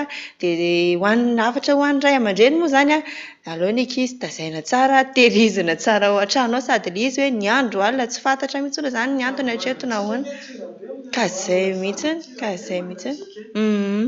Dia eo ihany koa ny resaka hoe fifaninanana fanadiovana teny amin'ny fokontany, izany hoe mahafinaritra mihitsy aloha iny Sylvio satria tsara anie zany, satria matetika raha tsy misy tokoa ny resaka hoe fifaninanana fanadiovana dia mahazo loka tsy mba hita hoe adio mihitsy ny amin'ny faritra misy ny tsirairay avy. Anisan'ny tena hoe efa nisy teto Madagasikara mihitsy izy io tadidiko dia 1005 tanohaniny tamin'izay mba mivoatra nisy anay dia faritra Majunga iny misy foana fifaninanana hatrany amin'ny isam-pokotany mihitsy io indrindra hoe kaikaiky ny mois de juin iny fetin'ny fahaleovan-tenan'ny Madagasikara misy mihitsy izay fifaninanana fanadiovana tanàna zay arazahoana hoe fanomezana zany. Dia io izany verina indray amin'izao satria anisan'ny tsara tokoa zay satria raha ny tanàna inge madio foana, madio lalandava dia fahasalamana inge no azo ao anatin'izany, fahasalamana tanàna no azo dia tanàna mahafinaritra madio fa tsy hoe vao mivoaka dia tonga dia fako ny hita dia sorena efa tratra ny ady ny fiainana sy ny fahasahiranana mbola tratra ny hoe jerena etsiro fako dia vao may ino moa sorena ihany dia mahafinaritra nisan'ny tsara izay fananana fanadiovana tanàna izay sady tsara ne izay arany tena marina tokony hoe mila hoe diovina foana zany ny tanànantsika fa tsika ihany ane miaina ao anatin'ny maloto raha maloto io tsika ihany koa miaina ao anatin'ny madio raha madio io dia tsy aleo ve hoe diovina foana fa tsy miandra le hoe misy fananana dia lasa hoe mahazo loka dia hoe zay madio no mahazo loka tsara zany aloha zany diovina foana fa tsy miandra zay hoe fifananana zay io ane rehefa madio ane ny tanàna fa nainao raha tamana amin'ny toerana misy anao fa rehefa hoe maloto io nainao raha tsy tamana amin'io fa nainao raha imenimenina foana tena maloto raha ty aminay raha matsikatra sy ilveo fa misy fotoana ohatra ny mandeha any amin'ny tanànan'olona toeran-kafa ohatra dia rehefa le makany iny dia mahita ny tanànan'olona madio dia nainao raha tena madio rangaty izany tena mahafinaritra rangaty izany madio milama be dia mahoatra izay mba atao ohatra izay koa zany ny toerana misy atsika tsiraray avy ino moa zany tsy mety hoe tsy havita hoe hiaraka nadio fao be daholo fa hoe ohatra ny hoe atreto faritra misy anahy dia dioviko faritra misy anahy dia ohatr'izay hatrany hatrany zany fa madio ihany ny fitambarana io avy eo madio daholo ny toerana rehetrarehetra ie fa anisan'ny mahagaga kely ao anatin'izay Priska fa raha eto Madagasikara manko anisan'ny hoe raha faritra hoe malaza ohatra hoe amin'ny raha hoe fitsangatsanganana sy ny ohatray dia fahadiovan'ny tanàna dia ny faritra Majunga iny zany kanefany mahagaga nefany ao nefany anisan'ny soritra ny resaka aretina aza avy amin'ny loto zany dia satria raha ny impox zao dia any faritra Majunga ngely nisy nidiran'izy io voalohany raha teto Madagasikara nefany tsy hoe tonga ho azy fa mety vo avy amin'ny resaka loto fa izay le hoe aleo tsy miandry entanina tsy miandry hoe miena fanomezana vo alala adio satria fahasalamana ao amin'ny vatana iny fahasalaman'ny rehetrarehetra raha madio ny tontolo rivotry ny tontolo iainana nge dia nasaina raha salama mba korazy tsara dia izay le izy hoe tsy miandry an'izay fa anisany hoe manampy tosika zany le hoe mba atao mifaninana amin'izay hoe fahadiovana izay Priska fa tsy latsaka ambanin'izany kosa Priska ny fanadiovana fanahy zany hoe tena ary tsy misy mpanadio fanahy afa-tsy ny ambasadeurny ao sa zany hoe fanafana ny fahotana izay ny raha ny Yaosoa zany izy hatrany tena hoe ho an'izay teo adidiko fanahany dia aty amin'ny fanjakany Yaosoa sady aty ihany misy fanafana fahotana fa tsisy hoe manana be da be an'io hoe afaka isafidy tsy misy fa ato amin'ny Yaosoa irery ihany izy irery ihany no manafaka fahotana ary izay rehetrarehetra miaraka aminazy dia tsy mpanota intsony tsy tia ratsy intsony tsy makasitraka ny ratsy intsony izay ny ato amin'ny Yaosoa fa misy manko ny Silvio misy hoe izay koa ny mba afaka fahotana zareo nefa ny fahotaniny anazy mety hoe resaka hoe fijangajangana izay fotsiny ohatra dia hoe efa tena afaka fahotana fa tena efa tsy nanao an'izay intsony nefa mbola misy any ambadika any mbola misy hoe mandangalanga misy hoe resaka hoe fisolokena mangalangalatra majinijinika fa tsy hoe mangalatra be zareo zany le zavatra be hoe tena hoe goavana be ny avera zareo hoe inony tsy ataony dia ohatrany hoe inony afaka aminazy nefa ny ato amin'ny Yaosoa kosa rehefa hoe tsy fahamarinana rehetrarehetra dia efa fahotana daholo dia efa reny rehetrarehetra reny miala daholo eny fa nahatra aminy hoe mangaram-pinana aza Silvio zany moa zany dia efa hoe fahotana zany hoe ianao zany raha hoe zany hoe ianao zany raha hoe nandratsiran-doka ohatra dia ohatrany hoe mba indraina indroa ihany ianao fa tsy hoe anandrana foana isaky ny 2 minitra ianao iny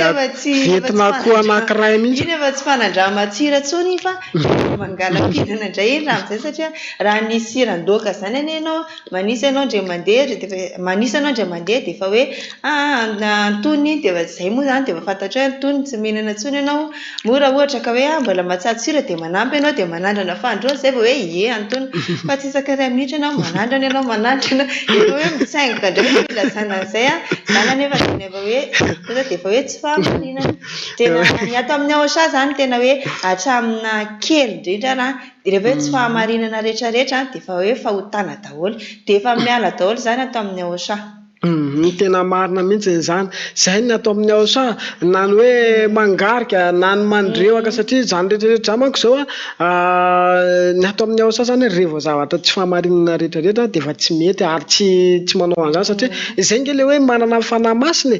Atao amin'ny aosa zay le hoe natramy zavatra kely tsy bitika aza dia efa ny fanahy masina iny manoro mananatra hoe zao ary le izy tsy hoe miandry adiny iray na adiny roa fa amin'ny fotoana vetivety mihitsy eo anatin'iny hoe zavatra misiny dia efa miasa mihitsy koa ny fanahy masina. Zany hoe tena hoe tsy mamela irery fa mitari-dalana tokoa izy ho amin'ny marina.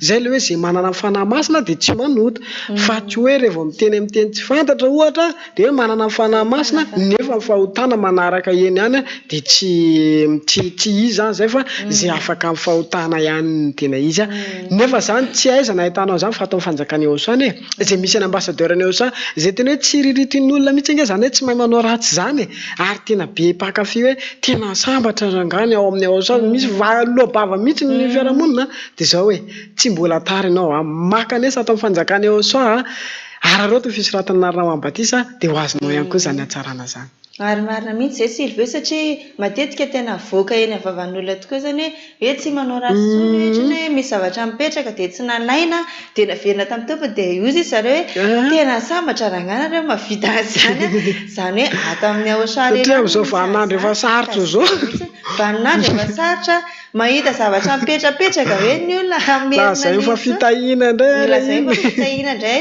lazay indray fa nahita indray izy tsy nangalatra zany hoe zany moa zany neny tsy atao amin'ny aosary rehetrarehetra zany manararoatra hoe fitahina lazainy zareo fa fitahina nefa fa zavatra tsy fahamarinana. Zay indrindra zay na amin'iny presque andao tsika naraka ny zanam-pandary manaraka dia ny loza manjon'ny tany dia ve miverinety indray anatin'izany resadresaka zany.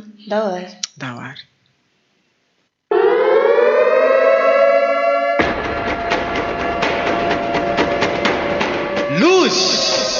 Lozy manjo ny tany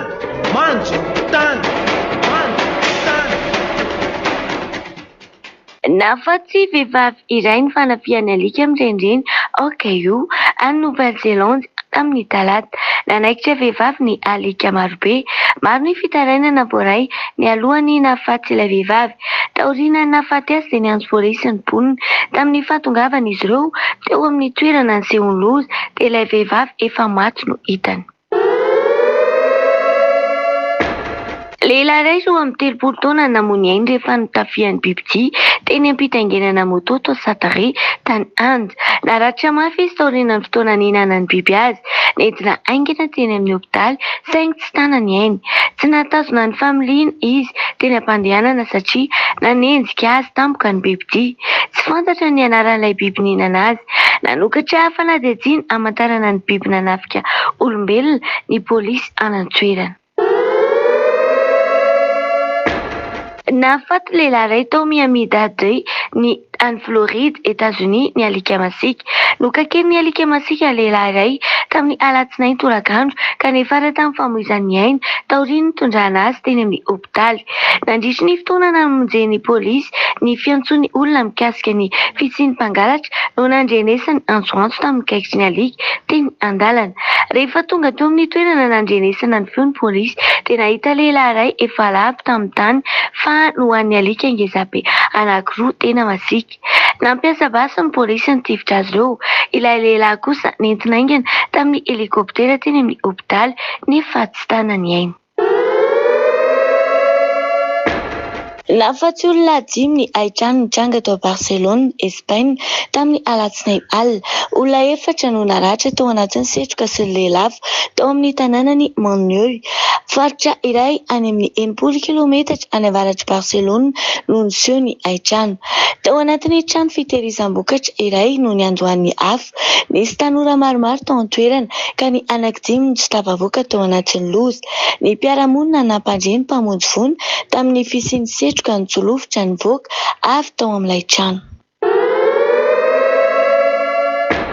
Mbola miaina amin'ny tondra-drano ny faritra maro nandalovan'ny rivo-doza sy ny orambe ao Frantsa. Atao izay fomba ahafahana miaina ao anaty rano ho an'ny mponina tsy nandao ny trano fonenana nakany amin'ny toerana natokana ho an'ny trabony. Asiana tetezana ny lalana mbola feno rano, ampiakarina ny entana ao an-trano mba tsy ho simba. Mbola misy andro ratsy andrasana hitondra rotsakorana any atsimon'ny Frantsa amin'ity herinandro ity. Nahafaty olona 10 tany Sierra Nevada any Californie, Etats-Unis ny fiotsahan'ny ranomanitra tamin'ny talata. Mbola tsy hita popoka ny vatan'izy ireo. Mpilalao mpisosa amin'ny ranomandry na skieur no niaran-doza. Mbola mitohy amin'ny fikarohana ny vatan'ny olona totry ny ranomandry ny mpamonjy fony. Tsy nahafeno familiana ny mpitondra fiarakodia tao Haute-Saône ny Frantsa taorian'ny filatsahany avandra tany an-toerana. Nalama ny lalana ka ny polisy ny akamaroan'ny fiara nandeha teny arabe. Vokany dia maro ny volandona sy ny fampikasoka. Fiarakodia 7 no nahitana fahasimbarana. Ho fanamafisana ny fiarovana ny hainy mpandeha dia nahetsika avy hatrany ny mpamonjy fony, ny tatra ny olona naratra, niditra an-tsehatra ihany koa ny zandary nandamina ny fifamoivoizana. Tamin'ny volana Desambra 2024 no efa nanome filazana fanairana momba ny fisian'ny loza manambana eny amin'ny faritra avo eto Antananarivo ny Front National misahana ny fitantanana ny loza-boajanahary na ny BNRJRC. Atahorana hianjera ny vato eny amin'ny faritra ambony toerana eto Andrenivohitra toy ny eny amin'ny La Haute-Ville, Tsimialonjafy, Ampamarinana, Akadalalana, Ambohipotsy, Akazotokana ambony, Andafy avaratra, Ambotsoa Tsiarovana. Tsy vao tamin'ny taom-pahavaratra ity natahorana tamin'ny fianjeran'ny vato iny faritra iny. Isaky ny vanim-potoana ny orana dia mitebotebo ny mponina eny an-toerana. Vato roa polisy milanja amin'ny taonina no atahorana hirodana. Tamin'ny volana Desambra dia efa nanome fampitandrimana ho an'ny tokantrano miisa 790 ny BNJRC. Mbola tsy tapitra ny fitaovam-pahavaratra eto amintsika. Mirotsaka matetika ny ranon'orana ka tokony hitanina ny rehetra satria mbola mijanona ho faritra mena amin'ny fiotsahan'ny vato ny tanàna avo eto Antananarivo. Faritra anisan'ny voamafy tamin'ny fandalovan'ny rivo-doza tany Frantsa ny tanànan'ny Bretagne. Taorian'ny andro ratsy nandritra ny fotoana maharitra dia mahazo vahana ny fiotsahan'ny tany. Tapaka ny fifamoivoizana an-dalamby tao Finistère nanomboka tamin'ny alarobia fa 12 volana febroary vokatry ny fiorodanan'ny foto-drafitr'asa. Araka ny fanazavan'ny manam-pahaizana ny an-toerana dia mbola atahorana ny etomon-tranga fiotsahan'ny tany noho ny abetsahan'ny rotsakorana. Nahafaty iray mpianakaviana iray 12 taona ny fiotsahan'ny tany tao Udelle any Alpes-Maritimes any Frantsa tamin'ny sabotsy teo. Tao ambanin'ny vatovato no nisikirana ny vatany teo an-jaridainany vokatry ny fiotsahana tampoka. Niezaka namonjy azy ny mpamonjy voina fa tsy nisy na inona na inona azo natao. Nandritra ny fotoana niasany teo an-tokotany tamin'ny sabotsy tolakandro no nisy ny loza. Tao anatin'ny segondra vitsy-monja no nampiotsaka ny tany hoy ny mpiray tanàna tampoka tamin'ilay reim-pianakaviana ny firodanan'ny vato ka tsy afanandositra. Firenena nandalovan'ny rivo-doza tao Eropa ihany koa i Grèce. Vokatry ny rotsakorana be loatra tany an-toerana dia faritra maro no ahitana fiotsahan'ny tany. Maro ny tanàna mitoka-monina vokatry ny loza nentin'ny fiotsahan'ny tany. Nandray ny indraiky ny mpamonjy voina ka namoaka ny olona tandindon-doza. Ho amin'ny faritra avo dia atahorana ny fiotsahan'ny tany. Ny faritra iva kosa dia mbola miady amin'ny tondra-drano ao Grèce. Noraisina aingana ny fepetra ka noterena ny findra-toerana ny olona mipetraka amin'ny faritra atahorana hitera-doza. Ao anatin'izany dia tapaka ihany koa ny lalana vaky ny arabe satria mitesaka ny tany. Nisy horohon-tany mirefy 5.8 tao Modésie any Indonésia androany alarobia. Ny sampanampanara-maso ny horohon-tany tany an-toerana no nampahafantatra ny vaovao. Tao amin'ny 12 kilometatra ny alaliny tao amin'ny faritra nanakaiky ny Modésie. Mahavaivay ny heriny ka tsy nisy ny ainana fohy anefa na izany aza. Tany Rusy dia nihetsika ny tany toaka mitratika omaly maraina natratra ina faingoatra tamin'ny marge frigidaire ny eniny. Ny foibe mpamantatry ny horohorontany euro-méditerranéen no nampahafantatra ny vaovao. Tao amin'ny 740 kilometatra ny alaliny nanahy maso akaiky ny fivoarany. Maivana ny fahasimanjavatra satria entana tao an-trano no nianjera, tsy nisy ny naratra nandritry ny ofotrovitra. Voatery nandefa fiaramanidina F16 nanara-maso akaiky teny amin'ny lanitra ny tafika anabakabaka Amerikana tao California taoriana ny fahitana ny C6 OVNI tany an-toerana. Tsy maintsy natao ilay iraka manokana satria ny andro fanazavana avy tamin'ny manam-pahefana ny vahoaka manoloana ny fisiany OVNI. Ny fiarovana ny faritra anabakabaka ny tonga voalohany tao an-tsain'ny mponina taoriana ny fahitana OVNI tany California. Taorian'izay dia misy ny sitina nataony miaramila. Mponina maro tany avaratry California no nahita an'ilay tranga.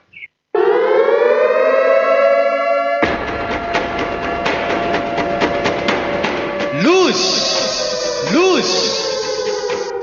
manjo ny tany, manjo ny tany, manjo ny tany.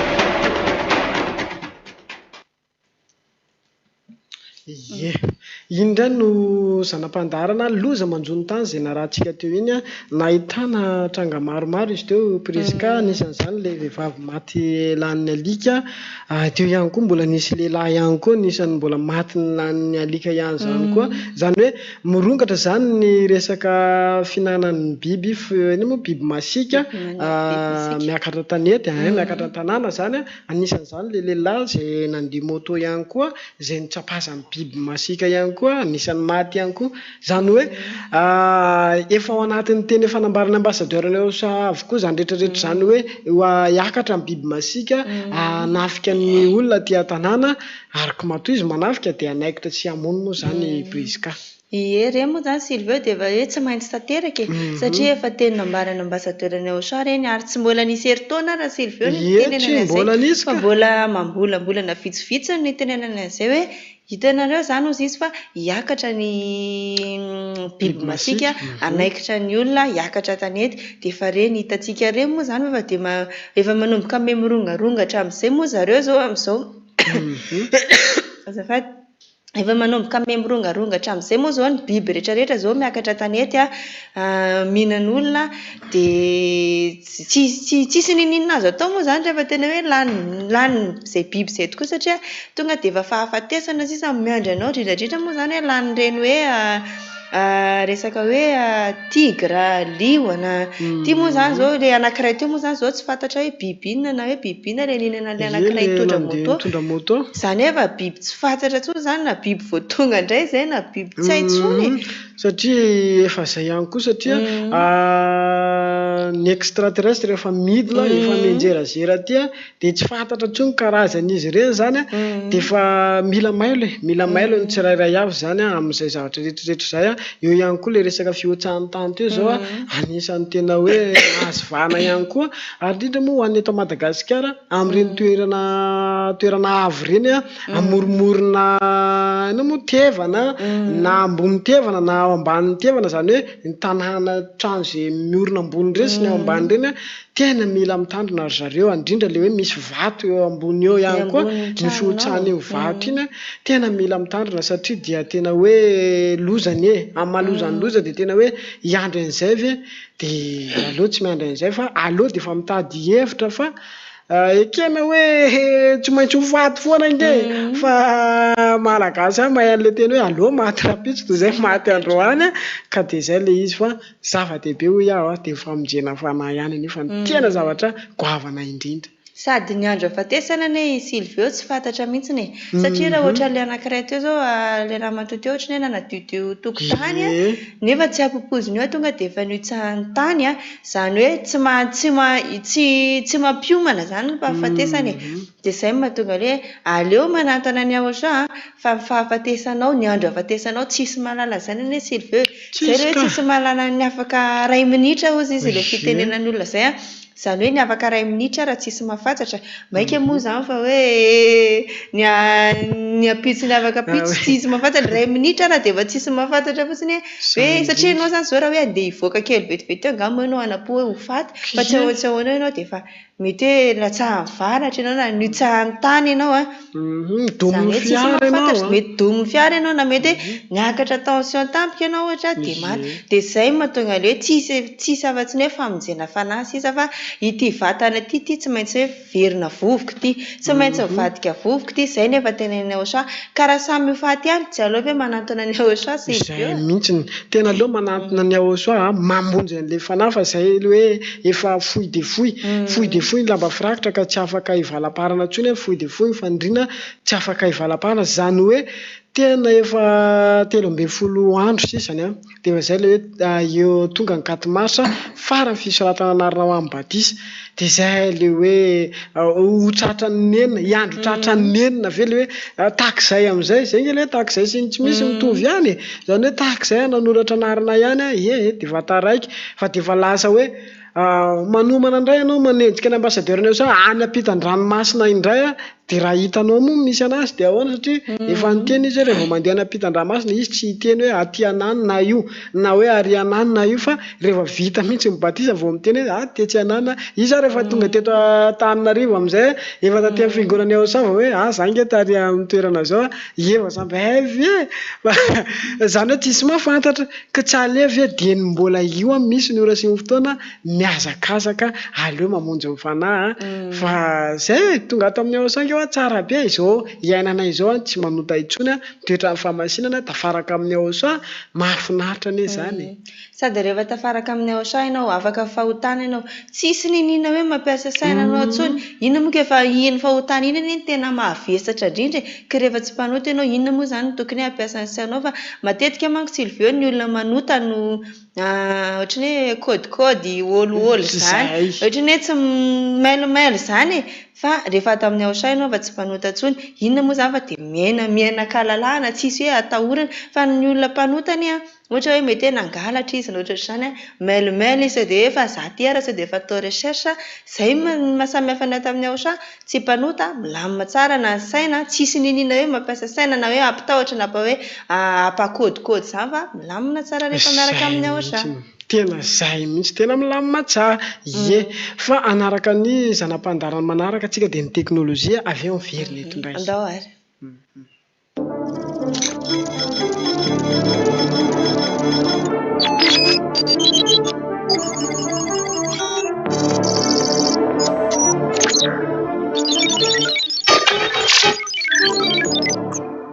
Nisongadina nandritra lalonam-panokafana ny fankalazana ny taom-baovao sinoa ny fampisehoana nataony andiana robô fandrisana sy ny fampisehoana aiady no nentin'ny robô nampiraviravona ny mpijery vitan'ny teknisiana sinoa nampiakatsehatra azy ireo nanao fihetsika fanao ny olombelona fampiseho-kery anankiray eo amin'ny lafiny geopolitika iraisam-pirenena ny fahavitan'ny Chine dingana lehibe eo amin'ny tontolo ara teknôlôjia izany no pirofo voafehiny tanteraka ny fikirakirana ny IA eo amin'ny sehatra ara-tafika ara-baritra sy ny fampandrosoana amin'ny ankapobeny.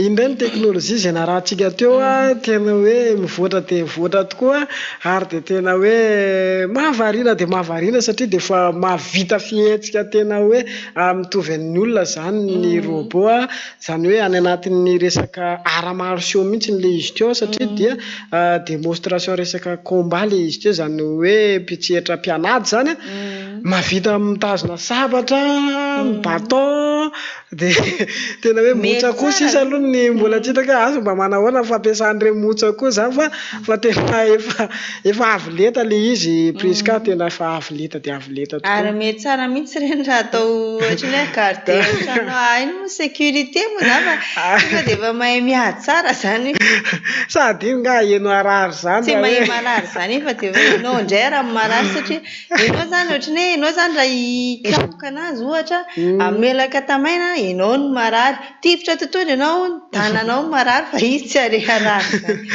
efa nendrasako moa ny apresika dia hoe izy mba hisy video hoe manenjika koa fa iny any tena tiendrasako hoe iny misy robot manenjika koa satria ireny manko zao azo atao hoe programmation amboarina zay le hoe zay le maha intelligence artificielle anazy ihany koa afaka guidena zany afaka programmena dia mamoaka an'le fihetsika fa satria efa misy any zao na vitan'zareo sinofo dia efa miaina tahaka ny olona mihitsy na mifamindra na amin'ny fijerina efa tena hoe zareo sinoa tena miazakazaka tokoa amin'izay resaka teknôlôjia izay efa zay ny amin'iny aloha fa tafiditra ato anatin'ny fandarana ahoana indray tsika zao zanam-pandarana ahoana andraisana ny antsony ao tokantrano ao indray tsara mena ka dia ny fanamarihana moa zany rehefa hiditra ihany zany ianareo ny tokantrano any dia manona anarana manona anara-toerana fa tsy manona anaran'olona na anarana tokom-ponoana fa ny anaranareo sy ny toerana misy anareo ihany no teneninareo dia faharoa manarak'izay rehefa miantso ihany koa dia manalavitra ny telesany radio na ahena ny telesa radio ahena mihitsy zany amin'izay mba tsisy efa larsaine zay mihitsy ny laharana moa dia ny 034 75 936 00 034 75 936 00 eo ihany koa ny 033 46 852 11 033 46 852 11 ary mifara moa dia ny 037 40 836 42 037 40 836 42 ireo no laharana fa tsika miditra miantso indray ka raha misy ny antso afaka raisina avetrany tafiditra tompoko ahoana miarabanirina miarabanareo menada masainga ny entany daoare efa hitatsika ngamba ny fiantsona ataon'ny ambassadeur-ny soa iny alina toko ngamba saminy efa nahita daholo dia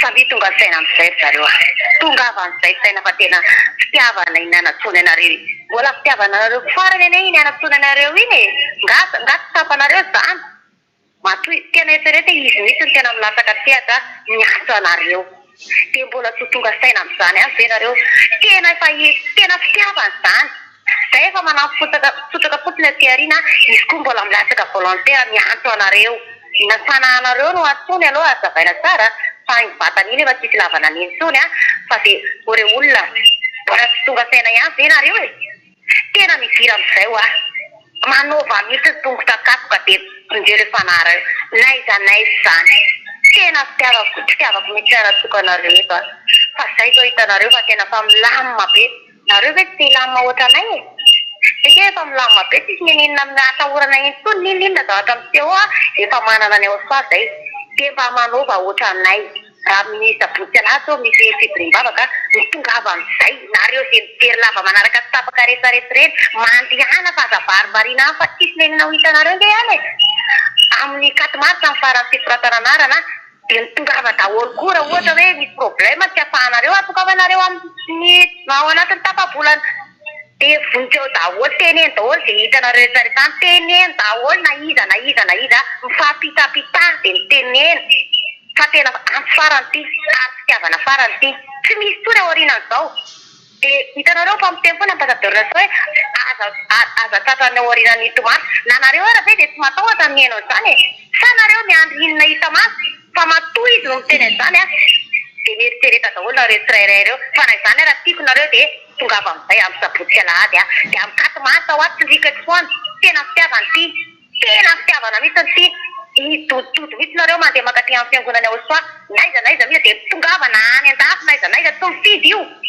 oeto raha tongotra zany amonjy fanahy zany fa aza manaiky revireben'ny olona ve tsy ho any amin'ny ao soa fa reny efa any amin'ny elo reny dia sika zany tongavinareo amin'ny katomarsa na nareo tonga dia mitongava aloha fa fitiavana daholo zany zay fa dia misota betsaka nareo menada dia makasitraka anao ihany keo dahoary raisitsika ny antso manaraka tafiditra tompoko allo maraba tompoko miarahaba tompoko marabanao le avaty abentsy le miantso marabanao za moa zany dia miantso an'ireo zay efa miaino ny radio ACFF sy izay efa nanaraka ny fampianarana Ary rehefa nitoriana ny fahatsarany Aosoa, vonjeo ny fanahinao fa tena mitaraina mafy izy matoy ianao maheno an'io radio io dia fiantsoana ny fanahinao izay dia vonjeo rehefa fanahy. Manaraka fara-fisoratana anarana dia amin'ny 4 mars 2026 dia atsoina daholo izay maheno ny radio rehetrarehetra monjy ny fanahy ny fahefakely sisa efa tsy ampy tapa-bolana intsony sisa dia efa tonga ny farany ka dia miantso an'ireo malagasy rehetra izany. Dia nisaotra toko. Makasitraka anao ihany koa. Raisitsika ny antso manaraka ary. Tafiditra anao tompoko. Allô, ahoana? Ahoana? Chantal avy aty tamin'ny Fotsialy le miantso. Miaraba Chantal. Miaraba nareo mianadahy en plateau dia miaraba ny malagasy rehetrarehetra. Manentana. Andao ary. Manentana malagasy rehetrarehetra izany hoe tonga avasaina amin'izay ry malagasy Ndreo le fanahy fa aza miena tsony nareo. Dia reo ny valim-pantanina ataona ambassador tamin'ny alina ireny tena mazava be. Tsy hitako tsony hoe inona mampisalasala nareo. Tena ndreo amin'izay le fanahy ry malagasy tsisy afa-tsy Aosoa rery ihany. Na hoaiza dia Aosoa rery ihany. Soraty amin'izay le anarana. Atao mibatisa amin'ny 8 mars 2026 fa aza misalasala tsony ndreo le fanahy aza titena nareo. Le fanahy ao anatinareo mba eritrereto ihany mba dimy ihany nefa rano. Ny fanahy nefa rano fa tsy tia mofo be titena ty. Ka ndreo amin'izay le fanahy. Izay ny fanentanako izy mianadahy fa dia raha tontolo andro mahafinaritra ho anareo dia ho amin'ny malagasy rehetrarehetra dia ahoana? Ahoana? Dia raha tontolo andro mahafinaritra ho anao ihany koa. Izay ny amin'iny fa raisitsika indray ny antso manaraka. Ahoana? Ahoana? Miaraba nareo amin'ny plateau Miaraba tompoko. Miaraba tompoko. Vaovao moa dia resaka toetrandro mafana tsara ny masoandro resaka tsara izay vaoatika anareo teo fa mba hanentana Ndao mo? Anentana an'ireo olona izay mbola tsy tafiditra amin'ny fanjakana Aosoa tena hoe kely sisa ry zareo misy fotoana tena hoe kely tena kaiky dia kaiky fa tsisy raha-tanarana mibadisa anareo vonjeo ny fananareo dia ny farany tsisy raha-tanarana mibadisa 4 mars 2026 izay farany badisa famonjena ny fananareo malagasy sisa dia 8 mars 2026 nefa tadidio raha mbola tsy tafiditra amin'io anareo dia tadidio fa Alifeny ka farany fanahinareo raha mbola hoe tsy mandray ny Aosoa nareo fa vao miaraka amin'ny Andriamanitra tsy izy ina dia tadidio fa hanenteny ka farany fanahinareo dia nefa ny zao fiantsoana izao mbola fitiavana ianareo mbola iny izao ny ambasadaran'ny Aosoa miantso foana satria mbola fitiavana ianareo ilay fanahy ao anatinareo tsy tiany hoverana papy izany dia izay izy mbola fitiavana ianareo tiany ianareo dia asa dimy manaraka ny fampianaran'ny Aosoa mandeha izay fandefanako avy atsika anaraka teo dia manatona ny fanjakana Aosoa dia asa vesiny alahady tongava ny vava dia soraty ny anaranareo mibatisa dia izay tompoko ny fandefanako dia ahoana? Ahoana? Makasitraka anao ihany koa. Ndao arara isika indray ny antso manaraka. Ahoana? Ahoana? Ahoana? Miaraba nareo mianadahy amin'ny plateau. Faravelana taty atoliarany le tafiditra. Miaraba anao fanahina. Miaraba anao ihany koa. Ya, ny vaovao azo ambara ty moa dia mibalika sony masoandro aminay tô sony toetrandro atoy izay ny tena vaovao mba azo ambara atoy. Fa nentana ny olo an-trano zany izay vao varivarinana vela fanjakany Aosoa hoe azaka za malaky dia malaky fa iny moa fa volaka aminareo iny hoe tena raha batisa zao Antananarivo any ka tena malaky nareo fa tsy misy manafaka fahotana laha tsy izao Aosoa toriana aminareo toriana ambasadorany Aosoa Zady Elia zao za rika avao ry manafaka fahotana vavolombelona hita maso za izay dahy abiaby zay zanaky ny avenida abiaby amin'ny fanjakany Aosoa ka manasa anareo lay ndao mba ho namanay ndao mba ho naman'olo marina hanampisany olo tsy manota sasa ambony tany atoy mba ho reharehan'ny Aosoa valin'le rahana latsany ka zay ny fanentanako avy taty Toliara ho an'izay mbo hanivelon'ny fanjakany Aosoa fa sota betsaka anareo amin'ny plateau ao raha tontolo andro mahafinaritsika rehetra sota ataoko Makasitraka anao ihany koa. Makasitraka anao ihany koa. Raisitsika ny antso manaraka ary. Tafiditra anao tompoko. Ahoana? Ahoana? Miaraba nareo mianadahy eo amin'ny plateau dia miaraba ny mpiaino sy mijery RTV SFF rehetra. Miaraba anao. Manentana zany hoe efa tena kely sisa le fotoana ary malagasy a fa raha mbola tianao ihany koa zany hoe mbo afaka amin'ny fahotana ho vovonjy le fanahinao ho tonga any an'ilay nanamboatra anazy dia any amin'ny dadava any amin'ny lanitry tena hoe tsisy hevitra afa-tsy izay ny lalana azonao atao dia ny fanoratanao ny anarana amin'ny batisa katomasa ny daty farany ahafahanao mamonjy ny fanahinao io ka zany raikiraiky tsony ianao fa tena efa kely sisa etapa-bolana sisa ny fotoana anananareo a tena hoe efa tsisy fotoana lava be eritreretina tsony fa tonga dia fanapahan-kevitra satria efa henonareo tsara ny ambassadeur Leochoa alina miantso anareo mbola fitiavana daholo reny entsonanareo ireny fa tsy hoe izy akory ny tsisy atao a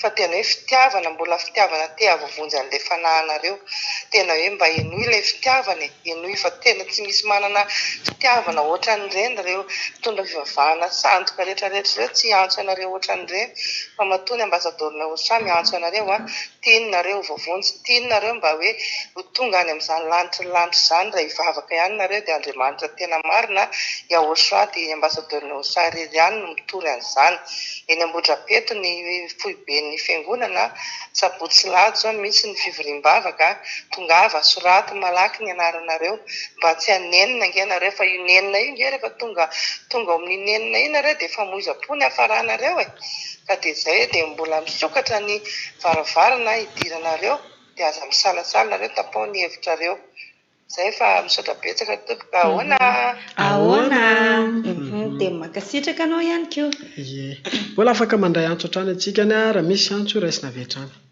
tafitra tompoko miaraba tompoko miaraba tompoko malina va ty amin'ny fahasankarana amin'ny antso miarabanao miarabanareo plateau mba hanentana an'ireo izay mbola mihaino radio ACFM sy ny télé zany a azavariana mihainao fotsiny ianao fa tongavany amin'ny fanjakany Leochoa rehefa teo vovonjy ny fanahinao misy fetra manko nyity fiantsony ity fa tsy hoe mbola eo foana misy dikany matoa misy ny antsoantso e dia vonjeo le fanahy fa io nofo io tsy maintsy verina vovoka io ary sambatra ianao raha matoa mbola afaka mihena an'izao radio ACFM fa zao fa tsy ny sasany ary rehefa tsy maheno any dia rehefa mba manaheny any ianao dia manatona fa tsy voavonjy izany ny fanahinao raha mbola mijanonao atokantrano ianao mitomasa amin'ny farany batisa dia katomasa amin'ny farany fisoratana dia aza tara sao dia tratra ny nenina eo e zay moa izany ny fanentanako dia misaotra betsaka anareo amin'ny plateau makasitraka anao ihany koa raisitsika ny antso manaraka ary tafitra anao tompoko tafitra tompoko miaraba tompoko miaraba tompoko miaraba ny nareo menadapa ny olitra fandarana dia miaraba ny PM ny radio rehetrarehetra i maholy avy aty Benjambatonga miarabanao maholy miarabanao ny vaovao aloha tsy dia misy ambara fa anentany anentana ny mpiaino rehetra zany izay mbola miaina somandre ary izay mbola mijery télé manaraka internet dia mbola miantsoantso nareo foana zay tsy reraka mihitsy mivondeo reny fanahinareo e raha ny andro fotsinareo mihaino radio mijery télé nefa eo ihany tsy mety akory hoe ny zavatra tokony ataonareo dia manapa-hevitra ndana miazakazakaingana amin'ny sabotsy sy amin'ny lahady zao mandeha misoratra anarana eny amin'ny fiangonana Leochoa rehetra izay akaiky anao zay zany tena hoe tsara indrindra aminareo fa dia very eo nareo fa ny fotoana miazakazaka be ny zavatra rehetra fa miazakazaka koa fa tanterahany tany rehetra rehetra eto ambonin'ity tany ity dia izay ny antso anareo tsirairay avy fa dia mirary soa ny mpiaino rehetra dia mirary soa ny mpanolotra fandarina dia misaotra indrindra tompoko makasitraka anao ihany dia makasitraka anao ihany koa raisina ny antso manaraka tafitra tompoko maraba tompoko miarabanao ndao ary fanentanana amin'izany dia tsy misahatra ny antoantsony olona foana dia mbola misy ireo olona foana mamonjy ny fanahy dia izeo ny fanahy fa tena efa kely tsy le tsara tapa-bolana isany antoantsonareo afahaarana antso dia manotona ny Leochoa manotona anao mbola misy foana kely afahanao manolaka ny anaranao dia soaty azavariana eny fotsiny tratanao na hoe tonga ny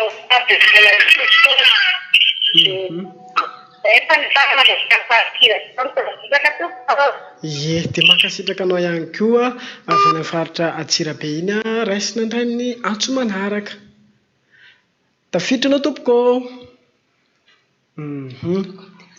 ye marina mihitsy izay a mandeha tokoa ny antsoantso a satria fa kely dia kely tokoa nge ny fotoana ahafahana miditra atao amin'ny fanjakana eo soa efa 13 andro dia efa tonga izay farafisoratana anao amin'ny batisa izay izay kato maritra izay dia tena hoe raisitsika ny antso manaraka ary ndao ary tafiditra anao tompoko allo miaraba tompoko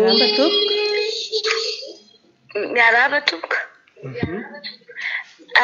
saika mba netana sy tadianao antsoary hoe manentana tsika rehetrarehetra tsika nareo rehetrarehetra moa zany fa tsy tsika rehetrarehetra manentana nareo rehetra manaraka ny RTV HFF na radio na télé na ny internet ka hoe eto Madagasikara dia sasa mba ho anao antsoary hoe mba pitapitao amin'ny saminareo miaino hoe alohan'izay piany alohan'izay tsy miaintsony dia aleo tsy mijery tsony satria tsisy dikan'ilay izy hoe ianao hijery dia ianao nefa ianao tsy hiditra dia mifandaniam-potoana izany mba ohatra hoe mba misamizy kely any amin'ny novelasy ohatra izany mba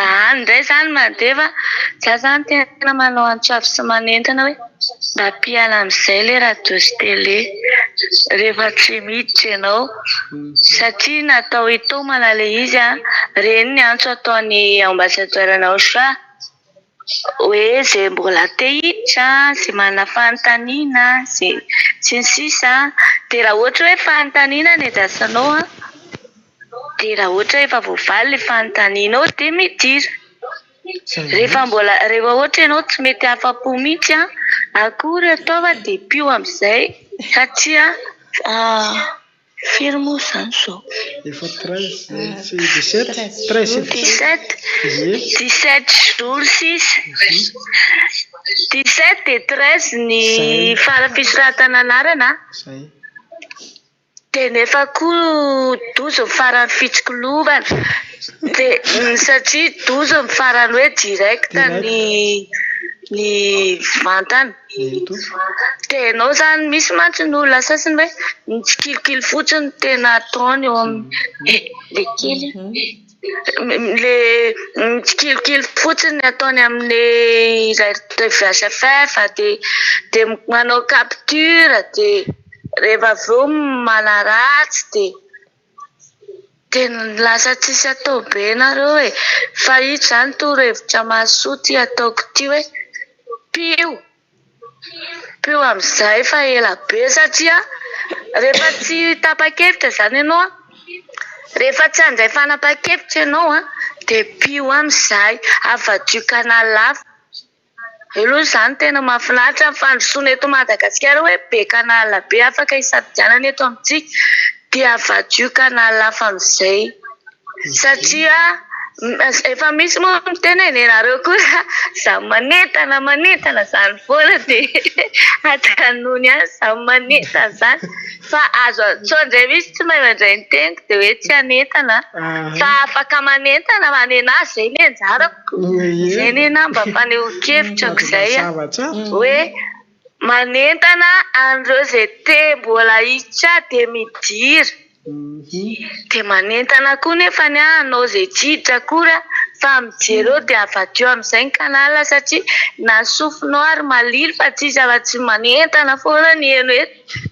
manao maraina mahafinaritra manentana manao takariva mahafinaritra manentana vao miditra amin'ny famahalalam-baovao manentana farana ilay vaovao manentana miantso ambasadara manentana dia ahoana moa ny enona sary ohatran' izany nefa ianao tsy hiditra fa ho an'ilay tsy hiditra izany ty antsoavy sy ampitapitao sy filazana ataoko ty hoe rehefa tsy hiditra rehefa tsy tapa-kevitra ianao hanaraka ny ahosoa mety aminao le manota any a, mety aminao le mihaino fanaratsiana any a, de pio am'izay. Raha tsy hoe nga hoe tena hoe tsisy atao tokotrany fa hoe tena mba fanalako andro mihitsy le mitsikilculaire de VHF tsy maninona zany, tsy maninona indray raha hafa zany zay e, tsy mety zay. Raha ataonao fanalana andro tsy maninona mihitsy, na de mba hijerenao ny losanjoanao fotsiny tsy hoe lary e, de mety daholo zany. Fa fotsiny hoe ity tengo ity zany miadrese makany amin'ny olona le hoe misalasala be, hoe mba manana etaeta ihany hoe hiditra de sody nefa efa hita hoe efa hoe 12 jours 6 de ny 13e jour zany andraisanao décision hoe anoratra ny anaranao sa tsy anoratra ny anaranao. De zany 12 jours zany nefa efa tokony décision efa tapaka dian'izao nke zany, fa tsy hoe iandry amin'izany vao hoe tapa-kevitra ve sao de efa tara loatra.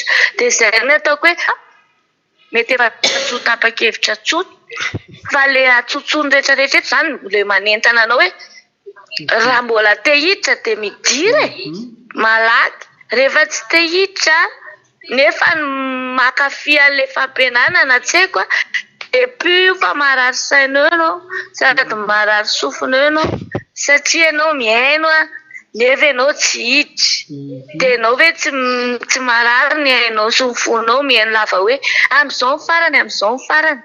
Fa raha ohatra andray hoa le izy hoe zay tsy ny trany hoe mba infinao zany mba hoe filinanao zany hoe mba mijery fotsiny an'io RTVHF io misy maty zany hoe izy zany tsy hiditra izy fa io fotsiny tiany mandeha an-trano de am'izay indray menanao fotsiny mahereza de mijery foana ianao.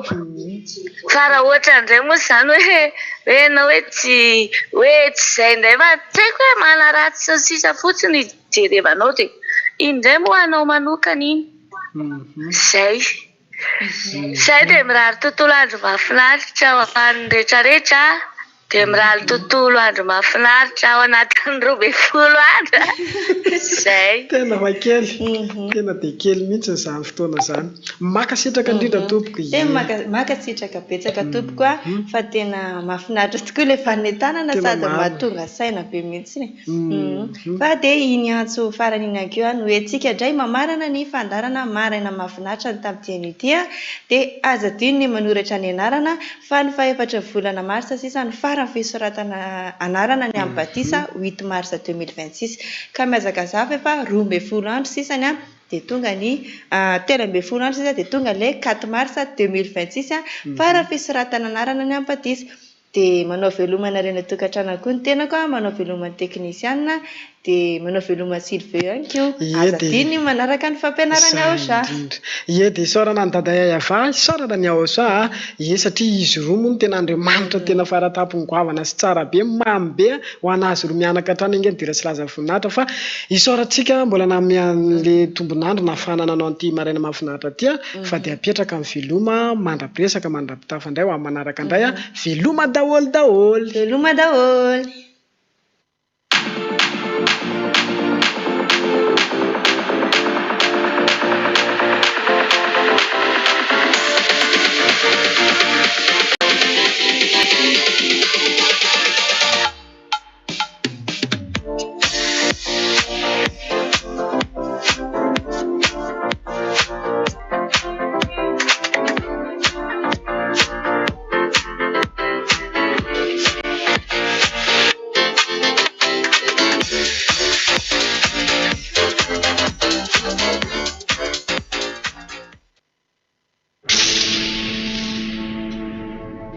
Ny voninahitro tsy homeko ny hafa.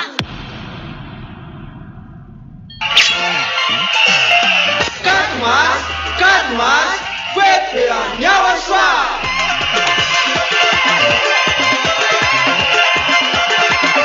Tunga fotoana ankalasantsika ianarana mitondra famojena. Yayava sy nyawa swa. Izay toriny ambassadeur-ny ao soa ziady Elia!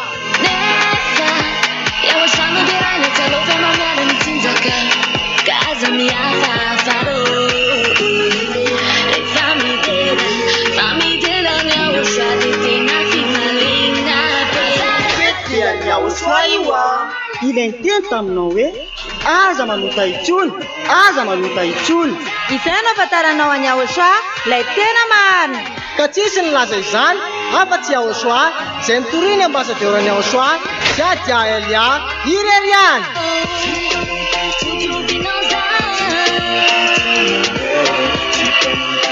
Ny faefatra ny volana marsa ho avy zao ary dia fety be manetriketrika ety amin'ny fohy be ny fanjakany Ahosoa, Ambohidrabeto, Antananarivo, Madagasikara.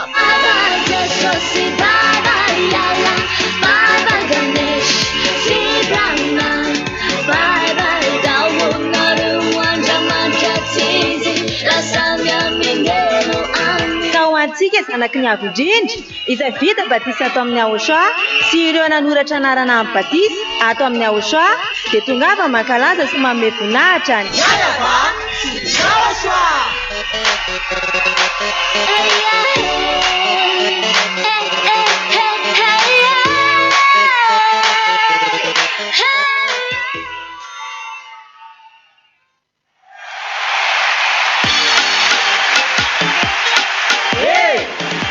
Marsa 2026 no farana fisoratana anarana amin'ny batisa ato amin'ny fanjakany Ahosoa.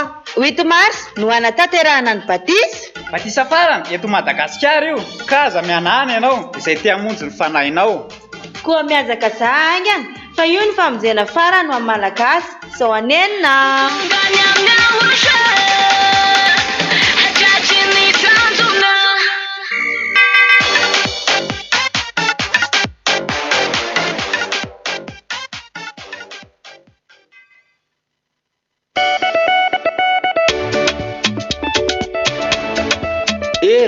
Fitiavana, fahamasinana.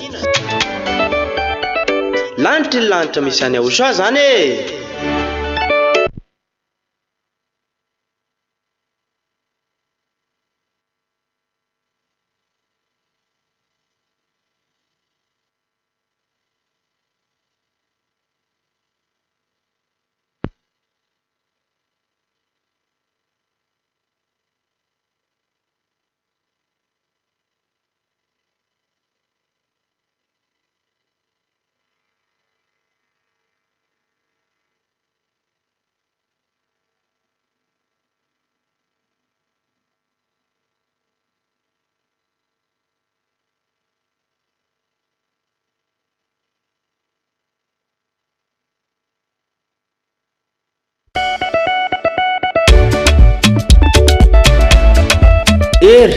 Fitiavana, fahamasinana.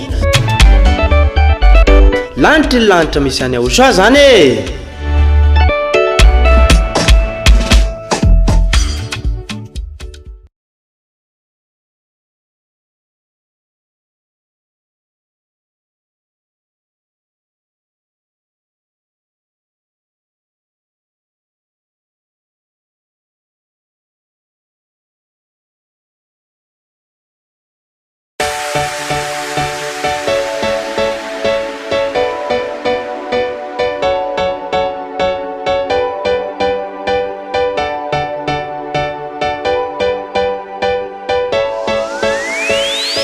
Ho antsika rehetra izay resy lahatra ny fampianarany Ahosoa dia ireto ary ny laharan'ny telefônina izay ahafahanao mifandray amin'ny ambasadorany Ahosoa sy Adia Elia.